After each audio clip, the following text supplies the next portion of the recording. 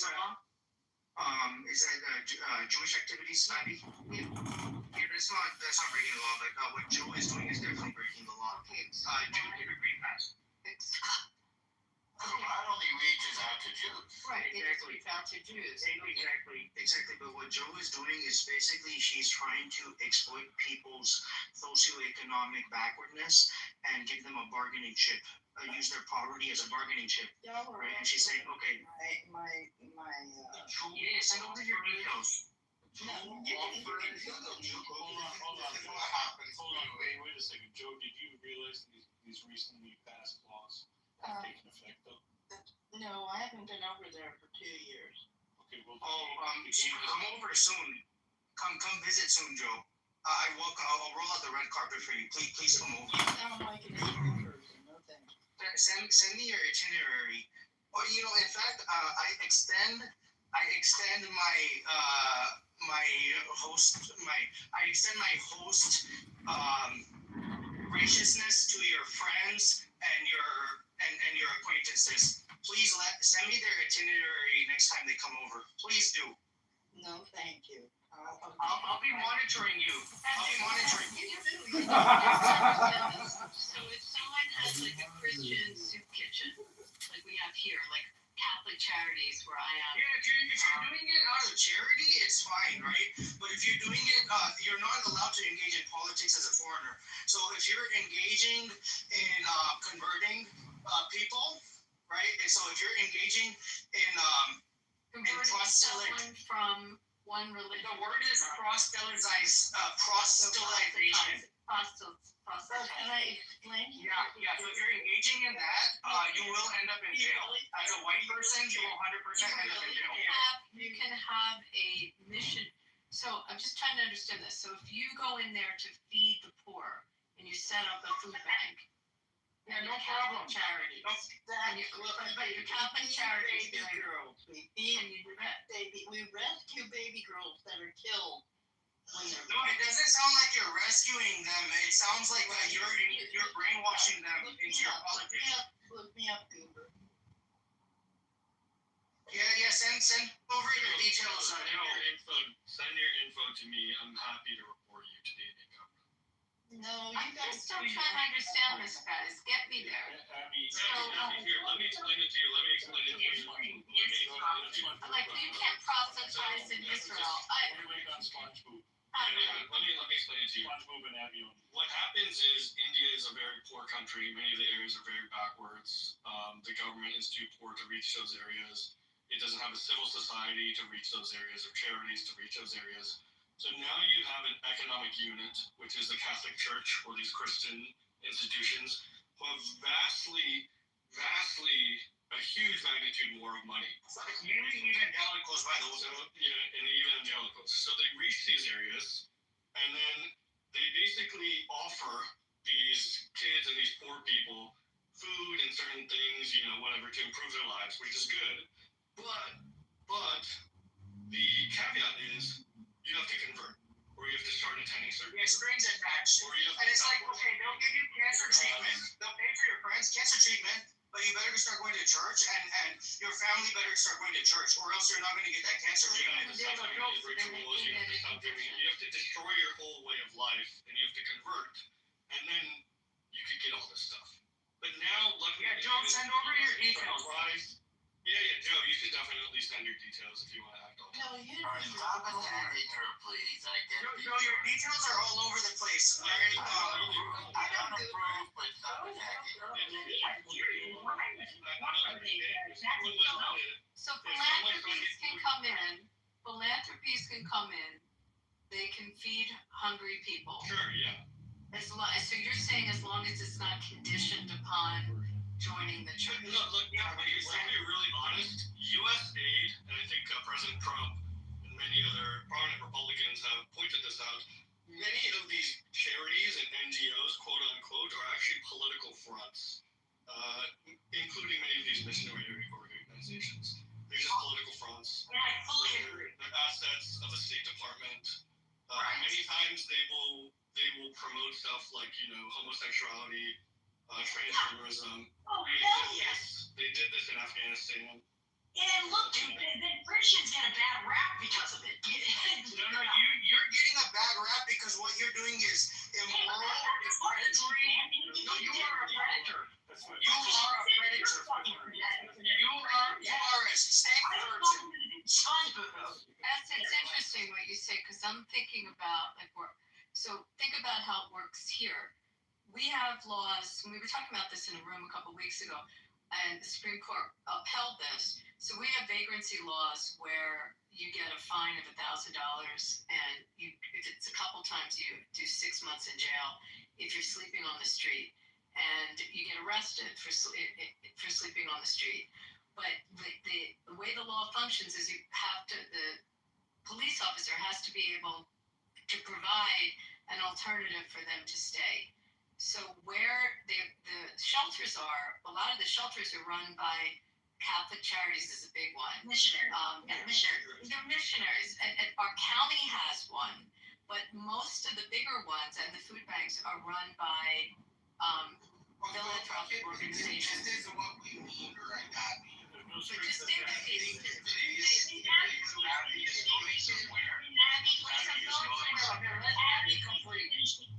Just let me finish this. So what's interesting is embedded in our civil law is the obligation to provide shelter, but the shelters are in fact being provided by missionaries, by religious organizations. Think about what I'm saying. People can't come to India and give like milk and rice and stuff like that. We're just saying they're not allowed to bring their Bible with them. They're not allowed to bring their cross with them. They're not allowed to set up. Right. They're not They allowed can have a Hanukkah, they can have a prayer rug for Muslims, but you, as an atheist, have some personal beef with Jesus Christ. Shut the fuck up. Where did you come from?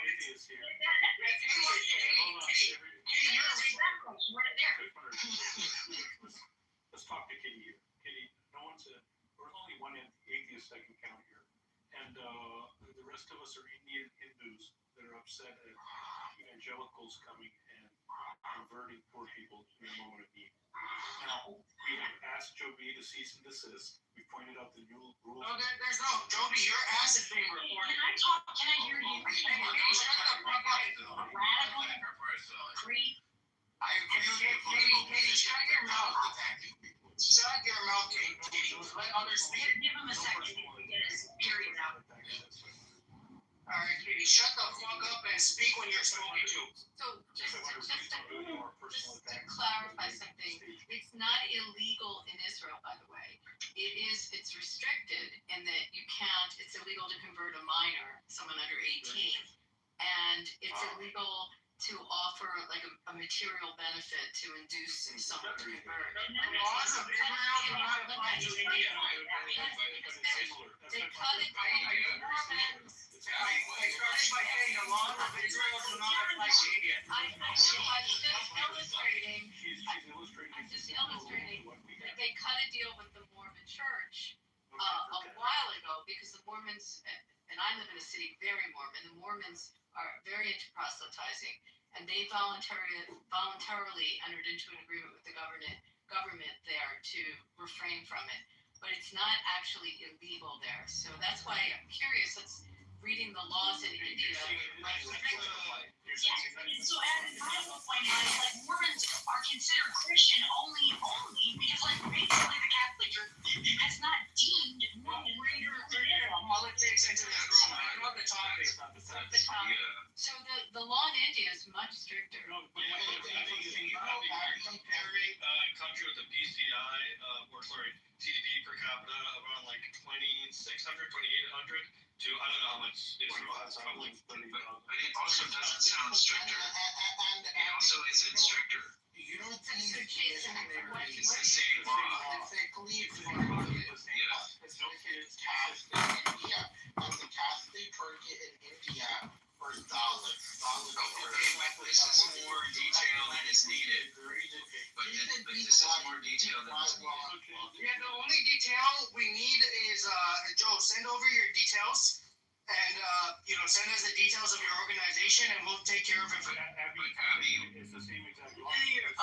denied visas, So, and You the said it was for children? youth and children, and the right to deny. They appraise it. What? No, we're gonna get the details regardless. Possibly Joe's, they're involved in human trafficking, especially child trafficking. So I Yeah, think if you church or child trafficking people, that's absolutely correct. We don't do that shit. that's what look, child trafficking is. we don't, I think though, there's like a higher level thing here, where Abby, you're like, it sounds stricter, but it's not. India does not have a law saying a person cannot freely convert of their own choice. It's saying no proselytizing, no constructive proselytizing in exchange for goods.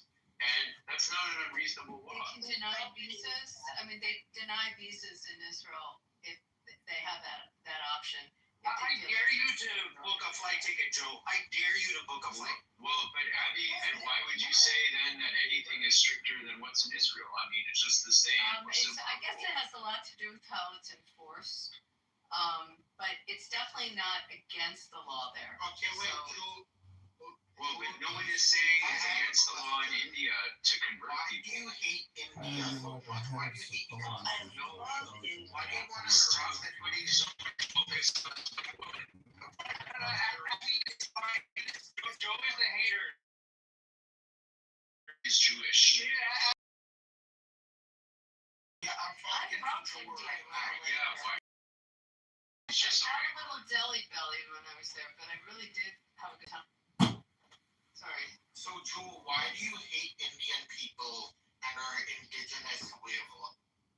Yeah, why don't you help them And I am. without converting? Are you guys gonna be a bunch of idiots? Joe, why don't you help them without the conversion fees?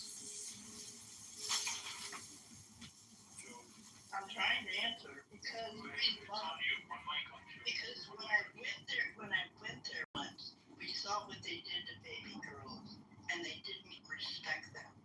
I love the baby girls there. I almost adopted one. So Why does your church traffic baby my girls there? church didn't do it, Goober. I did on my own. Where are you But Joe, so we have two really big data points. In the past, you were completely correct that there was, sometimes selective abortion towards baby girls. They would do gender-based abortion. 30 million a year. Joe. But places, they ebb and flow. Luckily, India has gotten a lot better with regards to that, and that's really good to see.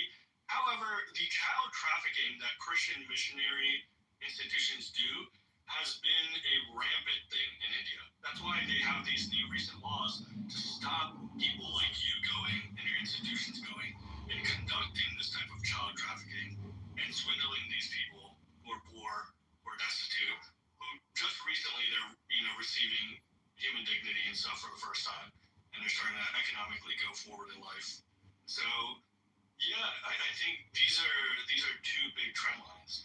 One of the evils of India has luckily been going on the downslope, but this type of child trafficking, that happens in missionary institutions and activities, it's still something very rife in India. So Yeah, I yeah, don't I'm not just so After the Arabs, Christians are the next biggest human traffickers. After the Arabs, I've been doing this for 10 years. I go there for a week. I come home. I don't bring anyone with me. I don't bring anyone back. Okay, that's okay, but you're still going to jail. You're still going to jail. It doesn't matter whether you bring anyone with you. You've broken the law and you're going to jail. I'm so scared. I can't stand. Joe, are you doing conversions? Yes or no? No, absolutely not. But earlier you said there's tons of conversions. When I asked you. No, I did not hear that. You did. It's on record. You understand it's on record. I do want to say that It's on record. I I know what I'm doing. You know what else is going to be on record? Jail is when watching the white man speak, I'm pretty sure I heard Joe say that, that there were a lot of conversions. I said going. When she found out about the new rules, she suddenly says she doesn't. Yeah, now you're pissing your panties. Now you're pissing your panties. I wish you would treat a woman this way. And I I wish you wouldn't do this. Joe, I really wish you wouldn't do this. Don't treat a woman this Next slide, please. Look, she's pissing her panties. Nobody's mistreating her. Relax. We're just letting her know that she's broken the law. I agree with your political position 100%, but I don't think we should attack an individual woman. No, this is apolitical. This is illegal. This is a moral position, right? You break the law of a man, you gotta be. She said she's never done it. This is a transnational criminal network operating within America to break Indian law. This was a very dynamic, very interesting conversation. Yeah, I love the people. Joe, you realize a report is Hey, that's filed. John. This isn't That's right. John. Let's move forward. She said, Remove the guy. That's John. Shite. Josh. Yeah. No, Shank is not John, I don't think, is it? No, he's a different troll. I think he's from Uzbekistan. Hold on. That's where Shake, behave yourself. in DC. Yeah, we have a mutual confidant. He's a Jew hater and he speaks Russian. You can kick him out if you want out normal. The full discount. I'll fucking kick him out if you say that he's a problem. I'll do it normal. Yeah, Joe's gone down. Hey, Joe, you're gonna be removed from the room. You can't just move down to the audience to record. Come on, man. Let's not No, she can't just go down there and record. This is not a free pass to record in the room. record. No one hears in the room. No, why did she move down then? She can mute herself up on the stage. 20 people in the audience. Joe, you have about 20 seconds. Any last prayers? Don't piss your panties again, because That's 500. you know. This is disrespectful. Can I ask an India question on this subject? Let's go to Adam. Well, before we we'll give yeah, Joe's a non-reporter. Okay. Hey, Joe, go fuck yourself. All right, fuck your people, fuck yourself, Joe. And you are being reported to the authorities. So I have a question in terms of the proselytizing there. So how did people view Mother Teresa? Next. That was, I mean, in the world she There's was. a nasty legacy there Tell me. of child trafficking, child neglect, putting on a show, taking the money, not using it for the kids. There's a lot of questions about Mother Teresa. So here she's worldwide treated like a saint, but in India not. Well, in India too. So the mainstream view is she's a great saint. You know who was really, really famous for attacking her very humorously? Christopher Hitchens. He really didn't like Mother Teresa. It felt like he was attacking Mom and apple pie before he really went after her. Christopher Hitchens. But she was proselytizing, no? I don't know. Yes. So is that what they do? Yes. I mean, I don't really pay attention to this stuff. By the way, Abby, the Mormons also have a deal because they're obsessed with posthumous conversion. They've agreed with the Jews not to posthumously convert our Holocaust dead. Just the Holocaust dead. Yeah. Wow. Posthumous The conversions. distinction is bizarre. You mean between the other dead and the Holocaust dead? Yeah, that's kind of a weird move. I don't know if that's any better. We probably should just leave everyone alone, but Well, they should. I mean, because they basically, in their mind, they're damning these people. Who really cares? If somebody They knock on the doors here.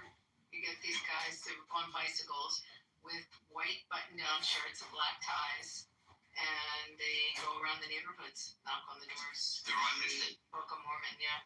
You know what you call them? You call them elders. That's when they sort of, that's like their bar mitzvah. That's when they become elders. You can go as an elder. The Hitchens book, it's the missionary position. This is That's the one about Mother Teresa.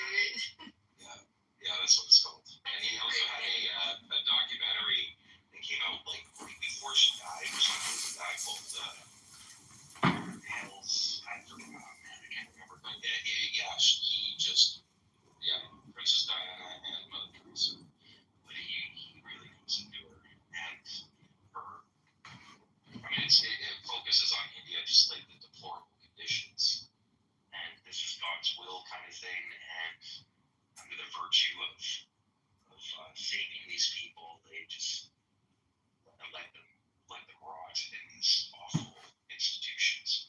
saved, so all was fine, right? They were converted.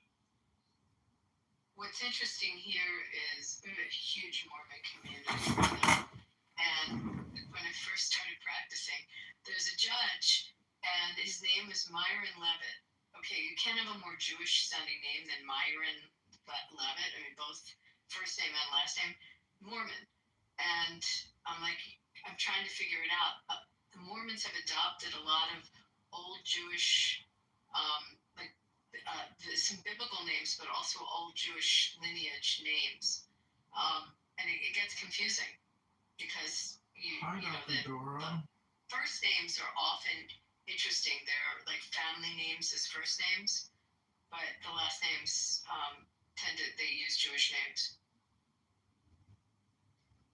Yeah, what do you think as a lawyer about how Harmeet is doing in executing her role? Who's doing? Harmeet Dillon. You have to love her. She's fierce, no? She's very fierce. Yeah. She's a warrior. I mean, I like Pam Bondi. I'm sure I'm going to get flack for that. People. Why? I don't think so. I have to say, I view Harmeet Dillon's Twitter from time to time. It's so sad. No husband, no children. It'll be her like with a smiley face, cooking pasta tonight, watering the garden tonight.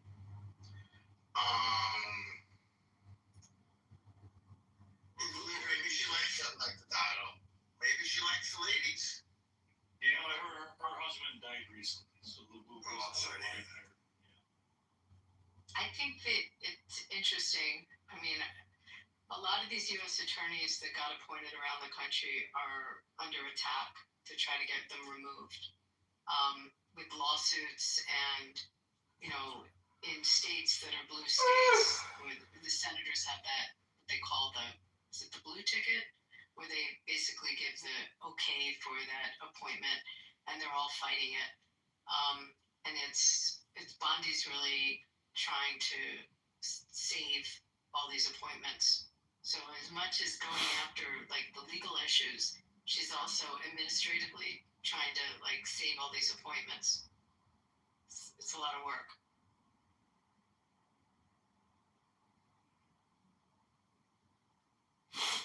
Yeah, it's difficult times, strange political bedfellows these days. Well, I know that Hava is the U.S. attorney in Jersey that they went after. A gal I know here, they're going after trying to get her out. And these were all appointments, Trump appointments. But they can't get them through the Senate.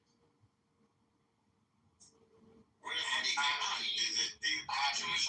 have a question. They filed lawsuits. I mean, the girl here was a lawsuit filed because they're in that temporary period, then there was a second temporary period. So I just want to we have a question for Megan. The PCB session, those organizations information, thank you. Any follow-up would be appreciated. We will get them in the first breaking the law of the land is not cool. Age of colonialism is over. And, these people are going to jail. Seriously. He did say it. He said other conversions going on. Also, Normo. They go from town.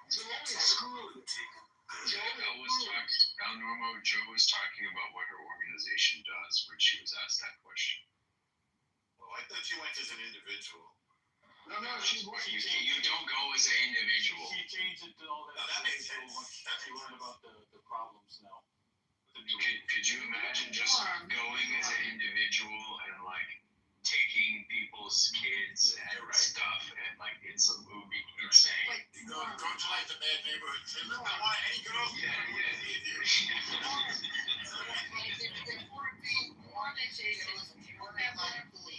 It was more likely these children were orphaned.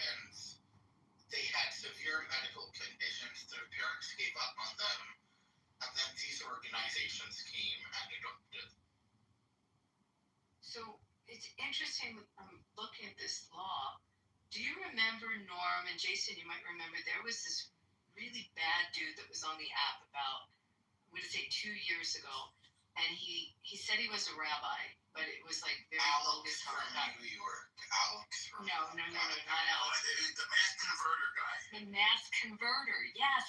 Yeah. So he said he was a rabbi, and then we checked out like the Hebrew word is smichut, where you get your certification, and it was like bogus where he got it. He's bogus. And he mass converted people And he said he went to India, Yeah. and he did mass conversion in India. Do you remember that guy, Jason? I do remember this guy, yes. I mean, so now It's very distasteful. we hate this. So it's totally against Judaism to do it. So, but what's weird is, how did this guy get away with it? If this law's in place, It's a fraud, though. it's got to be a fraud. But there were articles. Let me see if I can find a news article about him. I mean, how did he get away with it? Unless the whole thing was bogus. Or it's not a priority for him, There's no way to for law enforcement, rather. The thing is, like, until somebody reports it to higher authorities, legal until a few years ago, first of all. yeah. So until somebody actually files a report, people get away with it. They just fly under the radar. But Joe will not be getting away with this. I just want to make it official. Joe is not getting away with this, and anyone from her organization henceforth, we will find out who they are. They're not going to get away with this one. And she's on record. Whatever she said is on record. He himself was a convert, by the way, this fake rabbi.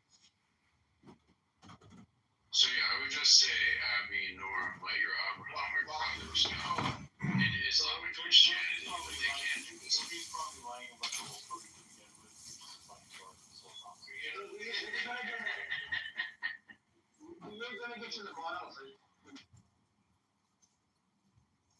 People will be getting punished. Her visa, whether her visa gets canceled or not, she's saying we work for the 3-letter agencies at a high level, and also. Yeah, the 3-letter agencies are not going to be saving her. Nor is her church. Her church is not going to be bailing her out of this one. It's what you, man. You're crazy. But yeah, this shows the problem with conversion. I think that this has been an amazing demonstration to open my eyes a little bit about the new laws that are taking place in India. What tech does America bring to India? It brings Facebook, Google, Gmail, A little bit of Instagram here. Instagram, yeah. iPhone. And what does the Chinese tech bring to India? Cheap electric cars, incredible infrastructure, gigantic manufacturing plants, collaborations. Well, the Japanese, to be fair, the Japanese have brought more. Chinese and Japanese. It's mainly, like, auto is mainly the Japanese, right? The Japanese help us. That's because the Indians banned the Chinese. Yeah, correct.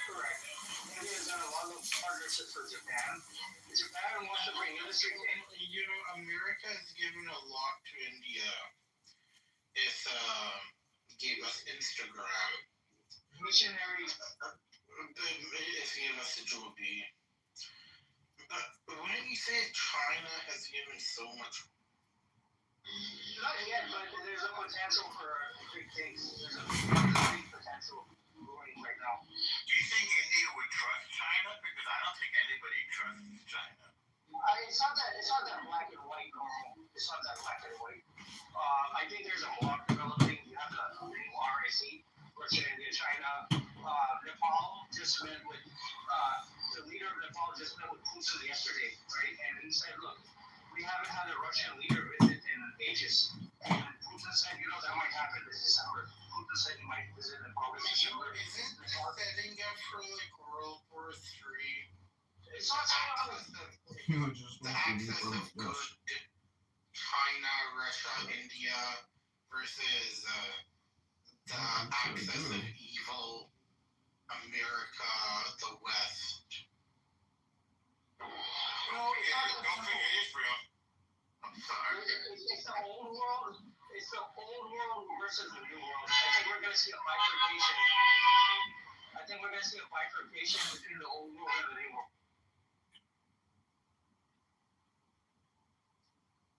You might want to add Canada to that list because Trump's actions, I think, like the 50% tariffs on India, is driving India, places like India and Canada towards China because we got to deal with someone. We got to make trades and deals with someone. And Look, China. You have this major land block, all the way from India, Nepal, China, Russia. The Japanese said they're sick and tired. The Koreans like to wag their tail like a dog, right? The Koreans like to wag their tail. The Philippines, what can they do besides wag their tail? The Philippines is a colony, right?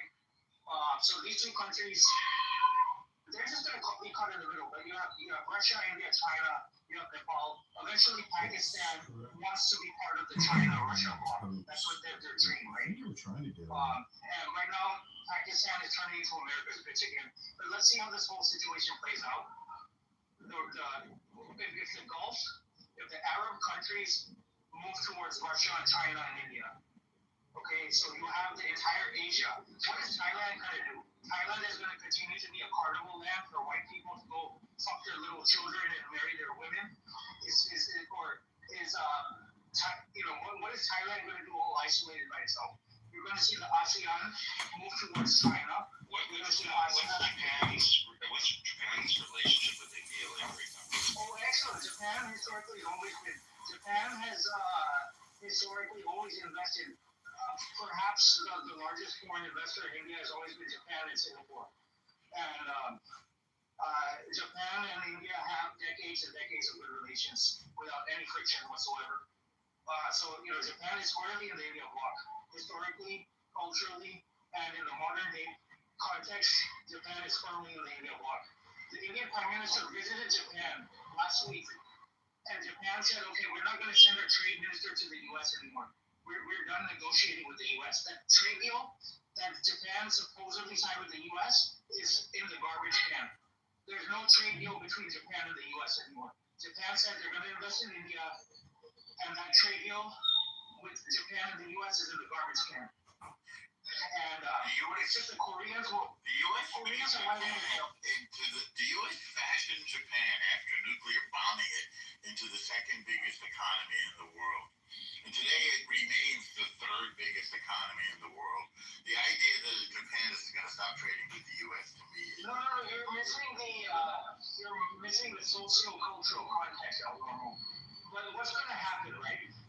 So I'm not going to get hung up on the Japan point. Japan is a smaller player in the larger scheme. But if you have an Asian bloc or the Arabs, okay, you already have Iran currently in the Asian bloc. And you have the Arabs in the Gulf countries moving to the Asian bloc. What is Europe going to do? Europe is also part of the old world. Is Europe going to, ditch the old world and take on with the new world? Or is if they want to form BRICS, if they want to form another default world currency, if they want to try to defend the global commons, they want to participate in the world financial system, which was created by England and then sustained by the United States and its allies, go right ahead. If they can come up with an alternative system, I think go for it. Let's see how you do. No problem with that. U.S. is an economic giant, the biggest in history. It's a fiat giant. America is a fiat giant of marketing. What giant? A fiat giant of marketing and branding. It's a fiat. It's also a GDP giant. Yeah, a GDP of fiat. Yes, it is. And a giant of servicing GDP debt. It's a giant of servicing GDP debt. More than 1/4 of your service debt, but we also produce more than anybody. 30% of your taxpayer dollars go into servicing the debt every year. Absolutely true. Absolutely true. We're still the biggest economy in history by $2 trillion. If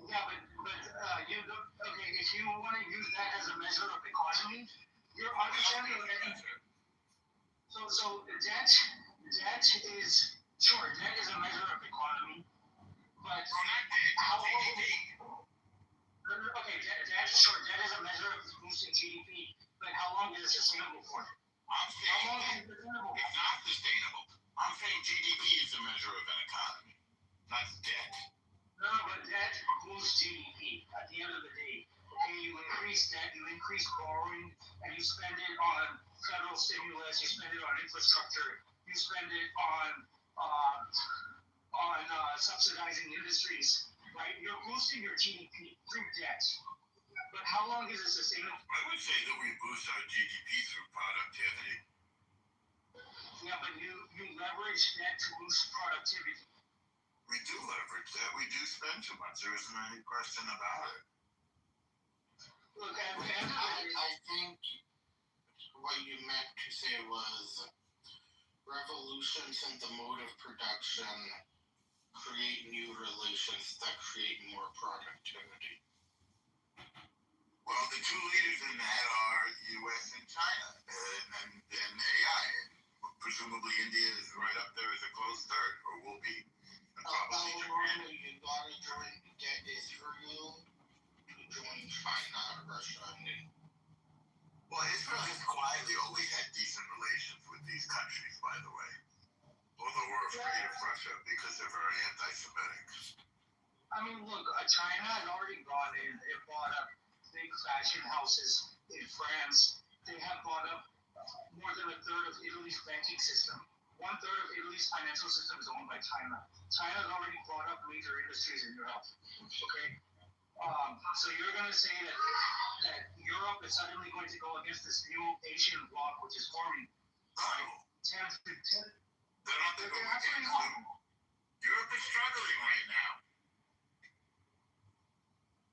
I mean, Europe's linked to the United States. Look, Europe depends 100% for its defense on the United States. 100 is an exaggeration. 90%? No, not even 90. I mean, look, you're grossly exaggerating your figures. You're grossly just you're aggrandizing. You're saying that Europe is entirely dependent or 90% dependent on the U.S. for defense. Yeah, that's like who's defending it? Okay, so is America building the Rafale? Is America building the Scorpio submarines? Is America building the German tanks? Is America building the Eurofighter jets? Is America building the Griffin? Like, you know, Europe. I'm asking what's being built, and I'm telling you what the defense system is in place now. Including, by the way, we have 100,000 troops in Europe, and we have a whole we have battalions of tanks in Europe. What's that? If you haven't noticed, okay, so there's changes happening. Europe is building a $600 billion fund for indigenizing their defense industries. Right? Do that. Not just their industry. To build an industry is one thing, but they're far from being able to defend themselves. They've been demilitarized. These 100,000 troops you're talking about, there's not gonna be 100,000 troops in 2035. There's not going to be 100,000 American troops over in 2035. I mean, you're making a prediction now, which is different than stating. No, I'm talking about the trend. Like, this is the actual trend which is taking place right now. This is the way things are already in motion. Yeah. Right? How would it withdrawn? Why would you predict against the trend? Explain to me what trend you're referring to when you're talking about a drawdown of troops in Europe. So, NATO defends Europe. You think that's not going to be true? It's more complicated than that. Okay. You agree that NATO defends Europe? No, I don't agree that NATO defends Europe. What do you think? What NATO does is NATO instigates wars. Okay, and against who? Okay, so you've seen what happens in the Ukraine. Wait a second. Who did NATO instigate a war against? Say again, Sonny? Yugoslavia, right? You know, NATO instigated Yugoslavia? NATO instigated conflict in Yugoslavia. NATO instigated conflict in the Ukraine. The Yugoslavia is how we like the start.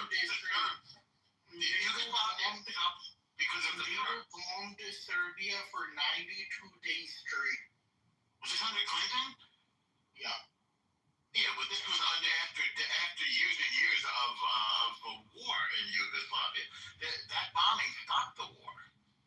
That was the U.S. bombing, by the way, under Clinton, as I recall, and I give him credit for that because Bush was too afraid to do Who it. has the most powerful army? Who has the most powerful army in Europe? What country? The Russians.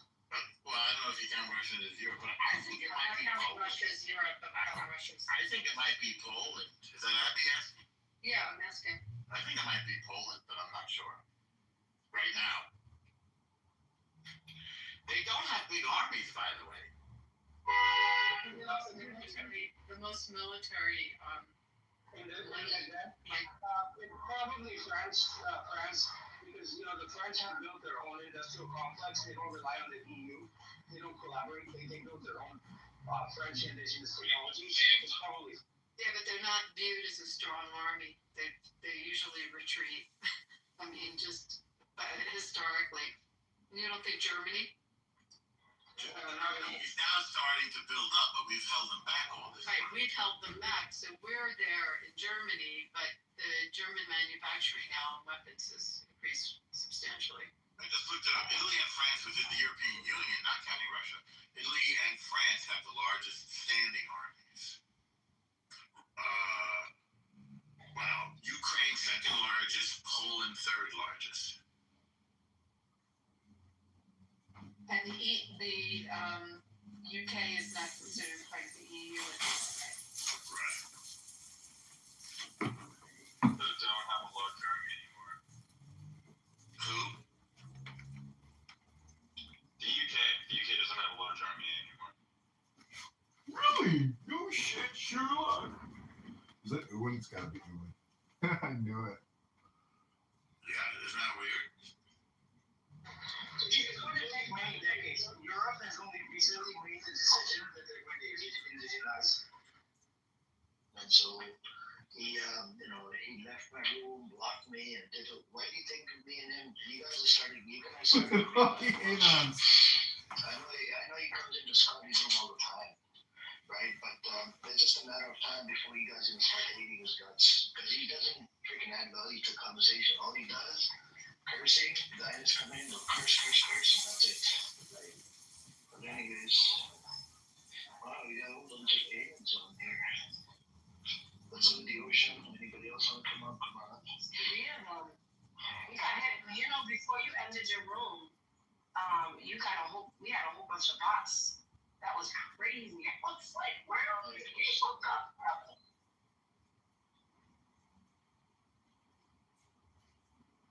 That's crazy. Well, I'm gonna meet up for a bit. I gotta go cook. Give me a second. Give me a second. All right, I'll entertain you.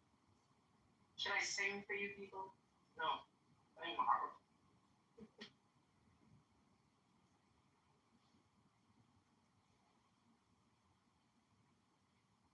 Okay, what's the title? Is Israel destroying its own future in Gaza?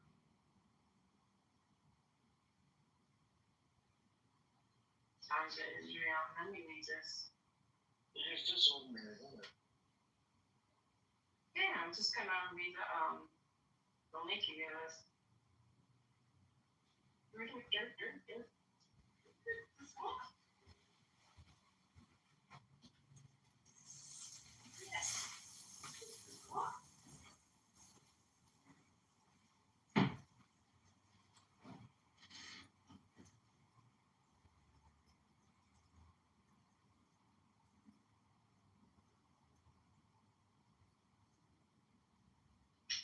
Anyways, it's a hot day today, and I'm about to watch the walk while I talk to you guys. Okay, it's hot. How is it a hot day for you guys? You guys don't have a change of season. Like what's considered a change of season? Oh goodness, 91, 95 degrees, 100 degrees.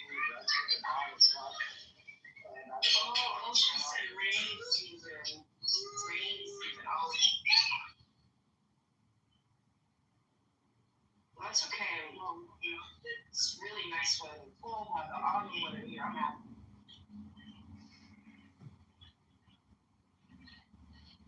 It's actually been raining around. I really needed it.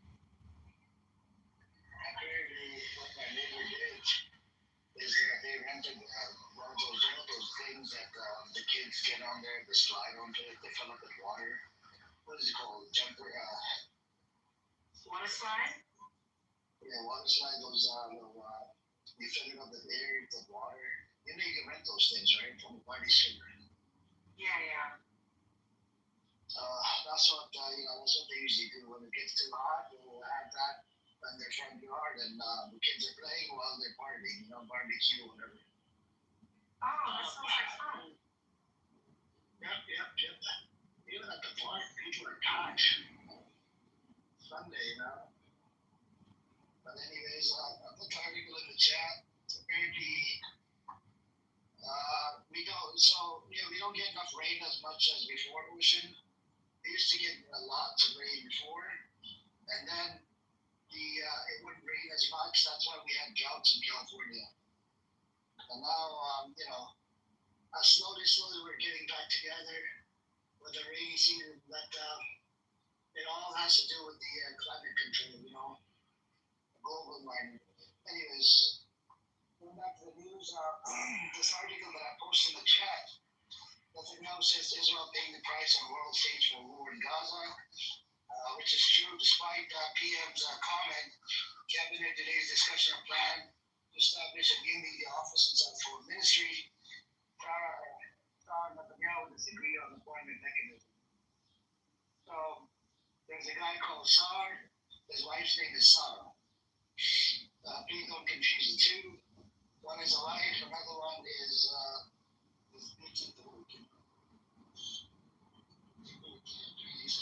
bitches. We got Devin here as well. Devin, we see your tweets. Those tweets are really, really bad. The racist towards the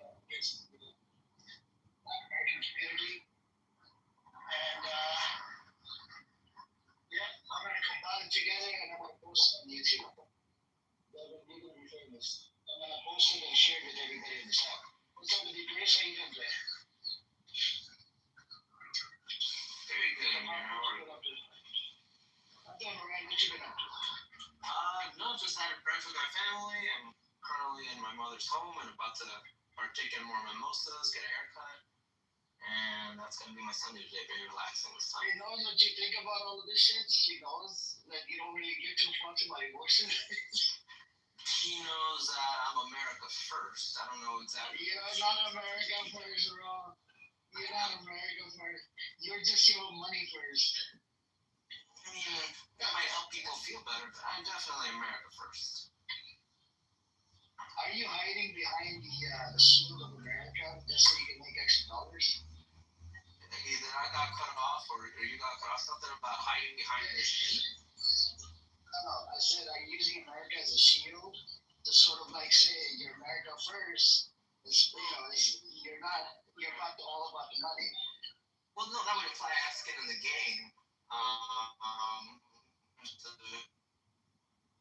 Israel and Palestine, but no, I'm definitely in my career. So it's definitely not just a money thing. Although it does help, I'm not gonna lie. But no, there's many.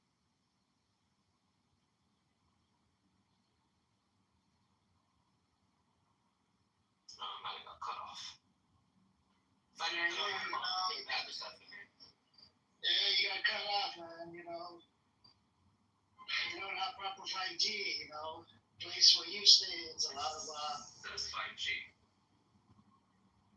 There's a lot of mistakes, mistakes flying in the air. That's probably what it is.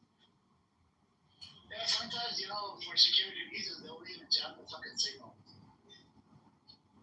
Talking about clubhouses in general. I'm talking about where you live close to it, like you live right across the street from the place where they fly airplanes, correct? Yeah, I'm maybe 5 minutes away from the LA Air Force Base. Yeah. So yeah, no, it occasionally happens. Because I've been to the airport, I don't know, probably more than 1,000 times because you got car rental business, right? So a lot of customers will fly in and they'll need a car. Oh, I see. That's an interesting business to me. It is, and you know that a lot of car rental businesses, they actually make money off insurance claims. They don't make money on fucking rent. The rent is bullshit. So, would you consider yourself part of that type of, structure? Somewhat. Some yes, some no. I mean, the residual income is good as well. We get monthly income, it depends on the car, type of car. So wait, are you a private, or do you work for like the major ones? Yeah, we're private. We rent it out to Uber and Lyft drivers. We used to do it to public. Is it through Turo or something else entirely? Not something else. Is there a lot of competition? To rent it out to Uber and Lyft drivers, they're always in need of a car because of the, they tend to keep the car longer. Competition, yes, there's competition. Everybody makes a little bit of money. There's a lot of people in job there.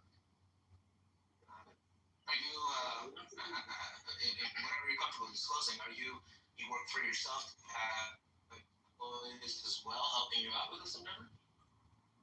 Yeah. There's people up there that are helping. So myself, I'm in the process of moving out. You know what I'm saying? I might be moving to the East Coast. Oh, so moving out entirely, not just having another enterprise. Moving out to California. Yeah, I'm not going to California, so it's just you gotta go look after my parents and whatnot. Oh, okay. Well, no, that's better. Well, I hope before you go, you'll take me out that offer. I'll get you out for lunch. I'm good, brother. I'm good. Thank you. The offer's still there. Yeah, you're dangerous, man. You're dangerous. Believe me, I'm not. I'm a soft. You're dangerous. This type of thinking is very dangerous, man. It's not that bad. It's not as intimidating as I make it sound. You're American, Amir. So as far as I'm concerned, I'm looking out for your interests too. I know, but I just don't get it. When you believe and I believe, it's the same fucking color of blood. Red. You could somebody think like the way you think and somebody think like me. I don't know. One is pro-humanity, one is pro-humanity. One, money first or America first or America's interest first to kill whatever it needs to kill. Forget it, man. Isn't that a little bit beautiful? It's the same. Amazing how our different life paths lead us in different directions. Our own belief and convictions point us and develop our personality so differently. I mean, I think it's a little bit beautiful, frankly. But I promise, Amir. Whatever my word means to you, probably not that. I would enjoy taking you out for lunch. No, I get it. Thank you. Thank you for the offer. Appreciate it. So tomorrow, America says you got to go to Palestine. We need to use your whatever weapon or whatever. We need to do what we need to do in Palestine or Iran. You would probably be like, here, you can have it. That might be yes. Really cool. So you'll be in the right, probably, right, Chris? If I believed it was in the interest of the U.S., yes. But for the most part, I don't really have that much of a say as I make it. Okay, during that interest, let's say it's in America's interest, but at the same time, America will be using your stuff to kill people. If it's for the interest of the U.S., I'd be honored. But what about innocent people that are going to die? Necessary evil. It's a horrible thing, but it's necessary. How could you say in the same breath it's evil and then you're still going to be supplying the weapons? This is the necessary evil. Sometimes we do things we don't want to do. I've done many things that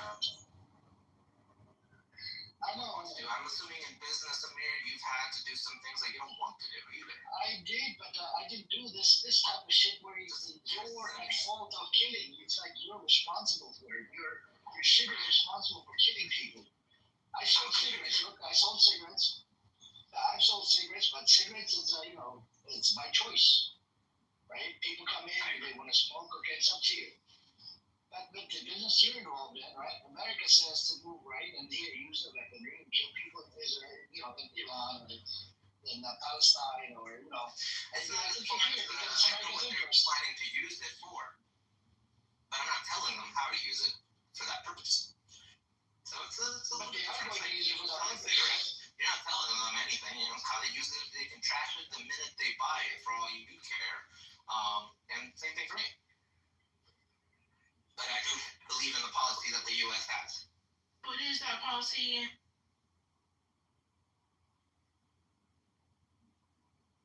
No, it's just Sister Santos. Grace has no emotion, man.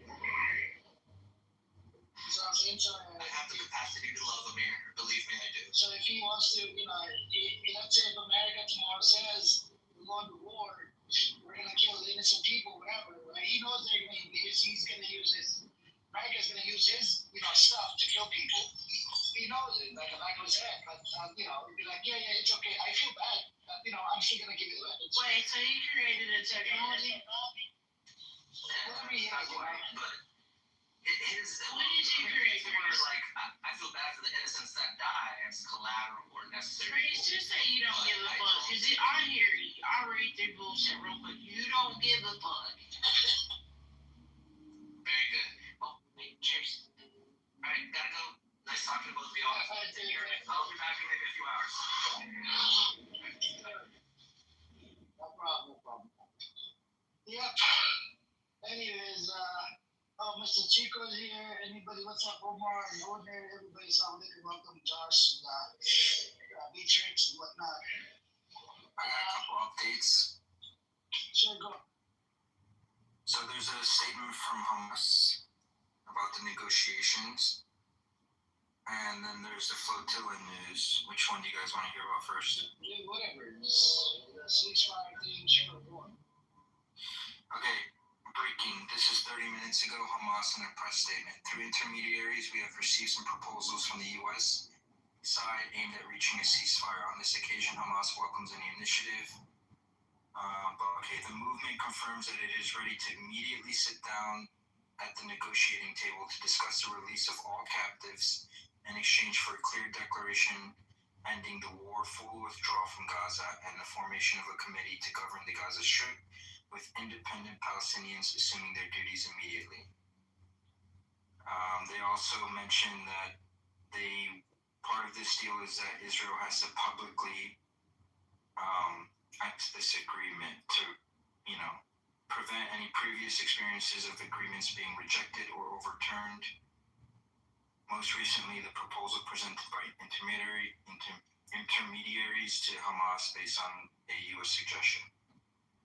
Yeah, but hey, what's up, Shane? But in the times of Israel, I'll give you one example. Let's see. Trump said Trump issues last warning to Hamas to accept Gaza deal. Group says it's ready to talk. U.S. President asserts Israel has agreed to offer. What the fuck is the offer? Is Israel offering the shit? This is Hamas's offer, right? Yeah. Israel ain't offering shit.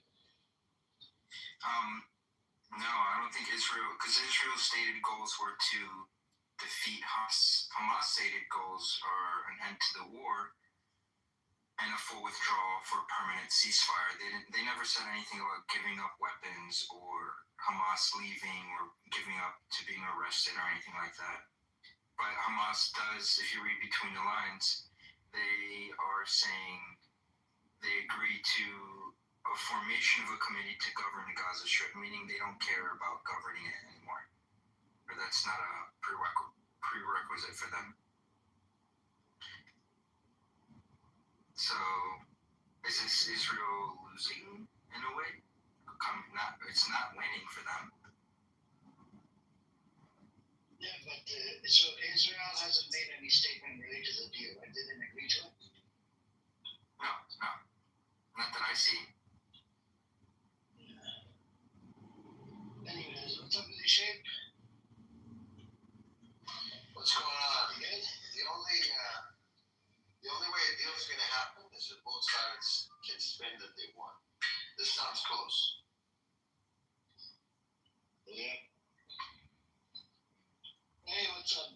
Assalamualaikum, welcome, Godluck. Is it Godluck or Godluck? You guys wanna come up and Anan? That's probably John Kitover. I think we're gonna have a break again. This is because of anyways. Every time you have a break, runs away.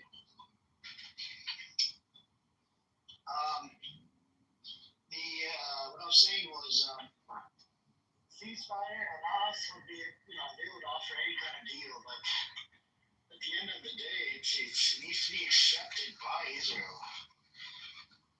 Otherwise, this ain't gonna go anywhere. But the Israeli deal, the problem with Netanyahu is he needs to stay in power. He seems to be tired of wars, tired of blood.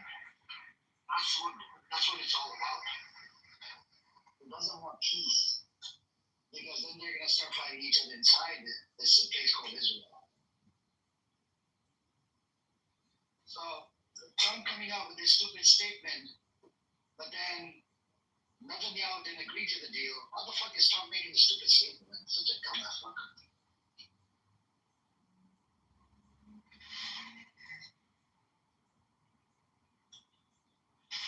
Well, to be fair, Trump just says whatever. Like, he literally just says whatever.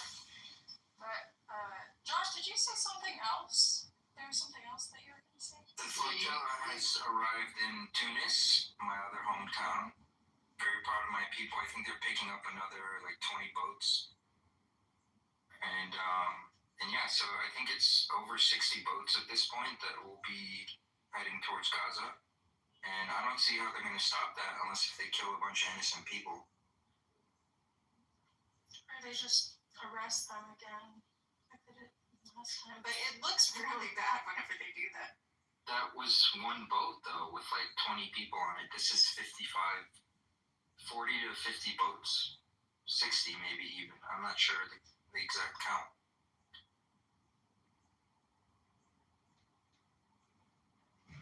Yeah, but I think they still, even with that number, because I mean, let's say they let them land or something. Maybe, I don't know, try to distribute aid, but they're still going to find them and try to, what is it called? I mean, arrest, but, you know what I'm saying? I feel like they could do it, but I don't know. Really? Because they're all stretching themselves, aren't they? Yeah,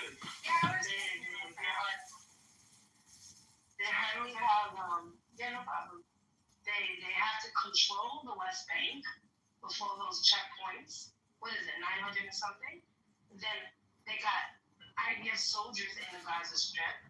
They got IDF soldiers inside of Israel. They're not a huge society, so they're outstretching themselves.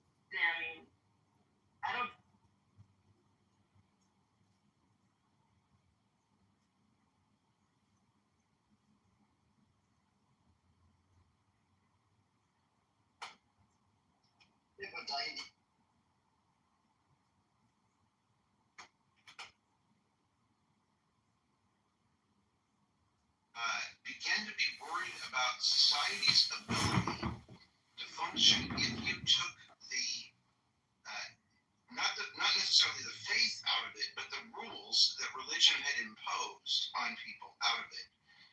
And I think that's kind of an interesting idea. As I was studying for this session a little bit, I've been reading kind of widely, a little too scattered, but it strikes me that as we have evolved, particularly in the last 20 years, 30 years, we do not have a common understanding of the world or a common understanding of what is real.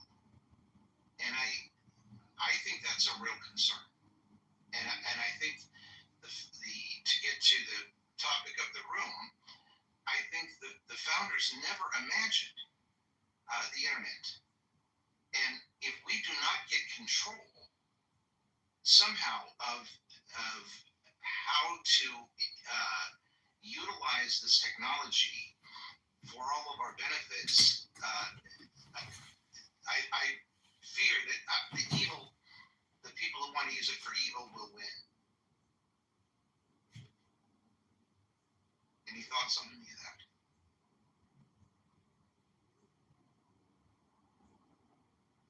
Wow, brain trust, the brain So show. Madison had this saying that he thought one of the strengths of America would be the speed at which information traveled, which in the 18th and 19th century was relatively slow until you got to the telegraph.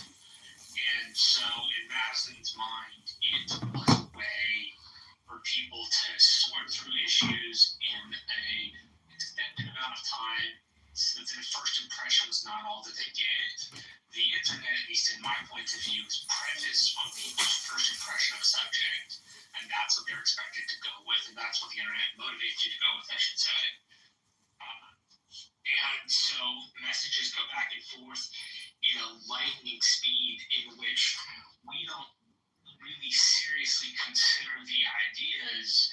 We rank them up and put them in a list and then put them in a box to make sense of them, but we don't think about the concepts in the same way Madison anticipated. And his point was it allowed people to be more reasoned. So I think the internet, while very beneficial for humankind, it pushes this reflexive first idea, which is based on an impression and not based on what one knows. It's based on what they feel or what they see. Yeah. I think that's right.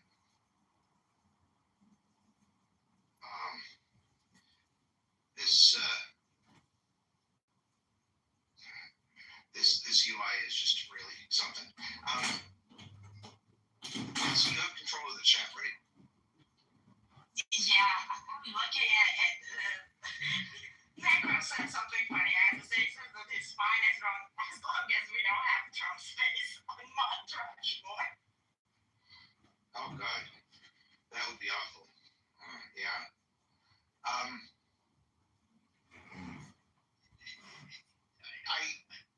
I really wonder if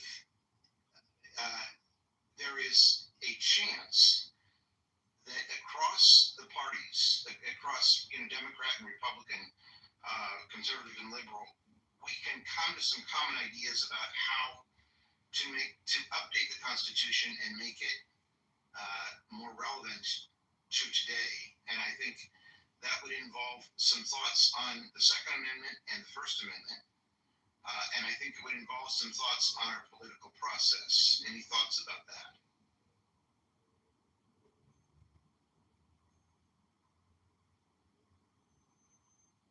Pretty clear that the Founding Fathers never imagined a machine gun. And Marshall, you may know more about it. Believe it or not, they actually did. There was a gun designed by a British naval gun maker named Knock, and it was a 6-barrel volley gun, which was one of the first machine guns of its time. They also anticipated being able to reach out and touch. The average gun was a musket swing bore, probably a brown vest with an NRC pattern, which just refers to the British model. And it could shoot roughly 50 yards with any kind of accuracy. A Kentucky long rifle, which was a flintlock just like the muskets, could touch 400, 500, 550 yards out. In fact, one of the key pieces of the Revolutionary War was how big a role the sharpshooters actually played. I think what they may not have envisioned is the split in the way people think of guns. And this is just a generalization. It's a generalization for the state of Texas, so I can't apply to the entire nation. But in Texas, there are two kinds of gun owners. There's the gun owner that's in the city and considers his gun an appendage, or as my grandmother would say, like a dinosaur cowboy. Like, hey, I need to walk around with it, and I need people to see that I have it, versus like, hey, I've got a gun, it's concealed, nobody needs to know that I have it. Nobody ever needs to know I'm carrying a gun, period. Versus a country model, which is guns can be fun, but they are primarily tools to accomplish a mission. which does not often involve killing other people. And it's usually a hunting or a game management issue. But I do agree with you that the founders probably would have put in some safety course or something along those lines. Cities during the colonial period had gun regulations. Towns in the Old West, when cowboys came in, you had to, in a lot of places, check your gun with the sheriff because alcohol and guns is a deadly combination. So there's as much room in the American tradition for regulation as there is for holding, any kind of firearm up to what the National Firearm Act prohibits. So they seem to work in tandem. One of the most interesting pieces, for example, about the Second Amendment was that these ended up getting ratified for two main purposes. One was because the cities in the northern part of the country had been occupied by British forces and they didn't have the ability to resist. In the South, at least 2/3 of the planters were impressed by a rebellion in Haiti, a slave rebellion in Haiti, in which they got guns and hung the masters by their toes. So some of the argument refers to this, hey, we need to be able to defend ourselves against our slaves. And then about 1/3 were like, no, you need guns for frontier reasons. Which, the 1/3 basically involved the people that lived on the edge of the colonies, essentially. That's all of a way to say that it's not clean cut. So, for example, take a militia. A militia, if you're using it in the English context, not the German context, relies upon people bringing their own weaponry, unless the town itself actually has the money. It's derived from a British system known as a fjord from the 8th to the 10th centuries. A fjord was like the gathering of the town, like the folk, and they would bring their own weaponry. So it's not as clean cut in the regulation direction, and it's not as clean cut in the ownership direction. It's a complicated subject with a complicated history, and in many places throughout our growing as a country, there were regulations about not having guns, while in some places there were no regulations about guns. Up until the 20th century, seemed to be sort of a patchwork of ideas that were not necessarily regulated at the state level. I can't, off the top of my head, think of a Second Amendment case that doesn't involve either the National Firearms Act or the more recent discussions in, say, like Berlin or Heller, or New York Rifle and Pistol Association v. New York. The modern interpretation of gun rights, at least as I understand it, gets its roots from D.C. v. Heller, which D.C. v. Heller cites a bunch of other cases, which I can't recall at the moment, but that's essentially like where they sat. And I think the slated piece is important just so people know. We do a poor job in our country of telling the entire story. We do a terrible job of telling the entire story, and I think, unfortunately, it's hard to interest people in learning the entire story.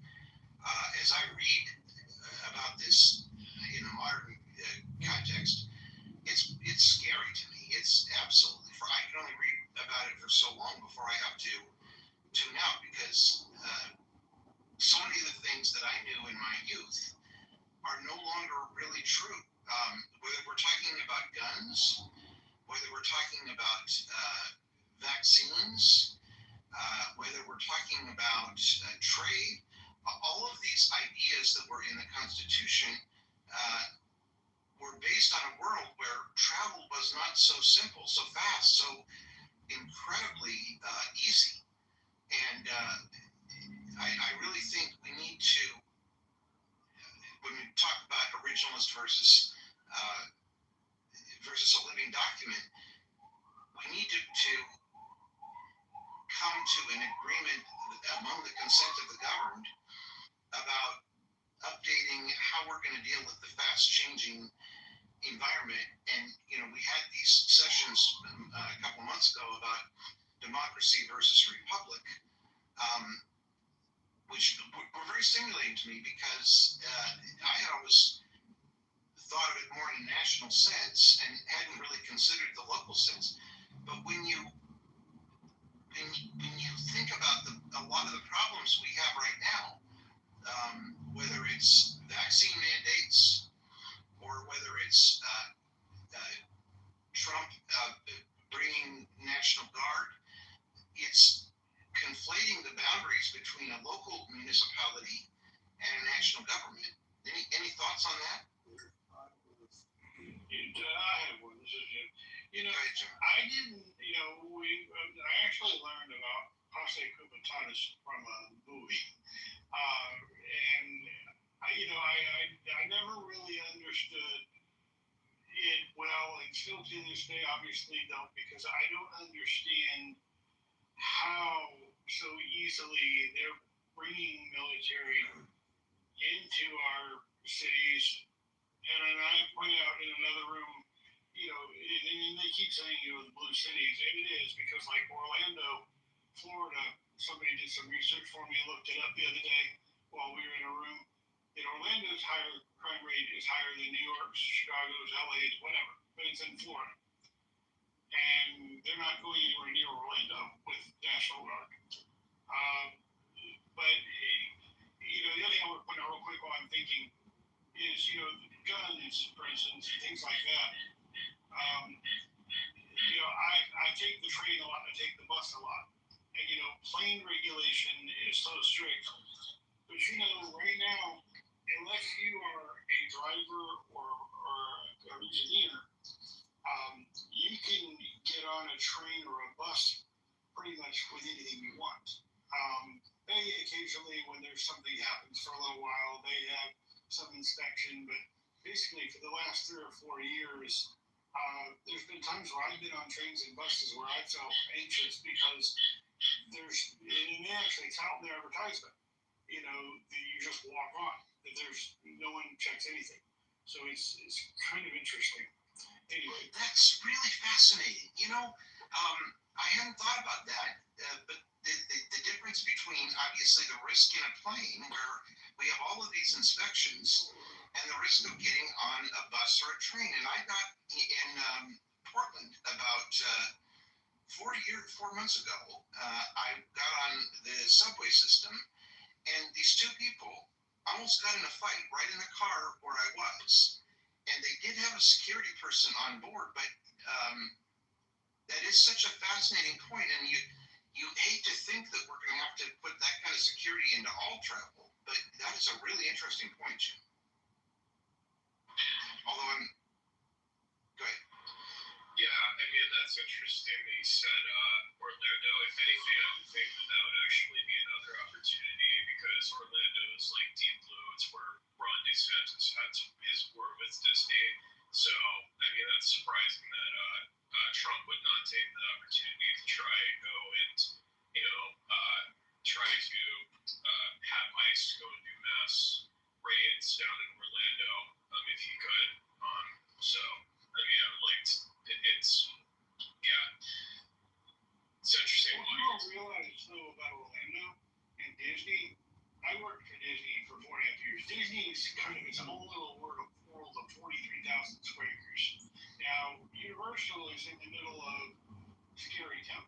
I'll just call it that. Even when I was a kid, International Drive, all that, you didn't go down there after dark. And I helped a friend transition into a nursing home and was there for 1.5 years, a couple of years ago. And you go into a convenience store, and there's actual tables and chairs out there with dealers and pimps and everything out there. Hey, I got what you want. If you want to make the deal, there's people with firearms, I'm told, because I'm blind, but, firearms, right there, and there's lots of gold, lots of cash around, and it's just all over that probably 3 or 4 mile square area, kind of around SeaWorld, Universal, that whole area outside those parks. But Disney is another 10, 15 miles away, kind of still in the middle of nowhere. It's still up a little bit around there toward Kissimmee, which is the next community south. But Orlando proper, you want to be careful traveling around much of Orlando proper. My partner and I went by my elementary school 10 years ago, and he said, "You went to school here?" He said, "Dude, this place is scary." And I said, well, it used to be the historic district. And I lived in Winter Park in Woods Bust Inn, which, doesn't mean that's historic too. But it's Orlando, though, if any place is calling me out for needing some help, if you follow, like I follow WESH, the Oakland City affiliate, and I hear about murders and shootings and robberies like all the time. I have to turn off notifications because there's so many. I'll shut up now. Christina, I invited you specifically because I'm a little concerned that we are getting a little too heavily male. And one of the things that's clear is that when the original Constitution was written, it didn't include women. It sure does now. And I want to know what you think. It's potentially controversial, but I think that it was a great system when it was originally designed for the purposes it was designed for, but 250 or however many years later it is, we have so much that's changed with the rapid advancement of science, of technology, including AI, all of these different things, how we've previously done things. We can't operate that way anymore. And I almost think that we need a more fluid, constantly evolving form of governing, but this is antithetical to the way that we've previously done things.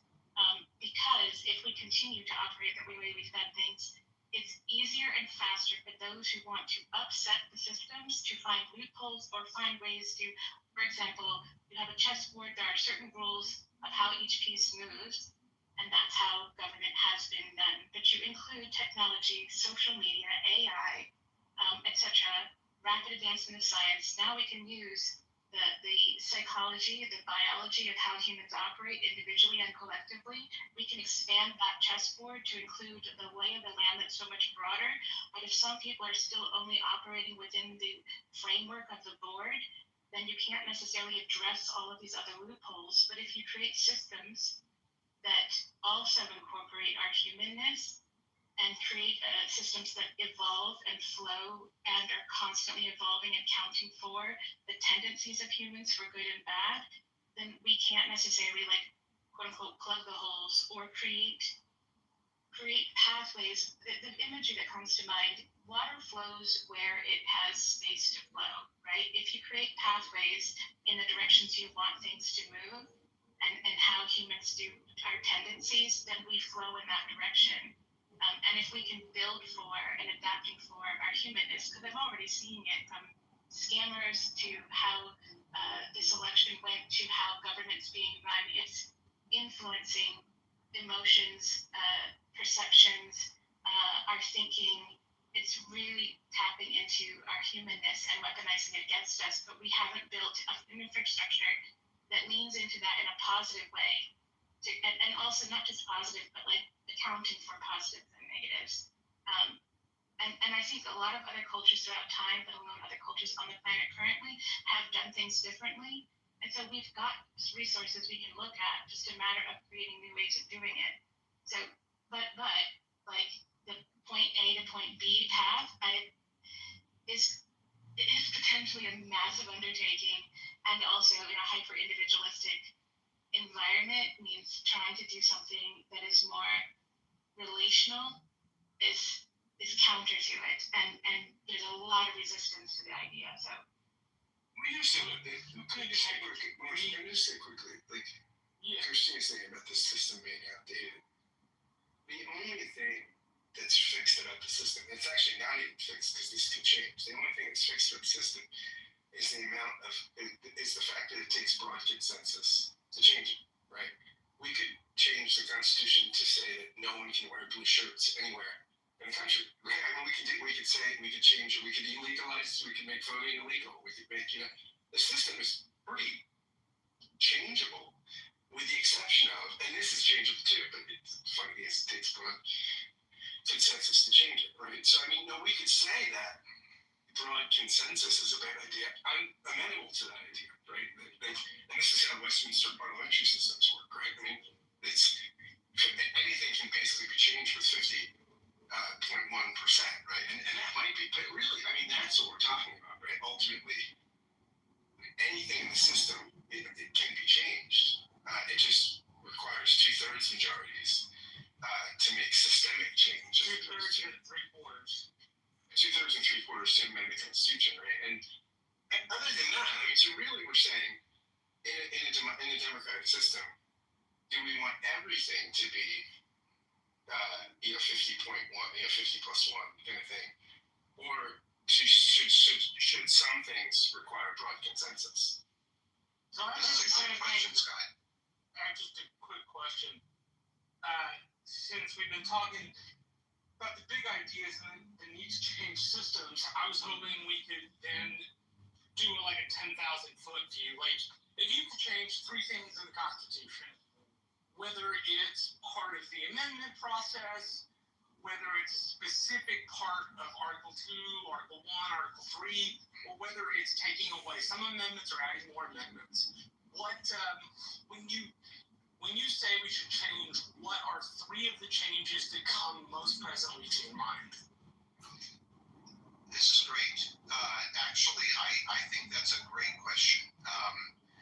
Christina, before it gets away, you raised something, and Scott added to it that I really think is worthy of discussion, which is pretexting. And I will respond to Marshall's things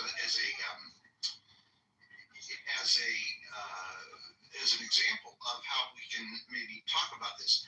I have had twice in my life insurance licenses, and it's very clear in insurance that you are not allowed to pretext in any way. You're never allowed to pretend you're someone else. And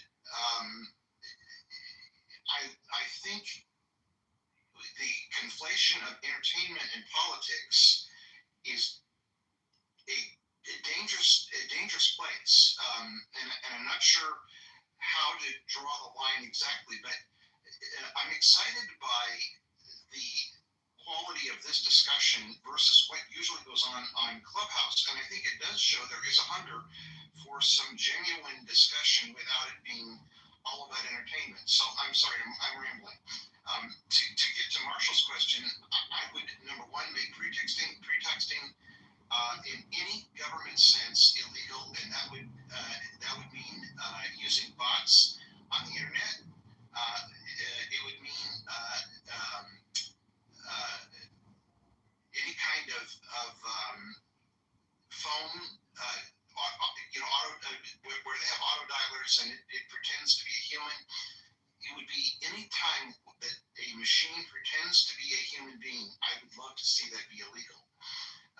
The other 2 I would get to immediately would be, I think FDR had a really good idea. It was called his court packing scheme, but I think we need to talk about some kind of term limits on the Supreme Court or some way of controlling that. And then, of course, I think obviously we have to do something about the Second Amendment, or we're just going to all be in trouble.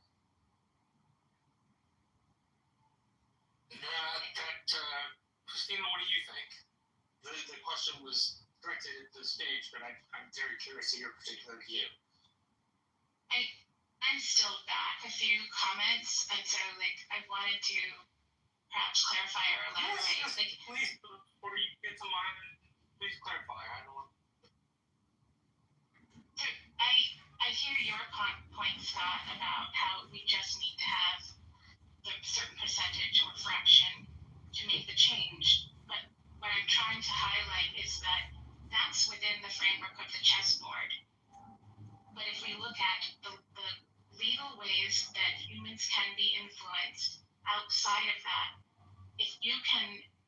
we know from the Social Dilemma documentary, we know from various books, from various former employees who work at Meta, for example, we know at different studies in Scotland and Australia looking at all social platforms and algorithms and how they've been pointed. Like, they pay attention to how long we pause on things, what we click on, what we like, what we follow, what our city or location is, what our gender is. Like, they pay attention to all of this and begin to use it against us.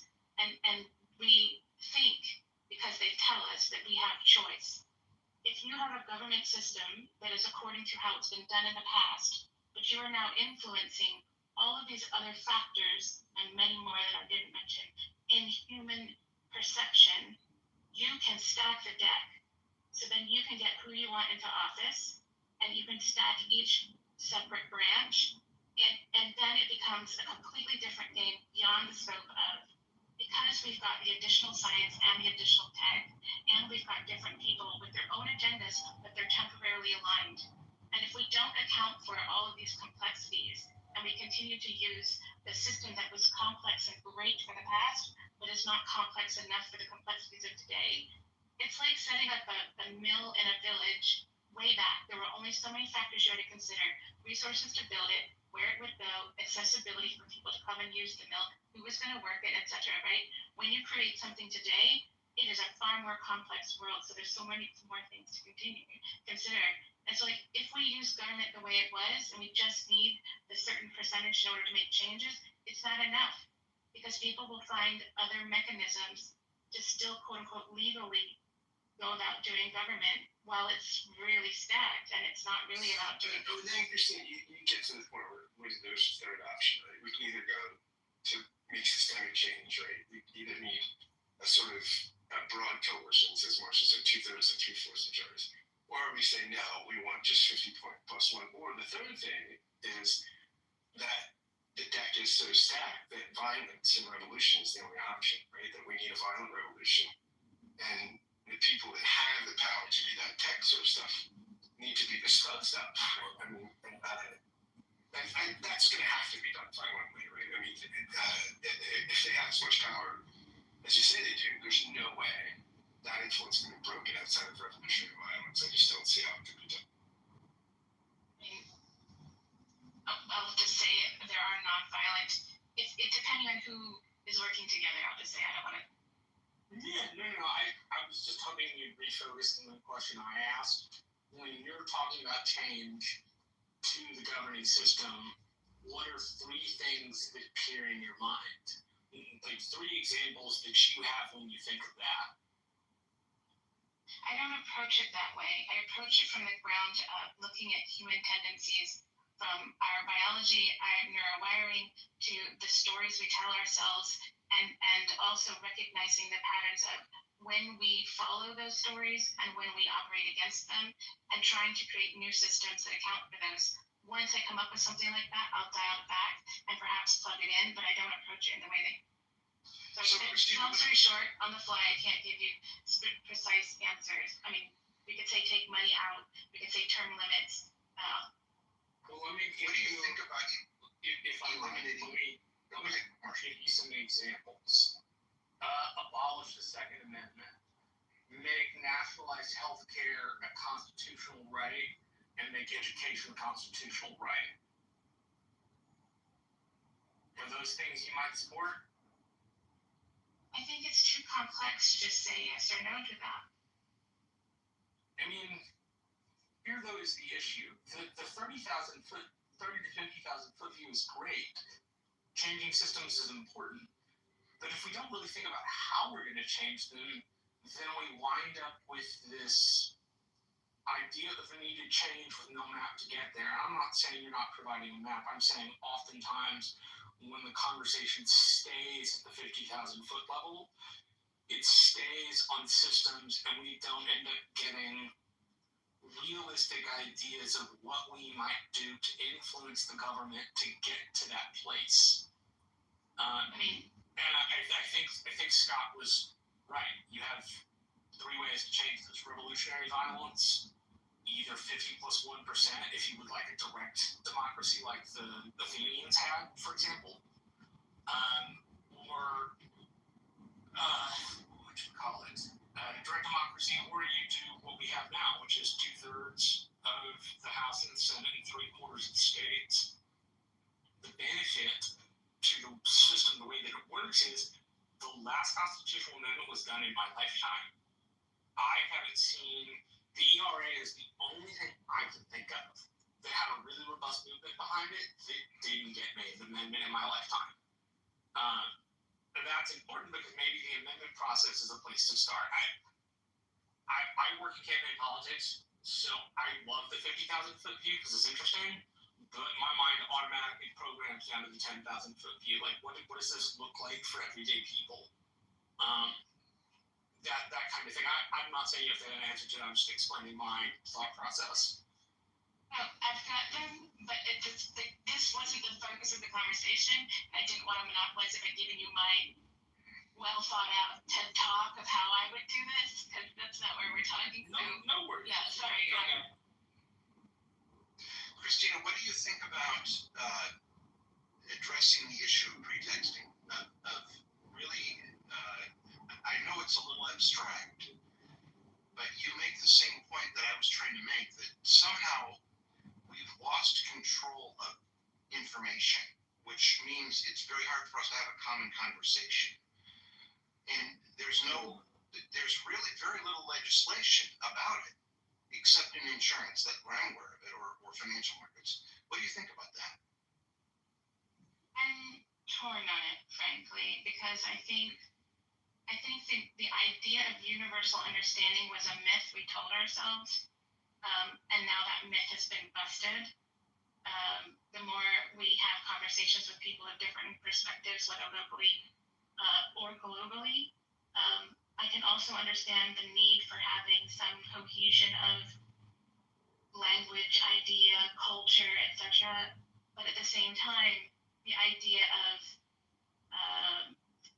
codifying it, whatever, making it like legitimate in some way feels really dangerous.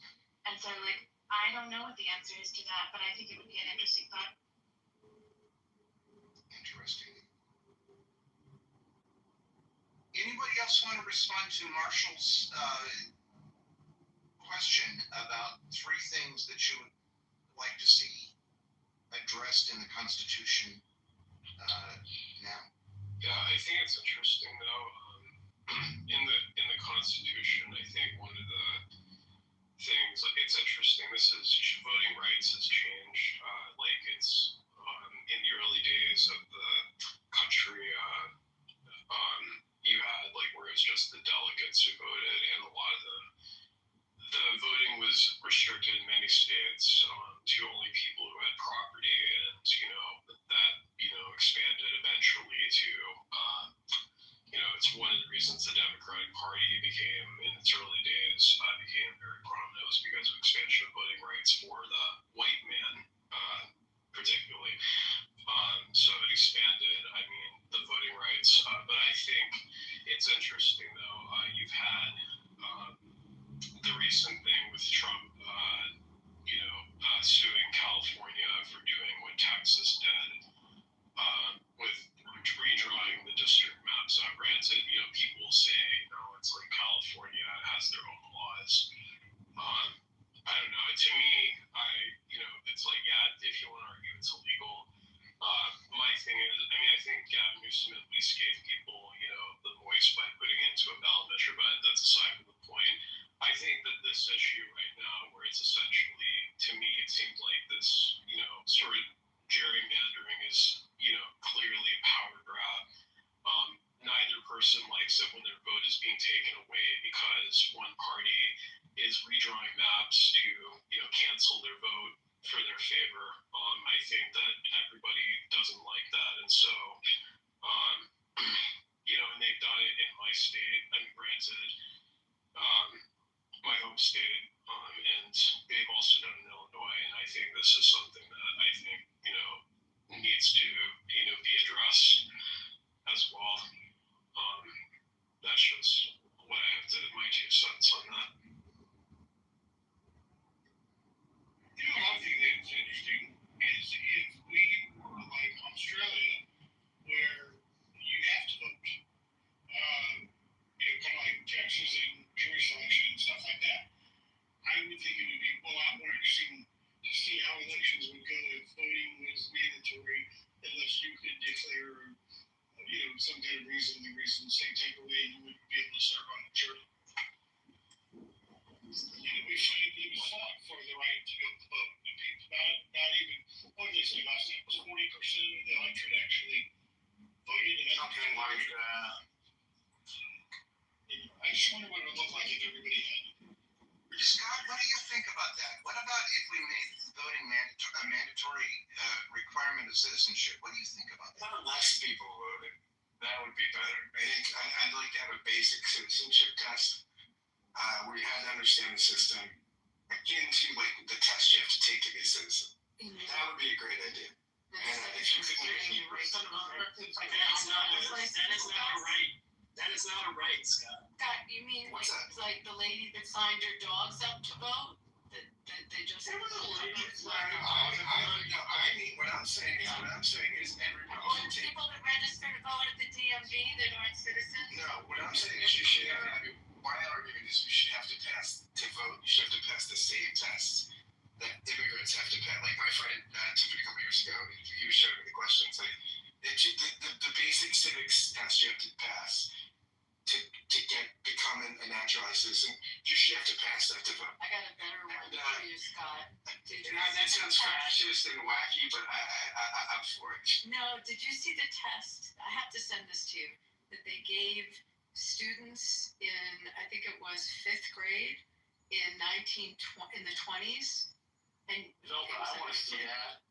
unbelievable. If you can try to get 50% of it, and I doubt you will. It's incredibly difficult, and it was the average test for like it's either a 5th grader or a 7th grader in the mid-20s. It's amazing what we used to know. So, Abby, you are in favor, if I hear you right, I'm putting words in your mouth intentionally, of some kind of testing for people who have the right to vote. Is that fair? No, I'm in favor of people teaching civics again in school. I'm in favor. This app, if it's taught me anything in the 4 years I've been on it, is how incredibly ignorant American citizens are of civics. And they used to teach it when I went to school in early grades, and it's incredible just the basis of how our government is established, our branches of government, who's responsible for what. I would make every American go to visit Independence Hall and see where it was born and why it was born. I mean, just in the chat now, people saying do not have equal representation from the smaller states. And people don't, I think, even understand how we formed as a union and why we had to give equal representation to all the original states. We would never have been a nation. Thank you, Marshall. But you would know that if you took freaking civics. But it's extraordinary to me. It's specifically the Virginia and New Jersey plans, right? The Virginia plan was prefaced on popular vote and proportionality to population. The New Jersey plan was premised on a place where the small states were equal to the large states like Pennsylvania and New York. And Georgia coming in. I mean, Yes, ma'am. So there's so much to it. But Alan, to answer your original question, the first thing I put in the chat is I would get rid of the pardon, the presidential pardon.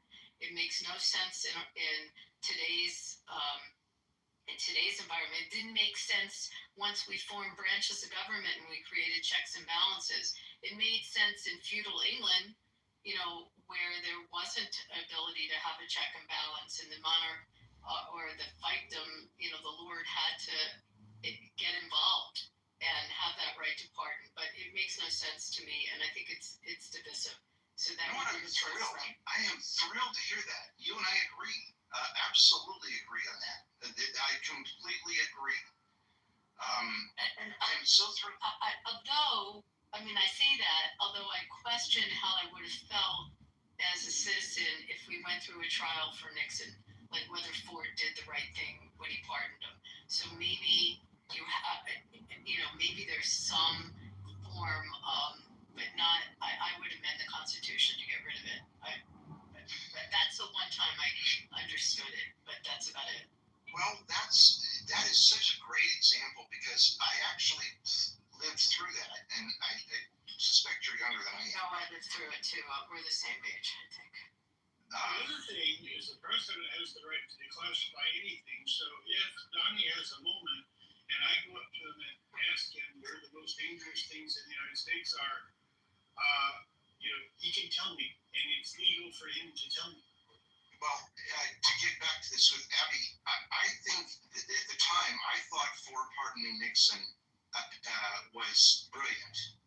In retrospect, I think it was unfortunate because it set this incredible precedent that there is no punishment for bad behavior. And if there's one thing wrong with our culture right now, I think the idea that we can't agree on what is worthy of punishment, what is worthy of dealing with bad behavior is a real problem. Alan, we're on the same page. We're on the same page with this, Alan, and I think we've seen abuses of the pardon. I mean, I'm not getting political left or right, but all parties have abused it, and I think it doesn't make historical sense. It made sense in feudal England. It just does not make sense now. I'm on the opposite side. In the Federalist Papers, they call it the benign prerogative. My theology is at the heart of it is a monergism of grace. I love public acts of extravagant mercy, and I think more pardons the better. I love pardoning. I love when people get pardoned. You're so Christian, Scott. Quit being so Christian. Exactly. This is total. This is 16th century antinomian Lutheran Christianity, and I love pardoning. Actually, I think I don't even know how to respond to that, Scott. And I will take those two Jewish rebukes seriously, though. No, we're an eye for an eye, Scott. Sorry about that. Exactly. And one of them is just my rabbi down there. Yeah. You mean literally, Abby, when you say eye for an eye? I'm just quoting the Old Testament. But we're playing with Scott. It's one of my two favorite testaments. One of my two favorite testaments, like Trump, 50-50. Oh, Jesus. No, but seriously, the reason I said what I said about declassification is he had an operation going in Mar-a-Lago in his party room while we were having, a military act overseas. And anybody in the club that just happened to walk in the room while everything was going on and decisions were being made, the situation room was going on right there. And I just don't see how in any sense of anything, how that could or ever should be constitutional. But I'm sure we agree with you. I think we agree with you. Denise, you've been very quiet. I would love to know what you think. Yeah, I think that to make any changes, I think everything has to be on the table, and that's very uncomfortable for the average American because we tend to romanticize the origin story, ignoring the fact that so many of our laws, our policies, our structures were predicated and built upon slavery. They were built with immoral baseline intentions. And so I think that this idea of anything being a sacred cow would have to come off the table. And so for me, what the first thing I would do is we have to create a structural ability to revisit truth. Right? We have to hold people accountable for rampant deception because it doesn't matter. You can't have a democracy if you have such complete misleading, especially in this technological environment. The ability to kind of manipulate a poorly educated populace has reached a level unlike anything. I don't think there's a relevant example in recent modern history. And so to me, like the focus would be fairness doctrine, increasing libel laws. You can talk, but you better have some backup for what you're saying.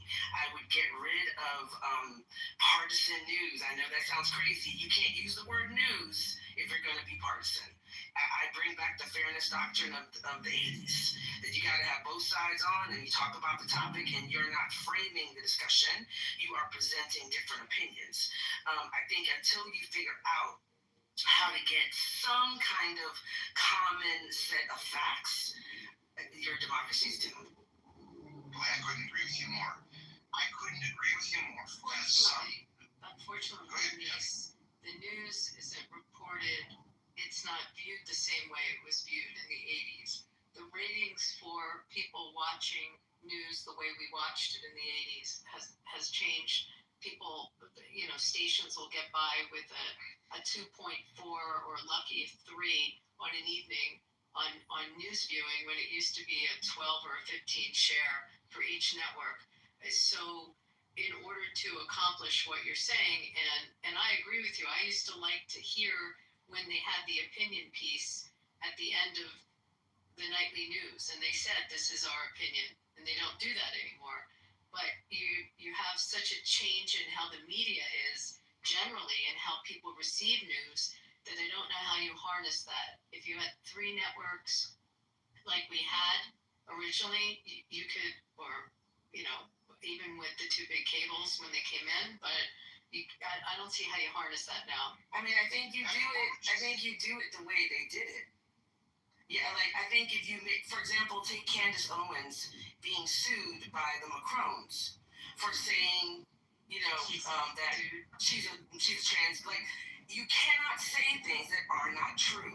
I mean, and that sounds kind of crazy, but that's how we did it for a really long time. The chicken, which came first, the chicken or the egg, was relaxing these understandings of what your ability to say Sandy Hook was staged.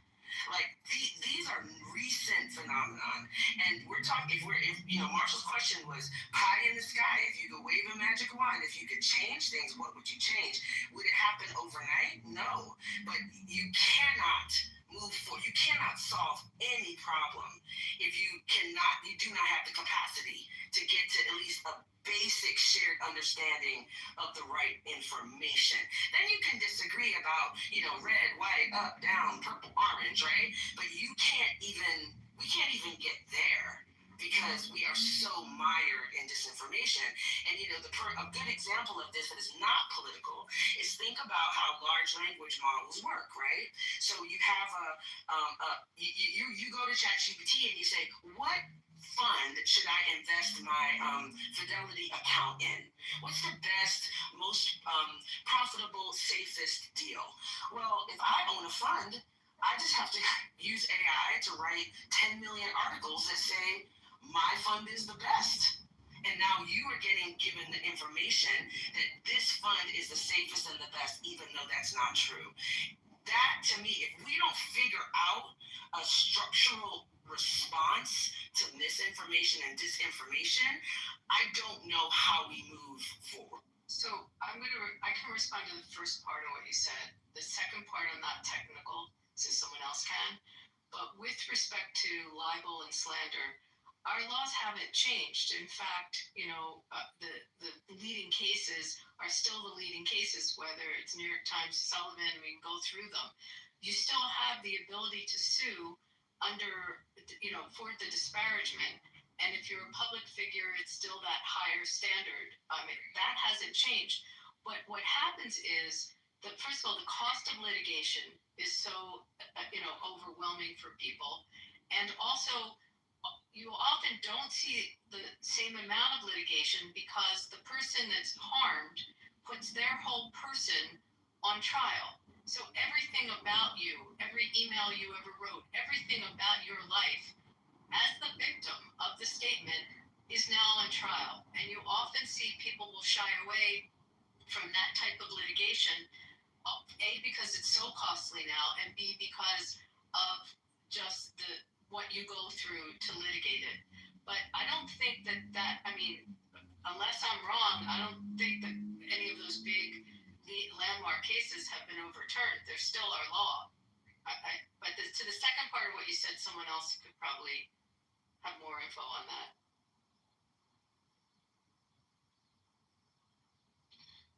This has been incredible. I think next week we should talk about remedies for mis and disinformation. Can I just say one thing real quick? Because several people brought up the systemic issue. Mm-hmm. When this went back to the 18th century, Jefferson's solution to this problem that everybody's been pointing out, that there's too much corruption, there's too much systemic, inertia, was to blow the thing up every 20 years, every generation. He thought no generation should govern the next. About every 21 years, he had a kind of odd view on what a generation was, and with many of his founding father peers face lots. But for him, it was just reset the whole thing, hard reset every about 20-some years. Now,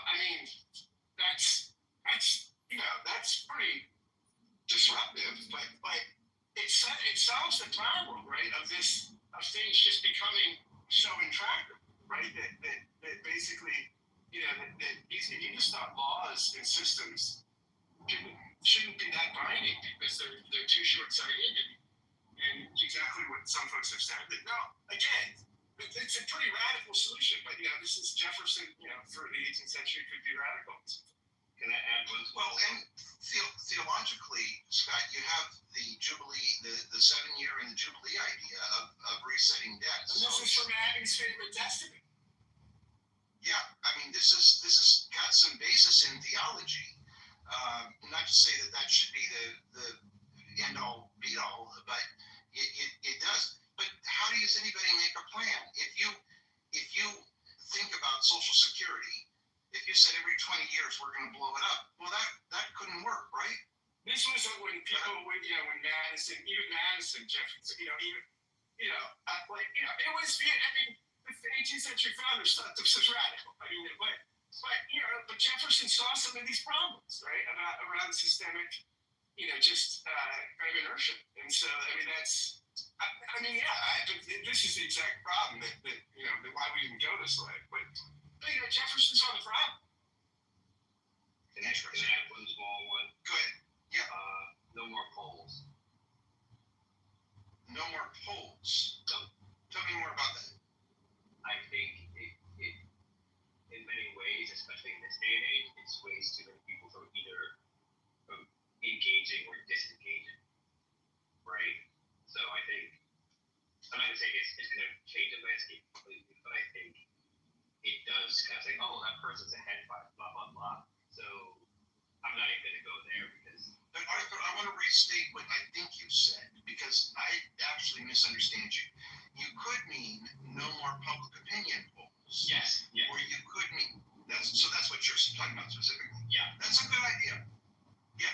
So you're not opposed to democracy. You're not opposed to real voting, but public opinion polls being problematic. I think that's a good point.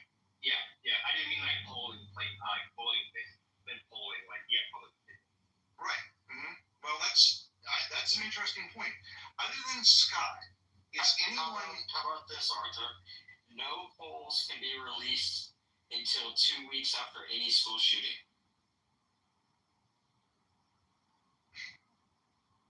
That's an interesting idea. You'll make the Republicans okay. Yeah, well, maybe they'll address the problem.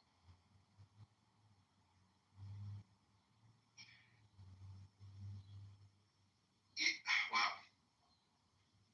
Marshall, I really am eager to I'm eager to make sure that we give you as much of an answer to your question as possible because I love that you raised it. I think we have one that we agree on, except for Scott, which is that we do away with the pardon. Is there anyone other than Scott who disagrees with that? Great. There's one answer, Marshall. Here's the very last part of that. You'll have to repeat. There's one answer we have, which is only Scott, of all the people who are here, believes that it would be wrong to do away with the pardon power. All of us, I think, agree that doing away with the pardon power would be a good thing. And I completely understand Scott's view. Marshall's a Presbyterian. He believes in complete sovereign grace. He's going to be with me on it. He's a dour Calvinist. I am a Calvinist, that is true.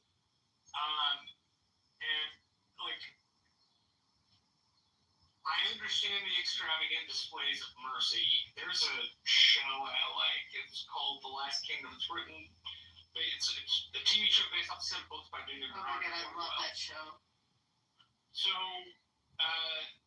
Uhtred, when he is, the character's name is Uhtred, when he's about to be put to death, and, maybe put to death, whatchamacallit? Oh, shoot. Oh, there he is. No, it's not Uhtred. It's a character named Father Balka. And it's based on, English history of the West Saxons. Anyway, the King Alfred the Great had died, they were about to do away with this main character, and the queen, the bishop says, we need to move this inside, and Father Bell yells out, justice must be seen to be done. And I think there is a huge part of me that understands extravagant displays of mercy. I think where maybe Scott and I might depart is in the political use of that. The extreme displays of mercy to people who don't deserve mercy. But as a Calvinist, I'm not the person to decide who needs mercy. Yeah, but that's the I have a, well, yeah, exactly. That's my point too. I think we have a problem when we conflate religion and politics. Render unto Caesar that. Deserving mercy, we don't deserve mercy. Like, you deserve justice. Mercy is what you don't deserve, right? It's something it's by nature gratuitous. I wish we did it that way. That's not what we do. We do cell pardons. That's not how it's actually practiced. Yeah, and here in Texas, Denise Marshall, maybe you guys can attest to this, but currently our Governor Abbott is in the second special session and threatening a third because he wants to give extra protection to officers caught in the line of some kind of investigation to not have to release what happened to the press. Immunity you're talking about? Extra immunity further than already exists. So further than already exists, but unfoilable, Abby. You won't that's information they won't give you in a FOIA. Got it, I understand. Okay, but what I'm concerned about is, like, what happened at the Capitol in 9/11, I mean, justice was served for those that were tried and all that. And so I just don't, I can't fathom any rationale, faith-based or otherwise, of why there would be any mercy in there. I just can't. Why? As somebody who, splits, I don't know how you do, Scott, but I split it. I have a religious view, I have a secular view. And the secular view is that a bunch of those people did not deserve to get pardons. Maybe there were one or two who had charged and they were overcharged, per se. I don't really know. And maybe those people deserve some sort of mercy.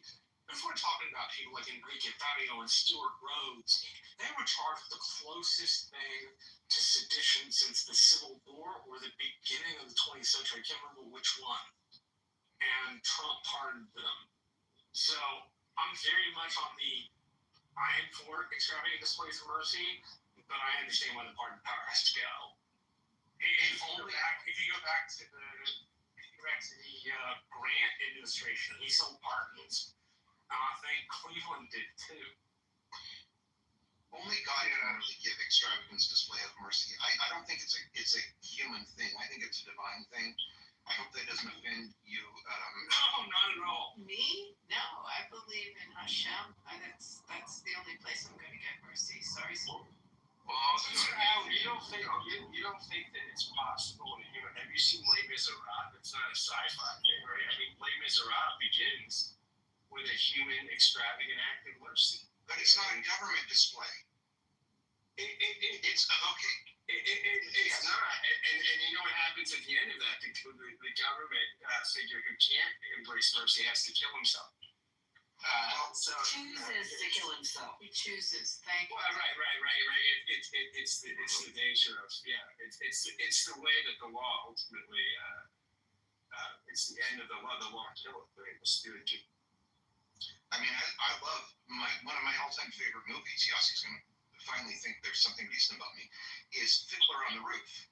I think that is like the world's greatest movie because it does show that there is a limit to where, of course, in that case, it's a patriarchal country, but a patriarchal world. But it does show that there has to be a limit to what a man can forgive, and I believe that. Wow, this has been wild. So I had one idea for fixing the system. I thought it would require, Marshall said, well, what's something that you would do? Now, this would require, of course, there's free speech issues here. But I think that you should only be able to contribute to candidates that you can vote for. And it can only be an individual. It can't be a PAC, no PACs. PACs should be outlawed. How do you deal with the First Amendment outlawing a PAC and your right to Well, we're talking about an ideal here. We're not talking about reality. Yeah, it was if you could wave a magic wand and you could. If I could wave a magic wand, people would only be able to donate no more than $100 to any single candidate, and you could only donate to people that you vote for. And any political ad would have to be signed off on by that candidate. So I think that you would get much, much better quality candidates, and there would be a lot less of this shenanigans that go on now. So I think, you're not going to get past the Supreme Court on that. No, like It would take a constitutional amendment to do it. In your idea, so let's say I live in New York and I really, really, really I want to weigh in on a case that's in Iowa. Could I physically go there and protest, walk? I could do all the things, but I couldn't give cash money. Is that sure? So speech is allowed. You can go out, you can stand in the street, but you wouldn't be able to buy advertising. How do you get around the fact that, number one, have you been involved in a campaign? Yes. Okay, so you know the expense. So the last campaign I was involved with, my girlfriend was $21 million on her side alone on her congressional campaign. So your concept of $100 per person, I don't even know if she could buy an ad in the newspaper that people don't read anymore. How is she buying as a straight candidate and not PAC money, because that's like almost 8 times the price of what she pays? How is she buying any digital, any media buys? And how are the local TV stations going to stay in business if they don't have media buys from candidates? I mean, they live for the cycles. So, I mean, I'm just saying the effect that it would have. So how are we going to learn about the candidates? So it could be done like how they do in England. So before we go down the rabbit hole, I want to get everybody to answer the basic question. My attempt is to connect 50,000 feet to 10,000 feet. That's the idea. So, Arthur, it's you. If you could change 3 things in the Constitution, 1 to 3 things, you don't actually have to say 3 if you don't want to. If you change 1 to 3 things in the Constitution and you weren't dealing with practicality, because we're going to connect practicality in just a minute in the discussion, but how would you change the Constitution? What would be an addition or a subtraction or a modification you might make? See, the one I had was the more opinion public poll, and the second one I'm adding is that they should make it, I think like it's in the UK, candidates can only run for a certain time, and it's public funds, like public funds for a certain amount. So you limit the amount of time that people can run, and then you just make it, I think that right there would eliminate so much. Interesting. Alex, are you there? I don't think I've heard you yet. Alex. Bueller. Nobody there? Okay. Norma, wave a magic wand. You could change 1 to 3 things about the Constitution. What would you change?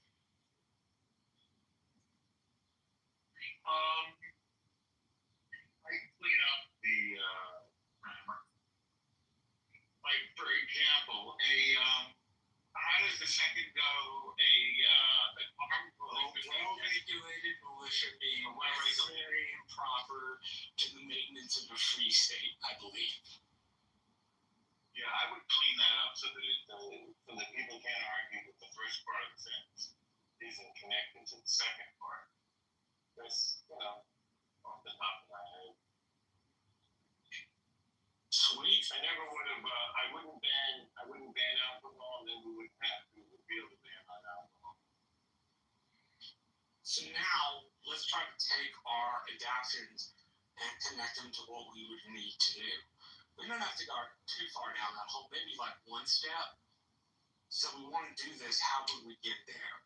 Because that's also an important piece in the thinking about the Constitution. And my idea in having this question in my own room about a week and a half or 2 weeks ago was to make people wrestle with bits and pieces of it. Think about it, consider what it could be used for, how you can improve it, that kind of thing. So we did the 50,000 foot thing. Let's connect it to 10,000 feet if we can. If it has to stay ethereal, great. But I get told all the time I'm too ethereal and I have to take it down to 10,000 feet. So anybody that wants to go, please, how can we accomplish your goals after you wave the magic wand?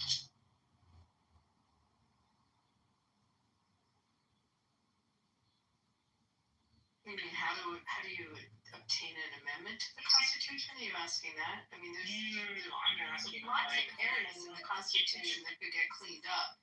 I'm saying people who want changes with how we have this system today, how do you then practically get to a solution? Is it a quick solution or is it going to take a long period of time to get to? You probably have to do the things that are pissing off everyone in the room that we have. So in order to get what you want accomplished, you're going to have to lobby, which that's a dirty word to a lot of people, but it's our right to petition. You're going to probably have to contribute into campaigns that enough to make a difference to those candidates that they are going to champion the cause that you want. So all the things that you're fighting against, you're going to have to utilize in order to get in line those votes to make the change.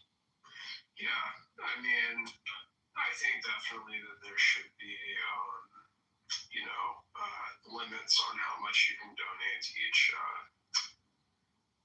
candidate. Because, I mean, essentially, I think that's antithetical to, when people say that, you vote with your dollar, that implies that if you have more money, that means you have more power. And so that's why I don't think the government should be based on how much money you can contribute to each politician. So what did Harris get? $1 billion? How much did she finally raise? I think about it. She raised a lot more than $1 billion. And I think it's corrupt. We haven't we're wandering down the rabbit hole without CM. CM, you haven't answered the question yet. If you could change 1 to 3 things, what would you change? About the Constitution? Yeah, man. If you could wave a magic wand, I'm asking you to sit at the 50,000 foot level. If you could just wave a magic wand and fix 1 to 3 things about the Constitution that irritate you, what would you do?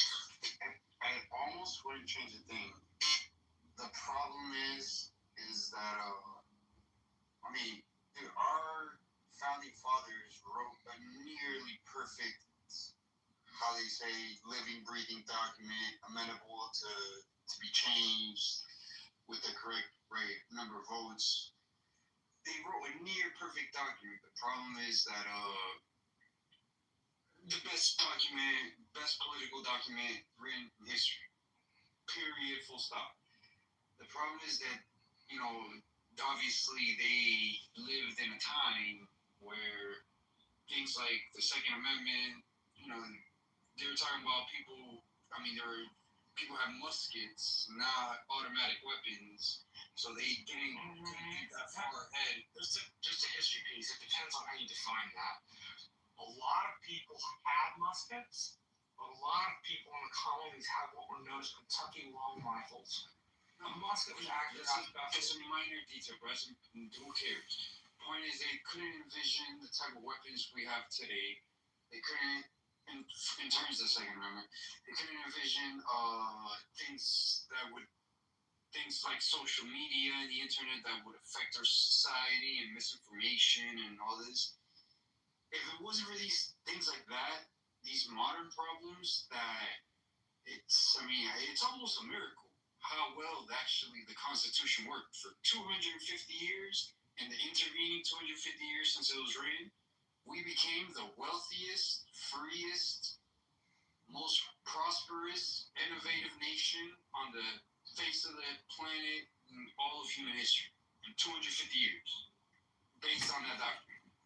It worked miracles for a really long time. But yeah, the wheels are starting to come off because the world has just changed way too much that no matter how wise Jefferson and Madison and all these guys were, who are like my heroes, there's some not scientists. They're the other one, my other heroes that are not scientists. Except for they could only see so far into the future. Obviously they can never imagine anything like the internet or social media or anything. And so it worked. Like I said, it worked wonders forever. But for a really long time, made us the greatest nation on the planet. But it's but I'm gonna direct you just a little bit. It was gonna run out. Can I just want to say one thing in response to that? When we say what they didn't see and saw, if it's outdated, which you very well may, I mean, the whole thing could be outdated, every sentence, right? No. But it's interesting that really they thought the whole thing could be outdated. They didn't make anything secret. Every single sentence in the Constitution, every single sentence could be deleted. The one thing that we're arguing about, I think, what it gets down to, is broad consensus to change it, right or not, right? Are these 2/3 and 3/4 requirements? So, I mean, we can make a change that no one can wear blue. We can make a change that says no one can make over $100,000 a year, and that anything over that should be redistributed to poor people. Any of that could be constitutional. Anything. The question is the broad consensus required to make these changes. That's really what we're arguing about. I mean, at the essence of that is did the idea in the 18th century that changes, the structural changes to the Constitution, not legislation, like we can make all sorts of laws, but structural changes to the actual founding document, right? Should that require broad consensus, right? We could pass a law that says no one is allowed to wear a blue shirt. The question is, people would probably say that that's an extension of free speech, right? Then we'd be a constitutional thing. Then to change that requires broad consensus. So that's what really we're arguing. When we say are the founders right or not, were the founders right about requiring broad consensus to make systemic change or not? And if we can answer that one, we get the brief. The answer is obviously yes. I don't even know what question you're asking. Well, he's asking a question about in the sense of it can't Hey, Sia, could you just hold on a second? We have our main mod, Alan, speaking. If you could just wait till he's done, I'd appreciate it. Alan, please go ahead. Scott is asking a question about mechanics, and I think he's making a damn good point. If we look at when the Constitution was founded, the ruling class was the wealthy. It was white men. We now have blacks, we have women, and we have an effort to broaden the electorate. So I think that Scott raises the right question. How do we even measure and find a broad consensus? And I don't know the answer. I think we're severely handicapped by gerrymandering and dark money. Right? Like, you should have to come to our district and make your case to be selected. I don't think that the elected officials should pick their voters. Make your case, present your ideas, and you cannot do that if, like we just had in Texas mid-census, you just kind of move the goalpost and make it the wiggliest archipelago whenever you get ready. And I don't care which side does it. It contradicts the foundational belief that every person has a vote, right? Like that's literally what we are struggling with right now. We do not have a representative democracy right now, in my opinion. Yeah, Denise, do we even all does everyone on the stage believe that everyone should have a vote? Do we all hold that in common? I thank everybody. I think everybody who's We already covered it. We don't have consistent. Right, but then you're Somebody saying. said there should be a poll. People have already said a myriad of answers to that. What did you want? The answer was no. Should we? Then you're taking away the elections clause and you're taking away from.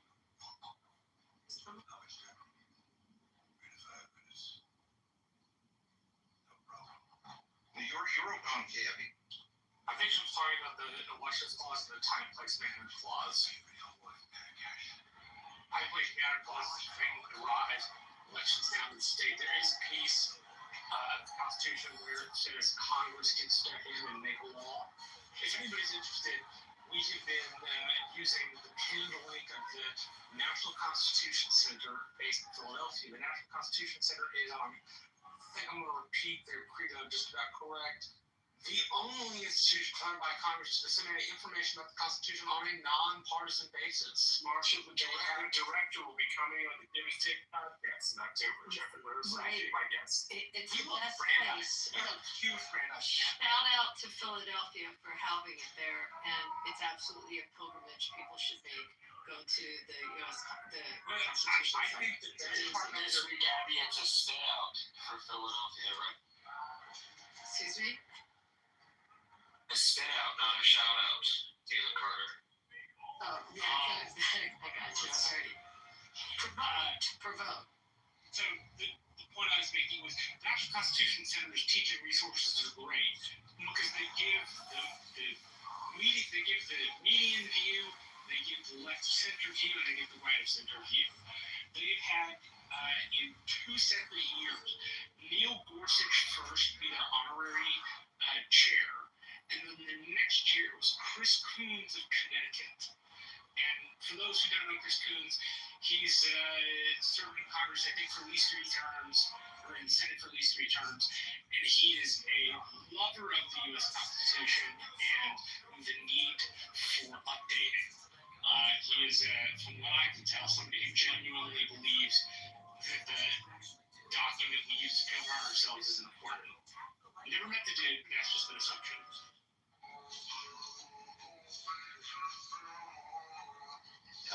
Okay, I am kind of obsessed with it finishing within an hour and a half just because I think it makes for a better discussion if people have a sense of an ending. I really think this was interesting. I'm so thrilled to find that Abby and I have an area we can agree on.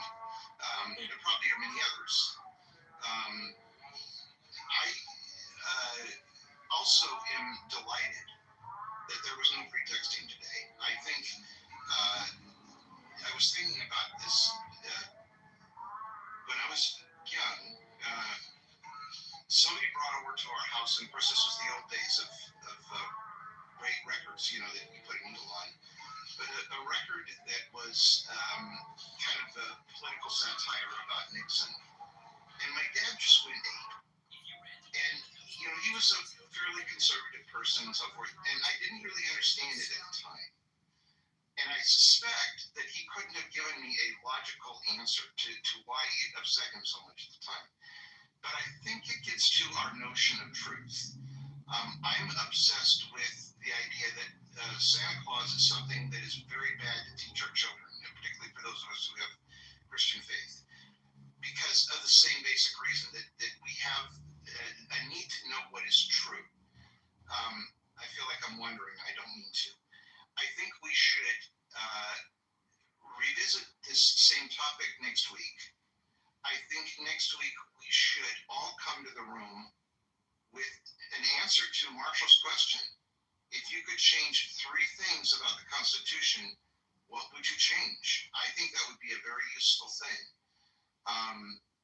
And I'd like to start moving towards a close. If anybody has any closing comments, I'd welcome them. By the way, it's something I want to echo from Denise. Somebody told me this previously. Don't put the founders on a pedestal. They had great ideas for the time. They wrote great things that are still applicable today.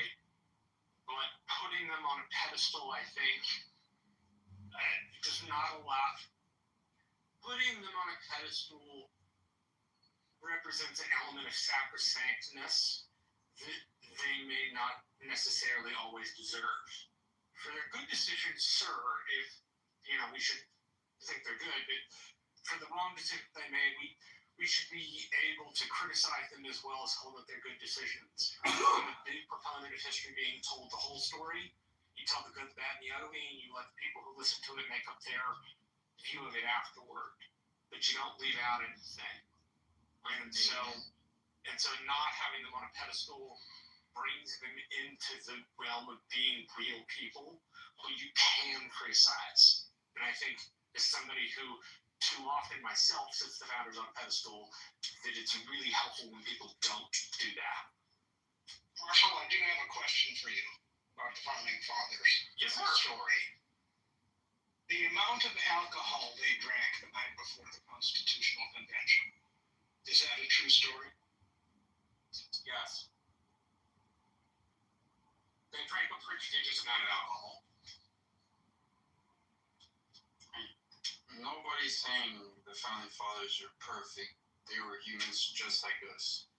They were just amongst the wisest humans. Again, because they think about what they were doing.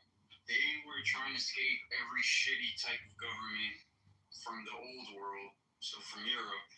All these monarchies and authoritarian, totalitarian countries, and they wanted to come to the United States. They came to the United States. They wanted to build a form of government that was completely antithetical to everything they left back in the old world. And they did their best. They did their. It's antithetical. Nobody's putting founders as like they're perfect. They just did an amazing job. Hold on a second. The founders, in their own right, before they got to we need a different governing document, applied for the rights of Englishmen along the basis of the English Constitution, which was written with the Magna Carta in 1215. So they were very, very wed to the Enlightenment ideas of Great Britain at the time. What they were fleeing pursuit from a lot of the time was an established church, and how a lot of the folks that were Quakers and more Puritan did not have the ability to freely worship because there was a state religion in England. Yeah, exactly. Do you think we could have a constitutional? Do you think we could have a constitutional convention today? Do you think they could? Put a group of people right? We would go straight into some form of like hyper-authoritarian government. I think putting all of the sovereign power of America in a room, since what we did the first time was, hey, you're supposed to amend the Articles of Confederation, not come up with a totally new document.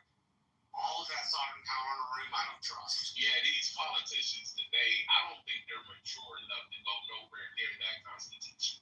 And we already know the type of things that they would change. That First Amendment is going away. That Second Amendment is going away. The Fifth Amendment is going away. All the things that these politicians need to weaponize their power against people is going away. So yeah, this batch of politicians is just not mature enough to touch. Yeah, they're not mature enough to touch them. The Constitution, like somebody said earlier, is a perfect document. The problem is, it's just like in law. How the law is written and how it's applied is two different things. And that's what's wrong with the Constitution. They don't actually do things in regards to the Constitution. It's like the Bible. You know how people pick and choose what parts of the Bible they want to believe in? The Constitution is the same way. Abby, I'm curious to know what your answer to the question that you asked is. I know from another country that has had a constitution committee now for many years, and very bright people on it, and they can't get a consensus. I'm not going to get into what country it is, but they've been debating and they can't put together a constitution. I don't think we could, but I did want to say to DJ, if all of a sudden they abolished the first, second, fourth, let's get rid of search and seizure, let's get rid of the fifth, you still have the Ninth Amendment, which is curious, because if you look at the Ninth Ninth Amendment, and let's say they didn't get rid of that, that gives you fundamental rights that aren't enumerated, that aren't stated. So unless they said you don't have a right to free speech, they just got rid of the amendment, you still might have it implied in the Ninth Amendment. It's just food for thought. But I mean that makes sense.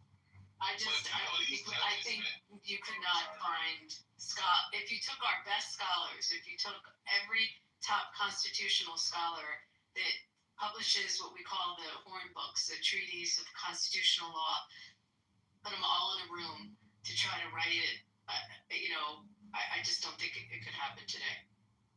That's What are ways to get righted? It's different. We're way too divided. It's different. They were writing the Constitution right after, the Revolutionary War.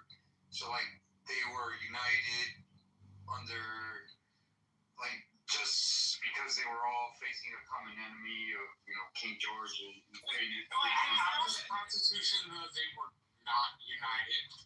They split themselves into two-man camps, the Federalists and the Anti-Federalists, at the Constitutional Convention. Well, I'm talking about compared to today. They were a million times more united than we are today. But they also have the advantage of a failed interim step, right? I mean, so the Articles of Confederation, which were much more minimalist, weren't working, right? And so they had that, and really the Constitution, this is where people question the legality of the Constitution, rightly, right? There was no mandate to go write a new Constitution. There was a mandate to, what they were called to do was to get together and amend the Articles of Confederation. And they just said, all right, now we're going to start from scratch and write a new Constitution, which they really didn't have the authorization to do, but the states signed off on it. The states ratified it, but that was not their charge when they went in. So let me ask y'all a question. If we were to release everybody from prison who shouldn't be there per the Constitution, say they're there, if somebody was to look at their case and match it up with the Constitution, what percentage of prisoners you think will get released from prison? What part of the Constitution, though? Do you mean, just if the amendment rights were violated? Corpus? What are you talking about? Just any part of the process? Just any part of it. Any part of the Constitution that we're going to weigh against this case, and we're going to decide if he should be released from prison or not because it was a constitutional violation. Well, it depends on where the person committed said offense and what they did. For it to be a constitutional violation on the state level, it has to be both violation of state law or policy as well as violation of federal law or policy. So the question would be, at least first, what are they charging this person for on a state level, and then what are they reaching to the federal level to charge if it's a violation of the Constitution, right? My point is that, the 15th Amendment, where you don't get actual due process as prescribed by law in both the 15th and the 14th and the 5th Amendment, right? So you could file then if you didn't get the right to due process. But the question is, are we talking about taking people for minor amounts of drugs? Are we talking about people who got caught up in federal sting operations that really didn't have anything to do with them in the first place? Right? It requires a specific part of the Constitution to look at. I understand what you mean, but we need some examples to hone in better on what you're trying to say. So, is it an appeal, a conviction, or something like that? Just like TJ Friday's. Yeah, if you got the money to do that, I just was always under the impression that they wrote that in order for there to be a crime, there has to be a victim. And the majority of people in prison are there for victimless crimes. And then just all the other due process violations that come from judges and the DA. And people go to prison on that shit because they don't have the money to fight. You gotta have money to do an appeal. That ain't nothing for people that are we afford counsel to indigents in our country. Even for appeals? We afford counsel. I mean, people have PDs. She's saying they provide a free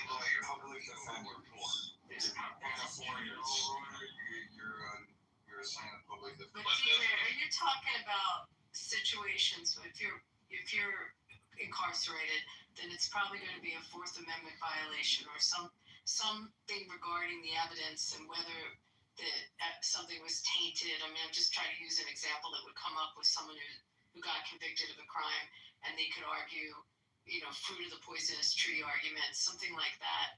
I mean, that's going to get tested through our court system, which is constitutional, and you are going to have a jury of your peers, and you are going to go through that process, and you are going to be afforded counsel.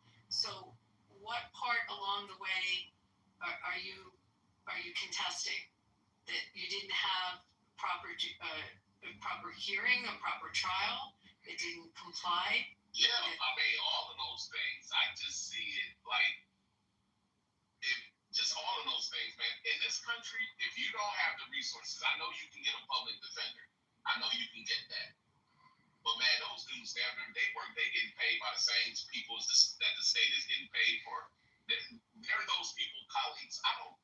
Public defenders, I get why they're needed, but that's not, I don't know, I just always felt like that wasn't real counsel.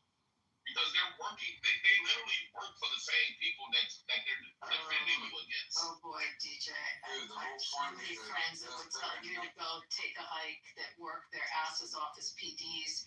You do that to get your trial time in. But there are people that are career PDs that I mean, that's. I believe that. No, I'm not saying they work hard, those guys. Same with the young DAs and the prosecutors. I mean, not all states have the same kind of policies and PDs. In the South, you don't find nearly as many public defenders, and you don't always get access equally in all urban environments. So to say it's a common right for everybody is false belief. And just growing up, I've never been in trouble with the law ever in my life, but just having friends, and I go to their court cases with them, and the public defender is like just rubber stamping him. It's like he's just there to guide you to prison. He wasn't really advocating for you. And I'm not saying this applies to everybody because, everybody has their own ambition level. Yeah, because if I was a public defender, I'm trying to win those cases to put the score on the board so I can one day have my own practice. That's what I would do. But it's so many times, man, where a lot of public defenders, especially in certain communities, man, they're just there to be a rubber stamp for the court system. There's lawyers that are private lawyers that are full of shit. That, they just want to get paid. They don't really for their clients. Nothing's perfect. Okay, I was going to close this 10 minutes ago. This is very useful, but I don't want to moderate it beyond the time. I'm not sure what to do. I think what I'll do is close it, and we will open this up again next week. Marshall has left, it looks to me like, and this was his question. So I think he was expecting it to be done at 3:30, or my time. I'm in the Pacific Coast. So we will open this again next week, and I don't know, we'll try to pick it up where we left off, try to make it a little more organized. But I really appreciate everyone's participation, and I particularly appreciate that there was no pretexting today. Thanks, everyone. We'll see you next week.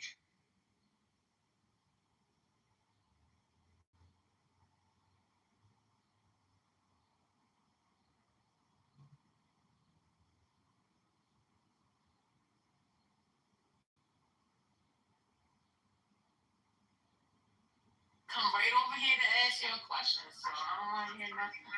That's my mom be saying Ophelia. You need somebody to translate to make the homework. Yeah, it's a homework. Oh, okay. I'd be like, wait a minute. She be like, oh, I love some tortillas. I love tortillas. I almost choked on that. They're so good. Can I get some extra tortillas when you come? Hey, girl, what do you order? Not tortilla. They have the best tortilla chips, baby.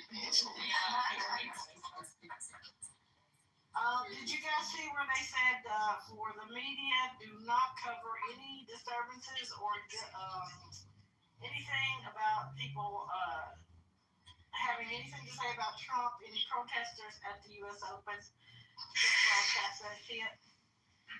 They literally snuck him in, and then they snuck him in before the crowd got there. And then when people were booing, they cut the audio so that we can't hear the boos. Just don't cover that at all. They were like, Well, they covered it because I saw quite a few videos with them booing the shit out of him. Y'all gonna get in trouble for posting it. Yeah. You know what? Y'all remember a few years ago, well, not a few years ago, it was before he became president, he got roasted for his birthday on Comedy Central. He got mad. Oh, he got so mad. And then was telling everybody was like, he was telling us not to post shit and to cut shit out or whatever. Like, he was like this. I'm like, everybody was like, I would never do this again. I would never want to roast him again. He has the worst sense of humor. He was visibly uncomfortable. Yeah, that's a little bit some of that. Let them roast you the way they tore Justin Bieber ass up.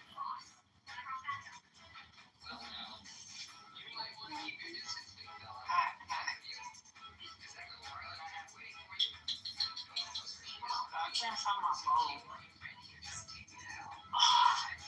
Which one? The one that you texted me on. You texted me and said I can't find it. You said about the big pot? I don't see nothing yet. Can I ask you guys something real quick? Shit. If somebody does your pedicure and this bitch fucks it up, Tell her to do it.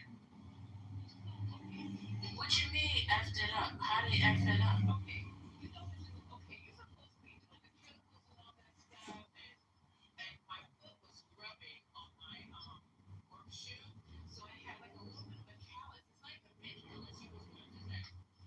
I'm like, what? You don't scrub down like Yeah, because they don't want to get sued. Don't give her a prune, bro. Why would you give her a prune? And you give her one. I think she needs to go on me. I think she needs to go on me. Wait, is he talking to me or? No. Okay.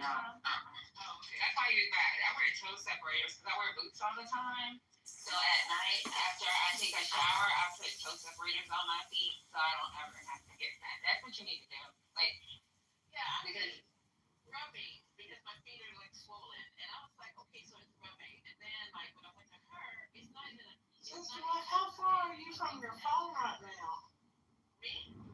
Have you just walked off and left your phone because you? no, I can hear. I can hear. Oh, I can hear it's very low. Yeah. That's like Yeah, I bet because I'm outside and I have the earpods in outside. I thought some kind of way giving her that money. because you know in New York you don't think they got a fucking attitude if you come back. Yeah, but you know I'm gonna sue this out. You better go see it out. I'll pay you work for it. It's not petty. It's not that big. It's like it's supposed rubbing. It only runs. Well then get a pumice stone. Get a pumice stone. I'm going right now to go get one because it's not even that big. It's from that night I worked 16 hours and it just kept rubbing. So you just she's not stoning it. What you know what I'm saying? No, get the this thing. It's called a foot mask, and it like exfoliates your foot. Baby, give you a whole new foot. A foot mask? Big dead skin. It'll remove that. It like removes it over like a period of like a week. It peels off. But like any extra, everybody should try this. Y'all practice. That's gonna take a week. I'm gonna go It's now. like blue wash shit. Yeah, it's like it uses I think like fruit acids or something, and it just exfoliates your foot. It's kind of disgusting, but the end of it. Yo, my friend said he wear a different shoe size now.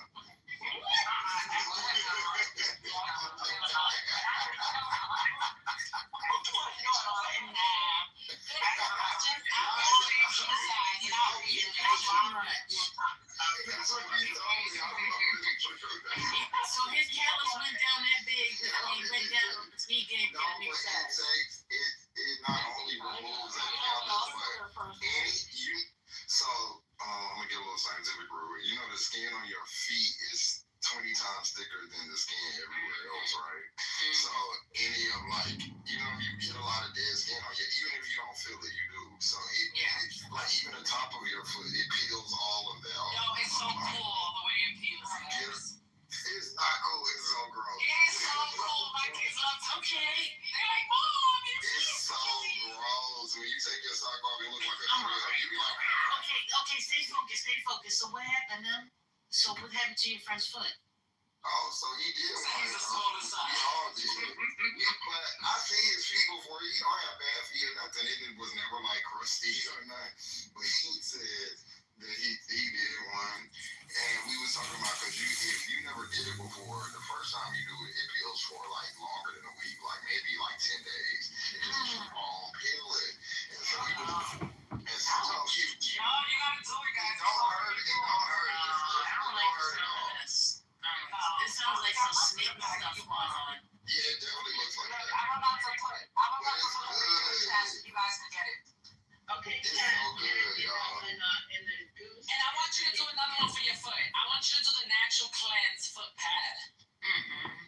Oh, y'all should do it. It's really that you're just gonna put it at the middle of your foot. You're gonna be like, oh my god. And it's supposed to remove all the detox. It's a detox, so it removes all the toxins from your body. I did those before. I did that one too. I got these. Once I was sick, it got me right together. Yes. Okay, so Pat. Let me tell you right now, baby cakes. Pat and the good. Pat, him and Lalinga Logo.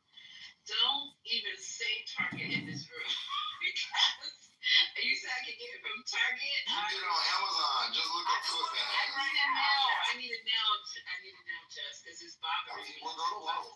But you can get it from Walmart too, or you was at Target the other day. Yeah, I was, girl. She already said that's where she was on her way to. Hello, because I gotta go to work tomorrow. And yeah, you can get them there. You put some booty, you just put it on, and you keep it on your foot for like an hour and a half, an hour, depending. And then when you take it off, it's not gonna do nothing when you take it off. But like maybe 3 days in, you're gonna forget about it. You're gonna take that sock off, and it's gonna go away. I'm scared. I'm glad. And then when you feel your feet up, gonna feel like crazy. Yo, I feel like a new foot. It feel like my feet so soft. So you got. So is it like on the outside or on the What's the bottom? No, she was saying. It was rubbing on my instep. You know, like right on my heart. That freaking. But a particular, I don't know, mod that was praised at being a good mod decided to be, for me at that moment in time, a terrible fucking mod, right? And it kind of just sidetracked the whole conversation. But what I wanted to put into like the whole conversation was, which wasn't going to sidetrack the whole thing, was I wanted to point to design. Design is, how I put this, it has intent behind it and it has purpose behind it. You won't know about the intent or purpose in its entirety if you don't creator itself, right? So also you have another element which will go, guys.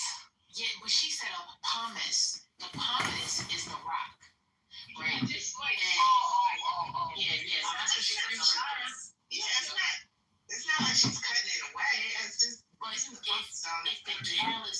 if the callus looked like it was too much, she might not have wanted to go in and then cause it to open up. You know what I'm saying? So that's probably why she made the decision. My damn foot is not that. And the reason I didn't do, I can't tell you why I didn't do it. I can't put my leg up anymore. So I was like, okay, let me just go get this done real quick. And I made it clear. But the funny thing about it, when I came in there, I said, oh, I got this thing right here. Oh, we do. Now when it's putting a lotion on, we don't do. And then I got to the thing, and he goes, you tip. It's like, I don't like that pressure. If I want to tip, I want to tip. If I don't want to tip, I don't want to tip. Don't ask me. You tip. When I'm taking the money to sweetie, what's good? Like, You should have told him that you should have said no because she didn't do my callus. I don't know if black lady did. No, I ain't doing it. She did my callus. I just want to say something to my people. Yeah. Always. I saw my phone first year. You check your back text. I mean, check your text message. At Walmart, YouTube. Fuck around, go tip your barber and see how you get that check. Yeah, for my people, please always tip on services. When I used to be a waiter, this is terrible, but I used to always just be like, oh, I don't want the black couple. Get it to somebody else. I don't want that Hispanic couple. Yeah, because then, especially if it's a nigga going out with his girlfriend, no, you're not about to waste my time, bro. Let me get Molly and Shannon. Let me get them. I literally had to stop my man from over tipping. I was like, that's just extreme. Too much and they didn't do all that. And I was in the service industry for years. And I always overtipped. What is it? What is a normal tip that you guys? What is it? Say it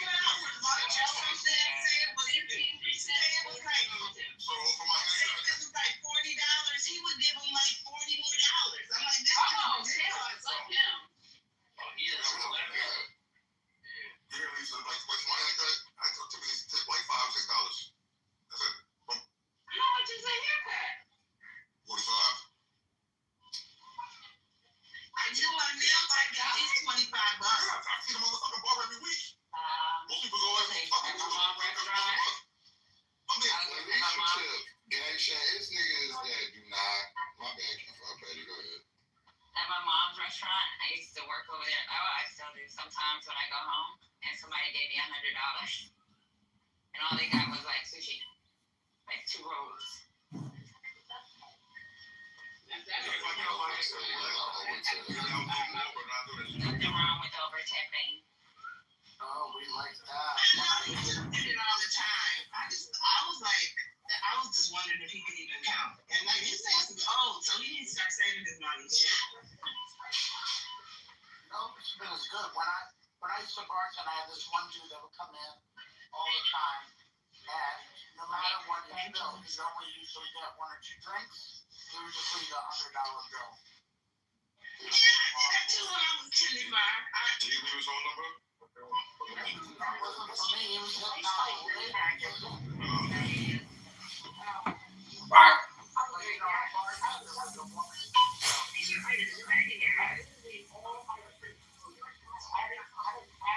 Alright, so who's on the mic? Who's on the mic at the store? He's still at the store. God damn. I say the Lord's name today. Oh, I didn't mean that part. That's Patty. Yeah, Patty was doing self-checkout. Definitely am not. You want to talk to the lady? I told y'all that. Okay. He just stole the TV through self-checkout. Patty, Y'all never put a TV on the bottom of y'all cart as self-checkout and just walked out with it? No. You said that so casually, I believe. Yeah. We got 2 of them out. No. No, but bro told you ever go to Lowe's? What's the move, Jess? No, he's not repeating that. Tom's actually asked for some cases of water, but that's about it. On that bottom rack, they don't be dancing. I'm talking about the Haitian. Why are y'all doing that? Go ahead. I'm saying, if you ever see motherfuckers Home Depot or Lowe's stealing this shit running out, No. That happens. They be stealing it at Home Depot? Huh? They be stealing like toolbox or whatever they can get equipment. They run out with store with a Yeah, piss I've big. seen that. The Hispanic. I've seen that. I've been in the store where it's happened, or I seen it like real time. Yeah, that's going down. They be watching those cameras because they be stealing the drills and all that kind of stuff like that. Yeah, and they be running the fuck up right off the store. Well, you know, in Georgia, I don't know if it's a Georgia thing, but like they can't do or say nothing to you. Like they can't touch you. They can't even walk out to the car. They can't even follow you outside and get your license plate. Like they gotta leave it all the way alone. My homeboy, he's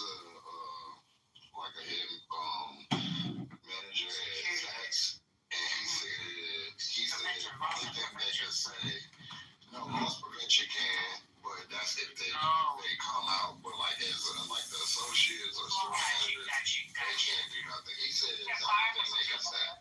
He said they only say if they see like them stolen merchandise. He said they can say something like, "Oh, can I help you find some pants with that shirt?" Like that's the only thing they can say. Wow. I will definitely know that. Well, in the supermarket, the lady took a pack of steak, potatoes, and a can of corn. And they try to tack her down to the floor. I'm like, let that woman go. What the fuck? She trying to feed her family. Exactly. Like, when it's food, I be like, yo, let them go, bro. Yeah, I just did It's not that serious. It's not that serious. $4 today, y'all.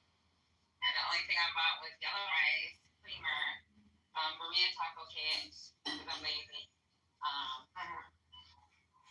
Everybody trying to be Mexican. And 2 no. I want my spicy crazy. She said no. They have a burrito taco kit, burrito, whatever. Girl. I didn't know that.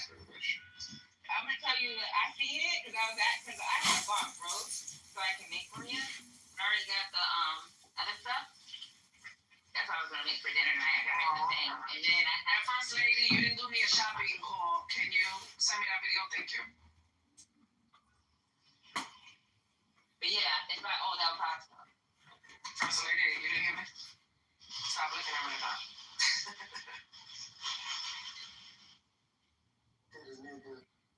Man, it look like this real female, You know what I mean?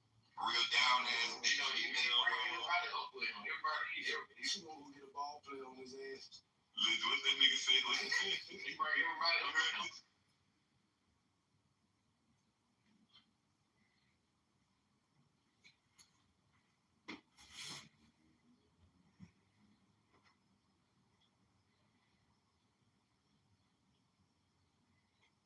We're gonna do one person at a time. Omar Bartal, focus on Omar Bartal. Go look into his credentials. He had wrote a whole bunch of articles and reports and whatever about the Holocaust, and he's a known genocide studies scholar. You know what I'm saying? And he wrote an opinion piece in New York Times. He was given a chance because of his credentials to write an opinion piece. What is a genocide? What is not a genocide? Literally, the fucking title of that article, it says, if, it's a genocide when I see one. It says right here, I'm a genocide scholar. I know it when I see it. And look into the facts. Look into the statements. Look into the intent. Look into all of that shit. Also, fuck Netanyahu. Yeah. Fuck Netanyahu. Dan, are you trying to unfuck Netanyahu, or are you gonna say fuck Netanyahu? I don't really care about Netanyahu. Can you say fuck Netanyahu? Stay with us. Give me a second, hold on. He's not gonna say it because it's gonna hurt his feelings. Oh my God, we got Raza Pahlavi coming up now. Iranians always fucking fuck up the room. Not you, Americans. I'm talking about the Raza Pahlavi supporters. No, sir. If you give me a chance, Yes, sir. You fucking Raza Pahlavi supporter. I don't care. If you give me Raza Pahlavi. We need to coexist. Yeah, there's I didn't say nothing about it. I said Raza Pahlavi is a bitch. He's a terrorist. Okay, that's it. Thank you. Can we fundraise tonight? That resistance is a brutal bastard. Why? What happened? He's just too brutal. That guy's too much. I'm reading something. Can I send you something to check out as well in the meanwhile? Yeah, no, but I want you to read. Omar Bartal, if it has to do another whatever, we're focusing on Omar Bartal right now. This is really G. Yeah, no, it's just. I want you to read this. Take your time. We're gonna sit here. I'm gonna wait for you. I have all day. Wait for you. I'm gonna wait for you. I'm getting paid by the Iran. That's what all these fuckers say on this app. All the Zionists say that I get paid by RDC bullshit. I'm gonna sit on my fucking ass and wait for your stupid response. I'm gonna wait for 5 minutes. We have people like Kellen. That's so quiet you in here. You're such a good guy. Thank you. So Jim, tell us what happened when you started. I was just in that room with Amos, and that resistant is brutalizing this Palestinian woman. Abby is solid, but a lot of Christian this, Christian kinds that. of It's just know-it-all. too brutal. Too much to deal with. What's her name, probably? She don't like Muslims. Let me see. Which Palestinian lady? Galilean, probably. No, her name is Sisa or something like that. Did she change her name? I don't know, but no, that's not the Galilean girl. No. Okay, I read it. Bro, you read within 1 minute you read it? Well, I was 30 reading since minutes. like 30 minutes is all. It's only Oh, been 2 good part of the minutes. book. I'm fast reader, alhamdulillah. At the age of 26, Wednesday, hang on, please. I just can't believe you. Anyways. Okay, I'm here. So, from what I understood, is that he's arguing that there's high destruction in Gaza, which basically qualifies for the whole or in part destruction as part of the Genocidal Convention. He says that he doesn't explicitly say, but he basically goes over the fact that Palestinian people are people, therefore like it qualifies for the people part. And then he says that the statements made by the Israeli officials are like kind of enough to infer like something, but not exactly the high special genocidal intent to like do the thing. So And it goes into the intention as well. Did you read the intention part? 400 out of 600. Let me see, maybe See, this is the problem when you're under the age of 26, 20 years old. It only took you 1 minute to read a fucking long ass article. This is the problem with these kids nowadays, man. These kids, I don't know. They want to come up here and freaking argue over genocide. One side, this kid is going against the genocide. On the other side, the kids are getting genocided, but he doesn't want to stand up against the genocide. He's literally defending against what Israel is doing to them. It's okay. It's not a genocide. It's a part of the war. They're gonna justify it. It's disgusting. And scientifically, he's not ready, right? Like, Yeah, he needs to be age of 26. Well, we can talk to Pahlavi supporter. Hey, Pahlavi supporter, you want to speak? You support Israel? You are not to respect my king and you don't respect King, fuck your king and fuck the terrorist king. So fuck you, Fucking motherfucker. fuck the Iranian king that hates Pahlavi. we don't have a king anymore. Pahlavi bitch. okay, so basically That's crazy. That's crazy. And that's what I was waking up on you. I was like, get off. What king is this guy talking about? That's a Pahlavi. Where is this king? I don't So see it. this flag, that flag that they have on their profile, you'll see them in some of the Iranian room. They're the big supporter of Reza Pahlavi. This is like the old flag. You see what I'm saying? Under the king. They call him He's king. still alive? No, his son is Reza Pahlavi.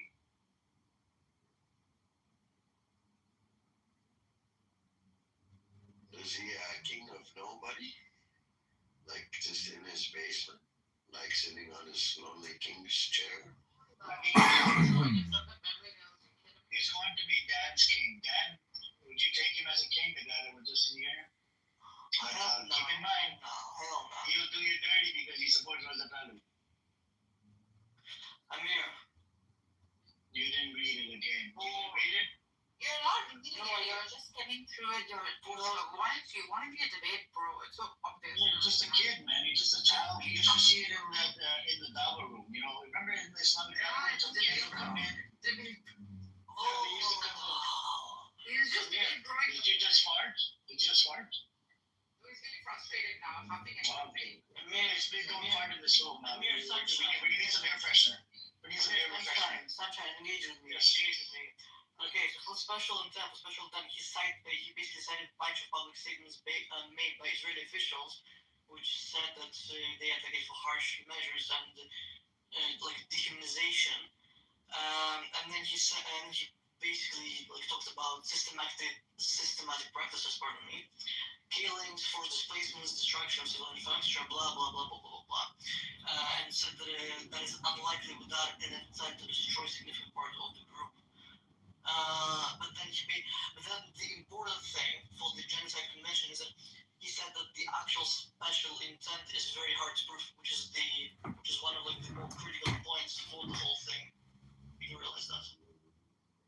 It's easy to prove based on the statements, Dan. You didn't read that part, okay? Alright. I did. Can you read something for me? Amir, can you read something for me? I'll just send you a link quickly. Hang on. Let me go over this article because we need to dive into this article. This is from New York Times. Alright, he goes, what I fear that in the aftermath of Gaza genocide, it will no longer be possible to continue teaching and researching the Holocaust in the same manner as we did before. Because the Holocaust has been so relentlessly invoked by the state of Israel and the defenders as a cover-up for the crimes of the IDF, the study and members of the Holocaust could lose its claim to be concerned with universal justice retreat into same ethnic ghetto in which it began its life in the end of World War II. So, my friend, he's calling it genocide all over that fucking article. I don't know what you're talking about, man. Well, yeah, he's citing public statements made by officials, but that's not good enough for the high intent, like the special intent. Literally not. Yeah, and they even says describing genocide. So the scholars who call out Israel genocide in Gaza is as anti-Semitic threatens to erode the foundation of genocide studies.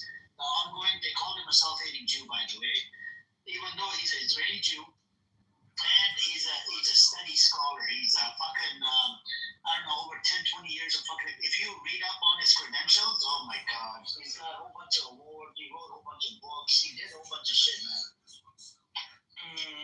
This guy is famous. Just look him up on your ChatGPT then. Okay, do you have any AI? Do you have YouTube AI? Don't think that exists. Do you have Grok from Twitter? No. Anyone else looking? Do you have a head on top of your head or top of your body? Don't have AI. No, you don't have a head either. Okay. Anyways. Alright, what do you want me to read, man? It literally fucking goes into the intention, it proves everything that it's a fucking genocide. I don't know what you want. No. I just said it again. You read the statements. I said, yeah, there's public statements made by officials. That's the intention part. That's the intention part. Enough of the genocide. Oh my God. Oh my God. Who told you that? Who told you it's not good enough? If a commander of IDF says to genocide them, kill them, take off the lights, these are genocidal statements coming from the head of the Yoav Gallant said this. I don't know if you know about the first fucking statement when he was a commander of IDF. Oh my God.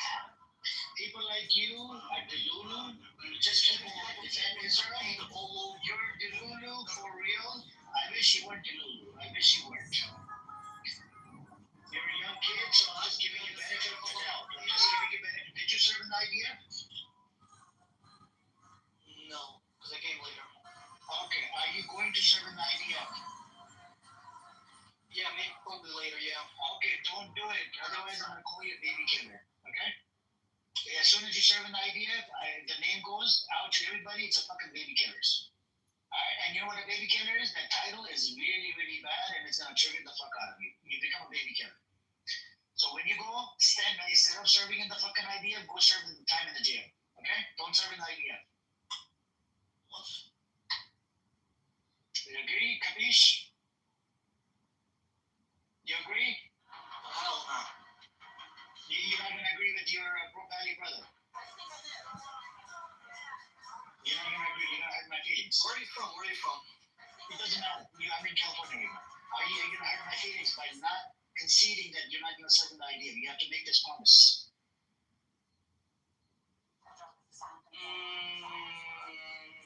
Can you go serve in the jail instead of fucking? Well, don't go back to fucking Israel. Go to Russia or something.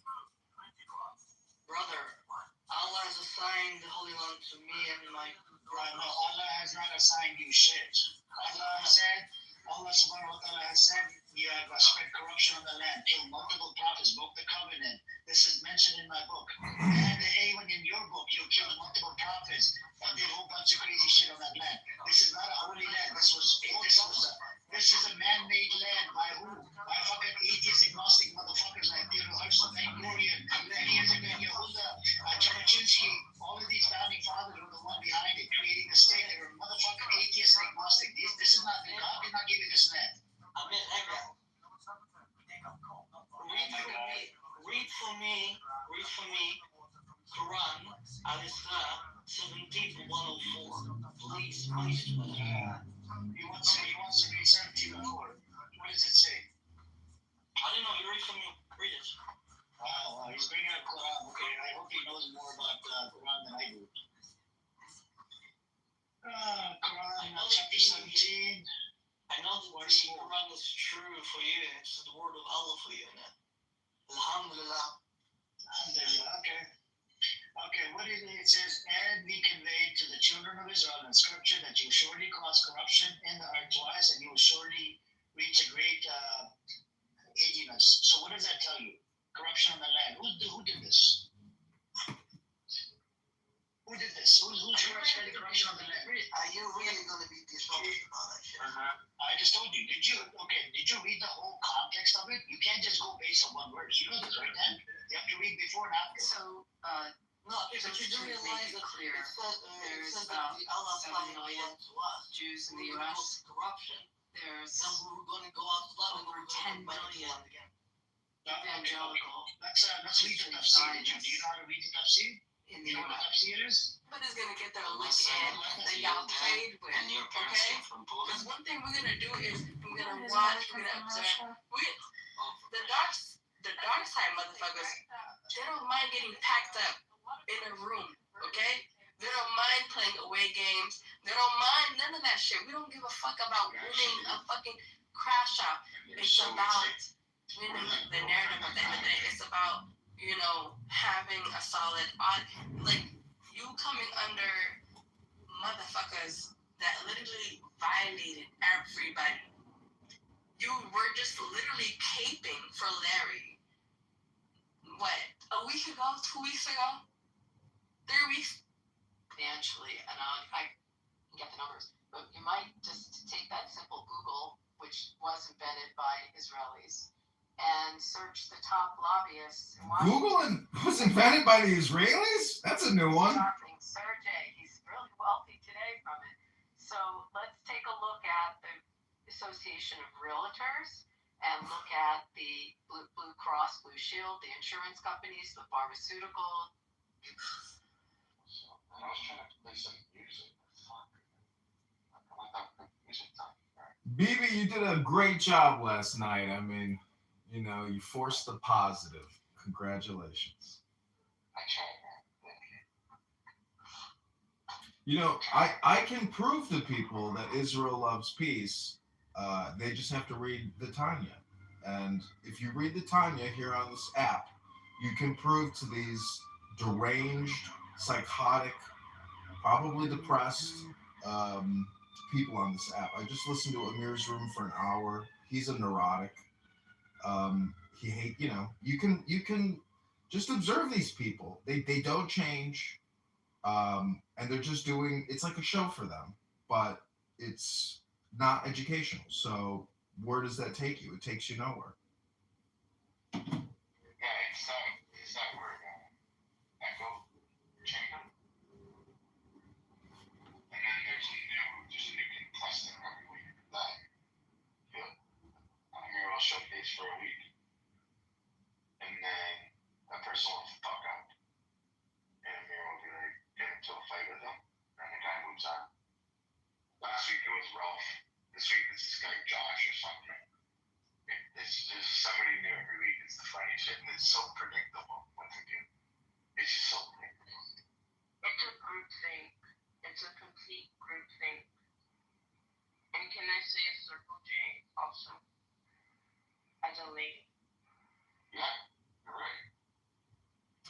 this book I have, Meditations by Marcus Aurelius, the former Roman emperor, he says, throw your books away lest you die murmuring. And I'm thinking, like, you know what? Books are what can set us free. Clubhouse is what the murmuring is. Yeah. So, Michelle, the guys circle J, and women twiddle be twiddle down. It reminds me of this documentary I saw recently where they interviewed like different tribes in Africa, and most of them seem to be the forgotten Jews that didn't go to Moses with Moses out into the milk and honey, the promised land. They are those type of people. I mean that.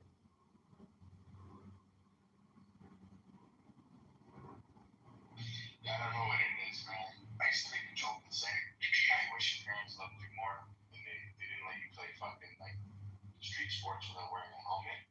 And as a result, this is where you are now. But I'm starting to think my joke is reality. There's head trauma. There's some type of trauma that happened. And some people come to Clubhouse because they want to, you know, communicate, make connections, have some proper discourse. And then that's a minority. And then the majority come here to stir up shit because they love havoc. You guys remember that meme, that African guy on Instagram? I forget exactly. So he's like, you love, what did he say? He was like, you love the pain or something like that. And he was like, it's a bald African guy with this accent. He's like, you want the pain or something? You love the pain or the. Do you guys remember it? You remember what I'm talking about? Anybody?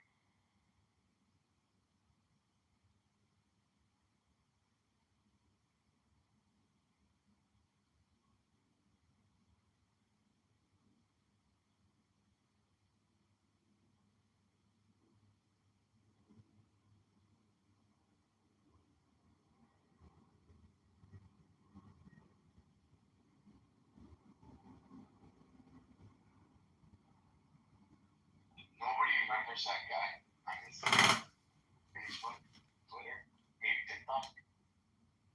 All you want is pain. You love the pain. Something like that. You can say. I don't know if that word is pain was what he's saying. Anyways, all they want is stress. They don't know any difference. It's like they're caught in this hostile environment where all they know is stress and all they know is heartache and headache. And that's why I make a joke. Am I wrong? Like, this show's brought to you by Domino. They gotta leave with a headache. But they love it. They love the drama. Well, part of the problem is it's not just the speakers, it's the third party agents. It's us, it's you, it's me, it's we. It's engaging them, which even gives them any inflation or any gas to their motor. I mean, we're the oil to their inner workings because it takes, opposites. It takes the left hand, the right hand, black and white, upper teeth, lower teeth, eyelids. You see what I'm saying? That it's like quantum theory where they're able to how does that experiment work where they run the ions through this detector and I can't remember how or it's hindsight, like it's like hindsight bias effect or something, that by running the experiment God, do you know what I'm talking about, baby? Where they run the experiment, but there's like a cognitive bias where by running the experiment itself, it creates the effect. So I can't explain the words. I don't have the words right now. I find it, guys. I found it. Watch this. Hold on. Do you guys hear me? I know what you're talking about. Do you guys hear me? Yeah. Hello? Yeah, I can hear you.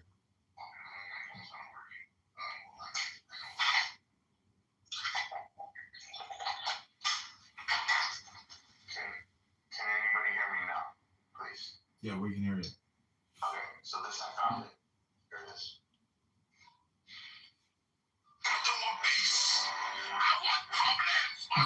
That guy. That's Clubhouse. Yeah, exactly. That's the thing is you have to work to create peace. You can't just, that's the thing. It's like people either come here to create peace or they do come here to relish in problems, create problems, stir the pot. But I know no better way to create peace than to read the word or books or Torah or wisdom. And people don't do that here. I think that's, I went out into the real world to get petitions signed for upcoming March primary, and I encountered the same thing in the real world as I did here on Clown House. There are people who can't live in peace and want to create problems. But it's you, the communicator, who, if you're patient and you're kind and you're selfless, you can essentially. I don't know if you can transform them, but you can at least, protect your own garden in a way, so you can remain in peace. Because I'm not trying to be self-centered. I want to tikkun olam, but at the same time, I say peace now, and that's where I want to be. No, I think you're very special, like human, because you constantly, selflessly speak like that every time you walk in the room. You're like, you need more Torah, you need more Talmud, you need more Tanya. Like, no, you say you need more Tanya and you need more Torah. And for those of you who aren't familiar, basically you need your book of faith. You need to shine, you need a little bit of light to spread out the darkness. And I think that's important, and not enough people are saying that. And I've picked up on what you were saying, and I try to do that now. I learned from that, and I thank you. So I try to do that in my rooms, and I try to spread a little bit of light, because it wards off so much darkness. It's important, and that's why I'll do music rooms, or I'll talk, and I'll let people talk without interruption. And I know it may not solve anything, but I want people to actually listen instead of just talking. Yeah, this is like we are talking through a program. This conference call is a program, and if you bring in another program into the program, aka Wisdom or Torah, you can modify this program because it's all based on words. So it becomes a feature. It becomes a feature. Yeah, it's a feature program. Exactly. There's like, you can be strategic as well about how you deploy it, because there's times where you can essentially stop the chaos instantaneously if you so choose, and you can force people to go into the feature. Absolutely. And there's not enough of that going on, and that's where the problem lies. The problem is, I'm give you an explain to that guy. I want problems. I want peace. But it's amazing how popular that video became. When I look at it, how many views were on it, it's sickening. Which one? The one, I don't want peace, I want problems. Oh. Sending it to people, because that's the way the world is becoming. So it became very popular because that 5-second video called out the world.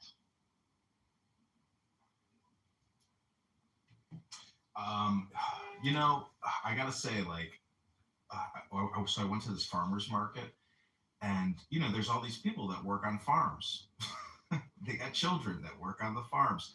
Some of them are Mennonites, or they're German, I guess Mennonites. They're basically they're like Mormons, or not Mormons, Amish. They're anti-technology, big into action, big into farming.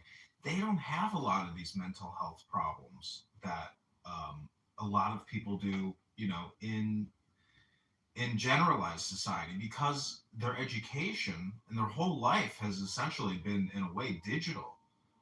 And they're not reading. They're just looking at their cell phones. So my brother's very religious. He's religious. They don't have the TV. Mm-hmm. They don't listen to news. The kids go to Hebrew school, so they don't get indoctrinated by propaganda. And he said, and it's funny the way he said, I'm brainwashing my children. I said, you're brainwashing them. He said, yeah. He goes, you look at brainwashing as different, but I'll explain to you what I mean by that. I'm cleaning their brains to be pure. It is all programming. Your life is one long condition. You know, Trump, look at my PTR. Trump has conditioned many people, but many people rejected his conditioning.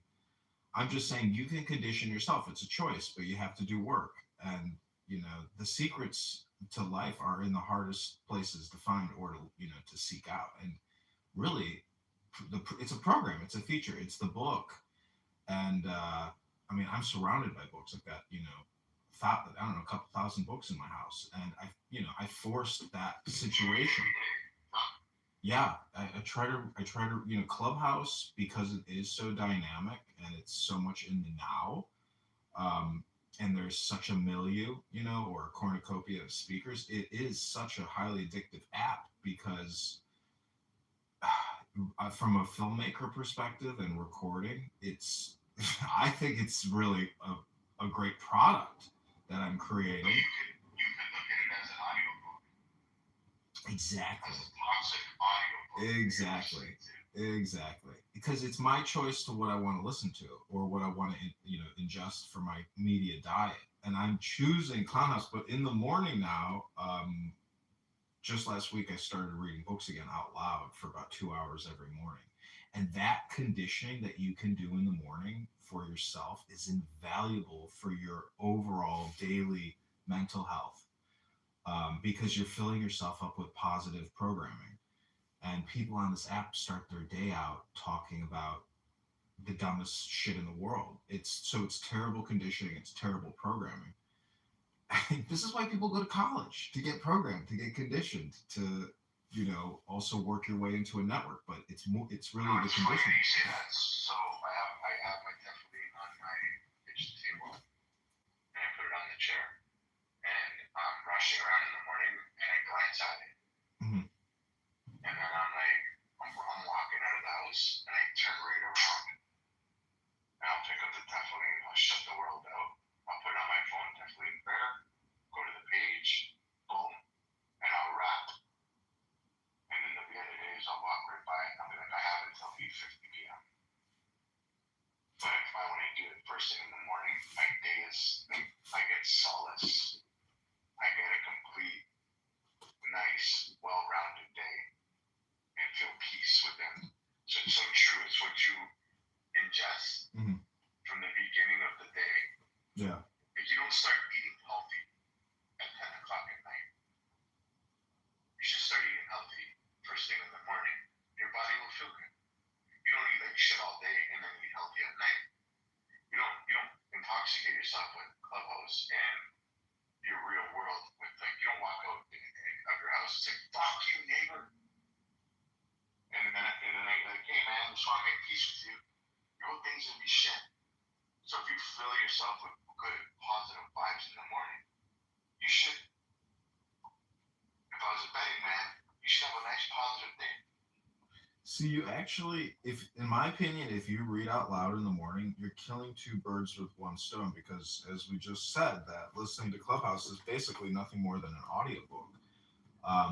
But you are not just what you think, you're also what you hear and what you say. And when you read out loud, you're also listening. So what I'm saying is that Clubhouse is like doing an upload into your brain. And if you, override that upload by reading out loud in the morning, it's everything is just for a day. So if you can just read out loud tomorrow for an hour in the morning, I'll be there in your room. I'll record it. I'll put it on YouTube. Read something special, some wisdom, and then let's do an experiment and see how that impacts your day. And then we'll record your observations at the end of it. I love that. Social experiment. Yeah. In life, real life. And we're killing three birds with one stone that way, because we'll do it on Clownhouse and we'll help program other people. Yeah, it's like the rep you give in Sadaka, right? The whole point of it was one Jew helps out another Jew, and then that Jew helps out too. Now all of a sudden 4 Jews got helped, and it becomes a ripple effect. Mm-hmm. Yeah. You're a wise guy, bro. Thank you. Royal, it was this guy, his name. Last name was Rage. First name was Black Rage.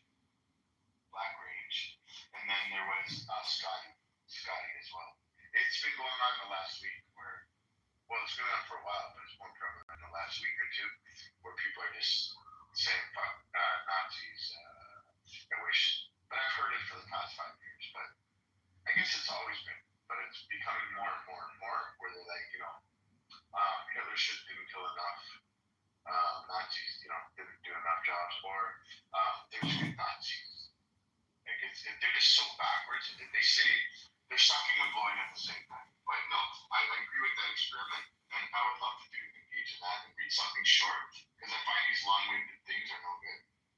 Something short, something sweet. Well, no, don't make it too short. You need at least a decent amount of program. Try to read for 10 minutes. We'll do 10-minute rotations. You know, when I first met you, I did not like you. I thought it was like very, in hindsight, I thought it was very difficult to communicate with you. But you know who changed my mind about you and reframed my way of thinking? El Normo. He said to me, he says, don't be so hard on BB. And I said, I don't know, this is what he said. He said, BB's trying to be aspirational. Let him be aspirational. I was like, oh my God. I was like, you're right. I was like, why? That to me was like a really good reframe. I was like, why do I have a negative opinion about you? You know, I was like, that's a me problem. So after he told me, he's like, let BB be aspirational, you know? And I was like, wow, okay, you're right. Well, thank you. I hope my future doesn't need to be aspirational. To be himself, to be free, to say what's on his mind, to not judge his aspiration. That's what it meant to me. Oh, I see. So a prime example is an aspirational goal, like to become renowned author, motivating someone to write and refine their craft. That's an example of it. It really be characterized by a strong desire and ambition to achieve something significant or ideal, often reflecting hopes, dreams, or goals that inspire personal growth or success. I see. Okay, that's clear.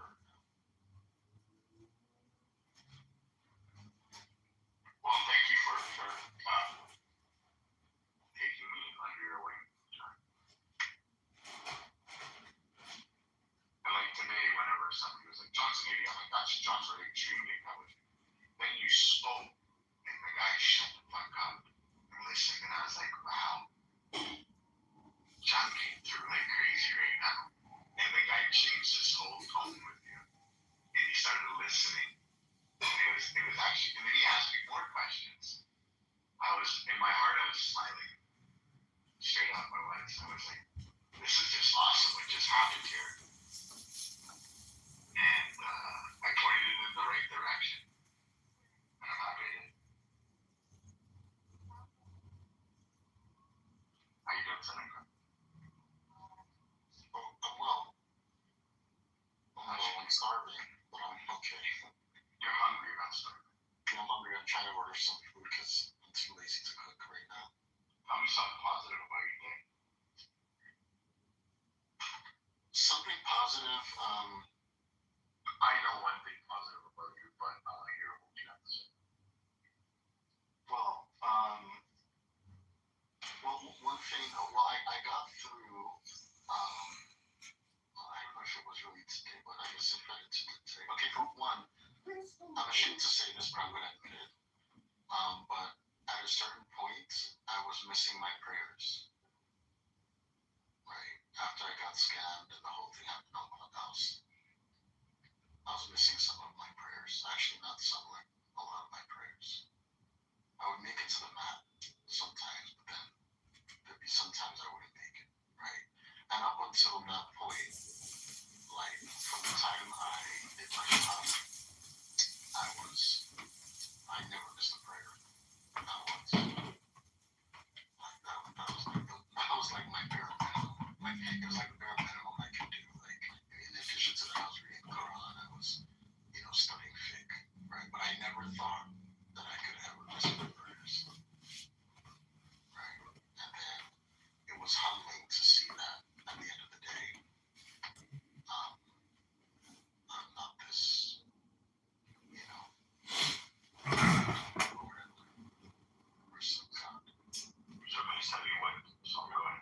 but I'm still fallible. It was humbling to see how fallible I am. And that's what I came to realization today.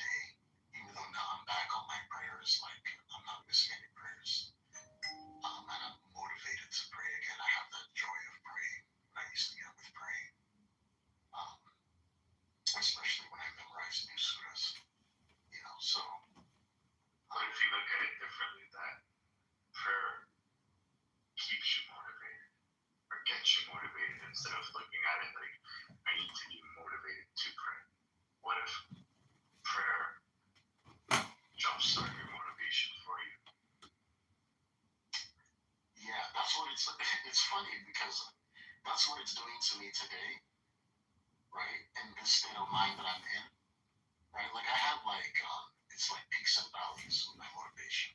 Okay, and then that's of Yeah, I'm course. gonna end this live stream while we start. But in that state that I was in, it was like the prayer wasn't motivating me, and it was a struggle to get to my mat. Like I'd be crawling to my mat, forcing myself, psyching myself up, talking myself into it, and sometimes I just couldn't do it. You know.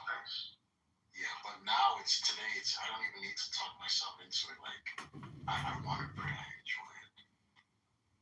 So yeah, but at that point, I wasn't. So I'm just happy that the motivation is back to pray because I really want to be not just a Muslim, but a devout Muslim. You know, and I was very discouraged by the way a lot of Muslims were treating me. So whatever works for you that you can contribute to the world in a positive manner. Exactly. If you're doing things that you're not contributing in a positive manner, don't do it. Well, why just limit yourself to Islam, though? I mean, there's 5 major world religions and hundreds of others. I'm just saying that why dedicate yourself to one specific, information source as opposed to studying Buddhism or Hinduism or Judaism or Christianity or anything else? I mean, what is this fascination of yours with Islam? That's a great question. And as someone who reverted from Christianity to Islam, right? Even as a Christian, I read books of Taoism. I read Confucius, his book, Confucius, right? Because I wanted to understand how different people from different perspectives were seeing God. In my mind, I think we all serve the same God, right? Especially if you say you're serving the God of Abraham, okay? You may disagree on things, that's fine. Yeah, but that problem with that is that's an all or nothing statement. And in cognitive behavioral therapy, that is a cognitive distortion disorder. It's called all or nothing thinking, that we all serve the same God. I would just say, even if that's true, we're still talking about databases in a way, or different large language models. And so, yeah, it's like the Tower of Babel. The challenge becomes there can be no peace because we're all operating in silos. Agreed. Exactly. And so to that point, oh my God, you make an amazing point, Mojo, because when I reverted to Islam, and I was getting a lot of people from Muslims, and people even telling me that I'm not a Muslim, that I only reverted because of a woman, right? Which was just so disrespectful to me because, like, the thing that I'm most passionate about, like, is my God, right? The thing I'm most in love with. I've never loved a woman as much as I love my God. I'll never love any family member as much as I love my God. So for someone to say that about the thing that is the most important thing to me in my life, I mean, there are a lot of things that don't trigger me on Clubhouse, but that one hit. That one hurt. Okay, I'm not gonna lie. Okay. And so I always tell Muslims whenever I meet them, I always ask them, why don't you read the Torah and the Bible? Right? Because you know that those books have divine truths. And at least from the perspective of Islam, you know that these 2 other books have divine truths. You don't have to agree that there's divine truth in Buddhism or Taoism or Confucianism or any of these other religions, right? But you know at least the other 2. So why are you even furthering your education by reading these other books? Even if you believe they're corrupt, right? But there's also some truth with the corruption. Why aren't you reading it? You should read it too. And I said that today, and someone, of course, got really upset, and started calling me, berating me and calling me names and all that stuff, which is fine.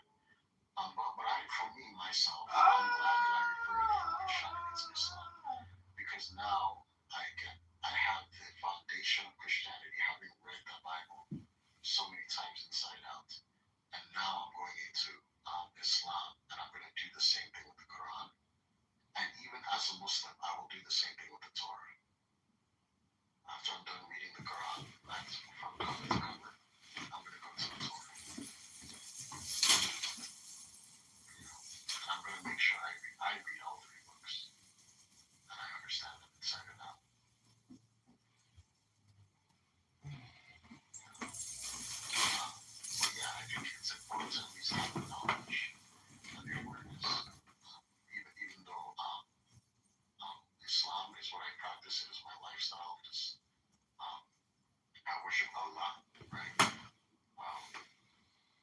Well, what do you think the word Allah means? What do I think it means? I know it means God. That's what it means to me, is God. I mean, sound it out. All all. So is that saying that everything is God? Well, it's not an English word. It may not be English, but my point is it's still a sound. And so all words are sounds. Just like the word Yahweh or Hashem. I mean, these are things like that. So what I'm trying to say is these are ways to clear the mind by chanting them. People say Allah, Allah, Allah, like that is to essentially cleanse the mind of all the other words that your brain is constantly generating.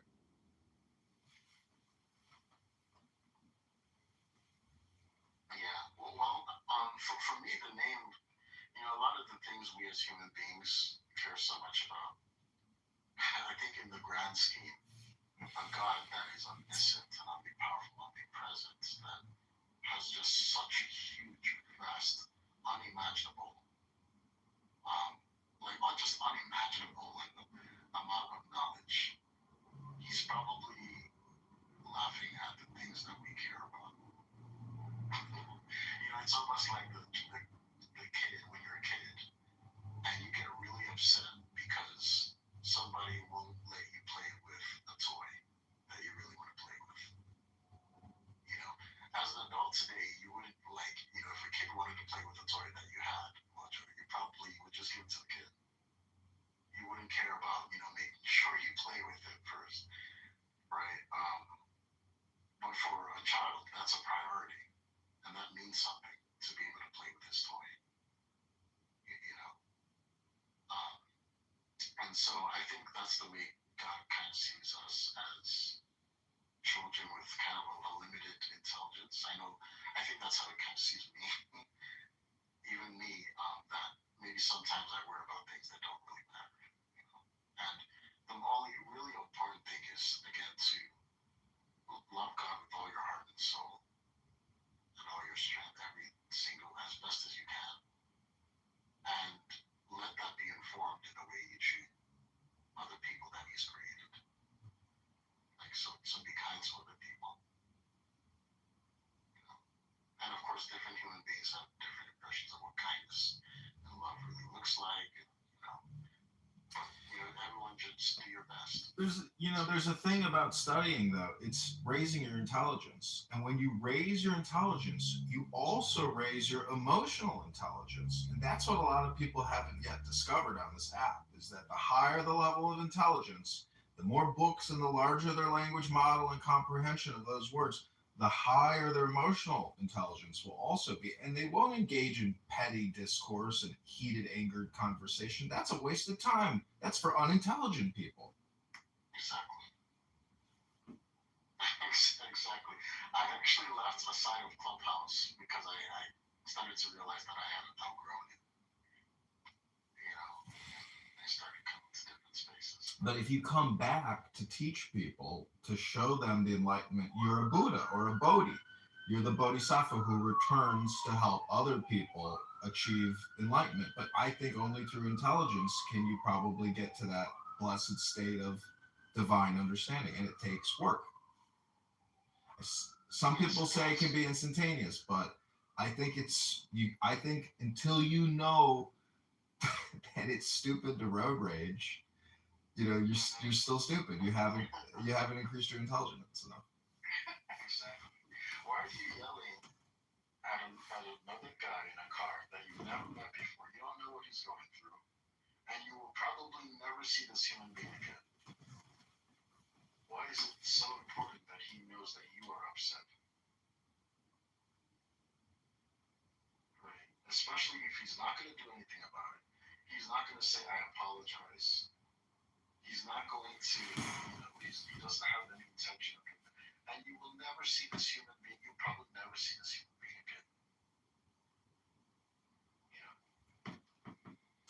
Well, this goes back, in my opinion, back to Israel-Gaza. A well-trained soldier and an officer is a gentleman. They don't go out and commit murder, but they will pursue justice and fight enemies to the death.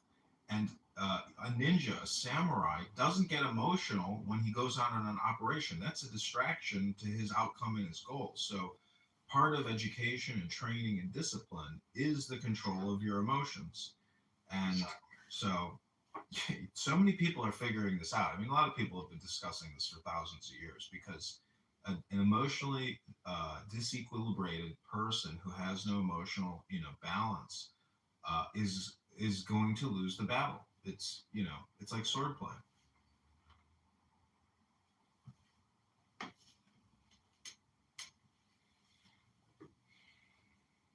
So I mean, it's warfare. Sorry, I was on mute. I was speaking. I was like, there's another group of people that will disagree with you and say that you know it's actually a show of strength to show that emotion and to be rambunctious and ferocious and argumentative. But when I meet people like that, I try to show them the other side, right? That it's actually a lot more powerful to be strategic than to be physically tactful. Like, it's so much more powerful. Right? Well, people say the pen is mightier than the sword, but they're not really understanding that it deals with their intelligence, not with their distribution of that information. I'm just saying that we could talk about this for 100 more hours and it still wouldn't be worth one good book. And that whole phrase, the pen being mightier than the sword, right? It's not just the pen, of course, the pen itself, but some people may take it to mean writing, right? But it's about, again, strategy. It's about being strategic, right? And how strategy will always supersede and exceed any tactical efforts. It's just more impactful.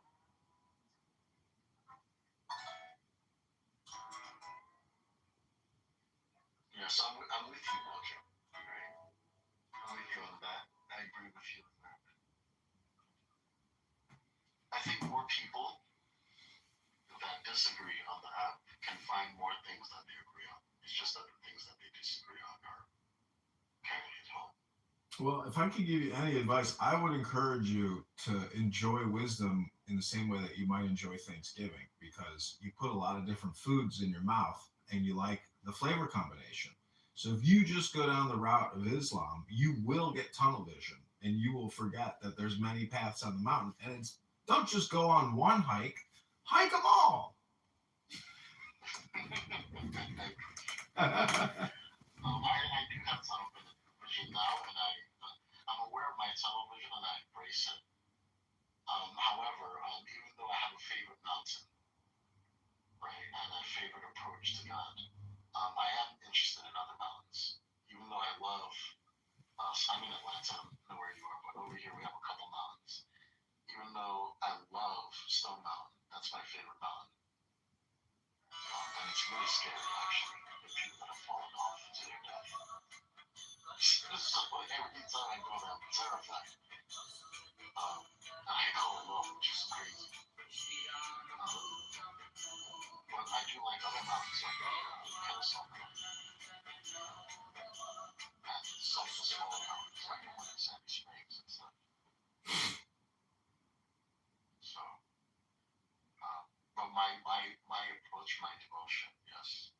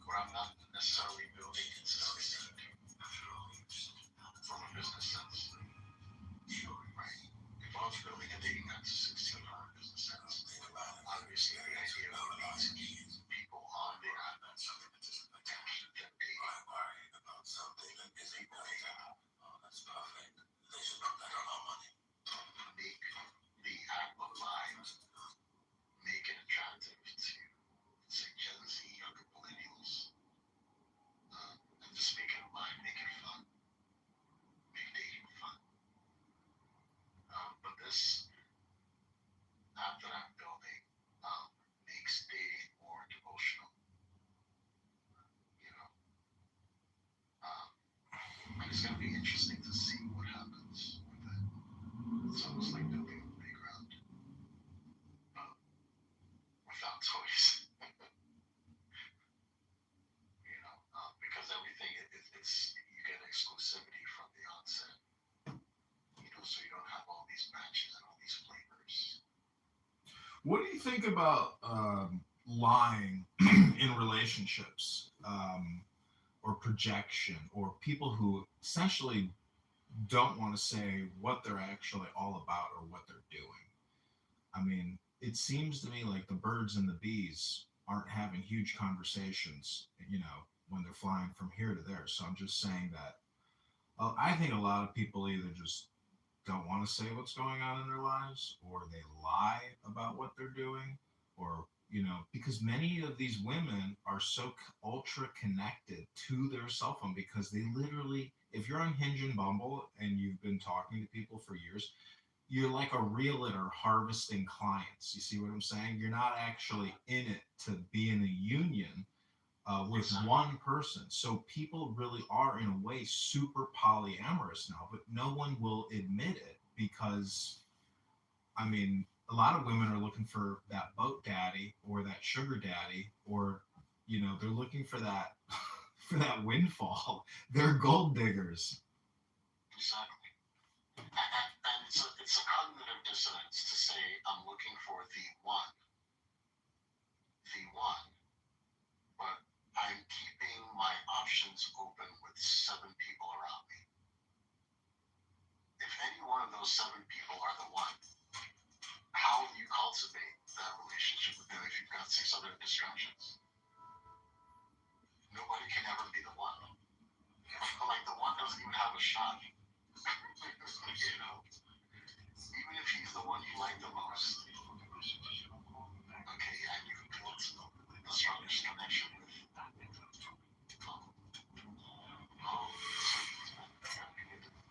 Even if he's the one you have the strongest connection with, you're surrounded by 7 other distractions.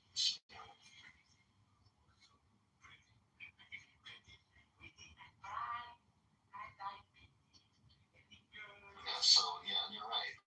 I think it is very polyamorous, and that's why I'm creating, hopefully, one of the only monogamous apps where you only get one match. You get one match on some of, like, you guys unmatch, other matches, and you're encouraged to have a phone conversation versus texting on the app. So I don't know how people are gonna feel about that. But my thinking is that there'll be a lot of people that will, that are longing for connection in the polyamorous world.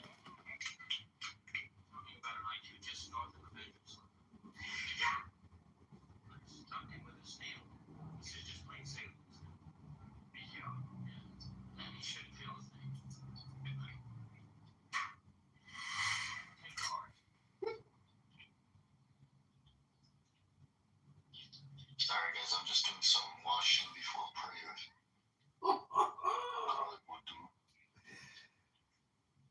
Yes,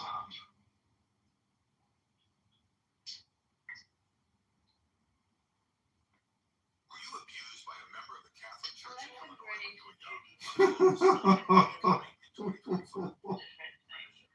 Scenes I saw in the scene, I can't remember who it was, just last week in some movie on Turner Classic Movies, and the guy with him, it was The Harder They Fall. And Rod Steiger was acting with him. They were nose to nose acting, and Steiger was acting up a storm, and Bogart wasn't doing anything, and it was just great.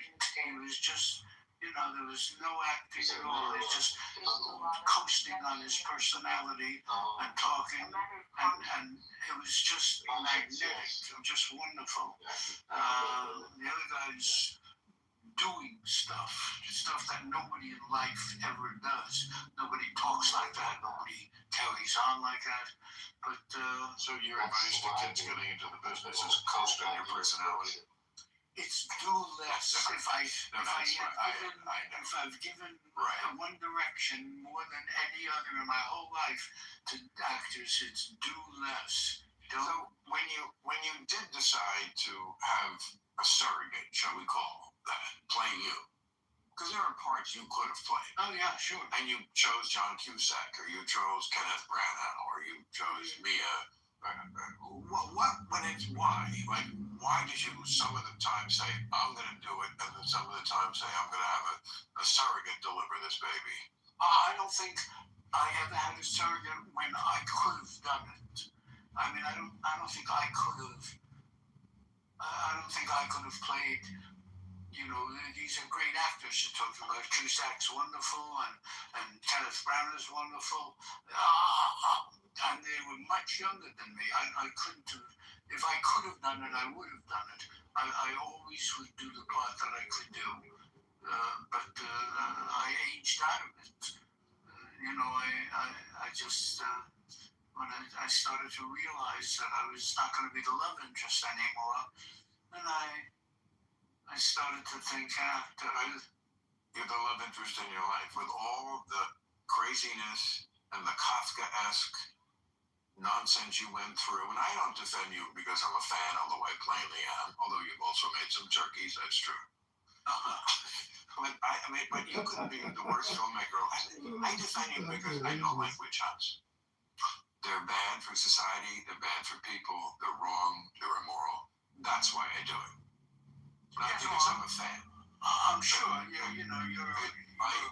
persona is much more socially engaged, much more politically engaged. So an issue, you would engage the issue on the merits of the issue. Yes, and I see a connection between a lot of where the left went that I did not like in recent years and this kind of case, this kind of moralizing, this kind of bullshit, standing apart from the facts, just wanting to look like we're the good people and we shun this person and this person is canceled and that kind of stuff. I don't like it in any of its dimensions. Look, I always say about these cases, if you're not in the room, just don't say to me, I know. You don't know. I don't know about you. Nobody knows except you. I would just say that of all those kind of cases, the preponderance of evidence on the one side makes it just... Okay, I'm going to read from the Zohar. Have you ever heard of this book, Seneca?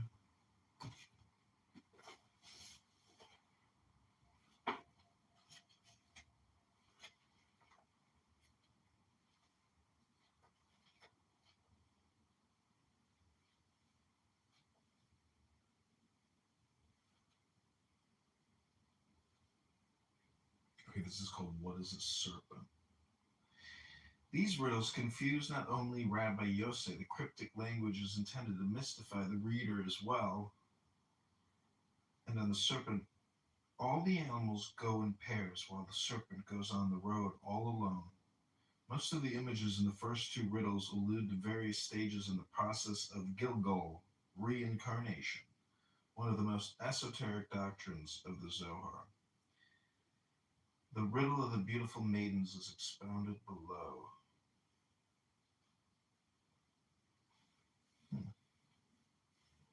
These are all the notes to the different pages. Okay, this is the glossary.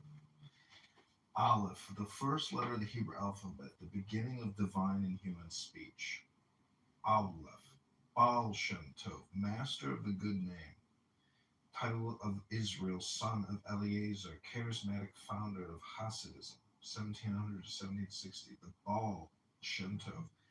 Bahir, Sefer HaBahir, Book of Righteous, Book of Brightness, an early Kabbalistic work cited in southern France in the late 12th century, the Bahir.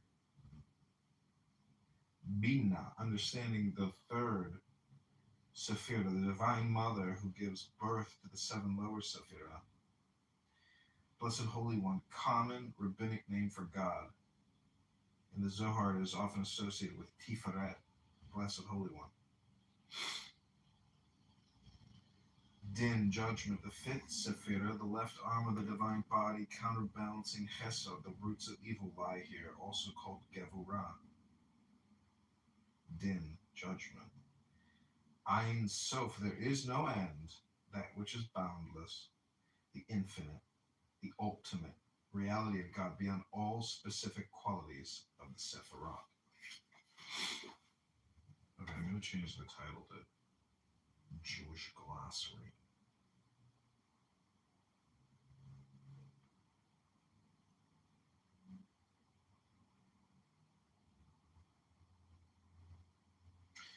Jewish Glossary of Hebrew Words in Zohar. Let's see if anybody shows up for this impromptu Tanya Torah study. My man Rondell in the house. Hey, Rondell! Hey, Rabboino Shalom.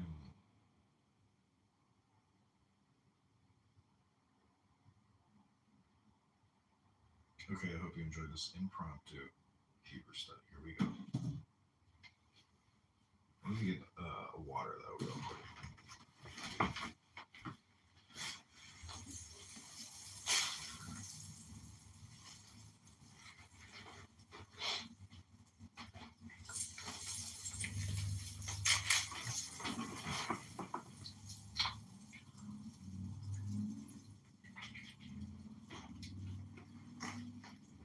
Okay, Moshe, I hope you enjoy this as well.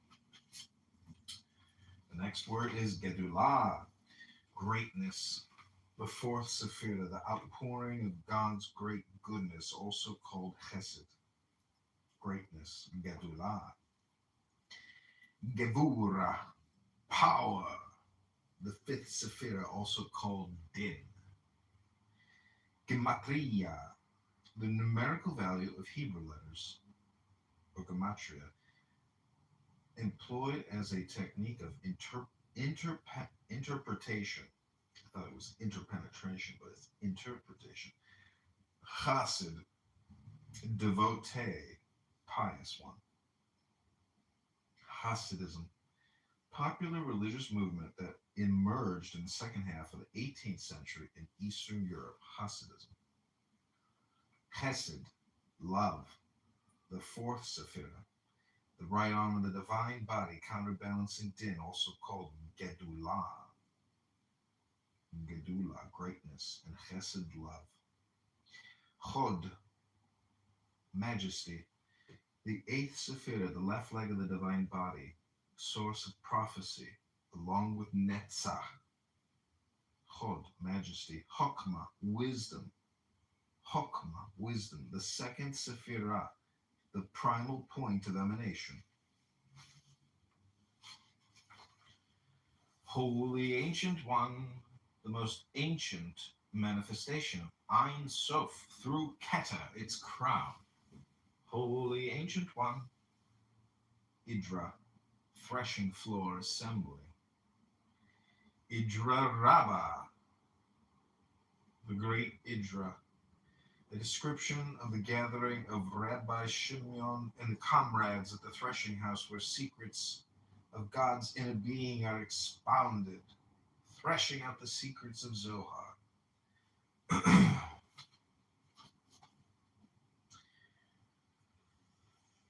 Idrazuta, the small Idra, a description of the death of Rabbi Shimon and his final teachings in the Zohar, the wedding celebration.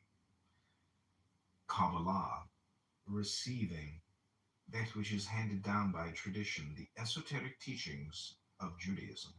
Kabbalah. Keter, crown, the first Sephira, co-eternal with Ein Sof, also called Ratzon, divine will, and Ayin, nothingness.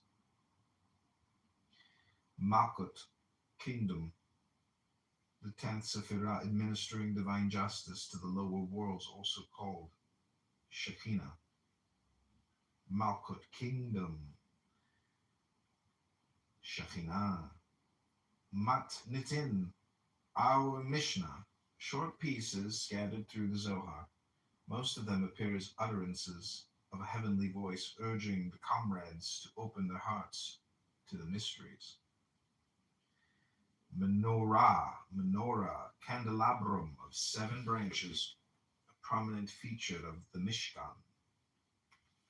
Mezuzah, parchment scroll affixed to the doorpost. Mezuzah.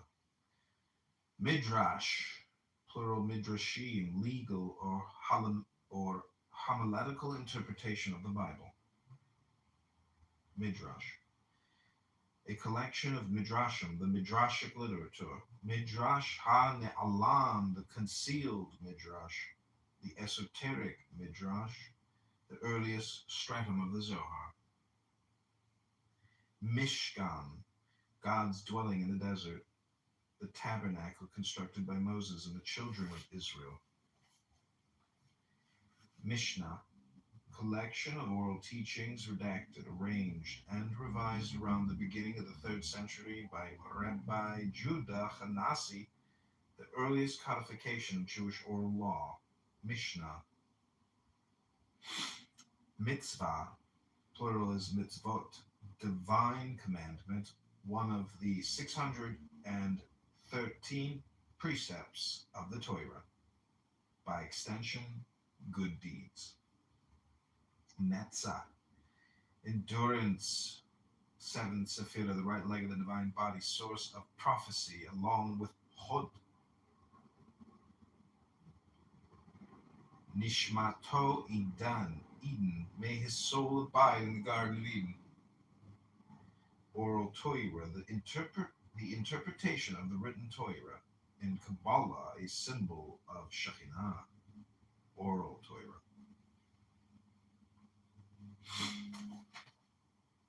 Kav Hamidah, the standard of measure, detailed explanation of the process of emanation, delivered by Rabbi Shimon. Kav Hamidah, the standard of measure. Okay, that's it. That's all I'm going to read. I hope you enjoyed. That's the glossary of the Zohar. Okay, I'm going to create a new room. Seneca Rondell. See you soon. Bye.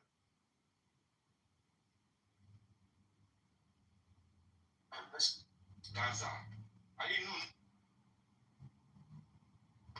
So now what's the I didn't know about that. Abraham is telling me about South Africa. I went to University of Victoria in 2014. Most people don't care about Israel. This is what they call political posturing. Political posture. And then a lot of South Africans feel some kind of way about Israel because of apartheid. Fair enough. It has nothing to do with Gaza.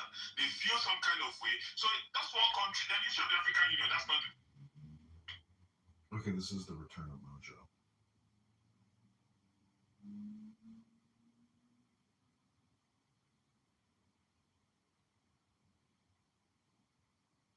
My man Rondell, welcome back to the return of Mojo. We're alive and we're going to keep studying. I'm not going to listen to all these people practicing English on here. No. We're going to read a book. This is the return of Mojo. Look at all those bots that just come flying in. The return of Mojo. Rondell, you coming up? Rondell, have you contributed to the campaign yet? I think the link is in my profile. You know, I know you do a lot of day trading, but $100 will help us get, 50 signatures. So please consider contributing now. I have a lot of work to do in the campaign, but we're going to do a little Twitter study here. A little Twitter study.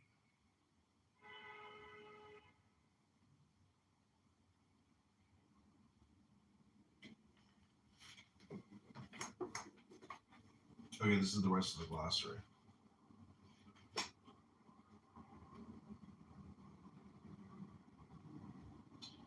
Ra'aya Mahina, the faithful shepherd. an early imitation of the Zohar so successful that it was printed as part of the work.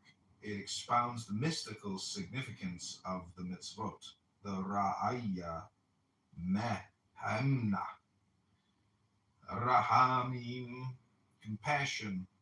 6, the Sephira, balancing Hesed, Din, also called Tiferet.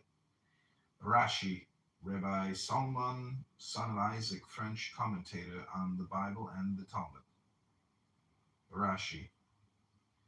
Ratza de Ratzin, the mystery of mysteries, an anonymous piece of physiognomy and chiromancy.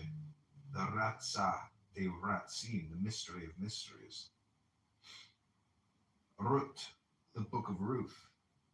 Sava de Mishpatim, the old man of Mishpatim, Torah portion, an account of the comrade's encounter with a donkey driver who turns out to be a master of wisdom.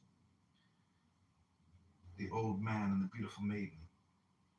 Sephirah, one of 10 aspects of God, 9 of which emanate from Ein Sof and Keter. Sephirah.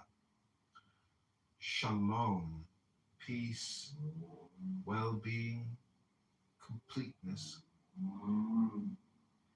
Shalom, peace, well-being, and completeness. Shalom. Shalom. Shekinah. Shekinah, divine presence.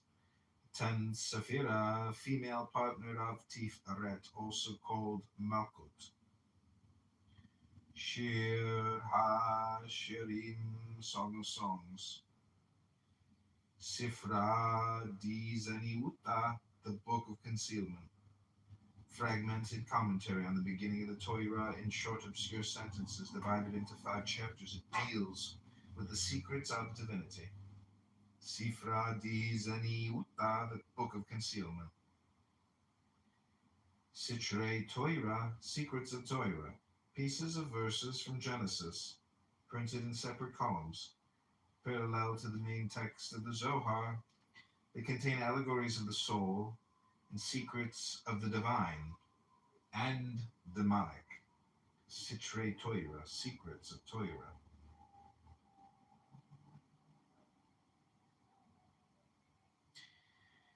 Sukkah, booth, Sukkot, booth, Sukkot, festival of booths, celebration of the harvest, and a commemoration of the children of Israel's dwelling in booths in the desert after the exodus from Egypt.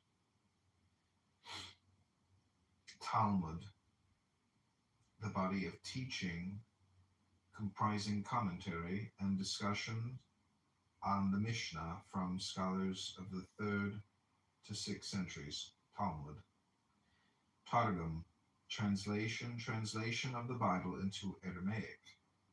Targum, translation. Targum Onkelos, the Targum on the Torah, composed by a proselyte named Onkelos in the 2nd century. Targum Onkelos. Tav, the last letter of the Hebrew alphabet. Tav. Tiferet, beauty. The 6th Sephirah, male partner of Shekinah, trunk of the divine body, also called Rachamim, Tiferet, beauty.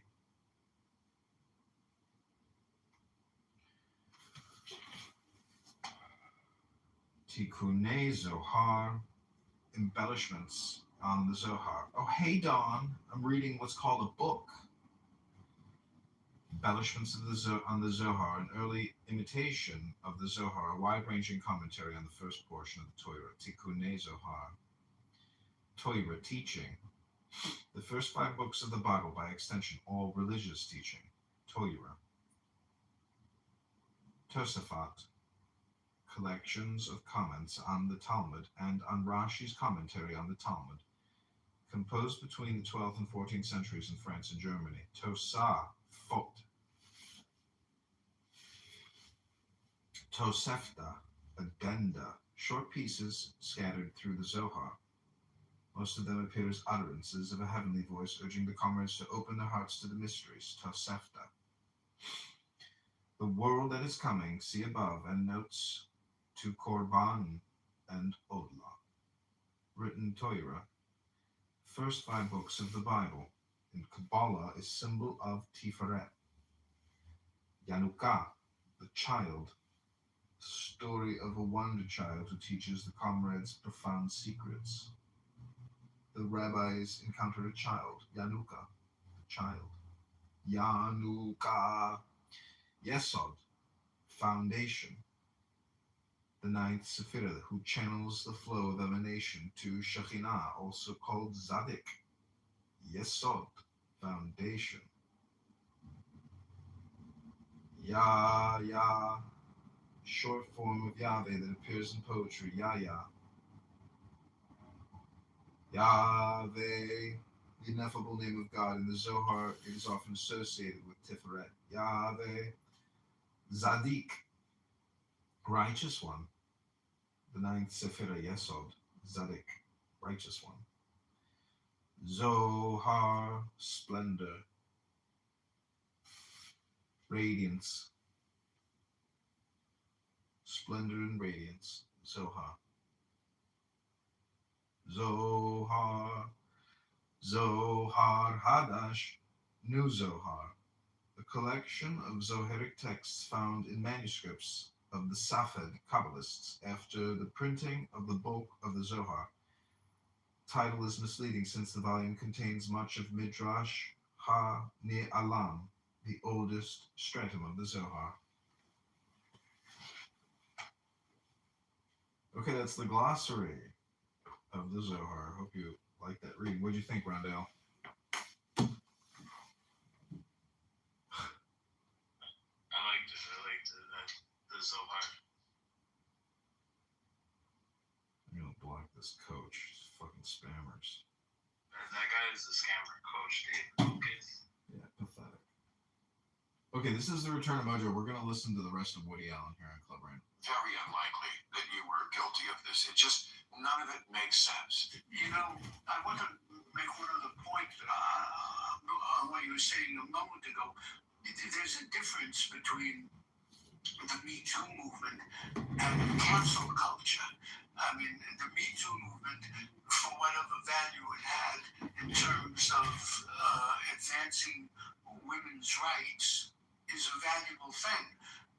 Cancel culture is a totally different phenomenon. It may be related to, and it may have been utilized by it, or by various, it's been utilized by various. Cancel culture is a pernicious thing, and you know, it's quite a bad thing. But in terms of, I always feel if you're going to be canceled by a culture, this is the culture to be canceled by. Yes. You know, I mean, this is not a culture that we have to be proud of. But she came she came to my room. I actually speak. I didn't kick her. I was respectful to her. I didn't want to get her upset or something. Yeah, it's impossible, but you have no clue what you're dealing with. I even joked with her. Steve. Yeah, the two of us found it actually. He told, and me found the same. How much time?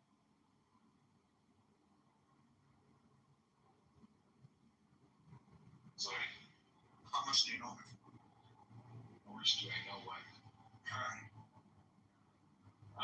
Not much. Only I saw the video and I was talking to her a little bit. Give it a month. What do you mean? Give it a month and you'll figure things out. I've known her for years. What do you mean give her a month? Like, I mean, hang out with her for a month, and then you'll figure. No, I don't wanna hang out with her. You're gonna block her. That's the thing. No, I'm not blocking anyone. Call me a prophet. You are gonna block her. Okay. But I'm not going to for her and talk to her for a month. I mean, if she comes to my room, whatever, she can do that. But it was a house room, not yeah, it was just a month. But almost in the room. yeah. Oh, dirty bastard. Yeah. That that's low key French accent, but I'll give you like 7 for the effort. Oh, it sounds the same to me. Can you say Idaat Ahronot? Can I say what? Idaat Ahronot. Idaat Ahronot. I actually like that. Oh, good. Thank you. I like the challenges that you give. Well, that's what I'm telling you. If you guys speak the way it's meant to be spoken, those around you won't feel like you are foreigners as much as they do. Aside from the fact that you're all blonde and shit, but like if you at least blonde, I'm not blonde. I'm telling you, man. Like if this is how. Are you telling me that I'm blonde? I don't know what you are. I'm just saying. It'll help those around you feel like you're from here. I'll tell you what. First of all, I think that Israeli, like Jewish people should learn Arabic, like more, because we study Arabic only as an optional subject between. We have to choose between French and Arabic in middle school, and that's a shame. I think that it has to be a mandatory subject. I don't feel so. I don't think so. I mean, why would you learn that? Useful if you want to do counterterrorism, or if you want to do like business. No, listen. 20% of the people here are Arabs. I mean, 1 out of 5. Like, think about that. This is a very useful language. We're Arabized. Okay, whatever. It doesn't matter if you're Arabized or not. You still speak Arabic. Matan, if you were president of Israel, Matan, what would your other 3 major priorities be? Because I mean, we could debate whether or not people should speak Arabic till midnight, but English, I think English is better. Like, what I'm telling you is not to pronounce Hebrew like an Arab, but like Hebrew. In the month, world moving in 2025. Than it does in German. But the way you guys speak it, you speak like a German. You can't even say Rosh. You say Rosh. Yeah, I told you back in like not too long ago, like 30 something years ago, people used to say Rosh, but it was a cultural shift. That's the rise of the Ashkenazi. Matan, Teka Arabi, Matan. No, actually the Ashkenazi, it's not the rise of the Ashkenazi. Actually, there are much less Ashkenazis in Israel than Islam. Matan, It reduces with time. Actually. Matan, can I interrupt you real quick? I want to tell Evital something. So, Evital, don't you find it amazing that El Normo is the least scientific person in the world? He just blindly accepts whatever big pharma and vaccines, and the industry tells him. Isn't that just the epitome of stupidity? What a schmuck. I gotta say. John, could it be because he's invested in these companies and you're the schmuck for not investing? No, I think Evital's right. My dad's actually the same way. My mom and everybody, they're all brainwashed. Rabbi, now you're thinking like a Jew. Motherfucker, I'm the Jews. What are you talking about? I'm talking about I'm a cheeseburger. Hey, Rico! Rabbi, I think you should teach a Jew how to be a Jew. I've been teaching Torah for like 4 years now. That's it. I mean, she's like you did for 20 years. Fucking teacher, he's sitting there talking about nothing for 4 years. This guy's never taught a thing. I heard him create 3 rooms once where he read a book and then he plays some weird New Zealand preacher or something. The guy's dumb as a bag of shit. If you wanna sound like a real Ashkenazi, you have to say Tori Ray. Tori Ray. Because I want to know why. I have mixed feelings about the Ashkenazis, but I like how they dress.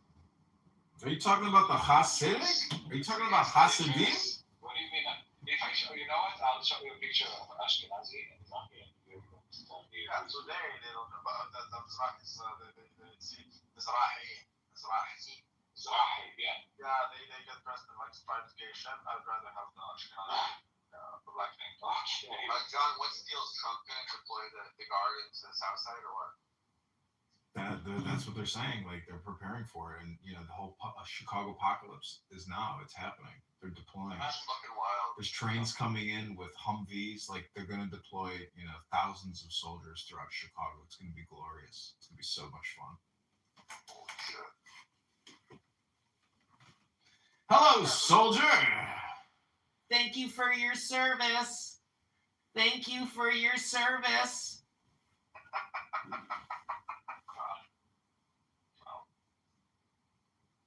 You know, you need to create like YouTube content for your campaign and like go just kind of troll like the National Guard and like the people on the South Side.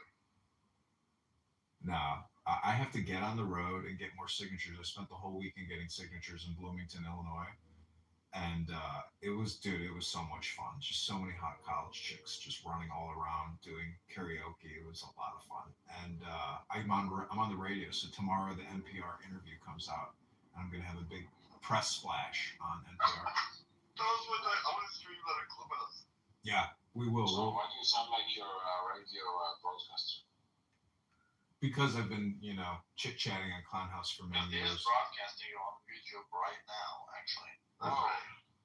Is it? Yeah, we're live on my YouTube. It's in my profile. You can click my profile if you want to do my YouTube. Not his channel, but he has a channel that no one checks except for him. Exactly. I'm exactly. In the Muff World Premiere 2025. It's not true though. My shorts are getting a lot of views. Look at the short section; those get a lot of views. But I still don't have many subscribers. What was that? The Leprechaun one. Do you still have it? The T Yeah, it's on there. Just type in T Rob's Leprechaun song or T Rob's Potato song. You'll find it. Potato snack. I was claiming that Rob's. he's an anti-Semitic N-word Tourette sufferer. He's basically got autism or Down syndrome. That's true. Yeah, he's got a mental health disorder. He's one of the dumbest people you can ever meet. I mean, how many times can you say the N-word? Like, how stupid are you? Like, what's the point? It's just stupid. Nagger.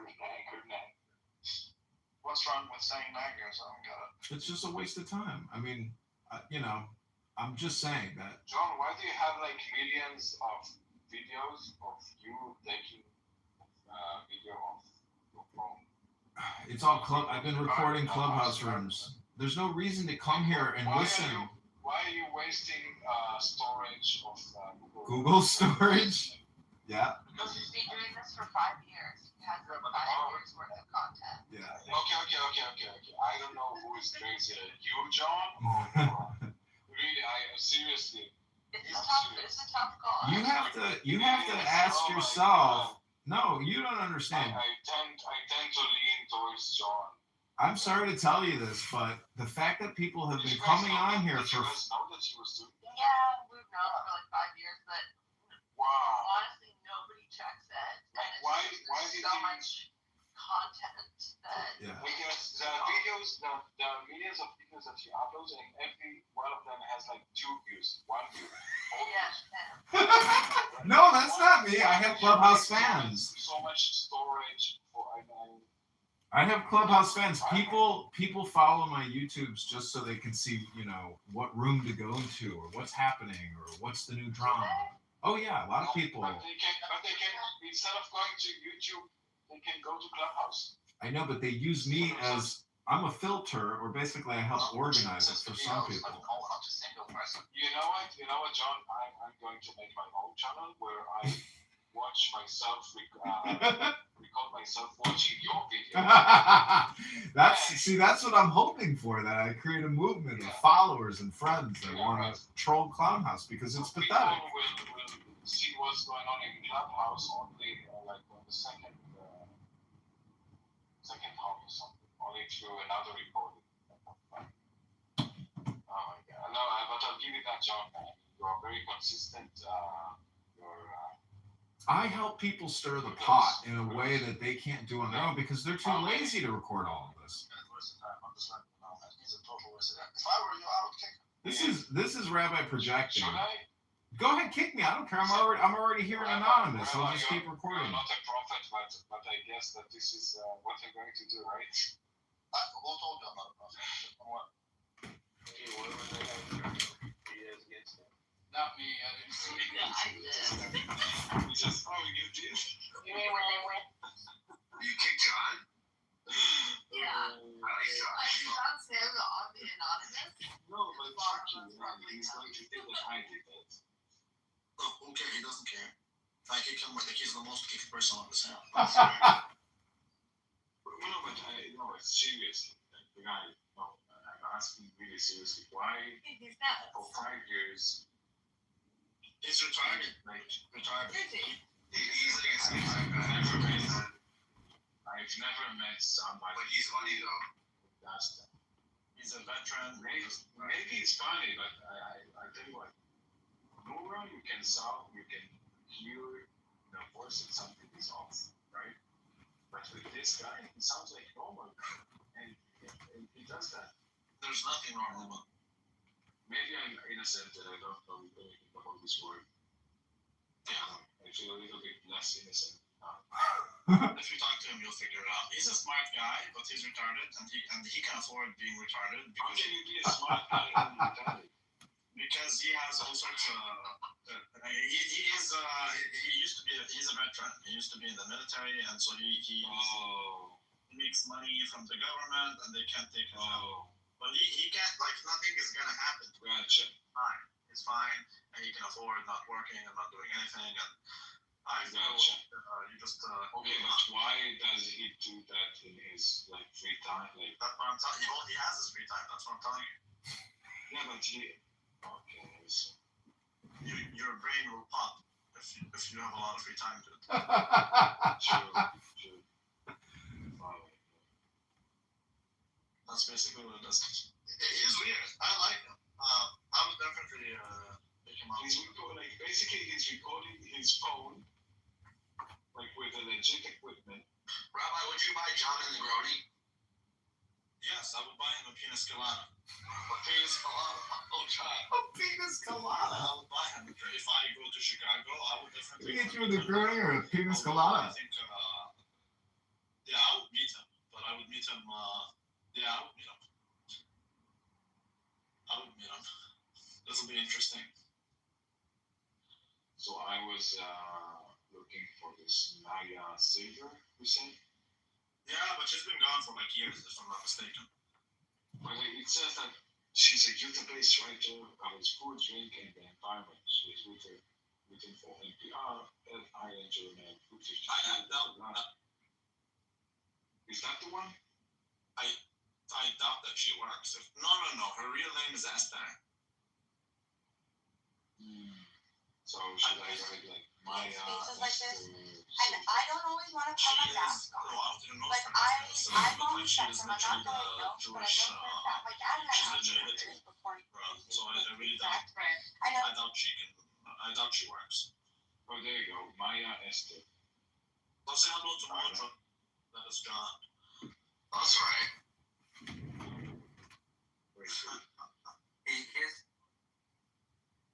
Yeah, I knew it wasn't you, Matan. I knew it was Yala who kicked me.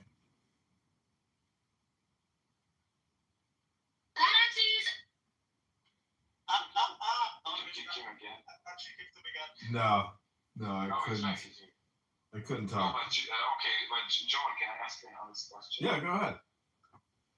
Why would you record your phone and put it on YouTube every day? Yeah. Well, Rabbi was pretty accurate in describing what I'm doing, but I'm a filmmaker, and this just happens to be the medium that I'm filming as an artist. That's not the film. It is a film. It's on YouTube. That's your. It's a video. That's called a film. It's a scam. Okay, but so yeah, Scam Movie Incorporated. Wait. So if I make a video of a black screen with white noise on YouTube, is that a film as well? Do you have that? Do you have Down syndrome? No. Okay. Well, I come here to film a cast of characters who every day stir the pot and waste all their time, like Rabbi here, who projects on me everything he says. Why? Okay, so the reason He wants to buy me a penis colada and a Negroni. The guy is a schmuck. He's lucky he's in Canada working in finance. He should be back in Jordan picking up fucking goat shit and squeezing goat milk out. That's where this fucking sand N-word belongs. Picking olives. I've been to Jordan. They don't even have parking spots. They just park in the middle of the fucking street. They're a bunch of N-words, and this is why this piece of shit loves to use the N-word all the time. John, but the question is why would you do that? Why am I recording everything on Clown House? Because there's no reason to come here and listen to it if I'm not recording it. Why would I waste my time here with a bunch of losers who waste all their time? Plus, I get the... Matan, it's how I play the game. It's how I play King of Clown House. It's called King of Clubhouse. You record everybody and you cause chaos for everybody by recording them. And there's nothing they can do about it. That's not fun. Only you're the player. Well, see, No, we're playing. We're just unwilling participants of the game. Listen, they created Anonymous just for me because I caused them such a problem because so many people kept reporting me saying this guy, John Kitover, is recording us and we don't consent. So Clubhouse said, you know what? Fine, we'll create Anonymous for you. And that's what they did for me. Yeah, that fucking innocent. They took the liability off of themselves. That's why they did Anonymous. They said it's a feature. Is that a fun game for you? I'm having fun. Life is good. Yeah, I'm happy doing this. Okay. As long as perfect. That's Is this helping your campaign? Again, he is recording you and he uses it against you in the future. It's called capital surveillance. It's the future economy. We're going into hyperinflation. This will be the only thing that'll be worth anything. That's right. I doxed him because he comes on here and he makes death threats. Because he comes on here and makes death threats, and he basically slandered me for 3 days straight. So you know what? I fought back, and I reported him to the authorities, to his employer. Just because there's not a valor doesn't mean that you have to dox people. Habibi, let me tell you this. You should be back in Jordan making a shawarma for some fucking Palestinian, you piece of shit. You're lucky you're even here talking to me in English. You're lucky you even speak English.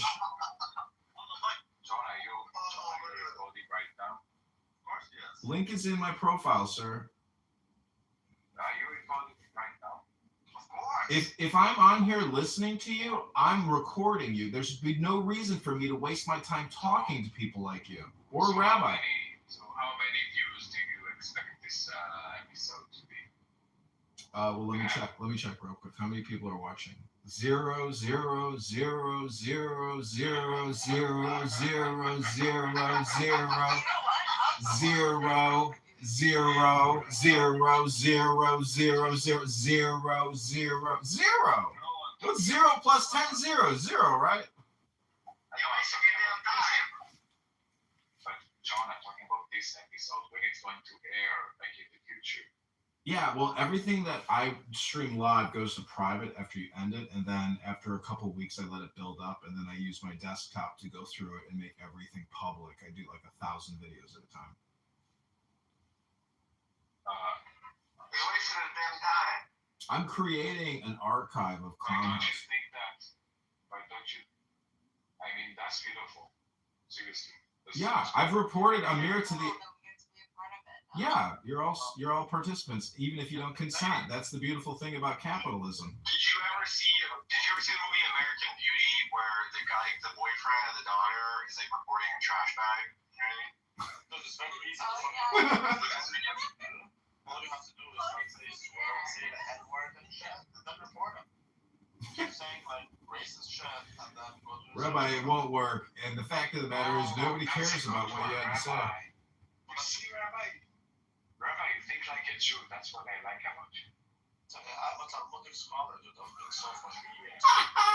Yeah.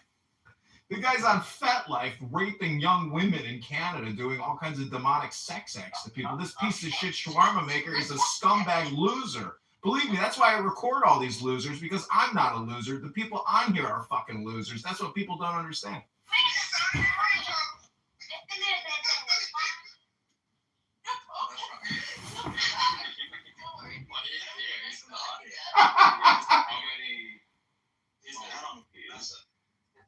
Wait, is he the anonymous with the Israeli flag? Yeah, that's him. That's right. But he is right. I do have. You kicked him again? I don't think. I did this time. Wait, so he's paying? Okay. No, he's the one with the sunglasses. Hey, John. Hey, John. I wish you could keep you. This is crazy. Come on. yourself. I'm in shock. I'm speechless. I don't know. I mean, listen, I knew that like American people are crazy, but I didn't know like how much. That's what all you have to do is just keep dropping hand bombs and say shit, and then you can go report his YouTube. Yeah, that's a good idea.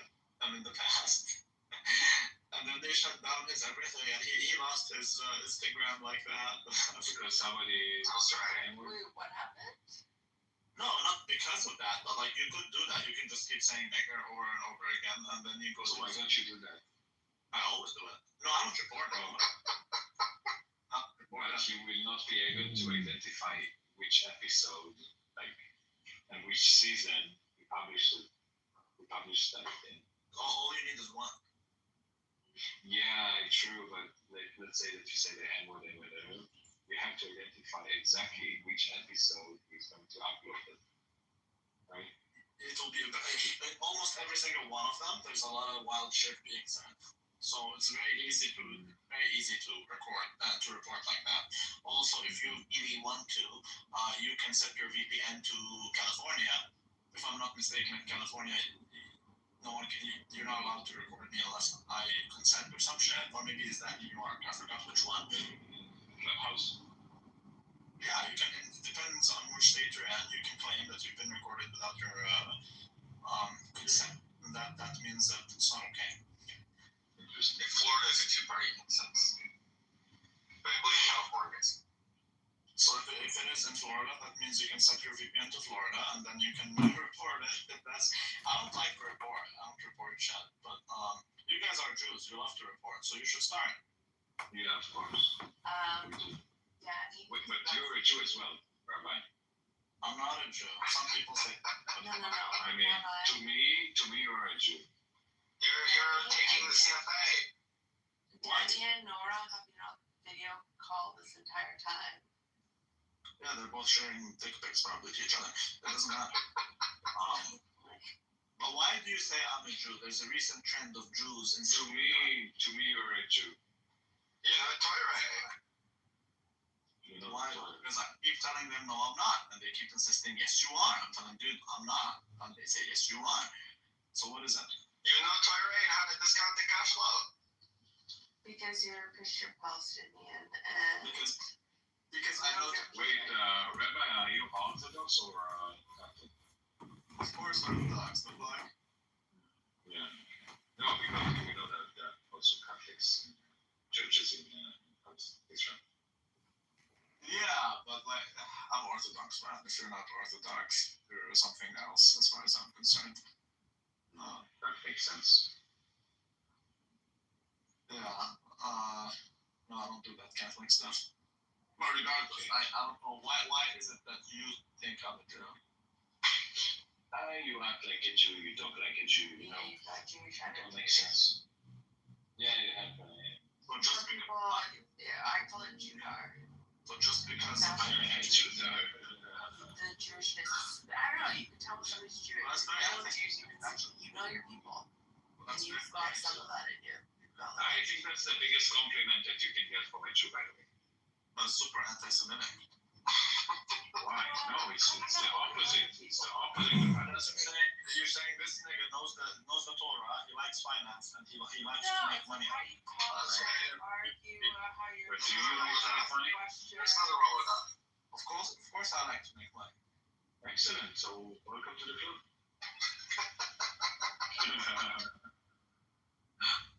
Yeah, but that's not even a Jewish thing. That's a Middle Eastern thing. We all like gold. We all like money. No, but no, give it to the Jews. I mean, that's like a human thing. It is a human thing. I don't know what. The appointment of the officers and the authority of training a militia according to the discipline prescribed by Congress to execute exercise exclusive legislation in all cases whatsoever over such district not exceeding 10 miles square is made by session of particular states and the acceptance of Congress become the seat of the government of the United States. To exercise like authority over all places.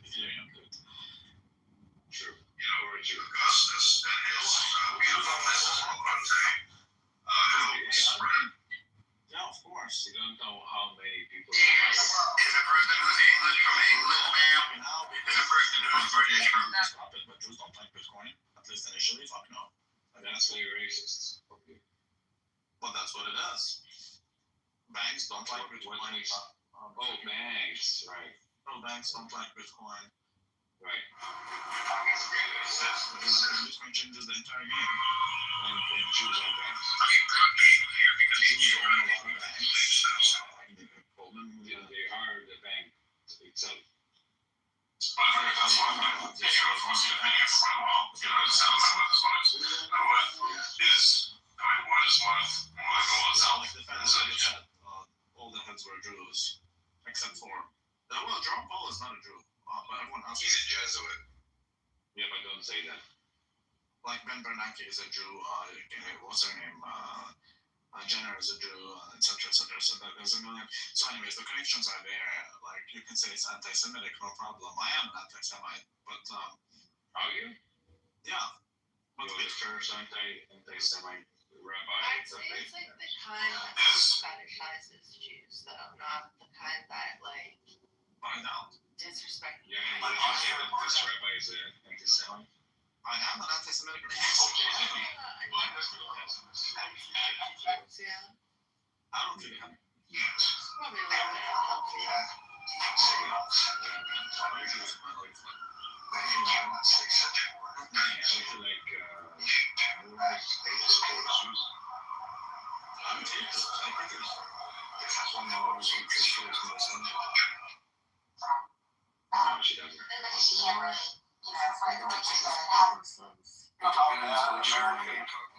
You do not know how bad American culture has fallen until you listen to Clubhouse Rooms. What do you like? Wonder if perhaps, Down syndrome I'm not sure a big fan of is pervasive in society, more pervasive than all of it. What does the Torah say about it? I am objectively anti-Semitic, I think. What does the Torah say about what? About hating people. I don't care about the Torah, I care about the Talmud. Oh. Okay, but the Talmud is religious jurisprudence. I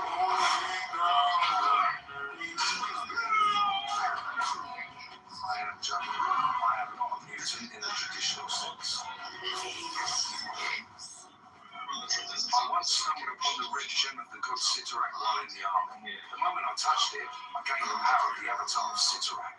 That is how I began the juggling. My main ability is a limitless strength and near invincible defense. Once I charge in a direction, even the whole would struggle to block me head on. But my defense against psychic attacks is weak. That is why I wear a massive helmet. This helmet can effectively block some psychic intrusions. Of course, I also have a fatal weakness. I may have immense power in my body. My intelligence does not match it. At first, mutants became the most embarrassing thing in that is really okay, Rabbi, what's the most embarrassing thing in the Islam? Like the hadith or whatever? Yeah, because there's some crazy hadiths out there, right? Yeah, there are. I would say, like, adult breastfeeding, licking each other's fingers after you finish eating. What the fuck, really? Yeah, instead of washing your hands. That's new. I've never heard about that. Yeah, that's a thing. There's also, so instead of washing my hands after somebody would lick my hands. Yes. Okay, perfect. What else? Yes, everyone would be looking at you. There's things like fucking dead people to give them rest. Oh my god, what the fuck? No, don't say that. Yeah, necrophilia, yeah. Drinking stuff. That is an interesting story. There's a lot of things there. Yeah. What about Christianity? None of that. We don't have things like that. I gotta find it. Find it. I would love to see it. I don't know. We have that no hand. So just like we have Talmud and they have like Hadith and stuff, like we have the church fathers, but they don't say very nothing about these things. Yeah, they do not write it down, but they say or do. ChatGPT says that doesn't say anything about licking others' fingers. Oops, Rabbi. So are you talking about? Do you have the paid version? I can find it if you really need me to. I can find it. Do you have the paid version, Josh? Sunnah ibn Majah, Hadith 2032. When one of you eats, he should not wipe his hand until he has licked it or had it licked. There's always context, right? I guess. Scholars explain. There's always context. Scholars explain that this refers to licking your own fingers. Or sometimes allowing a servant or close family to do so in that era's cultural context. Oh, that's even worse. That's even worse. That's a thing. That is a thing. That's right. I've never seen Muslims licking each other's fingers, though. That means they're not good Muslims. But hadith it just means word of mouth, right? Like. No, but that's Sahih. This is Bukhari. As Muslim. Can you explain to us? Sahih Bukhari is Sahih, which means correct. The narrations are ranked. There's Da'if, there's Sahih, there's other ranks also, but like Sahih is Sahih. That means it is true. And you have two Sahih Muslim and Sahih Bukhari. These are two Sahihs and they're both saying the same story. Like, Sunnis cannot reject that. Shiites have a different narration. But Sunnis can't make this. Are there any so Sahih Bukhari and the other Sahih, but are both Sunni? Yeah. Okay, so everything that's embarrassing, they don't.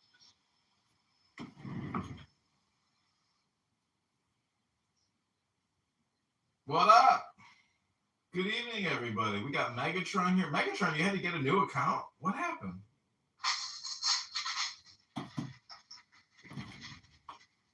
Rob, what's good? Are you running for mayor or something? No, Congress. Federal Congress. Walaikum assalam. Am I okay? Habibti. Sorry, I'm in a clubhouse room. Afwan Habibti. No, I've had a hard day. How are you?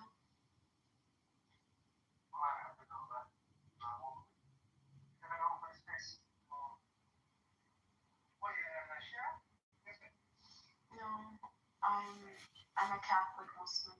Catholic Muslim?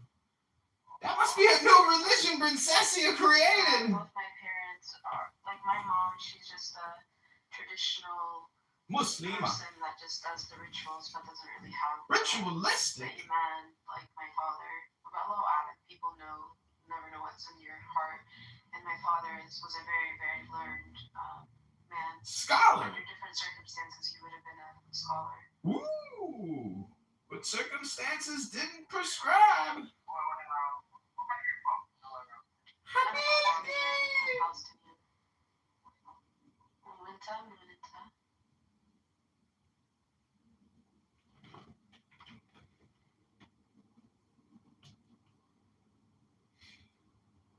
What is that?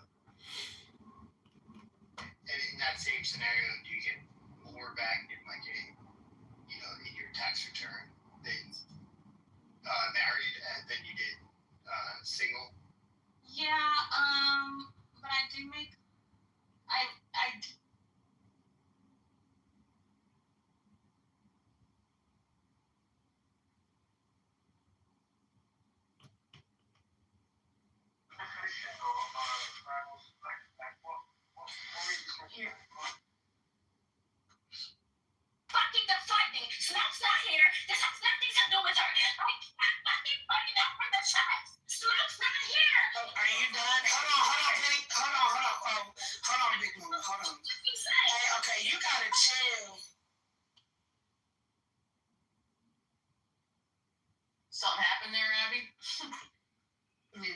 It's really a lot of fun. Oh, it's fucking awesome. I love that kind of stuff. You can buy unlimited for an hour there. To be seen, it's not just about it's about being known. You know, being around people who make you feel seen and make you feel known. That's a very vain way of looking at things. You don't even know what he's talking about. You just came in here to know he's troll. I didn't know he's troll. I'm giving my opinion about his opinion. You don't even know what he's talking about. Why you giving reporters to fucking Nathan at this point?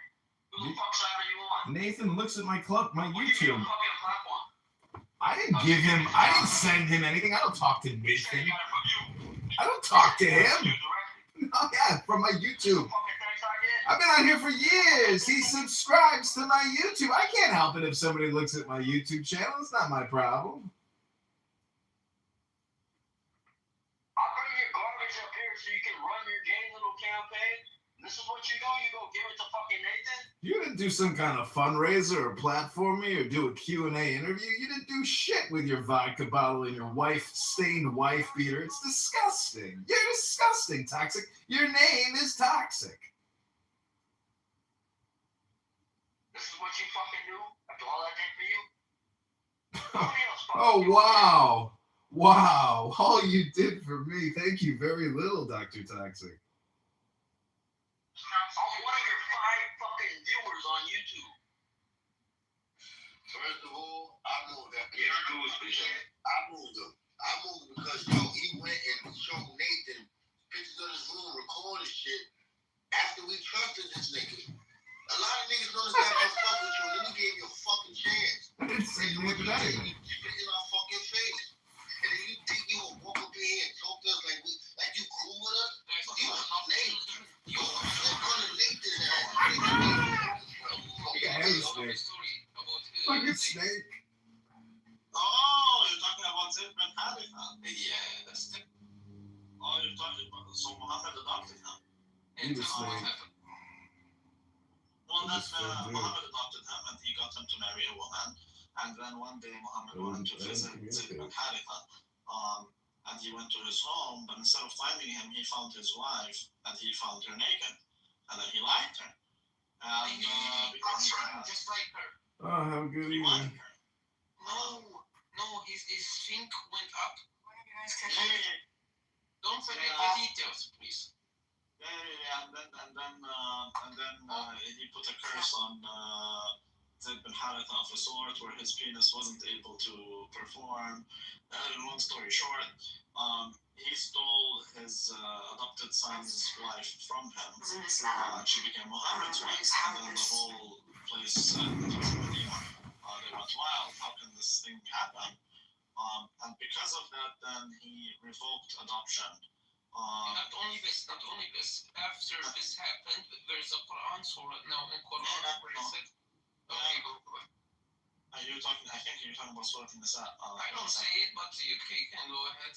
Where it says, so it will not be a shame on you from the other prophets. We did give you the wife of your adopted son Yazid. So you will not be... The way they justify it. The way they justify it is that we took the church. Oh, this stupid shit. He came back as I forgot about that stupid shit. He can't record with it. He can't, because he can't use the function of the mic on the channel. No, he could, what are you talking about? Of course he can record. Yeah, he records sneakily, like not from the app though. Not from his account. Well, Chris, just be aware of everything that you're I wasn't even saying nothing at all about it, to be honest. Yeah, we'll just change the top. Yeah, that's cool. Fucking weirdo, what are you doing? What are you talking about?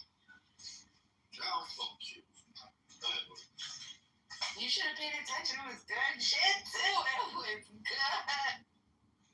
I was like, how do I go put the kids to sleep? I was going to finish my paperwork so I can leave on time. I never finish on time. I always do my shit early.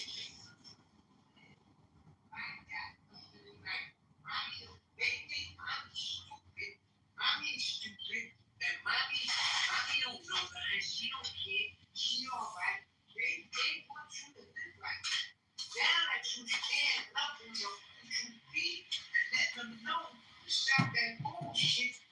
They like, oh shit. Now they like, oh man. Now they gonna blame it on me. What I mean by blame it on me, oh, I need this is rich. I need doing this. She wasn't doing that, but she wasn't messing with me.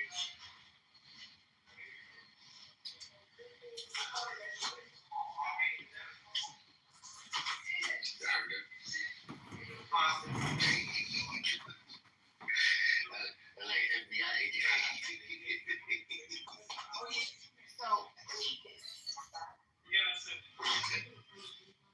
Oh no, man. No. Fuck you, man.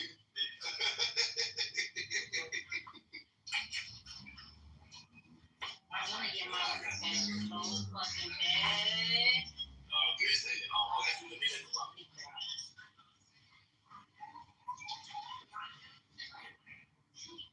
I'm telling you right now, if concrete or beer come in this space, they're getting removed from the room. Concrete or beer? Can I at least punch the lens?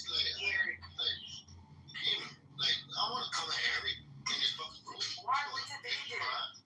They were modded because concrete was modded? No. Eric was modded because of concrete.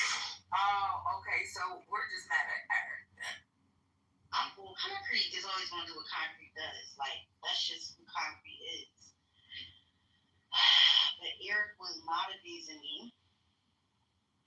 And so, but they in my back channels. So it's like, make it make sense. But he didn't really saw how his body, he immediately left because he knew I was going to kick his ass. I warned him about that. I warned him about his mom abusing. I did.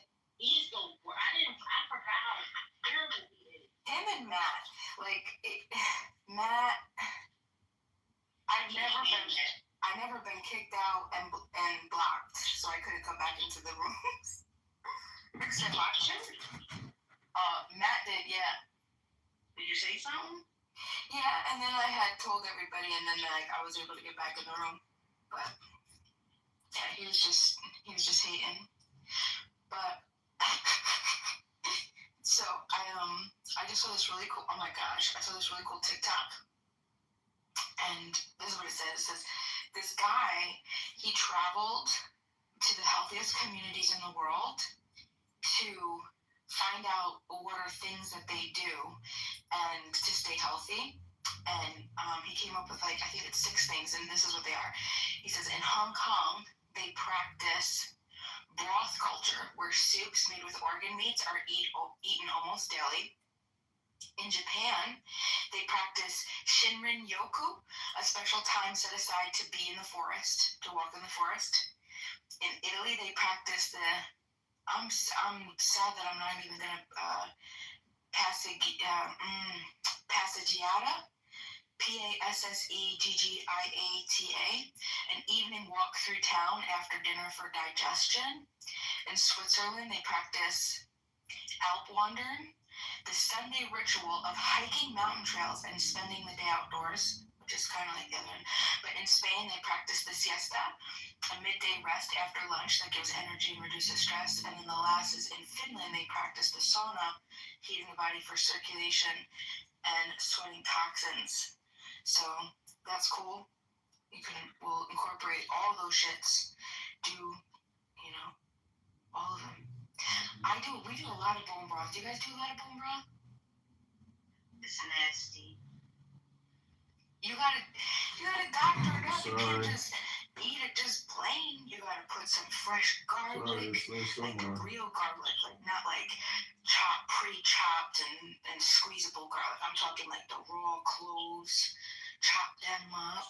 Get some turmeric. Get some curry. Get some onions. I did all that and it still tastes nasty. Really? I'm running for Congress. I do beef broth.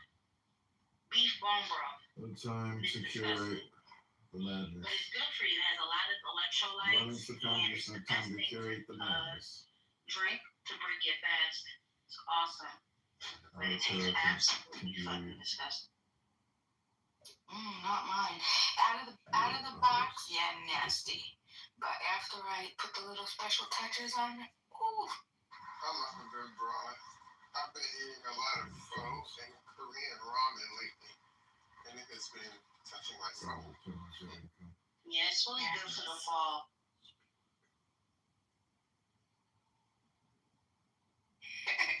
I'll never forget. So when I was living in Texas, we had my love and I, we like love to go to this pho spot. It was like our very first date was a pho spot, right? We didn't know like what time they closed because they would always be like closed and open at random hours, and we kept thinking like, oh, maybe they're just supposed to be closed.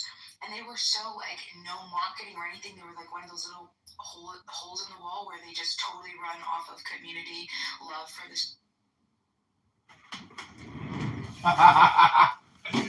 End of the room. Look at Pussy. Hey, Toxic, there he is. Fucking piece of shit.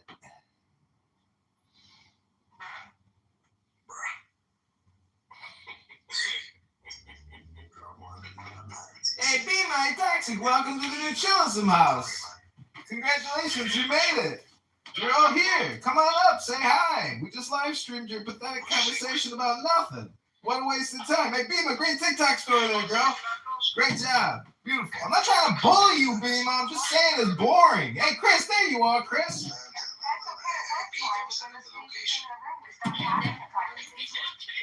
That's not a me problem. That's a you problem. I'm anonymous here. I'm working. I'm making films. I'm a filmmaker, Beema. The gems were made for years that said that were honorable enough to hear them. And yours were not one of them. I'm sorry. Beema, I gotta get back to work. Is there something you need to say? Anything else? Oh, no. Look at all these chillism. Here you are, everybody here. Everybody's in the house. Welcome to Chillism Brain Rot Clowns. That's you I'm talking about. That's right. We're all gonna die. We only have so much time left. I'm trying to help you. Meanwhile, you're trying to punch me in the nose. I've been punched in the nose before, but on Clown House, you can't get my nostril. All you can do is talk your shit in the chat unless you want to come up and be a man. You're so smart. You want to have a good time. I know you do. I find it funny that they're so obsessed with my heritage and my background and all this other stuff. Brad's last name is as German as you're going to get. But for 5 years, he's telling people he's Irish. It's amazing to me. Like, I'm not going to dox him, tell him his last name. I'll let Edmund do that. John Kitover do that. But that dude is as Irish as I am. What's that, Hakima? Hey, Chris. Hi, Monica. Black King, the one and truth only and last black. What up? Listen, this is what I'm going to do, Hakima. I'm listening to JB's room. It's called Come On In, Captain, Let's Debate. I'm gonna sell some money tonight so she can take you guys. I think he's talking about Pepe. Because you guys should have met her a long time ago.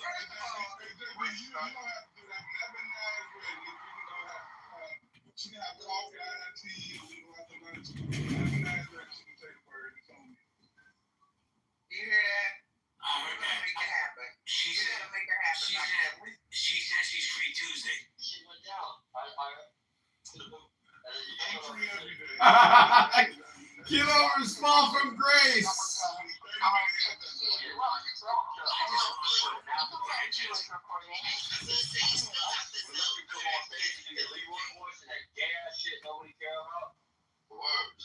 We were on your team, John, and you fucked up with us. You giving that shit to Nathan? You don't have any evidence. I never talked to Nathan. I don't spend any time thinking about him, talking to him, communicating with him. How many times I brought you with John? How many times I brought you up in the group? Well, you're making false accusations. I don't appreciate it. I got the screenshot of you giving him the message, nigga. Fuck you mean? No, you ain't got no screenshot posted, dog. You full of shit. So if I post it in my PPR, you gonna suck my dick, faggot? Why would I want to suck your tiny little micro dick, you fucking Schwartz piece of shit? You a lying ass nigga. No, you a lying ass N-word. You a snake. That's what you are. You accusing me of being a snake? That means you a snake. You a dirty dog.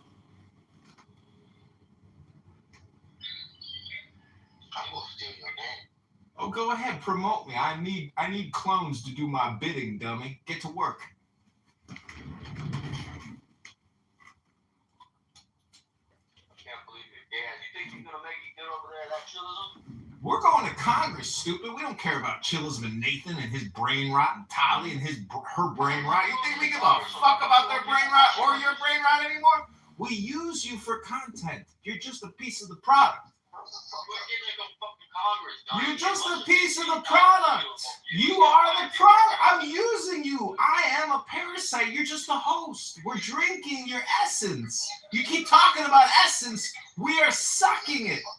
We are sucking your essence into YouTube at this very moment. You're all being platformed. We're using you. You're meaningless. You're slaves. You're just drones. Worker bees. Get to work.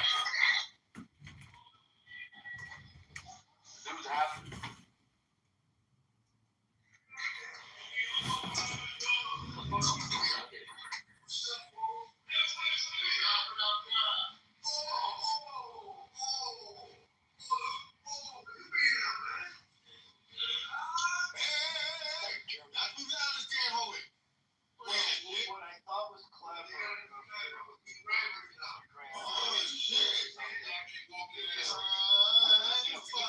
Really clever. You keep buying the same thing, man. It's good for the soul. So experience, if you will, and they are presenting evidence in the back screen. Like they go after her, they interrogated her with evidence, and then they present her a to substantiate everything. And it was like, I know nothing about the law, but I would follow it, and it was fascinating to me. So she really did catch herself really criminal. It's ethics on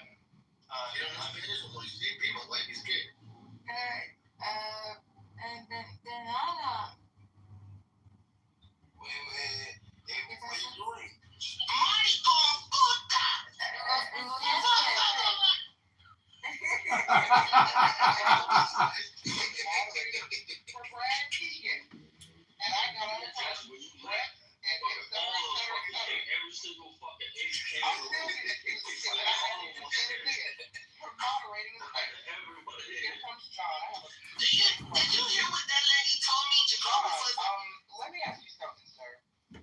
Where's the infamous audio of Pepe doxing Roger? Because it seems to be the center of all of this back and forth for weeks. It was mentioned again earlier in Pepe's room. Well, what's up, BB? Nobody can find the gosh darn audio, and we need the specific time codes to put this shit to bed, and everyone seems to think you have the receipts. Where's the receipts, sir? Yeah, you're right. I do have the receipts, but I'm not going to go digging through the box to do your work for you. I hate to break the bad news to you, but I record Clown House. It's all the John Kitover Incorporated. I'm running for Congress. I'm a little too busy right now to worry about pot stirring and personal beefs. That might be a you problem, not a me problem. That's why I record everything. I let it go.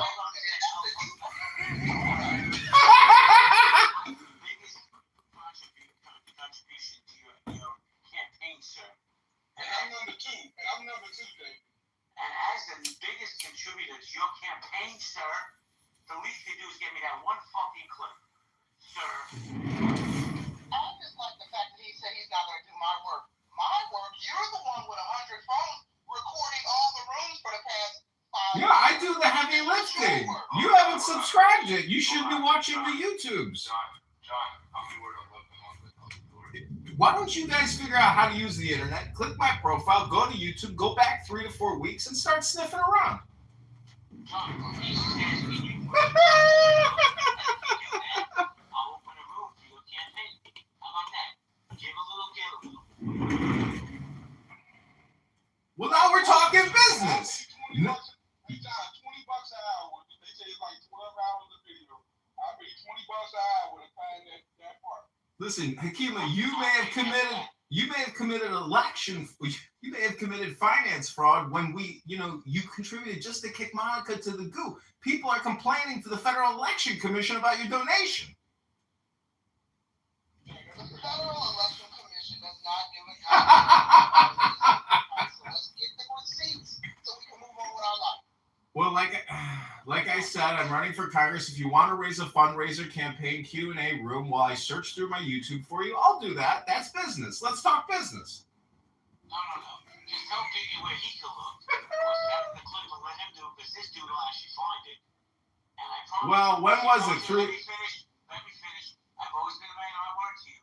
Yeah, my word, I will open up a campaign room for you. Okay. Well, I mean, if you really want me to look, I'll start looking. But I have, there's so many videos. That's the problem. There's just too many videos to go through at this point. But it is 3 weeks ago, I believe. So the timestamp, it's, I think, 3 weeks at this point. Didn't you send me something with 12 hours? Yeah, there's a lot of videos like that where I just let the live stream go for the whole day. That's the hard part about finding this audio. The thing is, everybody who was in that room heard what Pepe did, including Roger.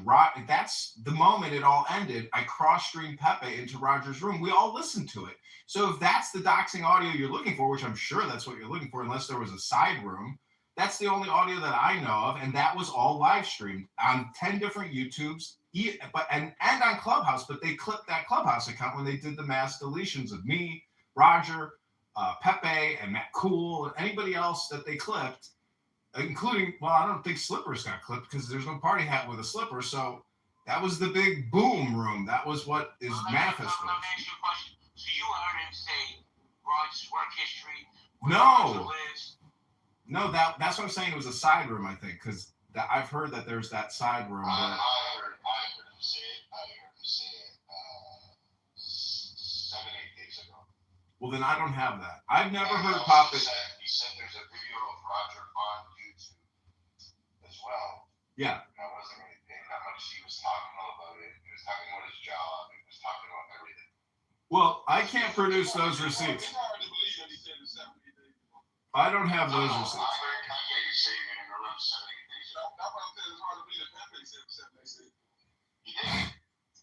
Yeah, that could have been another one.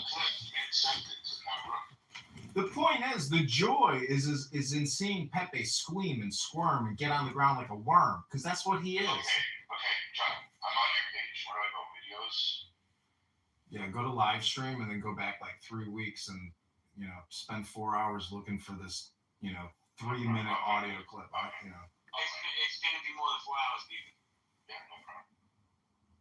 John, this is the hottest clip on Clubhouse, the most in-demand clip.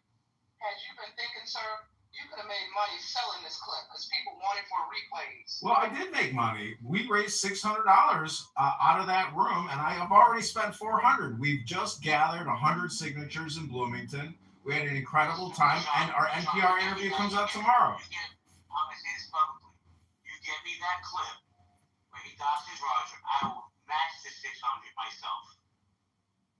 Well, I don't have a clip of him talking about his work employment history, his employer, other than the room that was live streamed that Roger himself heard, because I asked Roger, I said, Roger, do you want me to, there's a room with Pepe, do you want to hear it? He said, yeah, let's play it.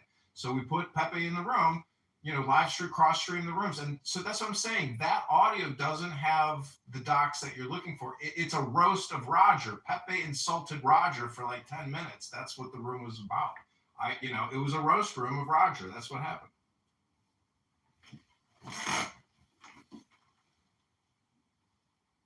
Dr. Love here probably keeps up with my YouTube videos. See, I have people on here that use me as a way to, observe Clubhouse. You got pictures of me in my underpants in your cell phone. You're my #1 fan, Jazzy. Post my PTR, me in my underpants doing yoga. I'm silent and that you and your 55 phones that you're constantly recording on, being recorded on right now, are in your house flailing, right? I don't care. That's the question. Would you tell me fine? You don't have to silence or anything. The weird part is he thinks he's doing something profound for society to let people listen to a bunch of people on Clubhouse just spew nonsense. I just love how I'm the center of attention. Isn't that great being the center of attention? Isn't it great recording all these people talk about nothing, wasting all their time? Too much time on your hands. You need a job. That's called projection. Get a family, create some kids, do something. Who are you, Tony? Are you Tony Montana? Who are you, Tony Montana, talking to your nurse or something? Go to the gym and read a book, you big complainer. You're a bad case for a 40-something-year-old. Go to the gym and read a book, you big complainer. Well, John, it moves down. I don't want you to get selfish. That's not good. You want to come back up with respect. I understand you're a little batshit crazy, but we're not doing that with Jazzy. Yeah, and I just think this too. Like, why even talk to me when I come in the room? Right? Then what the hell? Don't talk to me.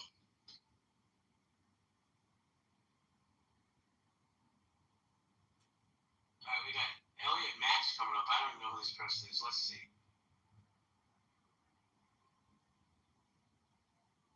Elliot, you have your hand raised. I'm trying to bring you up.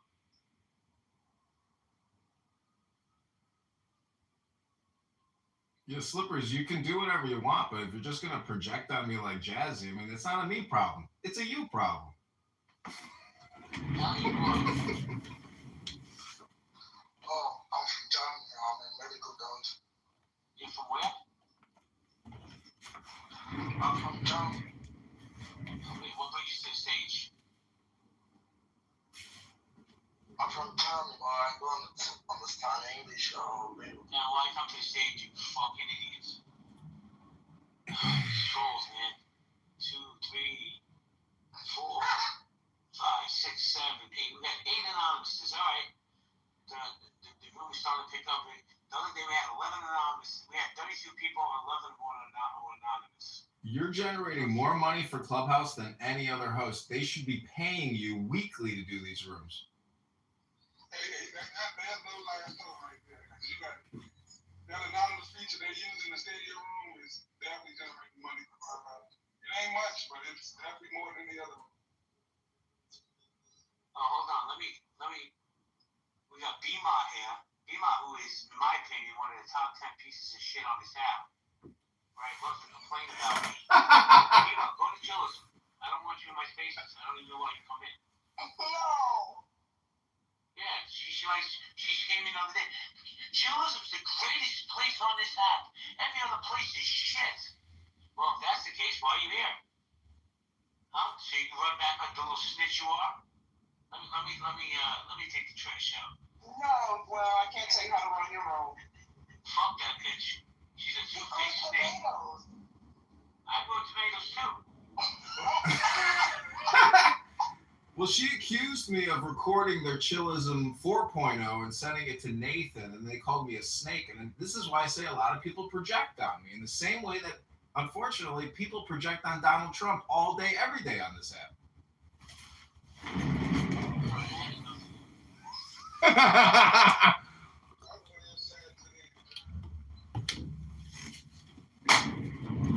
John, please do me a favor, John. Seriously, I'm asking you respectfully. And I don't want to bring you out there something on. But you playing the victim card will never fly in my space.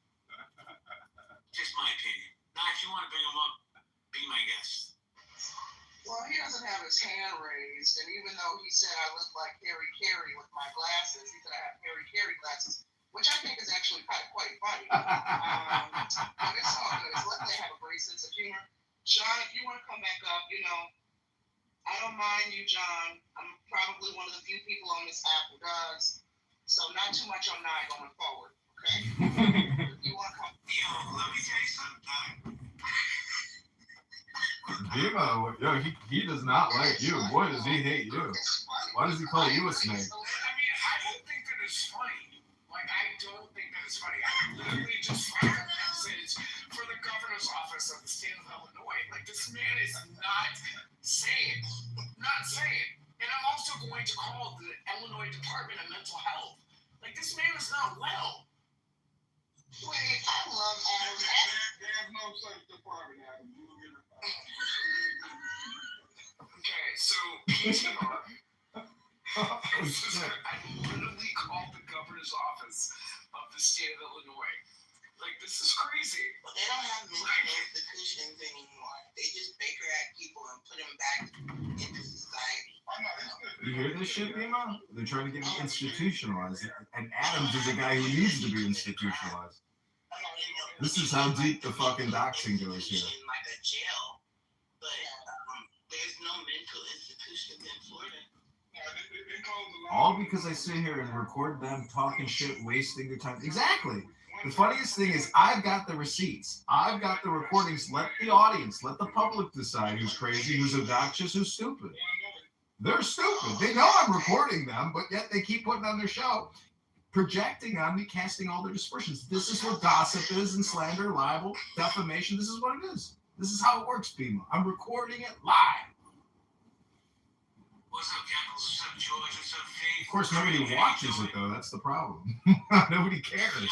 Because they know it's a waste of time. Mahmoud. Hey, guys, if you want to come up, you're more than welcome to. We're really not talking about anything that you're going to be taking later on, trust me. Marshall Rankin, how you doing? Good. Marshall, why ain't found out? What are you doing? Why ain't found out? So, JB, can you look at my PTR?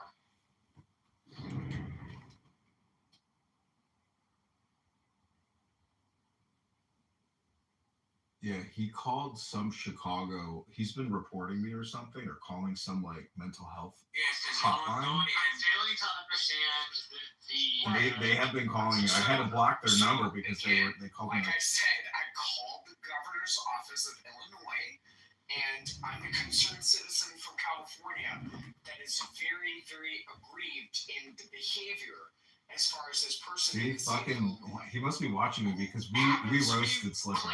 We roasted her. So, I mean, people need to stop this shit. Fuck around and find out. Stop harassing me. Stop harassing me! What the fuck? Oh, I left a message. Yeah, I was gonna say, the more applicable route for that is like the county he's in, or like what he's doing. If we can get him in trouble for like not doing the shit he's supposed to be doing, then it can be run out of Everybody's drunk in this room. The problem is, this person is going to continue to do what they want to do until I fail. That's the whole thing. They want to be somebody that's looked to that, hey, we're going to make some decisions, and that person wants to have a choice in those decisions, despite the fact that they're not very qualified for said choice. Well, let me jump in. Again, more projection, Bima. You see how projection works? Do you realize that we have legitimately probably the two nicest people ever on this app on our stage right now? With Marshall Rankin and Holly Dolly. These are like the two nicest people you ever see on this app. Shout out to Marshall ain't very nice. You hear the shit he talks about me? He's a fucking piece of shit is what he is. Marshall's got a very good soul. You know, No, he doesn't have a good soul. He's an alcoholic meth head and a washout. At least that's how he presents on the app. Oh, he's even better in real life now because I had a family issue down in Texas. And I called Marshall, and Marshall got on that shit with the quickness, and he helped get somebody out of ice that shouldn't have been there. What? So the person you hear on the app is 100% better off the app, I promise you. Always glad I was able to help, JB. You can't make this shit up, Bima. That's why I record it. Because it is so stupid. It's like people on a TV show who don't want to be on a TV show, but they act like they're on a TV show. And still, we still can't get Pepe in the room. This is crazy. He's not coming. But listen, let's see if we can break the record. Okay, I'm going to restart some of these lives. In our state. Rejoin the live. One step with 11. Let's do a nice, even 12. A nice.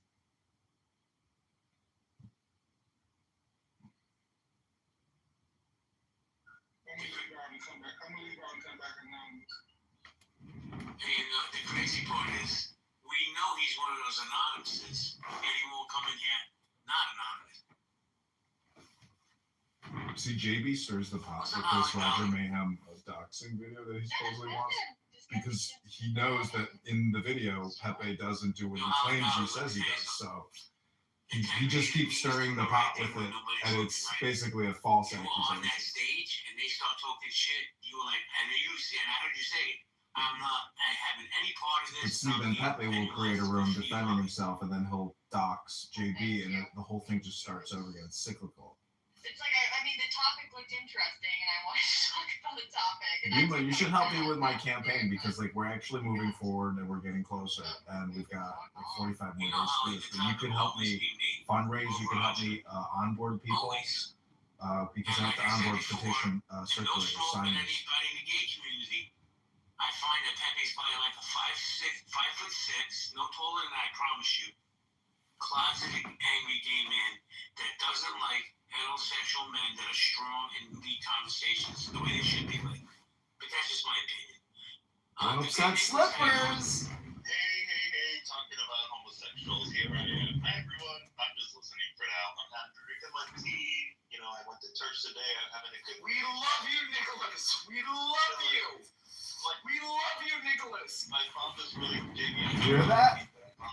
He loves you. He loves you. Service today, and I'm just in a good vibe. Was it No, it's just open. It's just a Christian church. They don't have a specific. It's a non-denominational. Yeah. Wait, was it singing? Yeah, there was some singing, but the message of so it was a pastor's wife who was up there speaking today, and her message was just about like faith and putting your life in the hands of God and just like not trying to control life and every aspect of life. And I just found it to be very impactful and powerful. But I know this is not a religious room. I'm calling bullshit. Don't let your life go away. Don't put it in the hands of nobody. You better take control of it. But God has a plan for you, Akima. You just gotta trust. No. I believe in God, but He don't have to.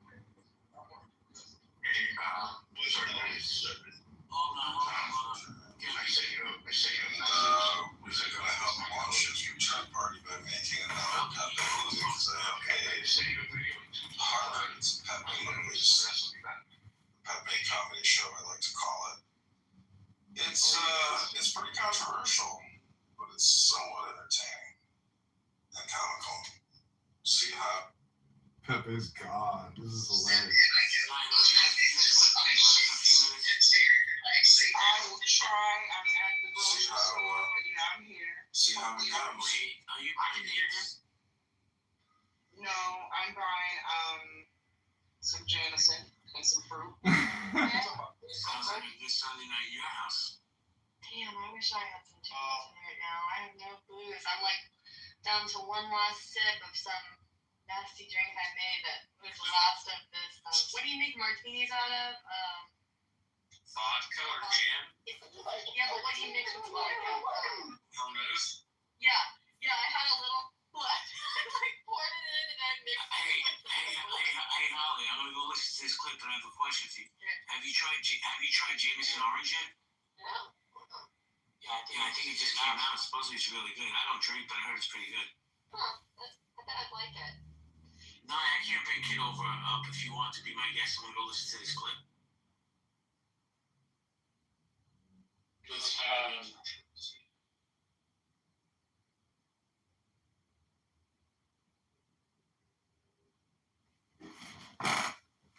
be honest, it's weird to me on the phone health. I'm always sipping on something when I'm here. Like to me, it's like it just goes well together. I don't drink heavily, but like I'm a sipper. Like I could sip on one drink for many, many hours. But now that it's coming to the end of this drink, I'm kind of like. Oh, I'm a drinker. You stick a drink in front of me, I can drink that thing in about 30 seconds, no matter what the drink is. Are you an alcoholic, Marshall? Am I an alcoholic? No. Can I drink that quickly? Yes. I feel like guys, most guys. I don't know if that's healthy. Like, alcohol in itself is not healthy, but like drinking that alcohol that fast, I don't know if that can be. That's why I don't do it very much, Nick. Oh, yeah, that's good. A lot of like I have a driver's license with black eye because I fucking on a young Republican thing, fell off the scooter, got a black eye, lost my lungs, a whole bunch of shit. And so I decided, well, let's not drink that much anymore. and so I haven't since. But Yeah, Sarah told us all about that. How embarrassing. God, that must have been embarrassing. Isn't that embarrassing? A young Republican crashing, being intoxicated? wait, you think it's embarrassing for young Republicans, right? You must not have paid any attention to the young Republicans in your state. That was Like, we know the party on fucking drinking club. And they've been drinking club for 50 years. They get people involved and that pass them off to campaigns, but like the whole thing is being in a fucking drinking club. That's what it is. Hey, just look at Matt Gaetz. Hell yeah. Matt Gaetz. We know how to party over here. But no, Marshall, I mean, a lot of guys are binge drinkers. They drink so fast. I noticed that. Marshall left. I think he went to go grab a drink. I'm still speaking. Do not interrupt me. What's your favorite cocktail, Holly? Holly, you just sounded like me when people talk over you. Say, what the fuck? She appreciated it, Holly. What's your favorite cocktail, Holly?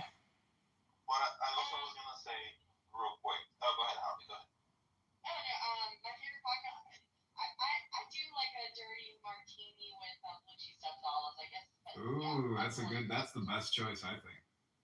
So there is science to validate what you're like eating slowly. So apparently it takes a little bit for your gut to tell your brain that it's full. So eating slower actually gives the body more time to process the food, and therefore you can feel full with less food, and you don't overeat as much. So there is actually like eating and drinking a lot slower is actually good for you. I'd like to talk about the title of the room. John, let me ask you a question, John. You have a room going right now called In the Muff? Yeah, I've got a room called Chillism Brain Rot Clowns, because I was making fun of the Chillism 4.0 people. No, do you have a room called In the Muff? I have a house called In the Muff. I don't have a room called In the Muff. But you're running that room right now, I'm asking. Yeah, the name of the room is Chillism Brain Rot Clowns. And Bima, because Bima's in there. I see what you're saying. Okay. I threw her out of here. She's not welcome in my space. She's a lunatic. She's got to go to the subspecies space where I record, cretins on this app. But I want to talk about the room title, Your Ship is Sinking.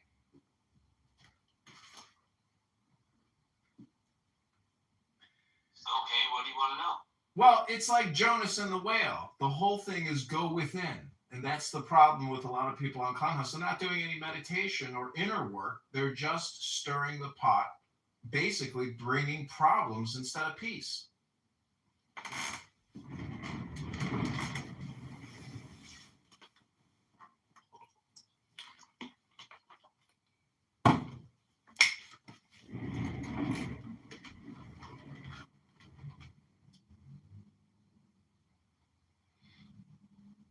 But I would just ask the moderators for 60 seconds every time to read a poem, and I can bring the peace.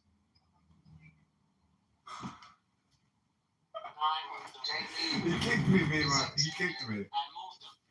Oh. They can't take somebody reading poetry. Meanwhile, they want to waste all their time. You know what happens with him? Sometimes I can tolerate his poems when they are actually 60 seconds, but then he'll go on one of his poem tirades. They'll be like 6 minutes long, and yeah, I haven't eaten, I'm hangry, so John, respectfully, no poems tonight.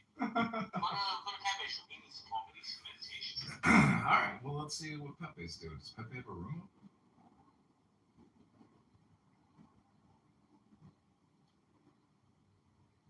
All right, I think this room has run its course. It's over.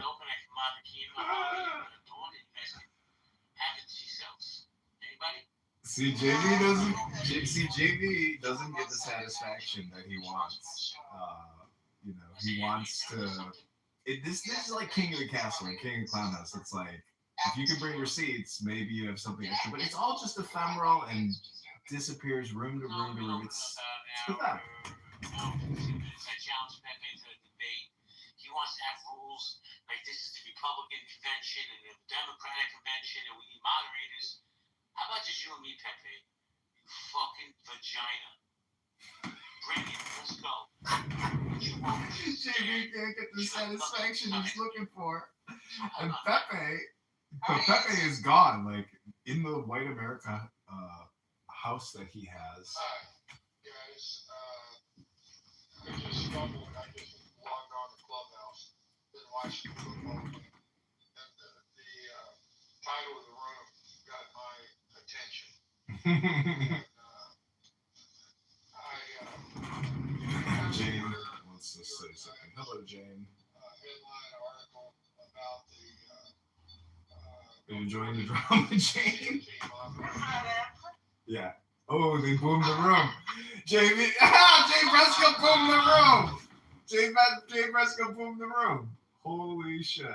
He didn't want to listen to fucking Hansen talk about the fucking North Korean Special Forces incursion. You're retired in the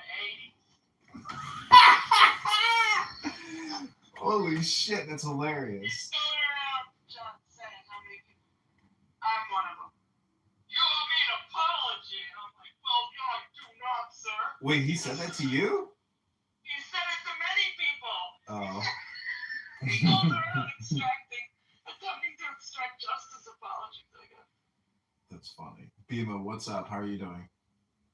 I'm doing fine. You know, it's fascinating to me. So, the whole JB Bima situation just evolved out of that one day that we were on stage. You know, El Normo comes into the room, says that there's sex trafficking conversations going on in Amir's room, and then JB came onto the stage and you had made the comment, you said, speaking of sex trafficking, and then I, after you say that, I'm just like, because JB started to like freak out. I hope you have this room recorded. And then I had said, because he was getting French, he was going after you, he was saying blah, blah, blah, blah, blah. And I was like, hold on. Don't just go, don't think that it's only Kitover. This has been circulating for a while now. I got your article, like everybody, a lot of people got. After that day, he has gone on just like this crazy, like, I don't know, he just, you hear him, I'm crazy, I'm a lunatic, I'm the top 10 pieces of shit, right? Mind you, I've never said anything insulting to him directly. I've never said anything bad about him to his face, ever.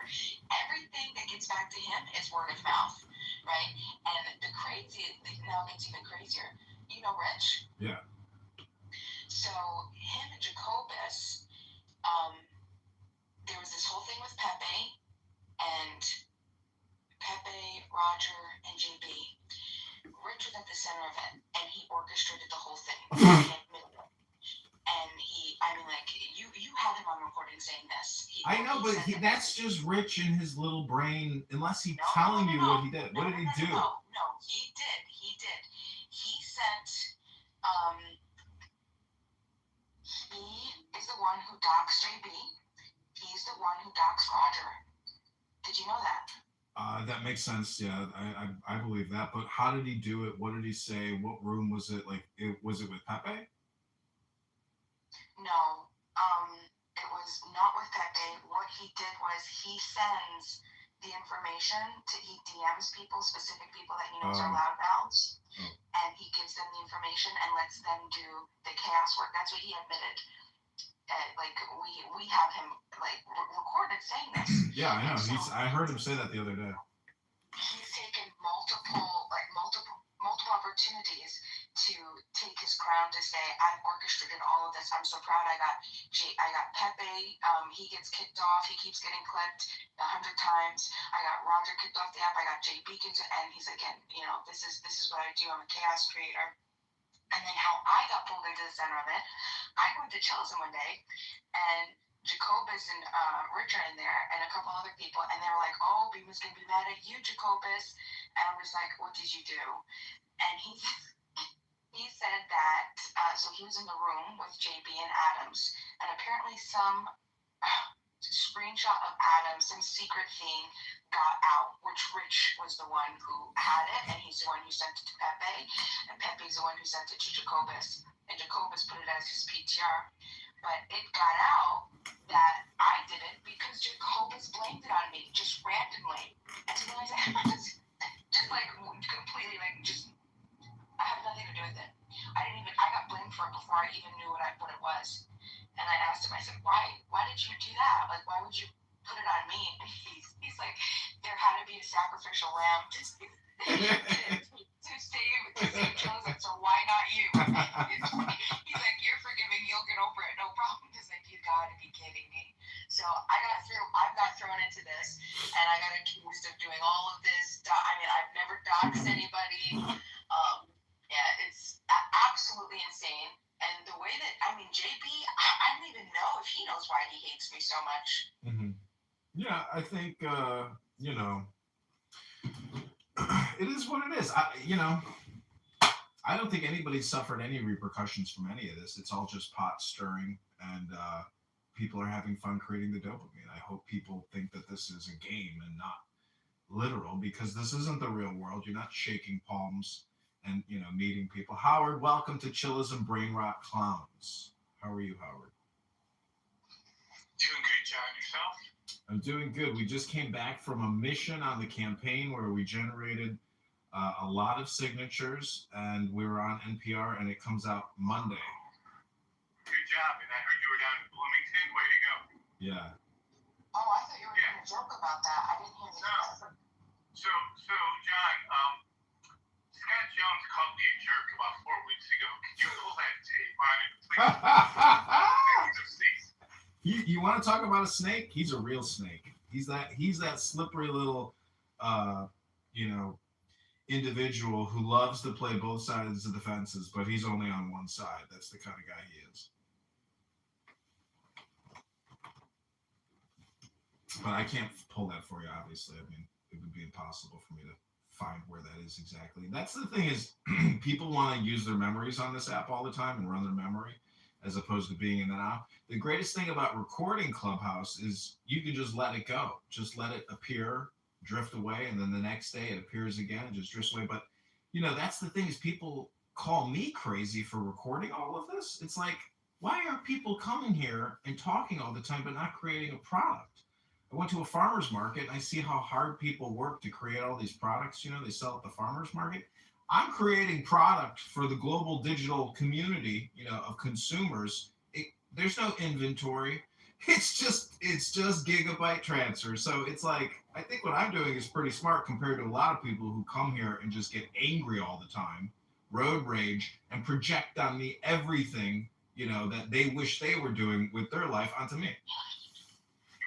It's a good point, John, and you very much, you know, and not that I totally agree with everything you're doing, but you definitely have a mind of an entrepreneur. And a lot of times entrepreneurs are like the least popular, and everyone's around you telling you that there's no way you're going to succeed, but you've got to have the inner belief and that vision, and no one can take away your vision, that's for sure. Well, see, it is a vision in a way, but at the same time, I mean, I'm just mirroring, you know, what other people are doing. And I don't know, to me, it's fun. I feel like this is the next level game theory in communication, relationships, maybe compression or consolidation. So, but see, I want to read all the time. That's what I would prefer we were all doing, that we were actually educating each other as opposed to screaming at each other. So that's, you know, really my bait and switch for everybody is, hey, can I read a poem to you? Can I read a page from a book? Because I am trying to help people and help myself in the process. But, you know, recording the drama is a little bit like television because, you know, you spent a lot of time watching television and movies over the years. And I see that this experience in a way is kind of like the same thing because if you never met anybody from this app or had any interaction with them or any kind of process or business or anything, it's a little bit like just listening to an audiobook. And it's the dumbest audiobook you could have ever chosen in the audiobook store. So the you know, the joke's on you. But see, I'm recording it all, and in a way, I'm creating like a parallel society to the app itself on YouTube and creating a very lazy man's network of individuals that I'm connected to because they know that they're in my recordings. And if they come on this app, there's a very high probability that they're going to be on YouTube. And I think a lot of people like that. Some people hate it, but some people like the fact that I'm publishing their show, and Pepe is probably one of them, because being a pathetic loser, and having somebody record everything you do and say is probably pretty entertaining to that individual. But I would just submit that he is a racist, bigoted, low IQ schmuck who loves to hear his own voice, and that's not projection. I think I'm accurately describing Pepe without projecting myself.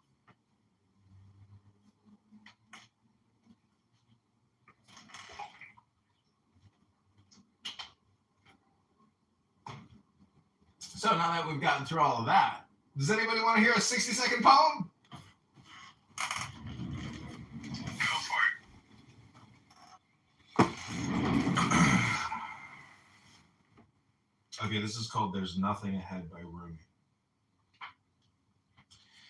Lovers think they're looking for each other, but there's only one search.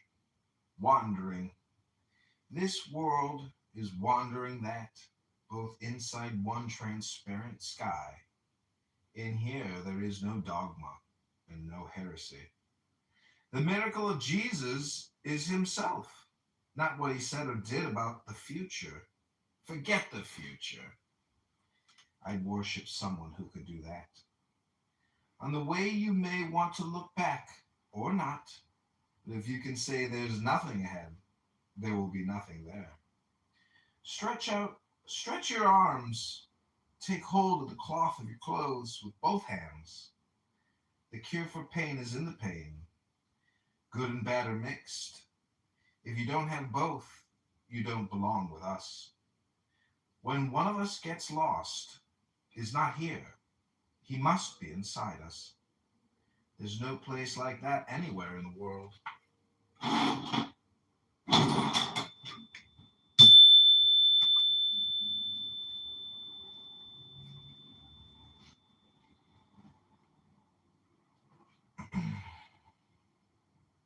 Okay, this one's called Walking Out of the Treasury Building.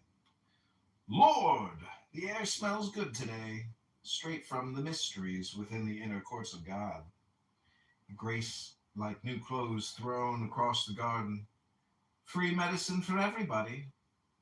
The trees in their prayer, the birds in praise, the first blue violets kneeling. Whatever came from being is caught up in being, drunkenly forgetting the way back. One man turns and sees his birth, pulling separate from the others. He fills with light, and colors change here. He drinks it in, and everyone is wonderfully drunk, shining with his beauty. Can't really say that I feel the pain of others, when the whole world seems so sweet.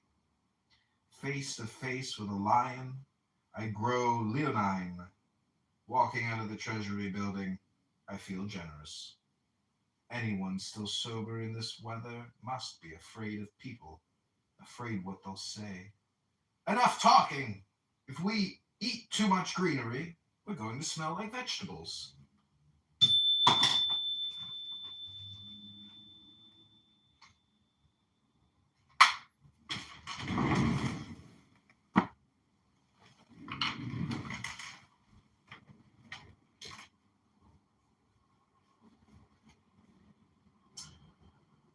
So what do you think about those poems? Mysterious? Mystical? Illuminating?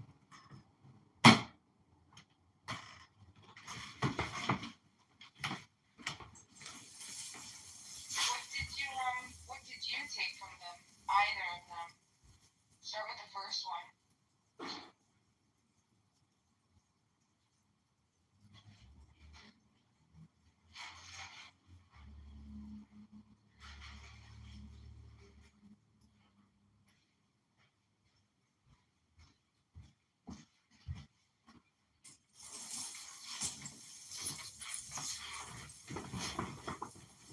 Rumi mostly deals with the self, and they're fun. I mean, I'd have to go through them again to point out some, observations, but those are kind of just fun little poems, I would say, in a way. They're mystical, and they're supposed to be illuminating. That's why I said that. But I could also read you some Bible flashcards. You know, you get criticized on this app for everything you say, everything you do. And that's a Zen saying is, you know, it's like you're damned if you do, you're damned if you don't. That's life. You're damned if you're silent. You're damned if you speak. So that's the way things go. But the greatest thing about recording myself is any accusations that people make against me, even though they may make me angry at times,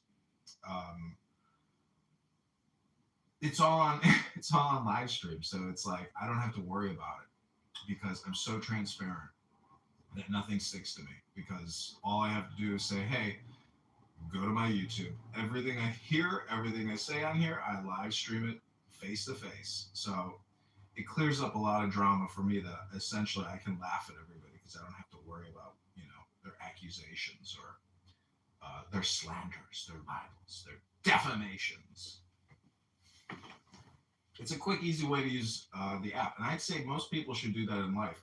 The thing about social media is most people are so concerned about their employer and having any personality on the internet and saying anything which is controversial, amateurish, or childish, that no one wants to risk their credibility or their professionalism by being a dissenter, a complainer, or you know, a criticizer on the internet because it's too detrimental to one's standing. Because if you get Googled and you know somebody attaches you to you know your employer, you know you're fucked. So we have like a surveillance society embedded within the social media industrial complex, which really is probably preventing a lot of social change. And X is that good example where that's the only platform that has opened up where you can criticize the government, but also do it anonymously. So it's not just the government, it's everything, you know. But anyways, Bima, any other questions, thoughts, ideas, or opinions in chillism, brain rot clowns? So. I think we ran the full circle here. We did it again, ladies and gentlemen.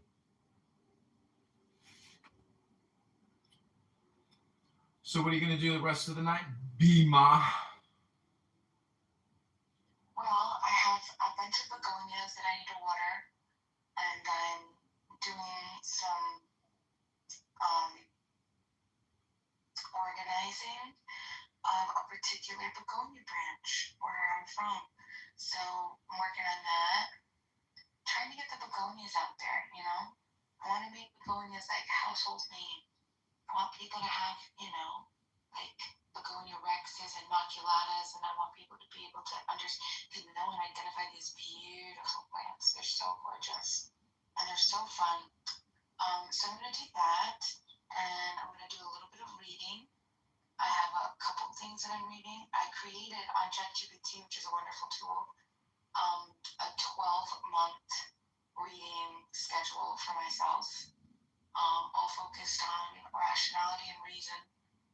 And I gotta be honest, a lot of that is heavy reading, so sometimes I have to reread and then reread and then reread it.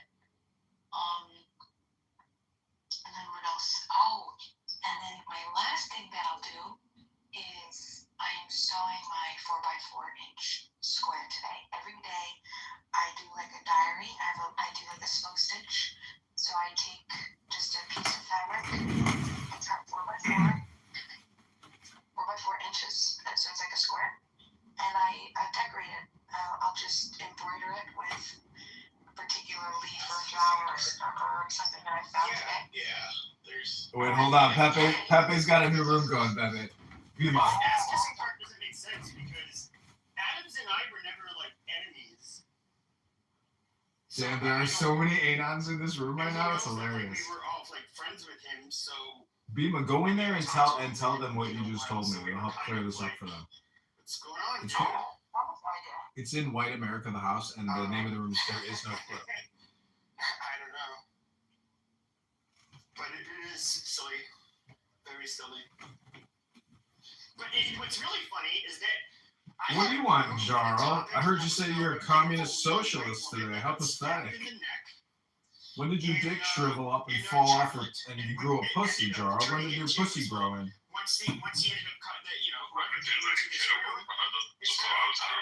then we're talking through, Oh, you got a brain. You think. I'm talking from on the stage, and then you know, comes on stage and we start talking. And then it's kind of like, you know, all of this kind we're of running for Congress and we raised $600. What's up, Bima? The drama between JB and myself. Right, you've been doing this for like thousands of hours and you've only raised $600. Go ahead, Bima. We don't need Charles' negativity here. Go ahead, Bima. Where's the room? It's in the house White America unless you're blocked from it. Or somebody's got you What's blocked. your YouTube channel that you're reposting all this onto? Just click my profile, Charles. Do you know how the internet works? I don't have time to explain to you how to do things, dude. So I thought it was funny because we were talking about that girl that got stabbed in Charlotte, and then when he came in the room, like naturally the conversation started between You want to us. do a fundraiser for me, Charles, or you just want to sit here and Q&A me and roast me? That was nuts. When we opened I'm just trying to understand the weird, like, recording other people's rooms like this. Weird. JB, however, I'm just trying to understand. Weird. I love it when people use the word weird. That's like the lowest form of evidence I've ever heard. Weird. You know what, Jarl? You might be weird, Jarl. Yeah, I am weird. Everyone on this app is a little bit weird. Or odd or strange. I'm just like, what are you doing? Like, I'm looking at your website. I don't see a link to your YouTube channel. Like, But they also thought they said that they weren't going to recording rooms. talk about it. Yeah, that's what I'm doing with my life, Charles. It wasn't exactly how I planned everything. You think I'm like insulting you? I'm just trying to understand. Like, what are you doing? What is the point of all this? You just have to look at my YouTube to figure it out.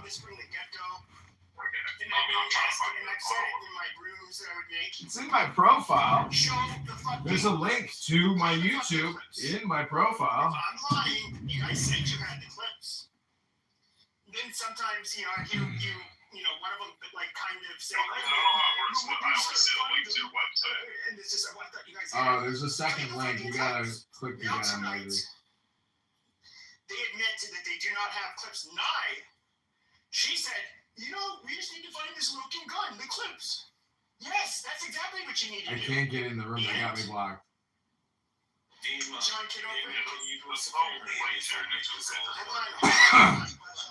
Rich, don't interrupt me like that.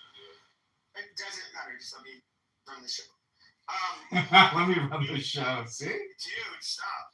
Now, when it comes to because I lose my train of thought. That's why I get really pissed off when people do that. It's so stupid. God damn, what was I saying? You can't even maintain a fucking coherent thought. No, I said find the smoking gun. So Pumpkin is a new profile for Rich. And so I ended up, so basically they said that, they either say they had them or, it was recorded, we just need to find it with John Kitover. John Kitover goes on stage, and he says, yeah, dude, it wasn't recorded, I don't have a clip of it. Why isn't? So the clip doesn't exist. Now, mind you, I know the clip doesn't exist because I never said any of that shit. Never said it.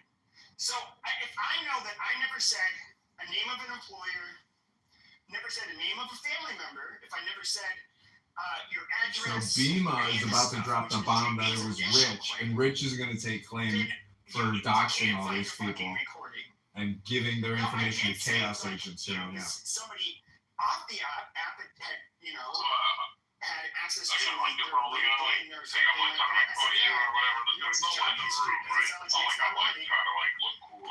No, there's people watching the YouTube live. I said, I tell that you have no views on any of your videos. There's literally nobody watching anything you post ever. Actually, Jarl, when did your penis fall off of your? When did your penis fall off, Jarl? When did your pussy grow in? I just want to know. Like if somebody was to say, so I can hear you on your if I YouTube was to say, channel, I let's just can say think somebody. Okay, then it's you, Jarl. Somebody. That's okay. I'm just here to record the drama. This happened to me on I got X, 2 people where watching me people on will let YouTube me right know now. back and like, oh, dude, I know that person's family. Like, this person has a lot of mental issues. Yada yada yada. That's not doxing. No, you could say that's revealing information that people don't, she wouldn't want to hear.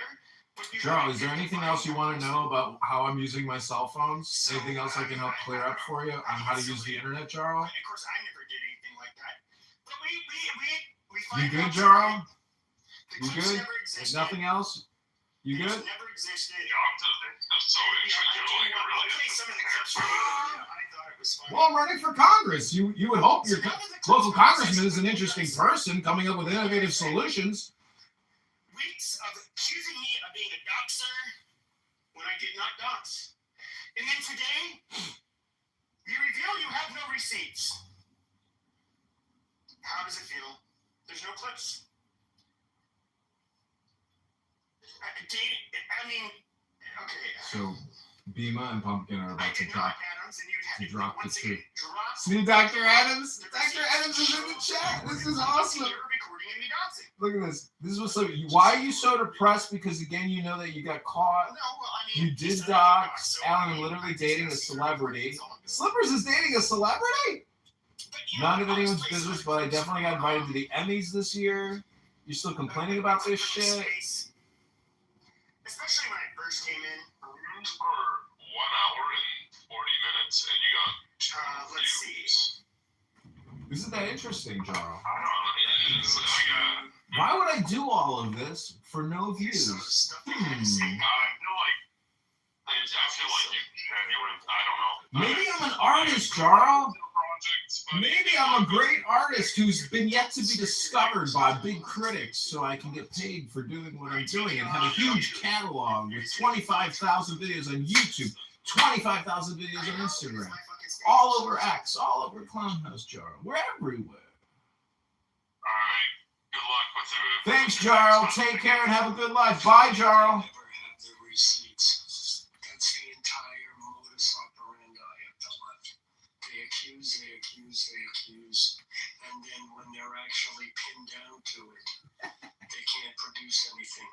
And when you produce the receipts, they outright lie. This is very funny. All right, I hope you've enjoyed Chills and Brain Rot. I'm going to start a new room back. I'm going to try to go to this one back. Similar thing where we call out bullshit when we see it, and we both have gotten heat, okay, for what we've said about certain statements, whatever, and today was another day like that with me, but that's besides the point. The point is, it can be upsetting, but the fact is, that's the way it usually works. And no one is surprised that they don't have the receipts, because that's how they operate. Yeah, I thought it was bullshit. I'm trying to sync my fucking iCloud bullshit so I can play it on my computer in 10 minutes.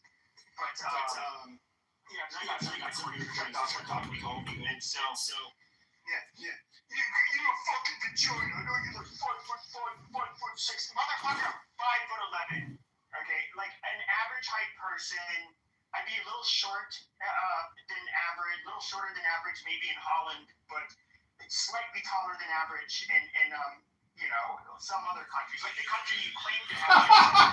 Adams is so funny. But I do believe that just from looking at your photos, something tells me I'm a few inches taller than you. However, I don't think you really want to talk about sexual, devious sexual activity, given the charges you've discussed before in the past. I don't have the same problems as you, bro. But yeah, you said, oh, be a man, come on, stand on the square, come debate me. Just man on man. I'm pretty sure you would be the one holding the mod badge the whole time, so let me one up you, pussy. Come on my stage, and I'll give you a mod badge for clearing my stage. Okay, literally. Okay, mano y mano. And I'm guessing, because I'm a vagina, because I wasn't going to fall for your stupid shit. I'm a pussy. Or actually, you're a big vagina.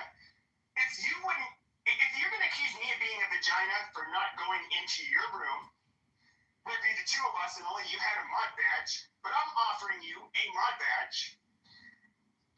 I'm guessing that makes you an even bigger vagina. And also, why you know that KP and Sig wanted us to squash all of the fighting that we were having. They wanted to intervene. They weren't taking sides.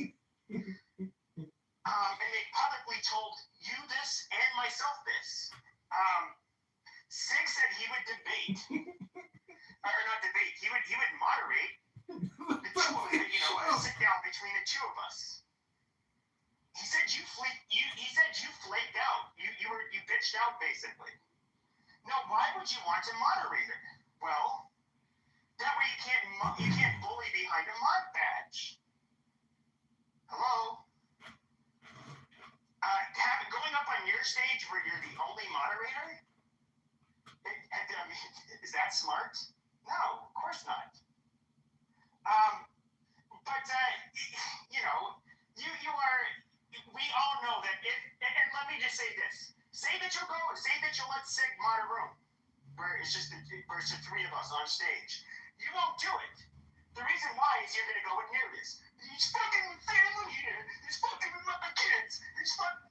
Okay, I'm gonna ask the same question. Just like how you admitted tonight. There's no clip. You don't have the receipts. I'm gonna say, show me the receipts. Show me where I mentioned a family member's name. Tell me one family member that I named. What did I say about your family? You never did.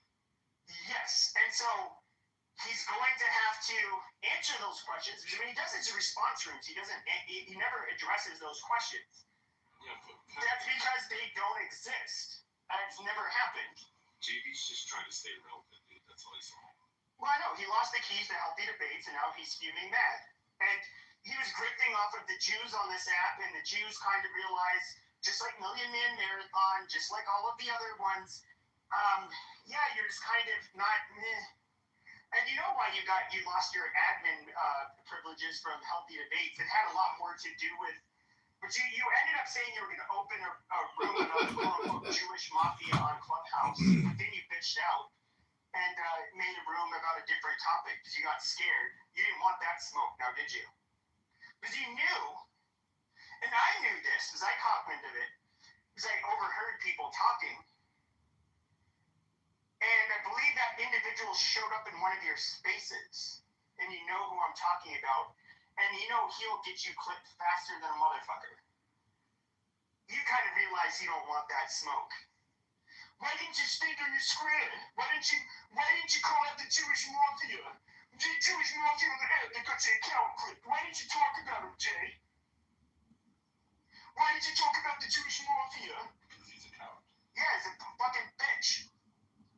Yeah, the Jew, I guess, you know, with healthy debates, I'm not going to repeat what was told to me. But, I mean, yeah, you were grifting awfully hard after October 7th, weren't you? You finally found a fucking audience that would listen to you. Then, a couple of them disagree with you, and you want to start running your fucking mouth about Jews. Oh, gee, why did they turn in on me? I don't know, was there a fucking weasel? Why else? Because he crashed out and said you could shove the fucking Jews up your ass. I mean, apparently he's a Jew. Right. Nobody buys that. German. Nobody buys that he's a Jew. I guess you can identify as one just like you identified as Italian. You know what's really funny? Is that despite me completely tearing down, he's like, you guys want to look at my ancestry and stuff? Then he deflects to Brad. He says, he has like the most German last name. He's not Irish. Hey, asshole. You have to deflect because you know, and I know, you are not Italian. You're a faker. You're not some fucking swarthy guinea, okay? That was, one of the cool kids in Brooklyn. You're just not. You were one of the cool thugs. You were one that had to resort to, finding really, shitty and just horrible ways to make fucking money. You're not even engaged. Just like Ori, the guy that was locked up that was, I guess connected with the mafia. I should play that clip. JB, he wasn't a gangster. He tried coming to my places. I told him he's not a gangster. You couldn't catch shit. They're standing 5 feet in front of him. And this is like, he's making a play on your name, Ketchikon. He's basically like letting everybody know you're not a gangster. Because you're not. You're a fucking bitch. punk. Maybe you think it's sad that he was molested by. I do go no. And then he, Okay, you're going to the audience. Jesus Christ. First of all, you're autistic spurging. Like, Jesus Christ, dude. But then, like, you have to take it there. Like, seriously? Pepe, I was just wondering, did Rich, are you aware, because I'm just trying to process this, he said that he let everybody know, but are you aware that he admits to orchestrating everything that happened between JP? He's trolling. No. He's done it because he's done it in chillism. He's done it in multiple rooms. This is what he does, and he admits to. He's admitting to it right now.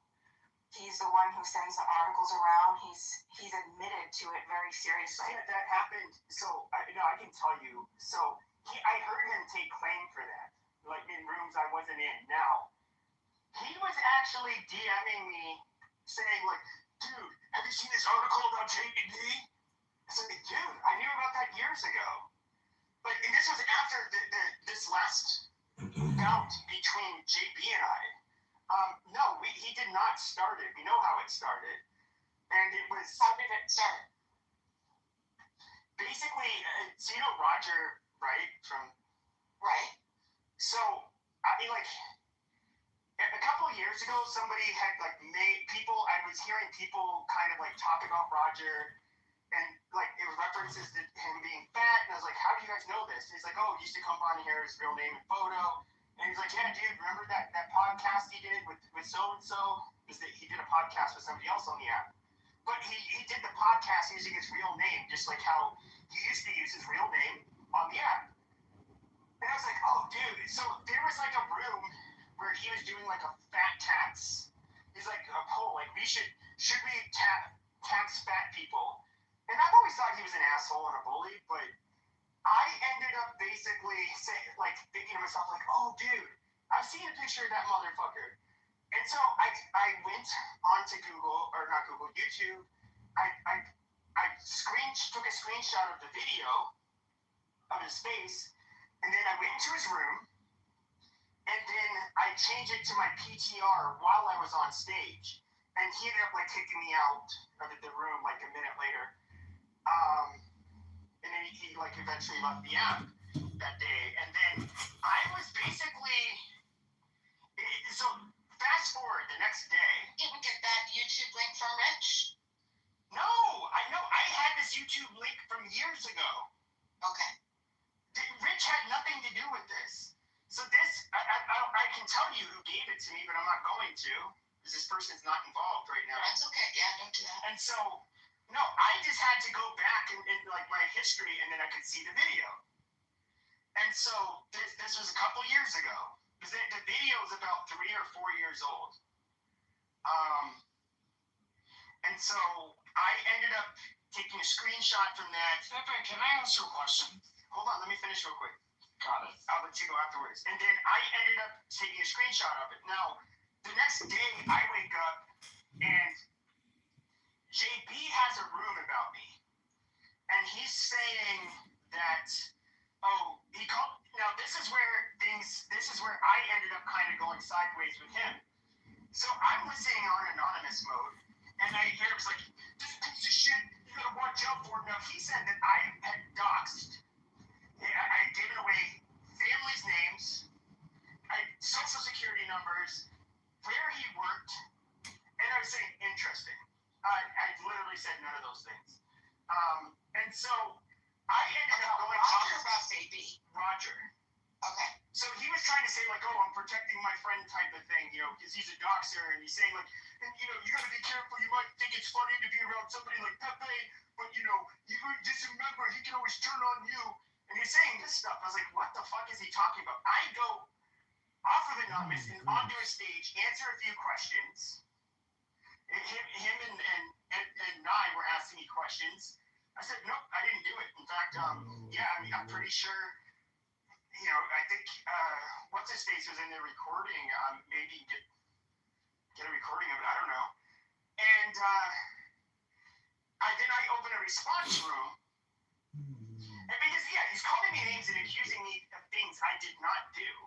So I start going off on him because, like, look, you can say what you want about me. I'm somebody who would make, I would say, offensive things. I would have, opinions people didn't like. I would talk about very controversial topics. That was my MO. My MO is not making people content, like a lot of the rubes do on this app. But like with him, and it was a back and forth because I ended up kind of like, he fired some shots. I started dropping like heavy artillery and going over like really his behavior and his history, and it's been back and forth ever since. But go ahead, Adams.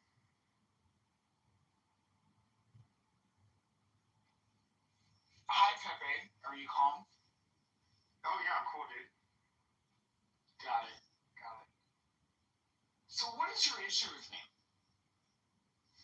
I don't have an issue with you. I don't know why you think I have an issue with you. Got it. So what's your issue with Jay? JB? Oh, because like I said, it was he called me a piece of shit and said I doxed social security numbers, names, where he worked, and that kind of stuff. I believe addresses he named on that too. And he said that I've done it before in that room. And so my problem with JB is that, number one, he told lies about me because I've never done any of those things. And he was also name calling. But obviously the part that pissed me off the most was him saying like I do that to people, and he was telling people to stay clear of me. Yeah, I definitely had an issue with that.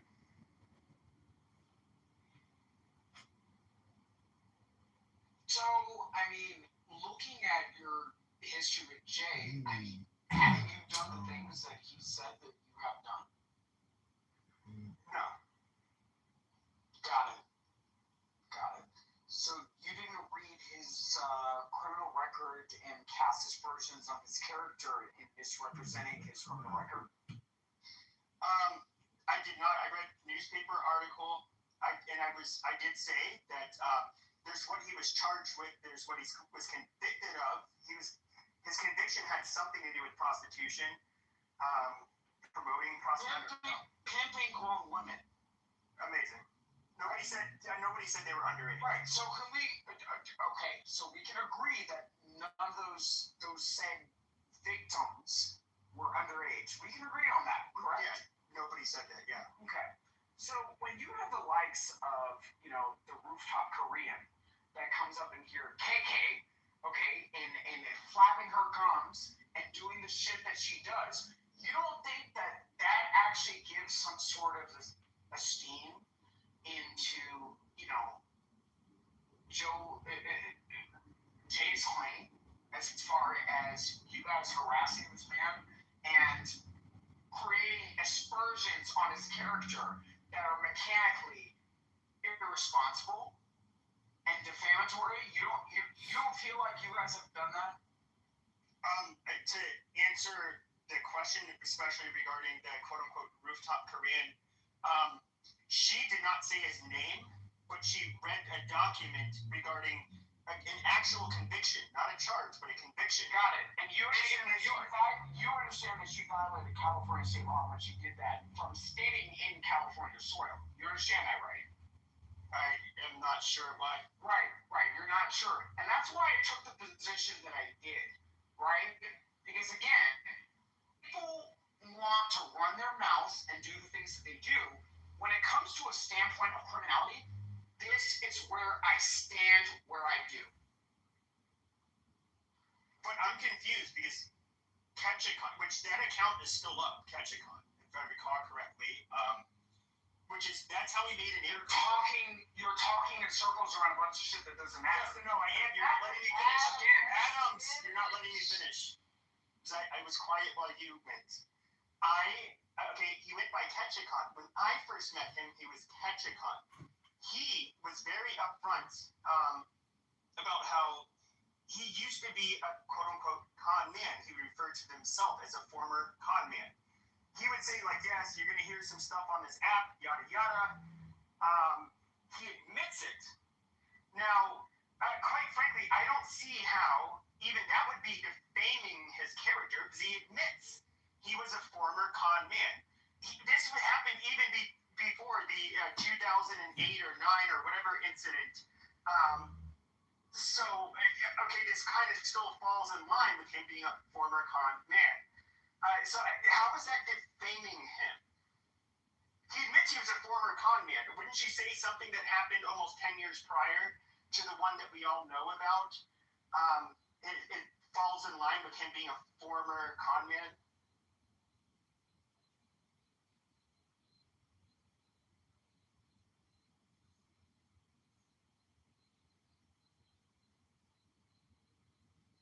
Hey, Cleto, Matt, Mon, I'd like to say something. Yeah, I think that you definitely said enough. So, can you look at California Penal Code 653.2? 653.2? Yeah, sure. You actually looked that up? Yeah, Wait, were you talking to me, Slippers, or were you projecting? No, I wasn't talking to you. I actually called the governor's office of the state of Illinois and I requested a mental hygiene warrant for you. Because again, you're mentally fucking ill, you're a psychopath, and you're a predator. You need to be off the fucking internet. Well, I can tell you this, Adams, as somebody who worked with the seriously mentally ill, in this county. Unlicensed, correct? Unlicensed. Correct. But guess what? Right. Hold on. There you go. Hold on. I was the person who would have to write the petition order, and it would have to be approved by a psychiatrist and a judge. And that was basically me giving witness testimony. Now, you have severely, what is it? It's GD, gravely disabled. God damn it, I forget all of the acronyms now because it's like almost 20 years ago. Of course, threat, harm to self, harm to others. Persistently acutely disabled or what exactly is your job title? Sure. Hold on a second. Now, I can tell you the bar for being into because let me put it like this. No, I can tell you this. This is a mathematical thing. You have a county. You're still not licensed. Amazing. 4 million people in Maricopa County, or 4 million plus. There's only 90 beds. 90 beds in Ash, the Arizona State Hospital. Now you need to do the math. Which people get in there? It's the people that end up are like, it's not the bums talking to themselves who piss in public, who just, it's not those people. It's generally people who end up getting incompetent to stand trial, and then they're then civilly committed to the Arizona State Hospital afterwards. It's near impossible. He's not gonna. You can't institutionalize somebody like him. It's not even a remote possibility. And neither can you because you're not a licensed state professional. He's not threatening to harm anybody or himself. No, he's actually giving marginal medical advice on the fucking internet without licensing. It is John. Okay, You don't need to be a license. You don't need to have a license. Brain, shut up. Hold on, Rich, don't interrupt. You don't have to be licensed to know that there's 90 beds allocated for 4 million people in the valley. Pepe, I have a question. Do you think that recording clubhouse rooms would get you institutionalized or big wrecked? No, you can talk to yourself and have an imaginary wife, an imaginary army, an imaginary... Dude, the bar is so high. Now, even when it comes to being... So, when it comes... There's a threat to self or threat to others. Those are very clear, in which you can get involuntarily committed. And generally, you're going to go to... If it's your first time, you go to a county psychiatric hospital. If you are persistently acutely disabled, you're somebody who, for example, I'm so limited on what I'm allowed to say, but let's just say that like you're a grown adult and it's in the middle of the summer, your AC is off, you have shit. Let's just say you're covered in shit, you've lost a lot of weight, you're basically pooping on yourself, not eating, you're gonna succumb to the elements. Like, there's things like that where you get involuntarily committed.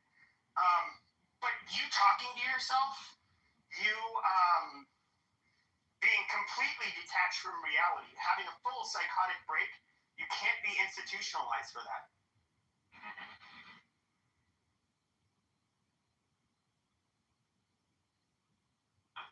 Okay, so hold on. I want to go back to California Penal Code 653.2 prohibits cyber harassment or quote-unquote doxing, which involves using electronic communication to distribute or post harmful information about another person with the intent to harass them.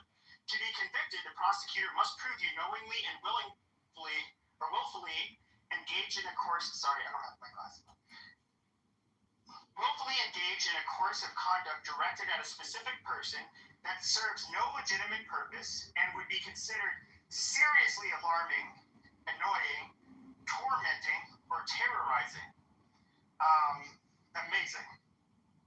So yeah, calling somebody homosexual on Clubhouse isn't gonna fit that criteria. Seriously alarming, seriously annoying, or tormenting. I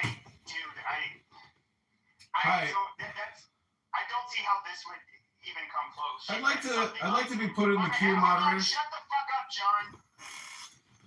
Like, this is an app where you voluntarily go on, okay? And people disagree with each other. They call each other names.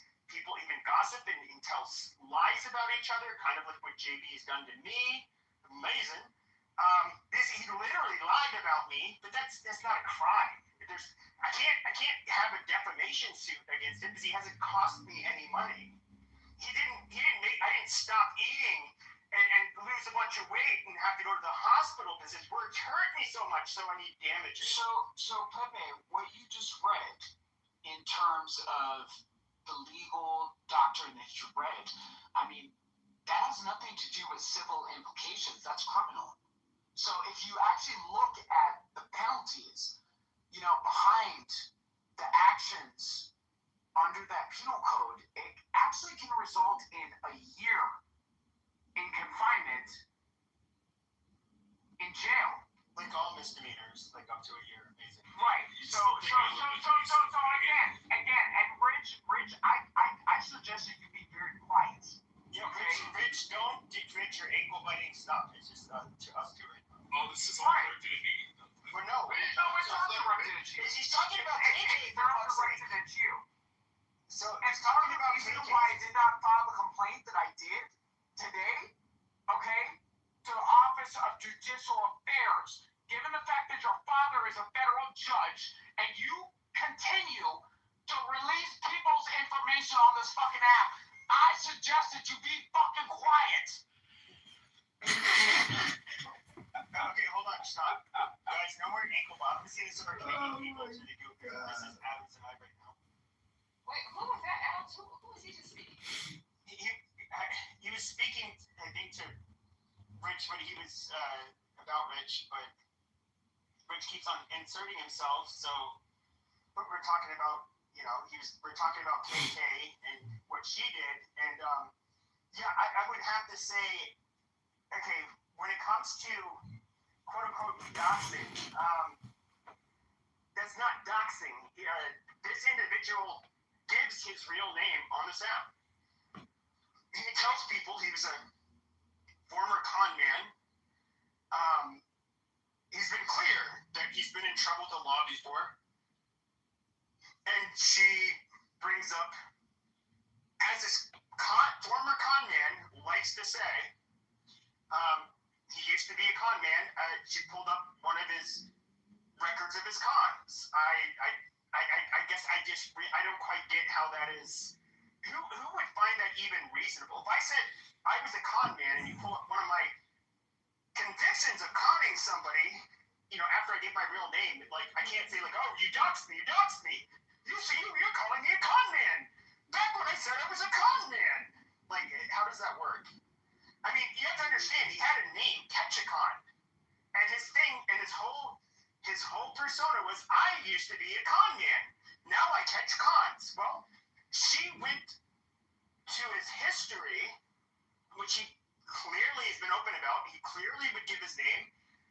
And she found that he conned. Pimping grown women, correct? But no, he said he was a con man. Like Pimping more than grown one. women. Those were the charges, correct? No, he said, he claims Pimping grown Adams. Stop, Othello. He said he was a con man in the past. Did he not? That's what he's always fucking said. He was a con man. Yep. That's why he said he's a con. Because he used to be a con. Okay, he has a conviction for pimping. But that does not negate the fact that he said he was a fucking con in the past. How can you defame somebody's character when your character is, I used to be a goddamn con man? And then she finds it, she reads out a court case where, yeah, he was fucking conning somebody. Back in the past, when he said he was a fucking con man, you can't defame somebody like that. That's not defamation. That's, if anything, that's basically, building on what the fuck he was saying. It's the equivalent of saying that President Trump has federal felony convictions. It's like me saying, I used to be a rapist. I was caught. God damn it, you pulled up my fucking record. God damn it, what does it say? It says rape. Jesus Christ. Well, I mean, if I said I did that kind of behavior in the past, I'm not saying he's ever said any such thing, but giving it an example. If I said I used to be such a character, and you pull up a record of me doing what I said I used to do, I mean, geez, how was that defamation? His claim is that he's no longer a con and he catches cons now. She didn't say, what she read did not refute what he said by saying that he's a con man now. It basically just reaffirms that, yeah, he used to be a con man. I don't know how the fuck that would ever be a fucking crime, especially when you volunteer that information on this app. Like your name and the fact that you used to be a fucking con man and you already have a criminal record.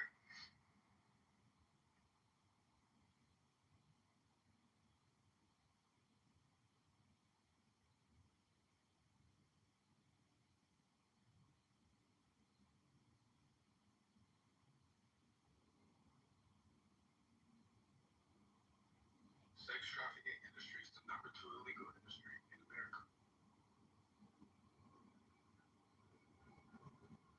I'm just going to say one simple thing.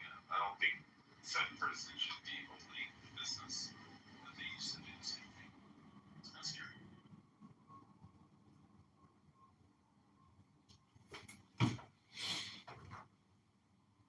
Hey, I enjoy this drama, but what I enjoy more is education and reading books as opposed to just relentlessly stirring the Okay, pot. you're going to shut your goddamn mouth or you're going to go to the goo. Now, you're not doing one of your normal talk spiels. And I heard you say, like, I heard you say some nasty things about me in that room. I can hear it. But I don't take you seriously. Well, I'm consistent, at least when I ridicule you for being a I worm. I never take you seriously, but I just don't want to hear your annoying spiel. Oh, like you're projecting. You just did a huge annoying spiel. To be fair, I've watched his streams. I don't think he reads books, but he listens to audio. He'll have his streams. He'll have like a 12-hour stream. It'll consist of like 3 hours in Clubhouse. And then it's just like the rest of the 9 hours are an audiobook. Because he's not very interesting. Nobody wants to hear him talk. Remember when he used to make his rooms and everybody would come in and be like, oh, it's you, and leave the room immediately, and then it would just be him. You could see him in the hallway. It was just him in his room. Like, nobody gives a fuck about that motherfucker. Did you move him or is I'm moving to the audience. Welcome back to the Supper Show. Why is he not in here? He hates us. He hates your rooms, but yet he comes. He does what he does. He's just always, that's just him. I don't really care.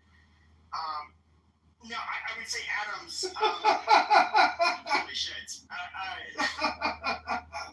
I don't know what to say. This whole thing about crimes, I have. First of all, I've been in so many. Hold on. I just want you to stop what you're doing. What am I doing? You're being malicious. Like, you're How? intentionally. Shut up, bitch. Can you move her junk, please? Honestly, I don't want Rich to create any more damage to his father's career. Okay? No. Guys, stop him down. Stop talking about each other. I'll move him down if he comes off his mic again, but no more addressing each other. Now, Rich, I swear to God, actually, if you address him, Rich, you get kicked from the fucking room, okay? And Adams, do not fucking address him, all right? But if you interrupt, you're definitely going to stay in the fucking audience, Rich. And if you say anything in the chat, you get kicked out of the fucking room. So now that those guidelines are clear, go ahead. What were you going to say, Adams? Don't talk about Rich. Pepe, I feel like you handled the situation in a way that was morally repugnant. Like, it was morally repugnant. Like, you literally talked about Roger and, taking time off from his professional career to raise his kids. How many of these people sitting here listening to the scuttlebutt is actually talking to their fucking kids? So at the end of the day, this shit is completely out of any sense that's reasonable, okay? The way that you've handled this shit has been absolutely... I'm disappointed, Pepe. I really am. I'm very disappointed. Very, very, very disappointed. And even through all of this, I mentioned the fact that, your number came up on Telegram. I didn't give that to anybody. I didn't offer that up as scuttlebutt or any of those other things when people were asking me, begging me, and offering me money to do it. Stop it, Pepe.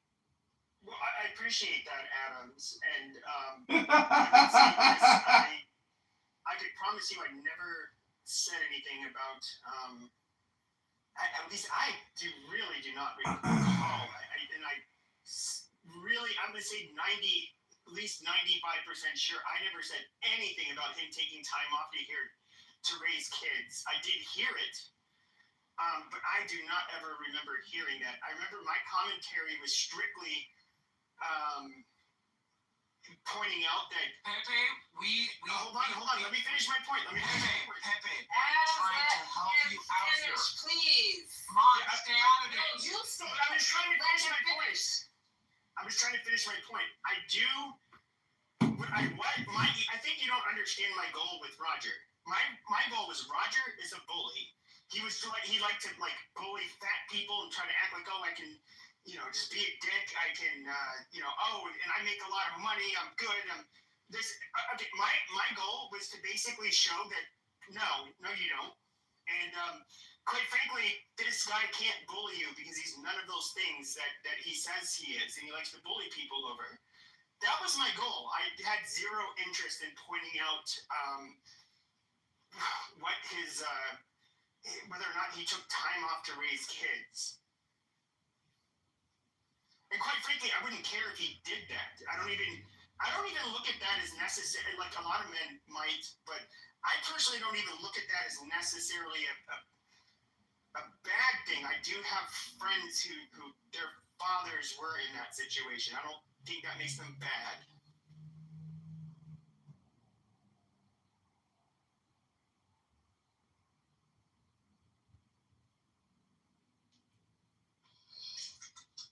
I will say something about Roger.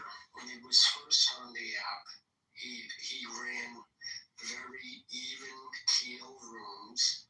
They were balanced. Alan, he's still on the app. So again, I don't care. Yeah, he's still on the app. Let him. I don't care. Yeah, thank you. And I'll say it again, I don't care. Because there are a lot of people on this app, including Roger, who think they're morally superior to me or somehow smarter than me. They are not. And they hold that moral superiority over my head because they happen to be mods. I don't care. They're full of shit, and I will say it to their face. And I've said this to Roger's face in rooms and in private chat. So I'm not saying anything now that I haven't said before. Anyways, to continue, he ran good rooms when the anyone, and he was aligning himself with the right more than the left, I think because he felt that politically, as a libertarian, that was more beneficial to him and his political beliefs. At a certain point, why, I don't know, he lost it. And it seemed like he was attacking conservatives. Now, that makes sense, as initially conservatives were not in power, so he was aligning with the underdog, and one could excuse it by saying, well, now that conservatives have power, then we're going to hold them accountable. But that is also when his trolling and his bullying behavior started. And as I view him, it really depended on which Roger you got. Sometimes I could go into his rooms and he would be fair, he would listen, etc. Other times you could tell he was in a mood, and 100%. And he would be looking to criticize people. The thing that really did it for me is he told me early on in the app, remember Alex New York? He would conspire with Alex, so he would say, hey, things are getting kind of dull in my room. You send some of your people into my room, I'll send some of my people into your room, and let's agitate everybody. So he was purposely using that as a way to create content and to annoy people. So I want to bring up this. So you talked about some of the things which I am almost certain that I never said anything about him taking time off to raise kids. I actually don't look at that as a bad thing. Plus, you guys can clip that. But what I am curious about is that why do you stand by JB? Like you were actual friends offline with KK, and she was disparaging her and her dead husband. Now, here's the woman, and you know, he likes to say, "Oh, no, all of a sudden you hear your husband's black." I mean, but at the end of the day, I mean, she is raising her kids, and I guess she packed her whatever she has with her husband and the family. Like she's not remarried while she's raising the kids. Dude, come on, bro. Like that was the most fucked up thing. I actually was surprised. I have a low opinion of JB, admittedly, but even I thought that was not low of him to necessarily go there, but I would have thought he would at least be smart enough to think, like, yeah, you just don't, dude, there's some things that are just too sensitive. You just don't go there. Her reading out, you know, a official court document, and then him saying what she said, or him saying what he said about her and her husband, like, that was fucking gross, bro. And I don't see, like, the same level of outrage. You know, like, she's somebody you were friends with in real life. So no, that's not somebody that I'm friends with in real life. So at the end of the day, listen, that is an issue between JB and KK. What I have a problem with is the fact that behind that issue, you, Pepe, were sitting there laughing about JB's abuse as a child. You were laughing about child molestation. And, you know, for me personally, in listening to that specific circumstance, and I've shared this on this app, I was a sequestered witness, you know, when I was in high school, from a man that did something that was very terrible to me. And he went on, when I was in college, raped and kidnapped a 12-year-old boy. So listening to you making light of that situation, I don't give a fuck as far as the issue between you and between KK and JB. What I do listen to is you making light of somebody's trauma that, quite frankly, is very close to me as a person. You cross a line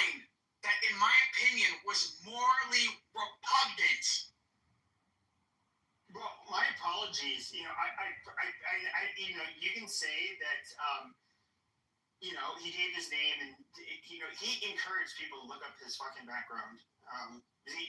Because basically he wanted you to see before other people gave you the narrative on his background.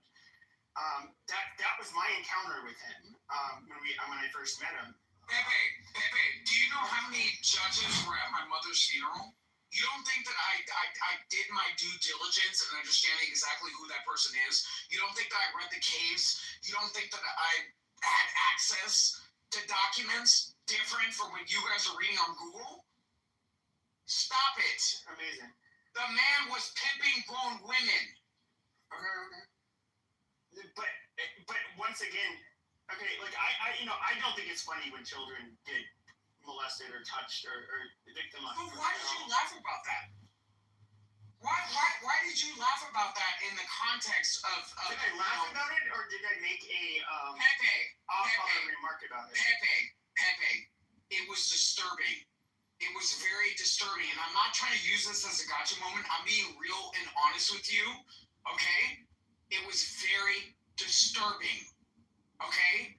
The fact that you would make light at the fact that that man was a victim as a child of abuse. Sure, but I would say he kind of like went on as an adult to complete the, I mean, you've heard about the circle of abuse. Pimping grown women. Pimping grown women. Right. Pimping grown women. Pimping grown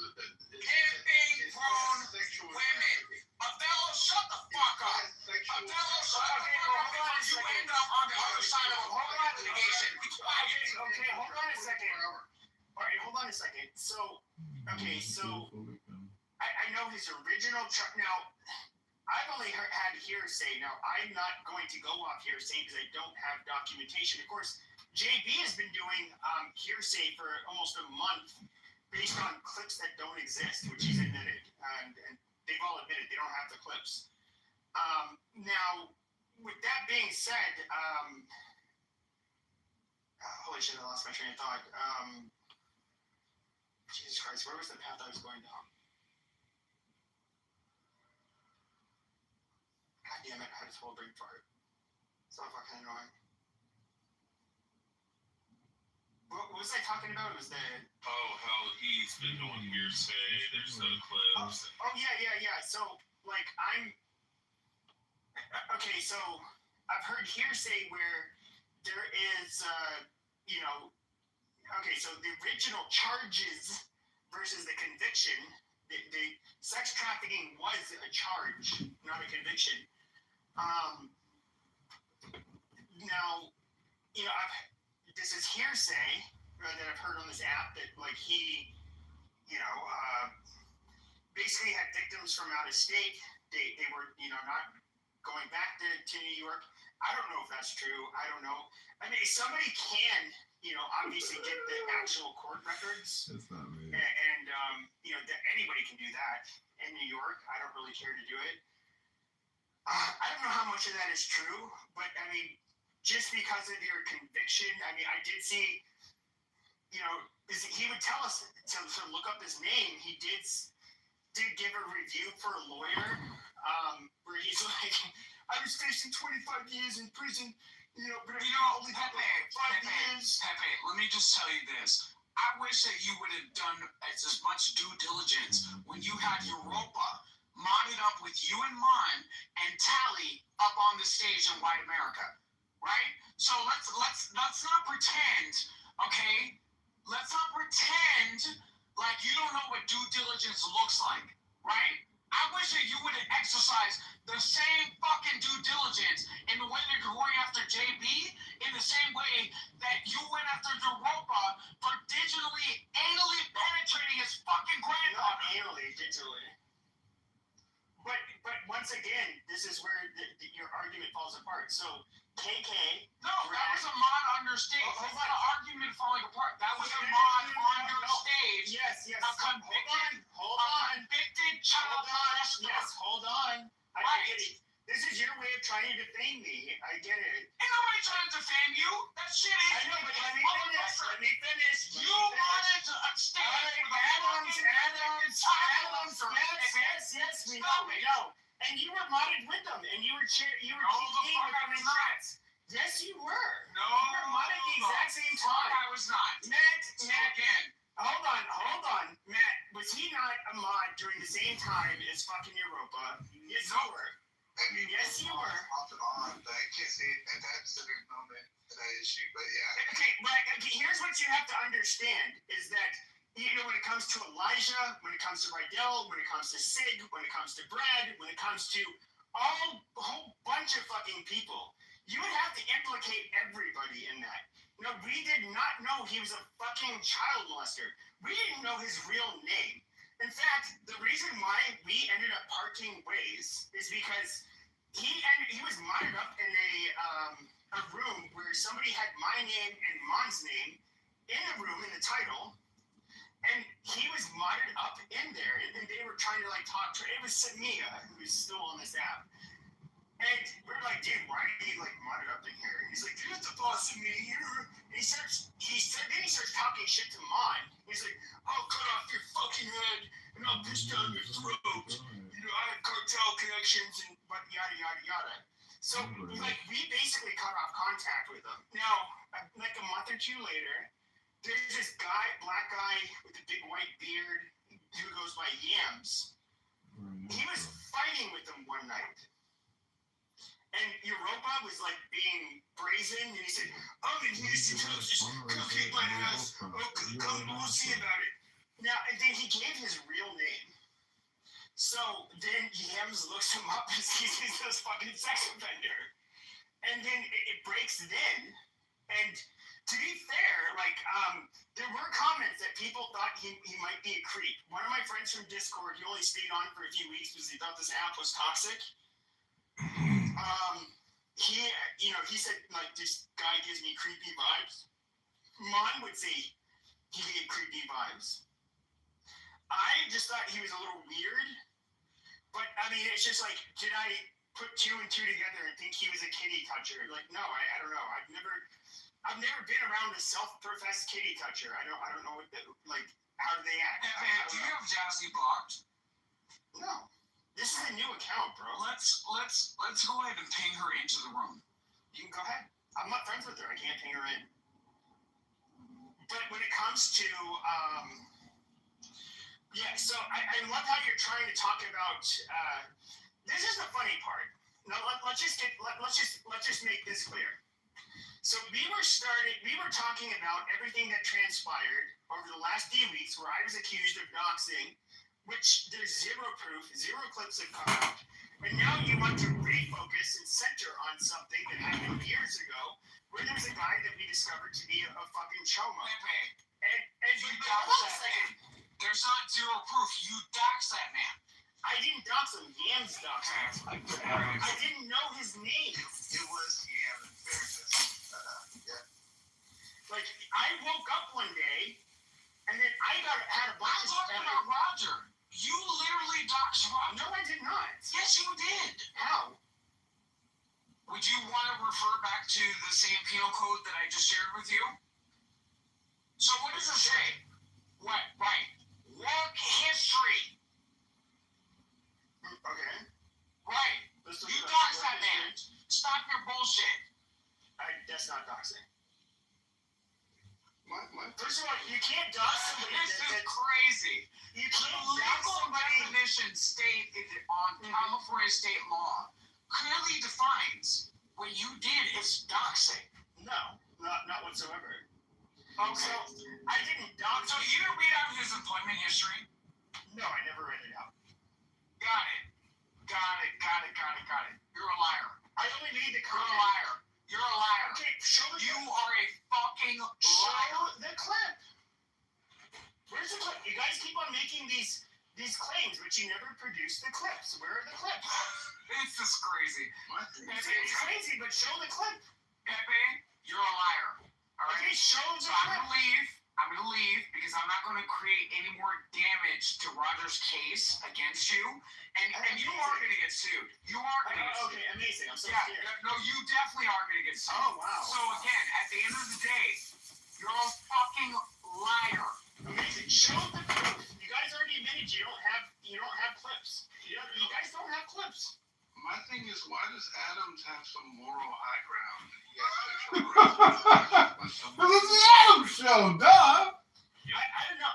The only thing I find funny is that this all started where JB has been the man that has been demonized more than 99% of the app. And I've been demonized quite a bit, but for very different reasons. See, I don't come on to women on this app. I don't send dick pics. I don't give out my personal information. I don't make content out of petty drama generally. This is the last month or so. And of course, this is a small app, so I guess it's kind of why it's more inevitable. So I personally, I was super excited to make rooms and talk about controversial shit. Elon takes over X. Now it's a fucking cesspool of people that are far more extreme than myself.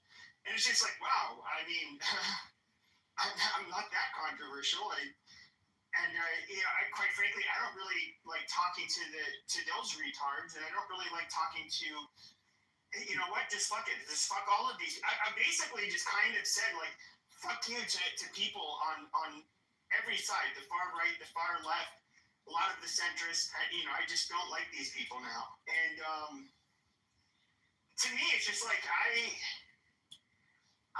was somebody who was against the grain, who was outspoken when it was before you had this full swing like you saw the last couple of years. And now I see all of these people none of us have ever heard of before. They're making content saying shit I would say years ago, and it's just okay, I don't want to talk to these assholes. It's fucking boring now. I guess you could say part of me is kind of there's a punk rock element where I do kind of go against the grain, and it's just I'm not going to accept everything that is said by authority. And I have to listen, the left-wing capture of institutions, and whether it's academia, the media, whatever, it was largely bullshit. And I definitely went against the grain when it comes to a lot of the faggots on the right. These so-called Christian MAGA-loving Americans they'll send their daughter to get an abortion in the next state in a fucking heartbeat. These pieces of shit, there's barely anything lovable or Christian about them. A lot of them are absolute fucking selfish pieces of shit. And, I don't really care for these people either. Done is being honest. And, and with the lefties, let's care about minorities. They're the same, white, worthless pieces of shit that were marching for George Floyd, making sure to take lots of selfies while they're doing it. These fucking narcissistic cunts that live in their safe little white bubbles while pretending they care so much about black people, they can all suck a fucking dick. Which one's worse? I mean, really, which one's worse? I don't know. I mean, these people are all pieces of fucking shit. And you see all of these goddamn grifters. Have you guys been on X? I can't. X is a fucking shithole now after Elon Musk took it over. Now, I do think that the censorship was because it was captured mainly by the left. Before they would censor right-wing. Right-wingers more so. Now when you go in there, it's just well, why does even somebody like myself have a blue check mark? That is fucking retarded. I'm a nobody. Absolute fucking nobody. I don't even know my real name. Why should I have a blue check mark? Get somebody from the New York Post, the Washington Post, the LA Times. Give these people fucking blue check marks. I want to see somewhat genuine information. Now, the legacy media was definitely they were serving as gatekeepers, but it was coming from like a left wing. That filter was on the left, and so there's a lot of distrust of the media. And that's fine, but now it's just kind of like a fucking shit show. So what do you have now? You have a bunch of grifters and like holy shit, the Illuminati, the Jews, the whatever, like figured out.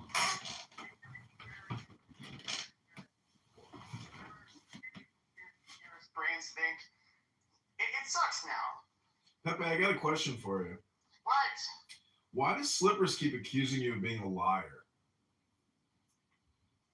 I don't know, because I've never said that he's accusing me of fucking saying. Like, he wants to admit it.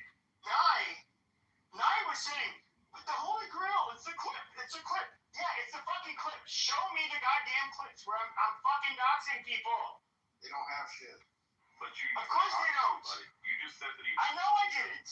random jobs for a short period of time. Which is not doxing.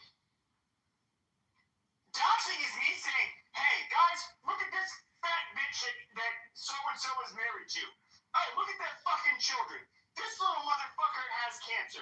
Oh, guess what? You want to see where this bitch works? Here's the goddamn address. Oh, you want to see where this motherfucker works? Yeah, get him fired too. Fuck these people. I'm going to send angry letters to their, emails and whatever to their fucking jobs. I'm going to do all that. That's doxing. Slippers. Explain that, telling a bunch of people that somebody's father is a federal judge. That would be doxing. For sure. Pumpkin, did you dox Roger or JB? Why was Bima saying you were distributing information to Chaos Agents, Pumpkin? I have no idea what you're talking about. I mean, aren't you claiming that you're the mastermind of all this drama? I heard the clip. He did say that. Yes, he did. You can't deny that. I mean, I record everything. And I would just like to ask who is actually Pumpkin.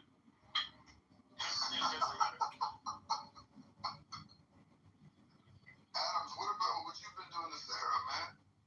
She has some allegations on you too, and you got this moral high ground. And me? What do you put in the chat feeds? And me, don't forget me. Slippers is causing me all kinds of problems. So let me ask you a question. You guys all think that I'm gay. So, listening to the accusations that Sarah has to put out, how is that going to really resonate with a reasonable person? Wait, mother and... There you go. So at the end of the day... Oh, you're bisexual? At the end of the day, this is a slippery slope that I really don't think that you people want to go down. Well, okay, Adams, I will just say this is... So again, Rich, yes, I did report you. Right. Because again, the shit that you're saying, reading court documents, and the fact that you have a parent that's a federal judge, which you have actually discussed on this app.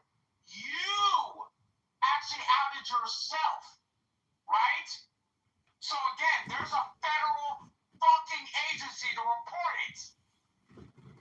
Well, Adams, I would say this about you being gay. I don't mean this in a mean way. It might be because of somebody told Pepe, you. I don't care. Pepe. Okay. Pepe, I don't care. Think that I'm gay, straight, I fuck midgets. I don't care. Okay, but let me put it like this.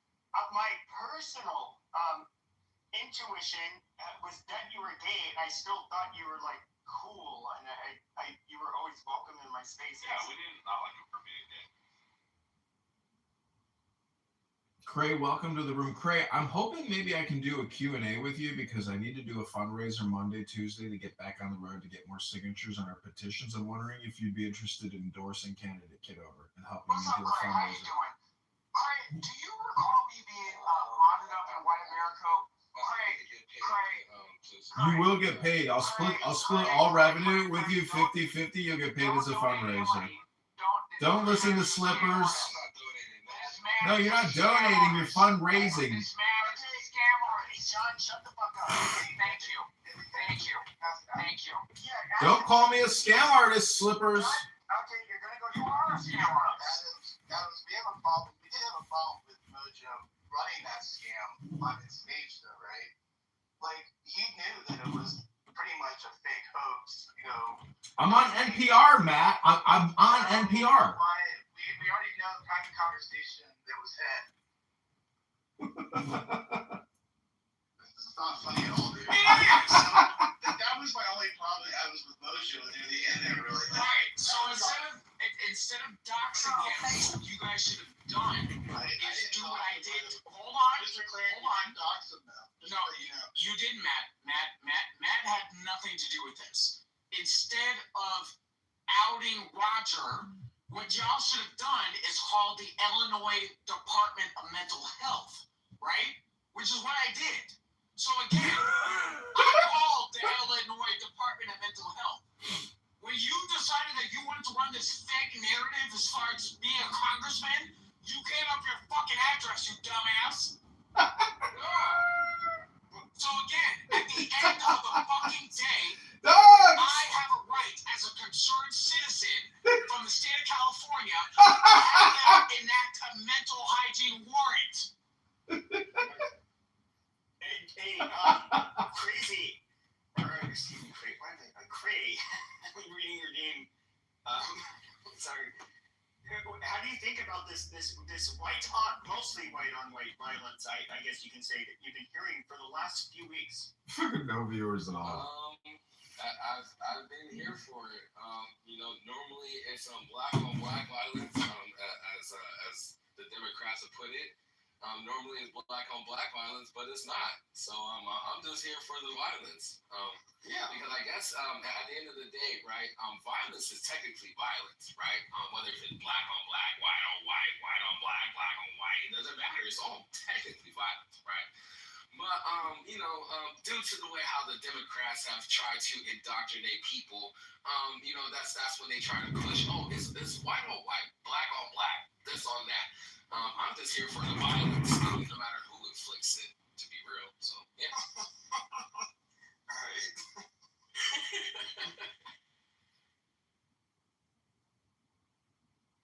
But Adams, I would say, with you personally though, like none of us went after you. Like we have to understand, like we all thought you were like we were cool, like we were at least not friends.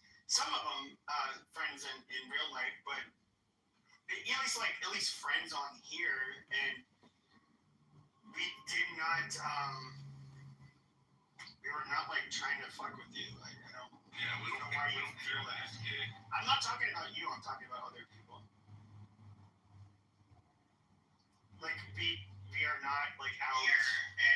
We don't have like a vendetta against Adams. Yeah, you're just a bitch. Yeah, just your friends. We were here to you. Yeah, you're just a bitch.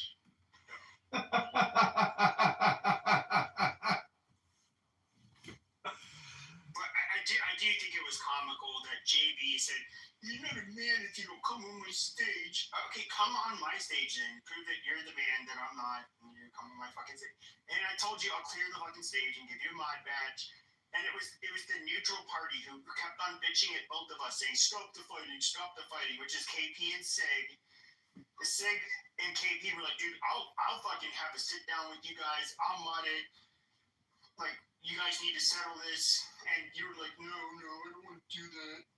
I don't know, dude. But then all of a sudden, when you have a stage and you're the only moderator, I mean, okay, yeah, that's being quote unquote a man. That's being a dummy. How do we do it so that everybody can get in that he's blocked? I mean, I can host a space. Okay. And then if we get Sig the mod? No, I think it should just be quiet. I would be the only mod, and I would do it in my room the way how I always run it. I'm the only mod. Nobody gets a mod. That's the only fair way to do it. And I'm not biased with nobody. So yeah, you're not gonna come in and try to say, oh hey, like I'm a Republican. Let me get a green bean. That's not gonna work. Hey, I voted for Donald Trump. Let me get a green. No, I don't give a fuck. I voted for Kamala Harris. I don't give a fuck. Like none of that shit's gonna work with me.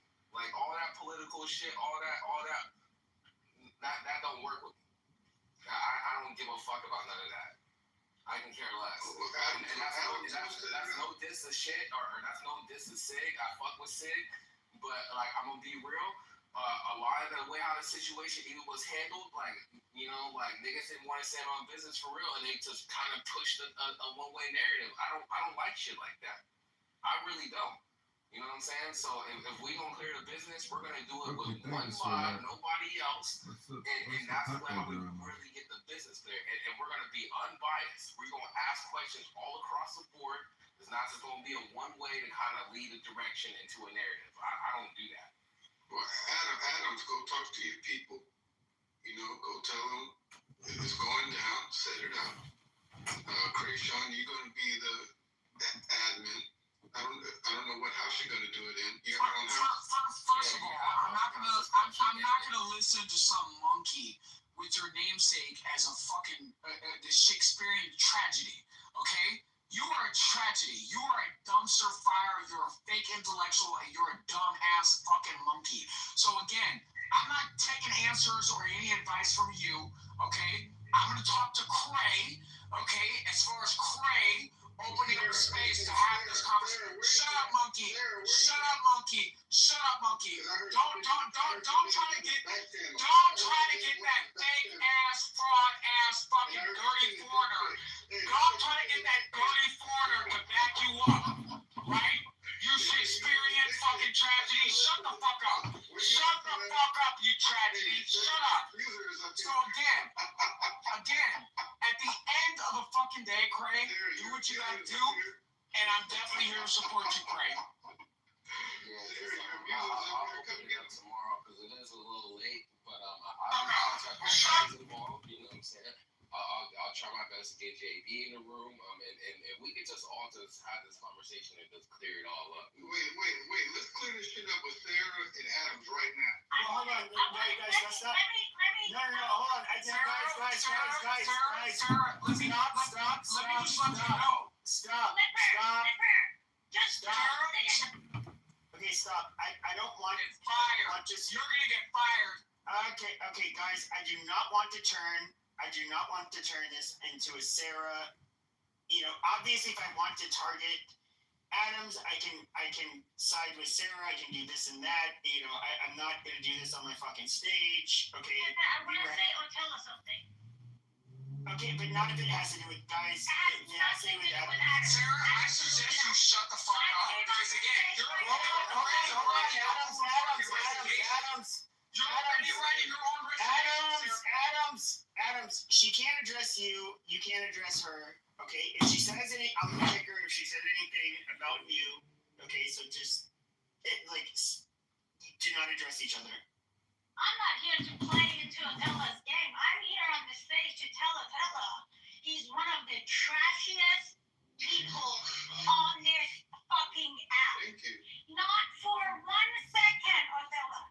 I've been able to respect you. A few nights ago, you were mocking me for being whooped in Iran. Okay, now only because Adam and I had an issue, it doesn't mean I'm gonna side with you. You're a trash. I've never sexually harassed you like he did. I've never sexually harassed you like he did. Okay, guys. I don't want to. Okay, look, we're not having a space. But God damn it, look this. I'm sorry. We're not having a space on the Middle East drama. We're not. Quite frankly, there are rooms that are like literally every hour that I've been on this app. You're gonna have Muslims, you're gonna have Jews, you're gonna Zionists, and so they're all gonna have their rooms, and you guys get to discuss this shit. And all of you pro-monarchists from Iran and whatever the fuck from Iran, you guys can all do your thing on here. This is not a room. None of us, or at least me and Matt and myself, we are not Jews, Muslims, or. I'm not here for any of that. But I'm not a monarchist anyways. Let me tell you something. Wait. Hold on, Pepe. But until I don't want to address that point. I'm not. This is my last word on it. Roger, JB, and Adams have all sexually harassed Sarah, and I was the only one that stood up for her. That's the truth. Well, Bella, you don't even stand up for your fucking mother. Okay? You're the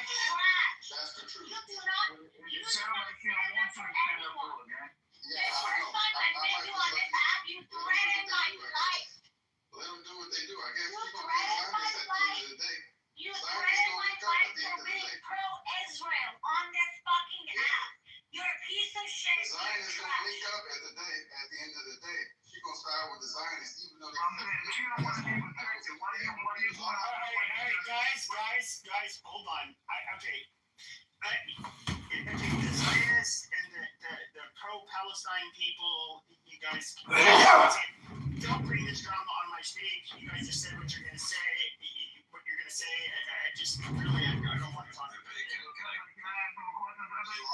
No. Hold on. Let's fix it.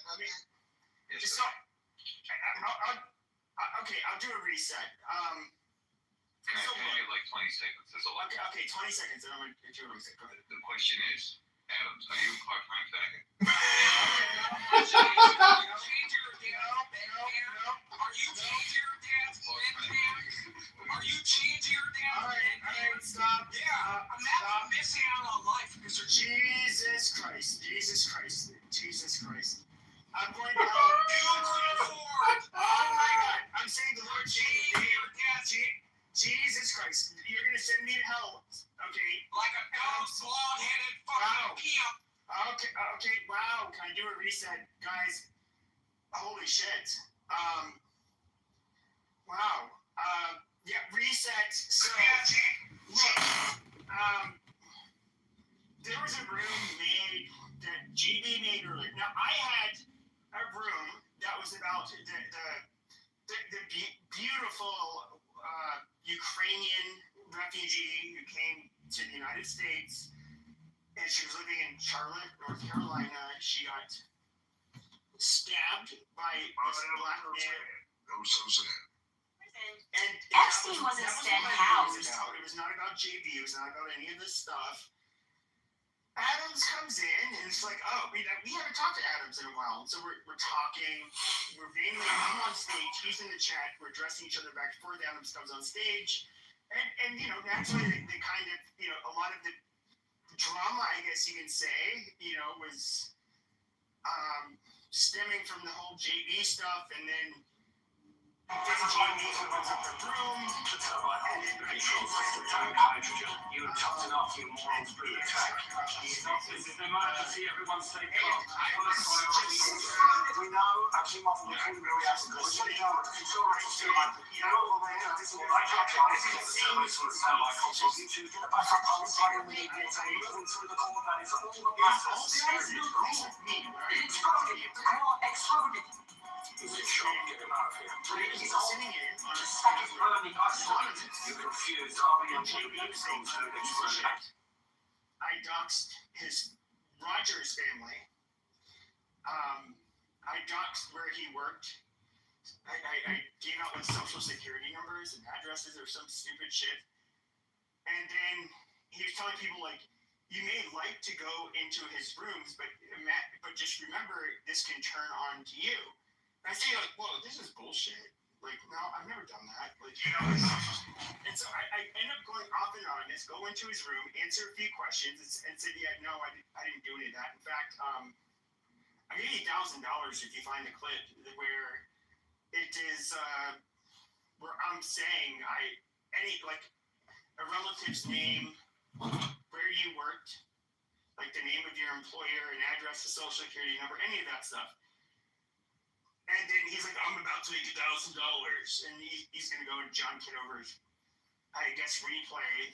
And long story short, in this replay, and by the way, I've looked for those clips. I could not find even the room that they say that they were alluding to. Shut up, Rich. Let's just have some people. No, hold on. And so I'm trying to find like where in this so-called room I was saying any of this stuff. I couldn't find it, but I know I didn't say any of this stuff. But then it comes out today that not only do they not have the clips like they said they did, but John, basically JB's trying to tell John that, hey, look, $600, I'll match that. if you show me, if you find the clip, and he's like, yeah, dude, I don't have that clip.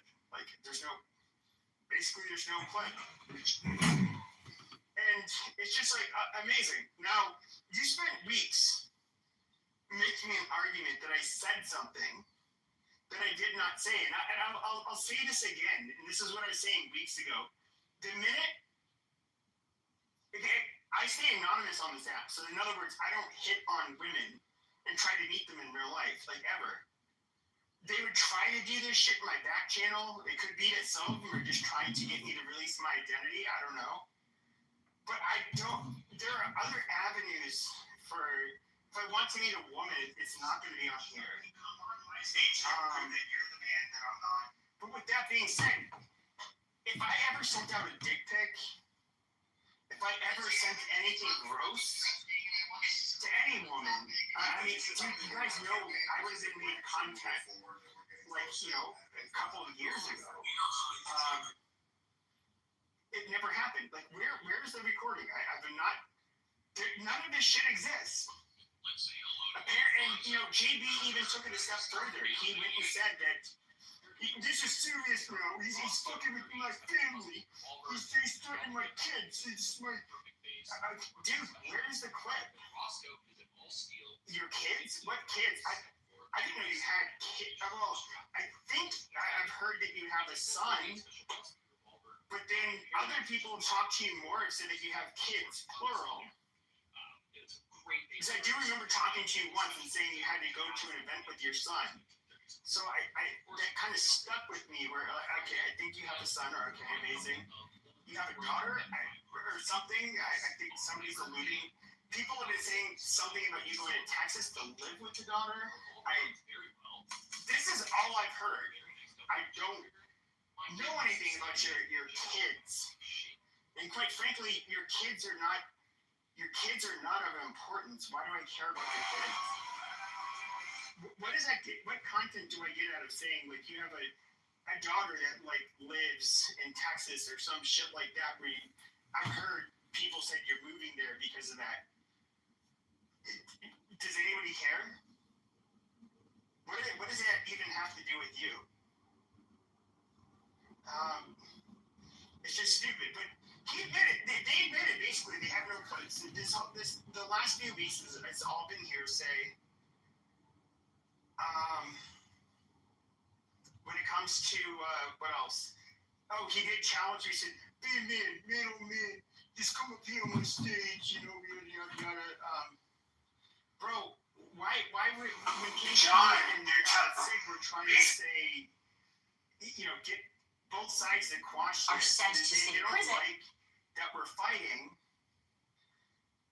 They had offered to basically have a space where the two of us could talk it out.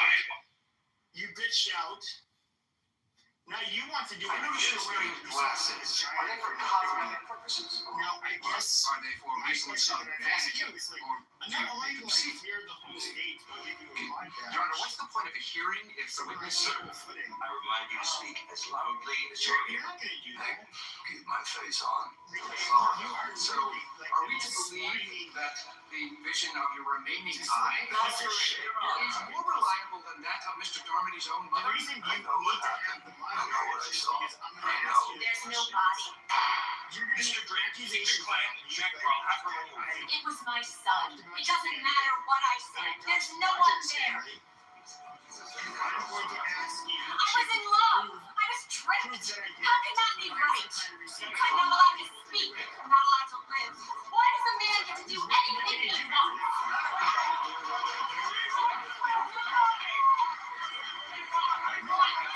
I notice you're wearing. He only makes response rooms to mine. Like he will not go on the same stage as me wherever I am, but even when he's in the audience. Craig, early on, Sig and a bunch of people asked if they could, moderate, between them all. But I guess that never came to fruition, I mean, it was his side. It was him that refused. Well, is it because he just wants to just have the one-on-one conversation with you and not really have everybody else? Well, no. So like Sig, Sig, for example, he's been moderating meetings with them as this has been going on. Like he does not. You know Sig, right, Cran? Yeah. I know Sig. He's not going to get. He's a very headstrong individual. He's not going to give into the. You can say, "Hey, we're feuding. Wow, how dare you be a mod on his stage?" And you'd be like, "Well, like fuck you. I'm a grown man." You know how Sig is. He's not really. And where I almost thought he's perfect It's for because he's more. not It's a going to show. really. It's a show for Somebody and is by not going morons. to, I think, be easily swayed by either of us. We can give narratives, and I don't think he'll care about a narrative. He'll just want the facts. Like It's a show for and by Can you morons. prove that this happened? That's that. I mean, and I think that's the type of argument where JB is completely unwilling to have. He's giving a narrative-based argument, which I've when talking about him, some of it involves narrative for sure. When tying everything together, like his behavior and shit he's done in the past, on and off the app, but I'm not really, when it comes to the specifics of this example, I'm not somebody. I know for a fact I did not give away any personal identifying information about family members, where they worked, any of that shit. It's never happened. And so I know these clips are not going to come out. Like they'll just repeat the lie over and over and over again. And when I make my rooms, he would not address anything, accusation I made specifically to debunk it. They would just like, JP would just say like, oh, he's in my kids, in my family. This just gone over the line. He's doxing me. Okay, where? When? He can't do that. Like, at what point do you just like? He makes these accusations and he has these dick riders on his stage. Okay, but if he can't prove I said this, then I mean it's ridiculous. And what's really annoying is that since the beginning of this, all of this shit started between JB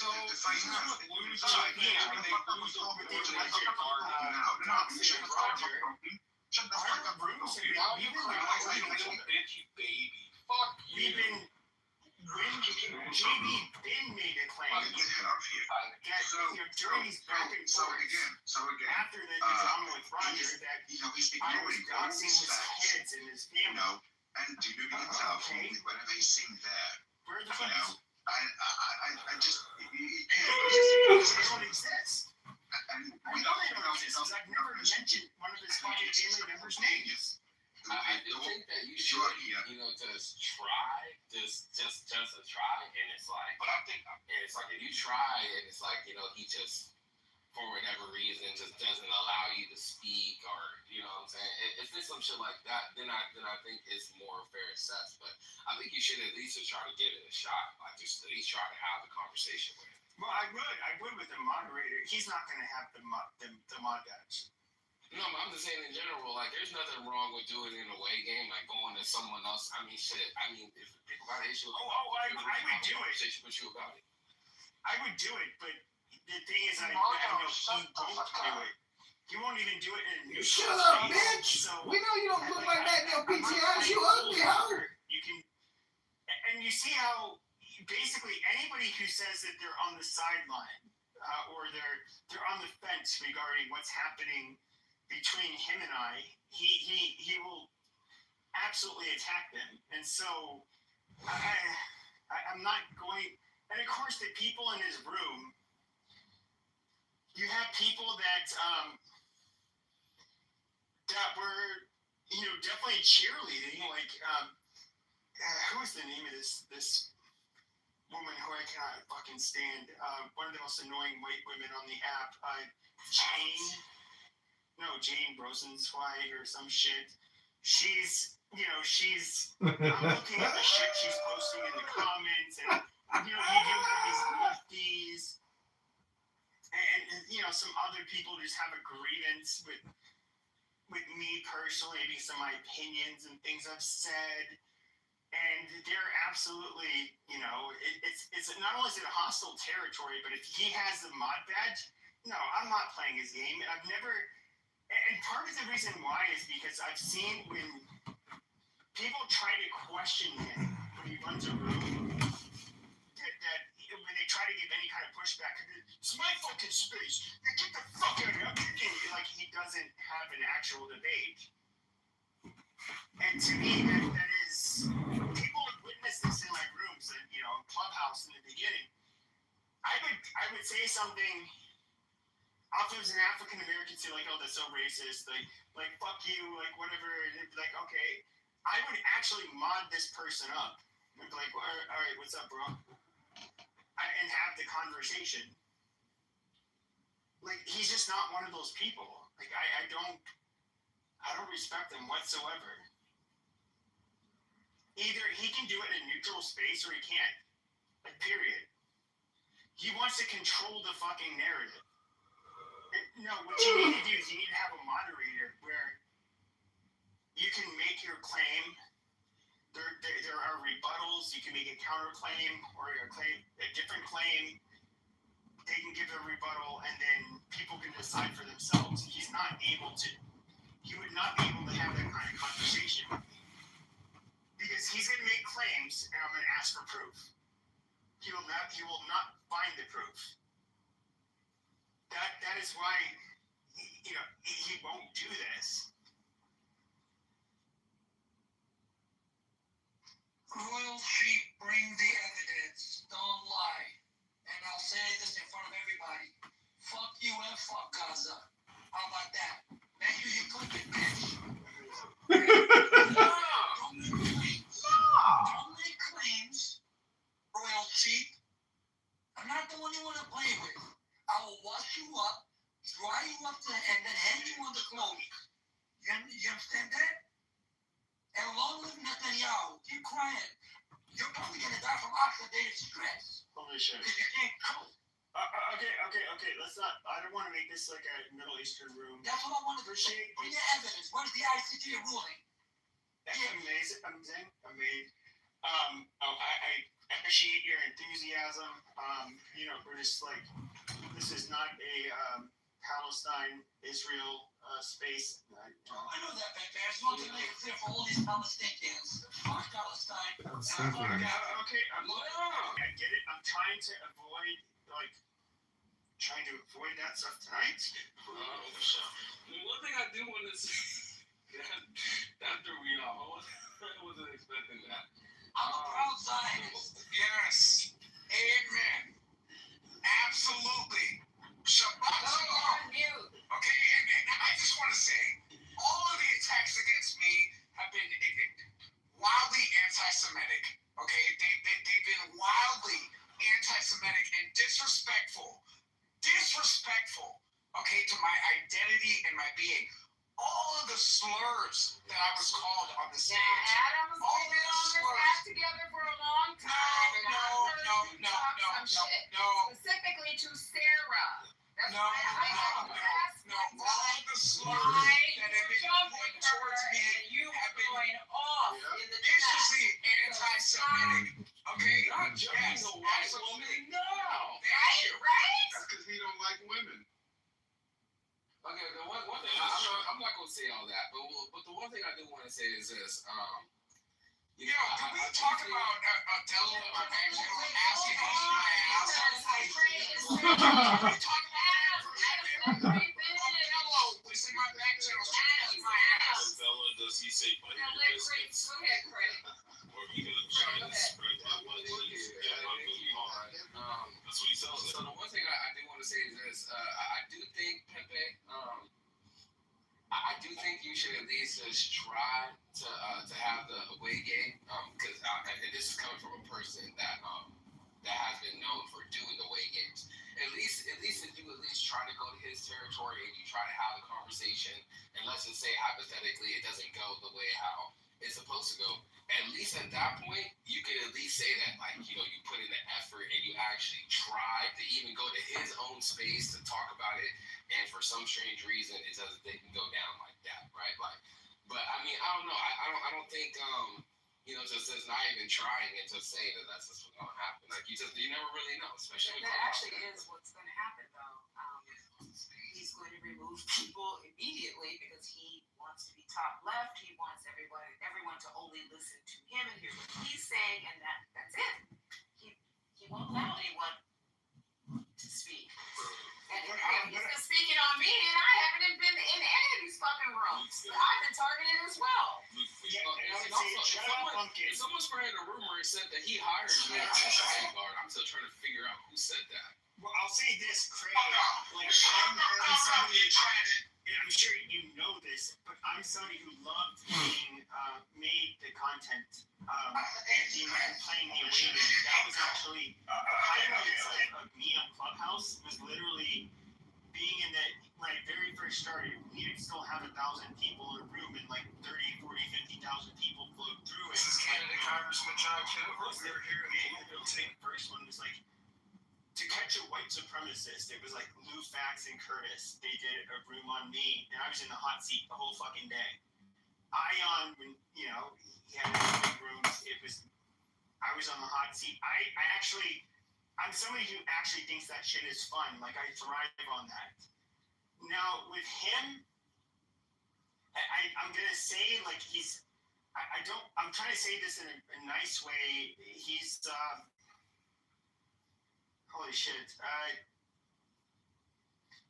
First of all, the reason I would do it with the playing the away game before is because I got the exposure and it was a challenge. With him, it's literally just feeding into this guy who I think is like a nothing. He's not. He can't like organically draw people to his spaces on his own. I just don't. It's not, the drive is not there for me, and I know that it's going to be unfair, and I'll end up getting annoyed. The result is so predictable that I just don't want to play that game. We're asked if it was if it was several years ago when I would, once again, who the fuck. When it comes to controversy and a challenge, like, that's not somebody I'm not somebody who's known for dodging that kind of shit. But with him, it's just like, you're a fucking nobody. You want to, like, cradle your ego in a weird way where it's like, you be a man, you come up on my stage. No, get out of your fucking diapers and go on a neutral stage. He won't do it. And so, like, I'm not gonna, I won't play into his game mainly because he's, not only do I know his intentions, but it's in a way it's actually helping him, and I'm not willing to help him. I think he's a piece of shit. Like, I do not like him. I've made that abundantly clear. Long live Israel. God bless Israel. Well, I mean, I'm just wondering, like, how is this going to resolve? That this is like, or is this just going to be like just a continuous thing? Sure, it could be. It will be. The reality is there's no peace. I think he's a piece of shit and that he's not capable of change. And so I'll just say this, when it comes to him, hold on a second, my piece is here. How do you make it plain that you can't back it up? Thank you. I was gonna say, Clean. remember that scene in No Country for Old An Men? ICJ warrant is not an ICJ. Hold on. Okay. Now we're talking about Israel and ICJ. And, I know, I was gonna stay on topic. well, hold on.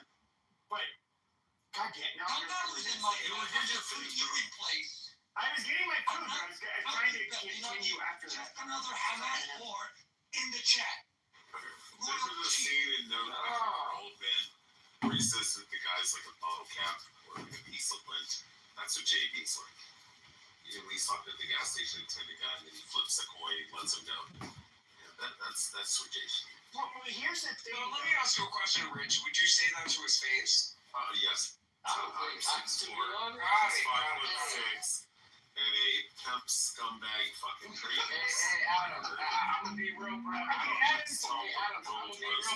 think a lot of people would say a lot of this. Exactly correct. I think that it says woofing because it says it's a room where he's not in. Okay, but I think say shit when he's not around, bro. I ain't gonna lie. I would say this. I say it to his face all the time. Okay, hold on a second. Okay, but I said it to his face. So I know there's a 0% chance he could like hurt me in a fucking confrontation. He's not somebody who shut up and let me finish. He's not somebody I find remotely intimidating. I would actually find the everyday square, the person who's never been to jail, never been to prison, who will respond in a reasonable way to be far more threatening than him. This person will introduce the authorities with warranted. They will use force when it is warranted. There's all kinds of shit with him. He's just like, I just look at him as a Weasley predator, but he's as a predator. I'm somebody who can prey on him if I wanted to. He's not somebody who would really go after me. And like, if I was his next door neighbor, he'd be sucking my dick. Like, what? He'd be like, "Oh, you're the greatest." No, I don't mean literally, but I mean, he'd be like, "Yo, he's like, you stand up guard." Like, Pepe, you're the smartest person I ever met on Clubhouse. Exactly. He's like a coyote, Pepe. He's somebody who can buy buy his squirrels and shit. Sure. But then like a 12-year-old child chases after him, he runs away with his tail. Sure, but I'm somebody who I think that like if he had just bought lunch, I'd be like, "What do you have there in your bag?" "Oh, Mason." And I just ate it in front of him. "Hey, you want to go to Clubhouse?" Yeah. Let's go on Clubhouse. And I'd eat it in front of him, and he wouldn't say shit. Like, I actually look at him as one of those people. Now, he may not be. I think he'd prey on somebody if they thought they were like weaker. But he's somebody who will just take it like a little bitch once. When that person is capable of doing it, he respects that in the weird way he is. But Jesus Christ, shut the fuck up, Rich. You guys, I'm so derailed now because I got my Uber Eats, and then Rich, you had to be a fucking faggot, autist, and go off and say whatever stupid shit. And then we have the super Israeli guy, and he's saying like his random super Israeli shit. And I don't even know what the fuck we're talking about now. I was just gonna say, how many times do you think he got passed around like a pack of cigarettes in prison? That didn't help answer my question. I don't know where we were. I don't know. I mean, leave it to Rich to, visualize his gay sexual proclivities. It's crazy. Okay, you gotta drive your Uber. You gotta go. We're not doing that here. Yo, Craig, what's the name of your house? Keep banging. All right. But I'm just we're in the clips. False narrative. For weeks, I said Everybody's got a false narrative. For the clips. This is so disappointing. I'm the center of the clips. I'm the clip king. The king of Clubhouse clips. The clip king. Even NY called it out. She was saying, like, you guys, the Holy Grail will be the clip. I know I didn't say it, so like you're not gonna provide the clip. Speaking of being clips, I'm surprised you're still here talking, Pepe. Figured you'd be clipped by now. Yeah, well, who knows? It could happen, but at the end of the day, I'm sitting here in this room, and you guys are kind of my entertainment for right now. So why would I clip them? So along your narrative. Well, why do you want to clip me, right? When I wouldn't try to like clip you? I'm just curious. Love in this room actually invited me. Who gives a shit who invited you, bitch? I'm sending you back to Gaza. Bring the evidence. Okay. See who I see you. Believe it. Well, the goddamn Middle Easterners. Well, guys, keep your tribal. Keep your tribal warfare. I'm your tribal man. She's an Arab. They're inbred. What do you expect? Well, still not. I'm not Middle Eastern. I'll just say this when it comes to him. You did say it. I'll just say this when it comes to ruling. So where is the ICJ ruling, bitch? Because I can bring you Joanne down to you saying that's not it. my stage. Come on my stage. I get it. I've seen the pictures where you have a rather plump mother holding an emaciated child. And the first question that comes to mind is like, why is this bitch so fat? Or not fat, but plump. I know you got spices up And this kid's emaciated. That doesn't make sense. That's why nobody wants them, baby. Jordan doesn't want you. Kuwait doesn't want you. Egypt doesn't want you. Bahrain doesn't want you. Qatar doesn't want you. Saudi doesn't want you. Turkey doesn't want you. Every country you've been in, you've committed terrorism. You've fought terrorism. But Alpha, I'm a Palestinian. Are you talking about this way? Yeah, are you fucking you? And I am. Why are you being so mean? I'll just say this when it comes to him. Wow. No way. I don't His own space, the tar. I am. Actually, my family's from Gaza. Gaza from Khan Yunis? Not too far from there. We were one of the Catholics. Who got wiped out.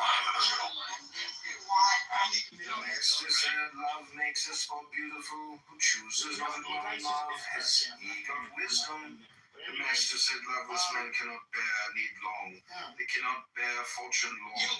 Loving hearts find peace and love. Clever heads find profit in it. The master said love can alone love others or hate others.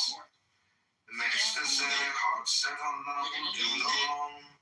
The master said wealth and honors are what men desire, but abide not in them by help of wrong. No leaders in want are hated of men, but forsake them not by help of wrong. Shorn of love is a gentleman worthy thy name. Not for one moment may gentlemen sin against love, nor in fire and haze, nor yet in utter overthrow. The master said a friend to love, a foe to evil, I have yet to meet. A friend to love will set nothing higher, and love severs a foe to evil. You're gonna have to trust me. Okay, so for example, you see. Actually, that's probably not a smart idea. There is the end of a thing. Palestinians is they.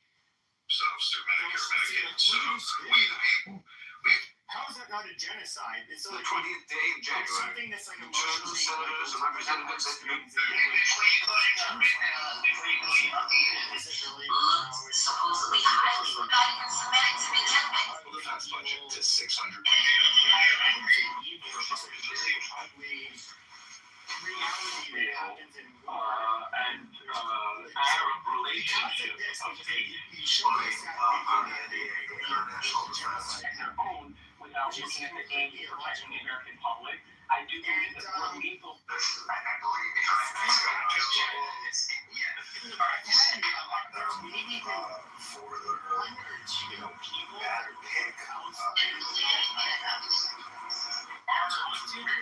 Whose record counts don't compliment what I'm doing, so. Seriously, Palestine, you guys are super unreasonable. And I'll also say this, I also think You don't have close friendships because you end up trying to fuck everybody over? I mean, you're fucking piece of shit. pro-Israel people have talked to are also What was your goal?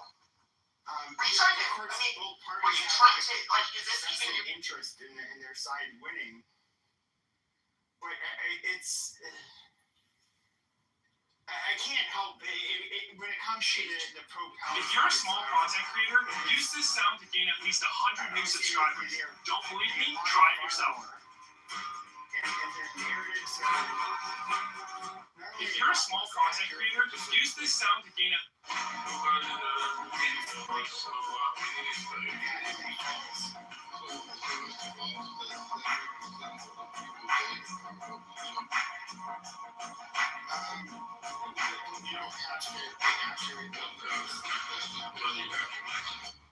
BBC.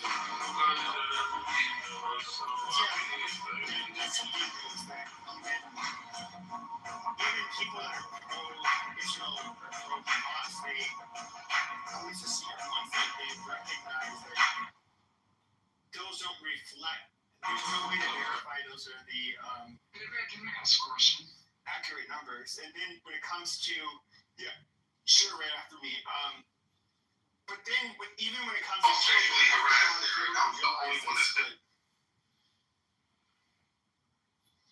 and I hate even having to make this argument because I don't want to give these people any kind of legitimacy. But in the Middle East in particular, children are often combatants, like, in other words, 16, 15, and 17-year-olds. What about 3-year-olds, 4-year-olds? Nobody makes that claim. Go ahead, Adams. Got it. Thank you, Pepe. So, Othello, why does your black ass actually care about any of these issues? You should be more worried about black women, okay, aborting fetuses in the womb. Why don't you talk about the death rate of black American children in America? So again, and you're not worried about it because again, you're not in a position to procreate, right? So shut your dumb ass incel black ass up and mind your fucking business and stop worrying about Israel. Thank you, thank you, thank you, thank you. Thank you, as much as my checkbook can afford. Thank you, thank you, thank you, thank you, broke blackie, broke blackie, broke blackie. Thank you, you're poor, you're blame Jews. Get off of social media and go get a job. Go get a job. Shouldn't you be driving an Uber? Shouldn't you be driving an Uber? Shouldn't you be driving? Wait, allegations. Wait a minute. 1 minute I'm gay, the next minute I have allegations. Like, this is crazy. This is crazy. This is crazy. Again, have fun in court. Sarah's not going to say shit because Sarah wants to keep her fucking job. So again, Sarah's going to continue to shut the fuck up. Sarah's going to continue. He's trying to silence her. He's trying No, to silence Sarah her. is shutting up because Othello is a piece of That's how this goes. That's how this goes. That's how this goes. That's how this goes. So again, I'm gay 1 minute, the next minute I'm sexually harassing women. Isn't this rich? Like, this is crazy. Where is Rich? Where is Rich, by the way? Like, this is crazy. Why would she lose her job?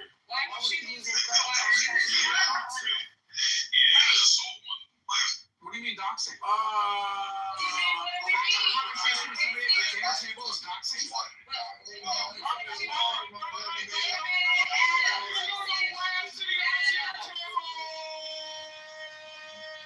Thank you.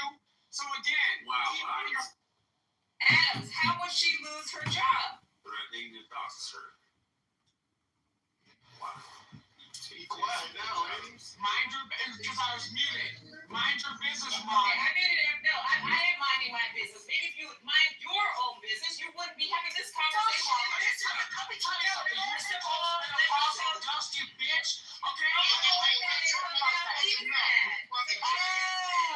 Okay, Watch your mother. Was Amber Rose mad? Was Amber Rose mad? Oh, is that the best? Amber Rose was mad when she called you out. Best you can do? When she called you out. She didn't call me out for anything. She called you out. She definitely called you the fuck out. No, she didn't call me out. She definitely called you the lied. fuck out. I can get the bitch right now. I want to. Thank you. You ain't here. God bless Amber Rose. Want to suck his dick? God bless Amber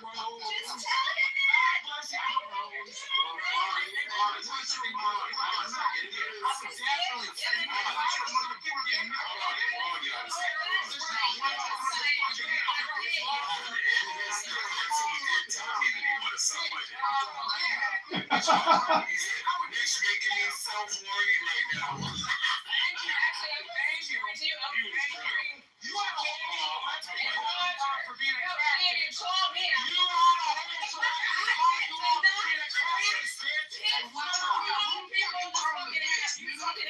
How would I call that bitch? Nigga, watch your fucking mouth, bitch. How the fuck could I be a catfish? I've met too many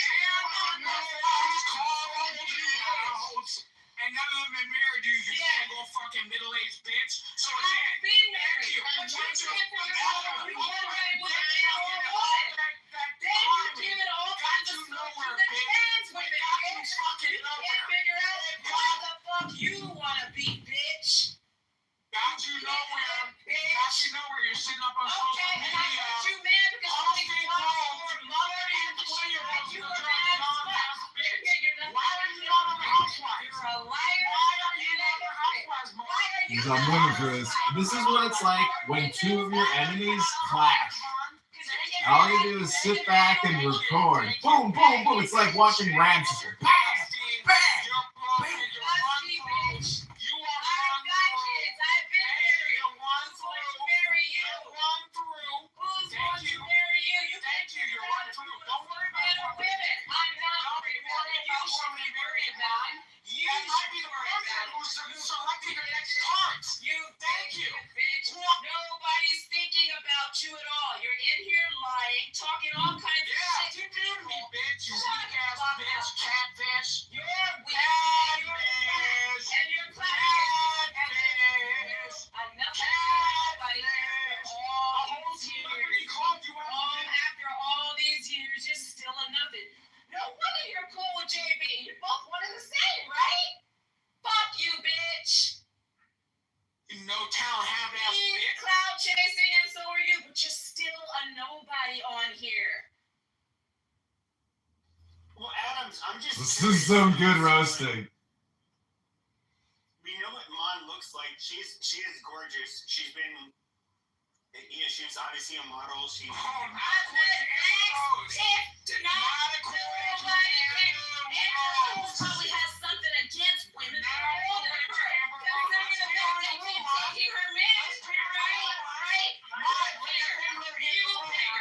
Let's ping her in the room, Mon. Yeah, exactly. Shut the fuck up, you dumb groupie ass bitch. You're the groupie.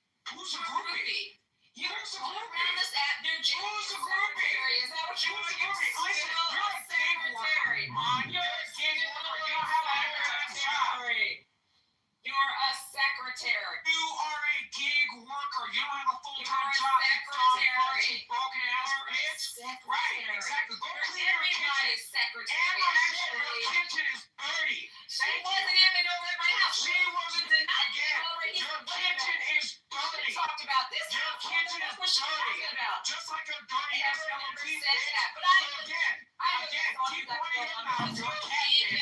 You're a middle-aged woman trying to live out your youth. You're whack. You're weak and you're whack. I'm just curious A though. weak bitch. I'm just curious though, Adams, is that like Mon and I and White because we were like the. Well, these people don't realize I've met Dax. He never came back to this app and said anything about me other than me being beautiful. Did not say. You just say he wanted to fuck you and I got mad at you. So they don't realize that I've met people off this fucking app. They never came back with any of that shit. So fuck Amber. Like I said, maybe she has something against women that are older than her, considering the fact that they keep taking all of her men. I mean, isn't Cher like 80 years old?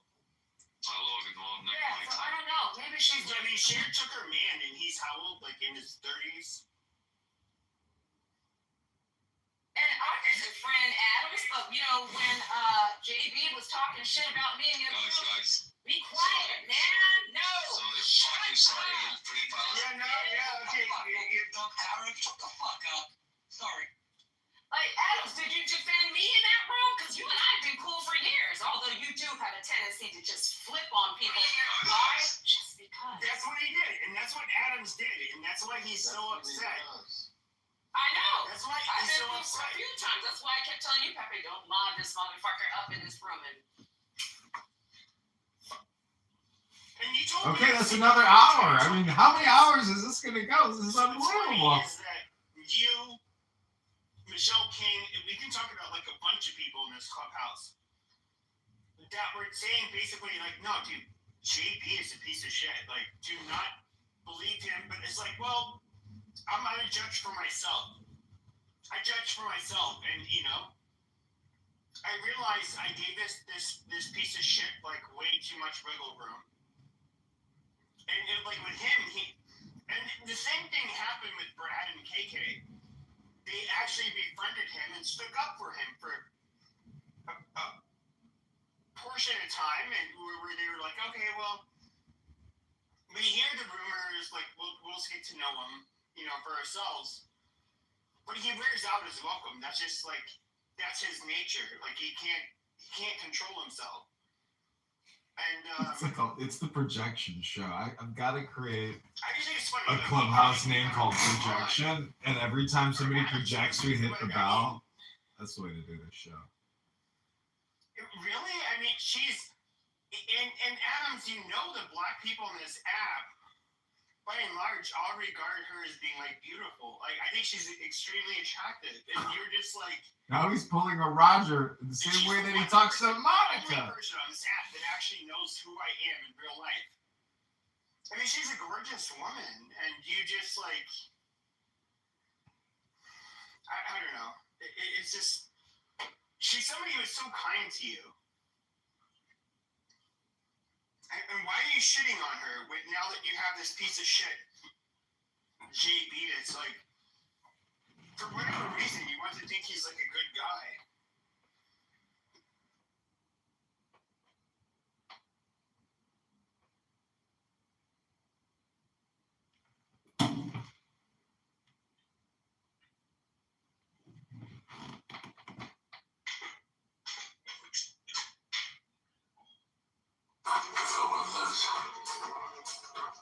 Superstitious. Most got paid here because of the fire. Anything we should be worried about? No.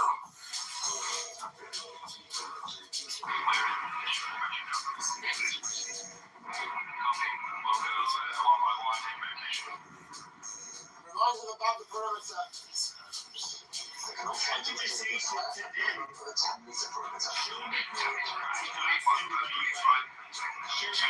me numbers, social security Too close. Can't get over the fire. So people have to carry the load. They cannot go over the cold. Too close. I repeat, we are too close. We want you at the inside of the perimeter. Do not copy. I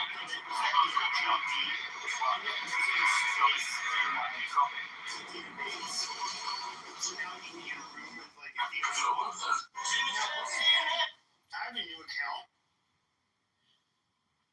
But we can look at my rooms, I get more people and black. Say like, oh, that's not important. It is important to him. He's a narcissistic piece of shit.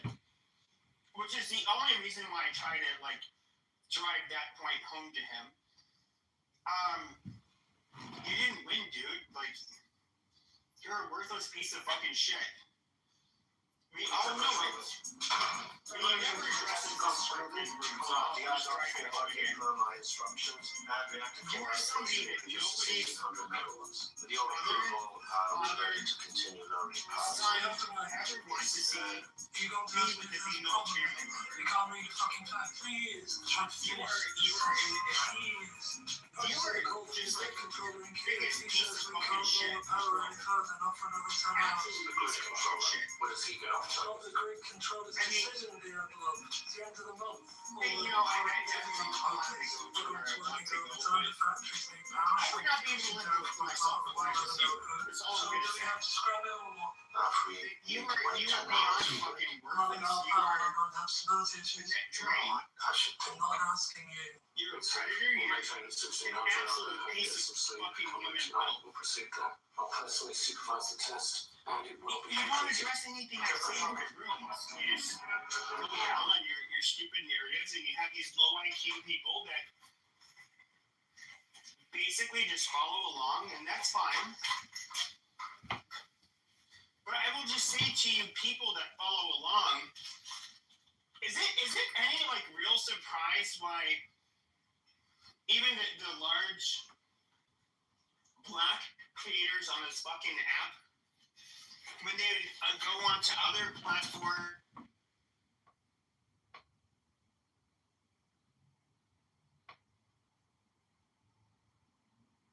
I don't know where I left off at.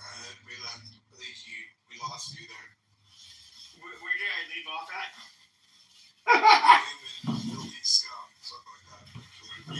Yeah, what I would say is this, is that, guys, that like wherever I went on this app, when you still had large rooms, they'd be like, oh, there's Pepe, bring up Pepe. When I go into other platforms, they'd like bring me up, this horrible, evil racist.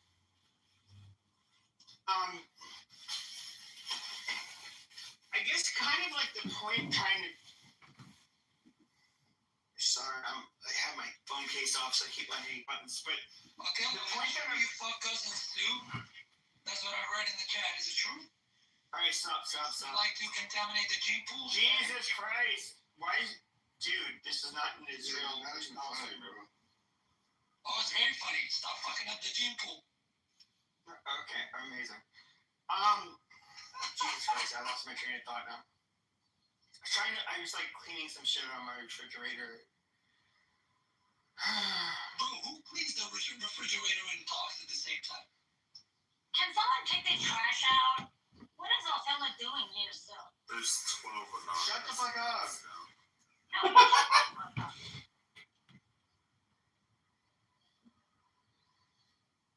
Hold on a second. Do these Muslim trashes pay you, Pepe, for having this side? Professor, what? Muslims? I don't have a Muslim side. My point has been clear for. Okay, so people say like, oh, you're chummy with Mikhail and whatever. Okay, I think Mikhail and even Prince, when you're not having religious conversations or conversations regarding immigration, they're okay people. But my first experience with both of them was before October 7th, and I was very blunt when I said that I want zero immigration of Muslims into the West. Period. Now, Mikhail had told me, like, well, in response, he said, I'm of French descent, and he said, well, I think France should have a caliphate. And it's like, oh, amazing. Obviously, much different beliefs than myself. I did. When have I ever been? When have Muslims ever considered me to be like on their side? There's not a Muslim on this app who's going to say that like I don't think they belong. That they should not be basically deported and not come into the United States or any area in the West. And it's not. Okay, like I have my pretty strong criticism of Israel, but I'm not. It's not someone like on the Muslim side. There's a difference between criticizing Netanyahu for whatever policy his people. For example, we have a dumb bitch, a propagandist bitch, saying why is there protests? Why are there protests in Tel Aviv or Jerusalem? Of course there are. They're saying you need to bring the hostages home. Defeat Hamas as soon as possible. They're not telling Netanyahu to stop the war. They're not telling him to stop the war and let Hamas become another genocidal attack against them. What the fuck are you talking about? Well, I think what ends up happening. Between you criticizing your government, right, and calling for the destruction of a state. Bro, don't get it twisted. So nobody's buying what you're shoveling. Nobody. Muslims, I think what they do is they hear you being critical on the state of Israel and also the United States funding Israel in their campaign and stuff like that, and they hear you being critical, and they're like, yeah, he's on our side. And I'm like, hey, I'm like, which one would you choose, the Muslims or the Jews? And they're like, oh yeah, the Jews. This Jews comes over, like, which group of people do I find, Chances of me getting close to a game like this again. Come on, Anthony, let me sit in just once. I don't do business with outside friends. You understand? Hey, do I have to show you high school parking to these guys? I'm right on the side. I appreciate your position, but come on, Tony, I'm a big boy. What do you hope? There's no respect against him. You need 5 kids just to sit in this game. Come on, can you fool me? No, short term. Don't say short if you don't mean short. Whole kidding aside. You understand what I'm saying to you? Yeah, of course. Hey, you don't have to explain business to me. I'm gonna let you sleep one day, then you're gonna get the fuck up and you're gonna go get my $45,000. No problem. Whatever for shits. If it's the one day you don't give me every penny, I'll just send someone down to the joint every Saturday for 5% interest. If you don't have it, it gets back up to the principal. You understand? So, what's the game?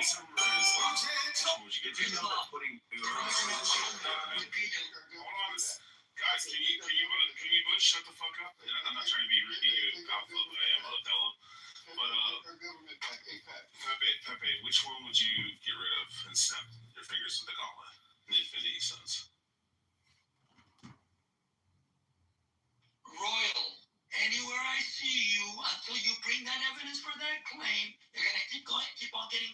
Yeah, but Royal's Camel Hori. Just ignore her. Because we have these blue-eyed, stupid, dumb, blonde bitches, no disrespect to blondes, we have these stupid, blue-eyed, blonde bitches fucking up Hamas, thinking they're doing the world a favor. No, you're not.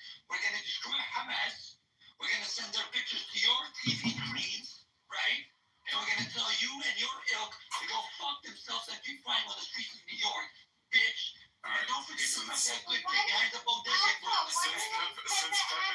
Since Pepe's busy eating his Uber Eats right now and cleaning his stuff. Alright, Sarah, because he's busy cleaning his refrigerator, I will answer for him because. Oh, Matt. That wasn't. They pay him though. That was Pepe. Can you guys hear me? Yeah, no, we can't hear you. Stop it. Yeah, you're back. I can hear the refrigerator. No, we can hear you. Okay, amazing. Look, I look at it like this. I don't think there's a natural alliance with Christians and Jews, with different religions. Both sides have been antagonistic to each other, and Christian majority, the countries where Christians were in the majority, I guess you could say, don't have the best track record. Muslims don't have the best track record. Them or any reason you must think he's like a good guy. Thanos is Goblin. Sure, okay, sure. I find Jews as less threatening, but I don't really. Now you have this problem with diversity is that when you get different religion and race and ethnicity are like the biggest fault lines. Do I think we are necessarily? How can I say Jews are somehow closer to Christians when Christians, with their different denominations, were incredibly bigoted towards each other? They fought with each other. They attempted to genocide each other. Oh, there's Jews, like a whole different fucking religion. Like, amazing. Are we natural allies with them? Like, not really. It's not how I see it. Do I think they're closer to us than Muslims? Yes. So you'd say like Jews are annoying, but Muslims are murderous demons. Hey, babe, if you can say one thing that'll make you mad, I'll give you this $1,000. Huh? I said, if you could say one thing that'll make you mad, I'll give you all this $1,000. Okay, where do you... Say one thing that will make me mad, and I'll give you $1,000. Which fucking Jew? Like, I know, Jews that were part of the diaspora in Europe would be far more like European Christians in comparison to Muslims, which are mainly non-European. Yeah, obviously. But I don't know, like how when you have it. I don't know. You've been told, little lady, dressing started dying. I'm kidding. I'm just kidding. Some more. Hey, damn, Amelia, what's up, my bro? Huh? Yeah, all right. So, she's an enemy.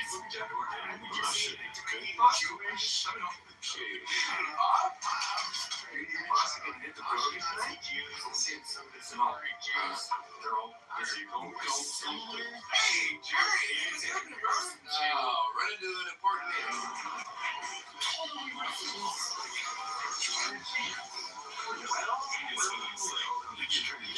Actively stating that they want to kill Jews. Oi, you're in our country now, English.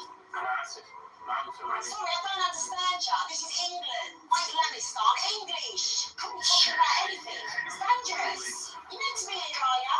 Right. Oh, I'm not going anywhere. We're not moving until you do. Yeah,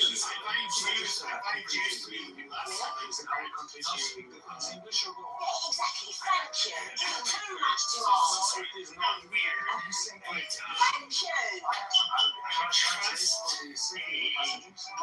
When I get home, I am going to plunge my face between your perfect breasts. My small properties that have small shingles. Surveillance was continued on the subject of sausages.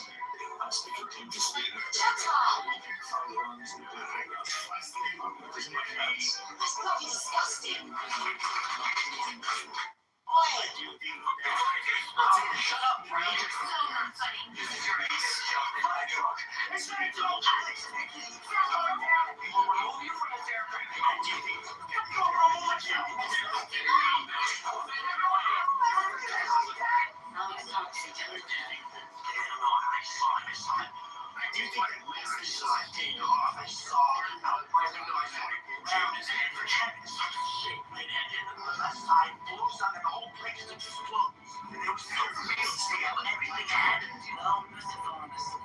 We get thrown off the plane. The blow what? Half a day in Paris? All because Brown has a bad fucking trip. It's the plane. It's gonna come on you.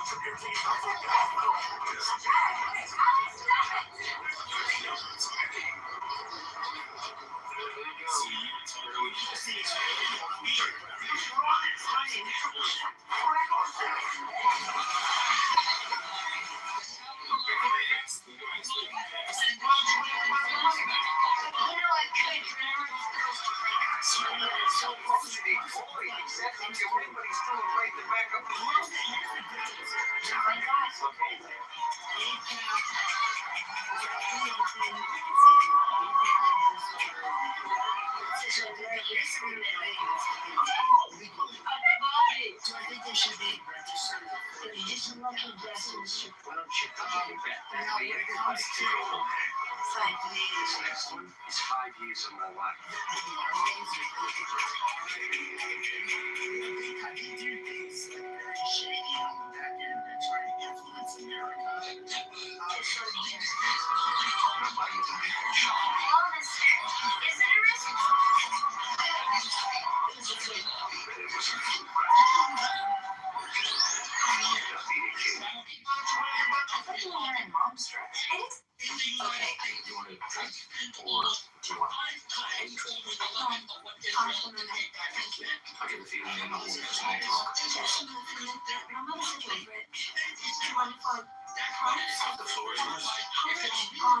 Embarrassingly rich. Yes, it was. Yes, I did.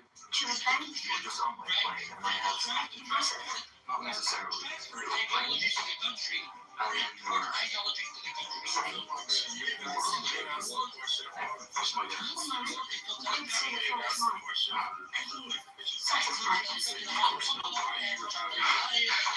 you say you? That was not fun. Israel just to co-opt the American identity is that that's how being Israeli versus the same as being American. And this is not something new. Richard Nixon This might just be and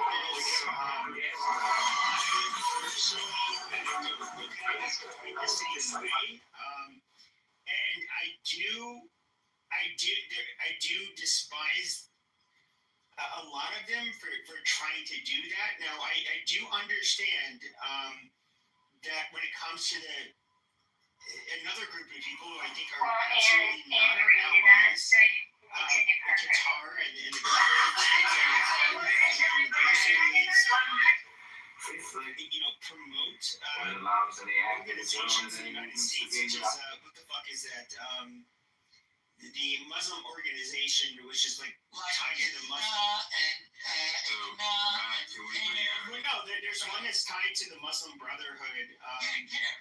CARE, yes. And they're absolutely outlawed in the Gulf Arab states for a fucking reason.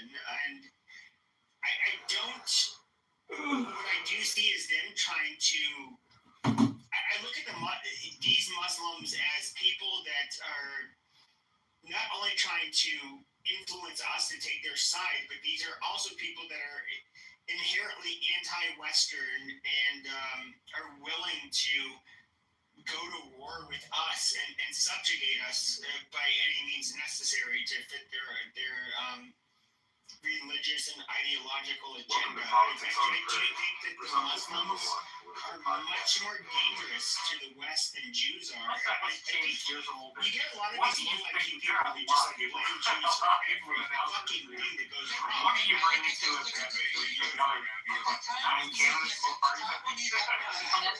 Yeah, it's quite a few. You can expect this, right? But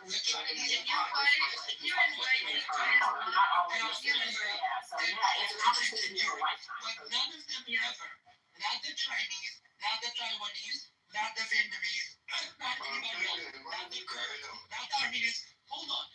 None of them during their protests have ever burned the flag of the country in which they live. Right? Let me give you an example. When the Kurds were protesting across Europe, right, against Turkey, they were protesting in Germany, they were protesting in Britain, they were protesting in Norway.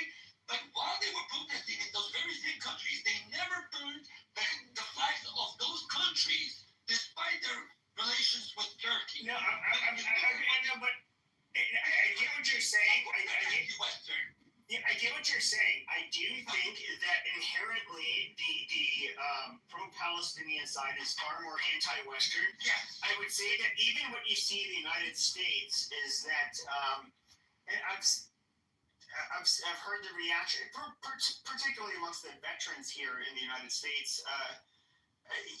Where you get the pro-Palestine marches, and they will replace the American flag with the Palestinian flag, and then they'll even desecrate our flag. I don't really see the pro-Israeli side doing that very much. I do think that the pro-Palestine movement is inherently anti-Western. Understanding. Listen, What about proud to be Iroquois? Look, were you like, oh, if someone said proud to be German? Listen. I have the same issues with those. My issue is that a lot of time minorities proud to be Iroquois, proud to be this, proud to be whatever. Those are socially acceptable. They're not. Okay, we're shutting it all down. That's enough, Pepe. Everything else, total waste of time. But here we are. It's the end of the show, ladies and gents.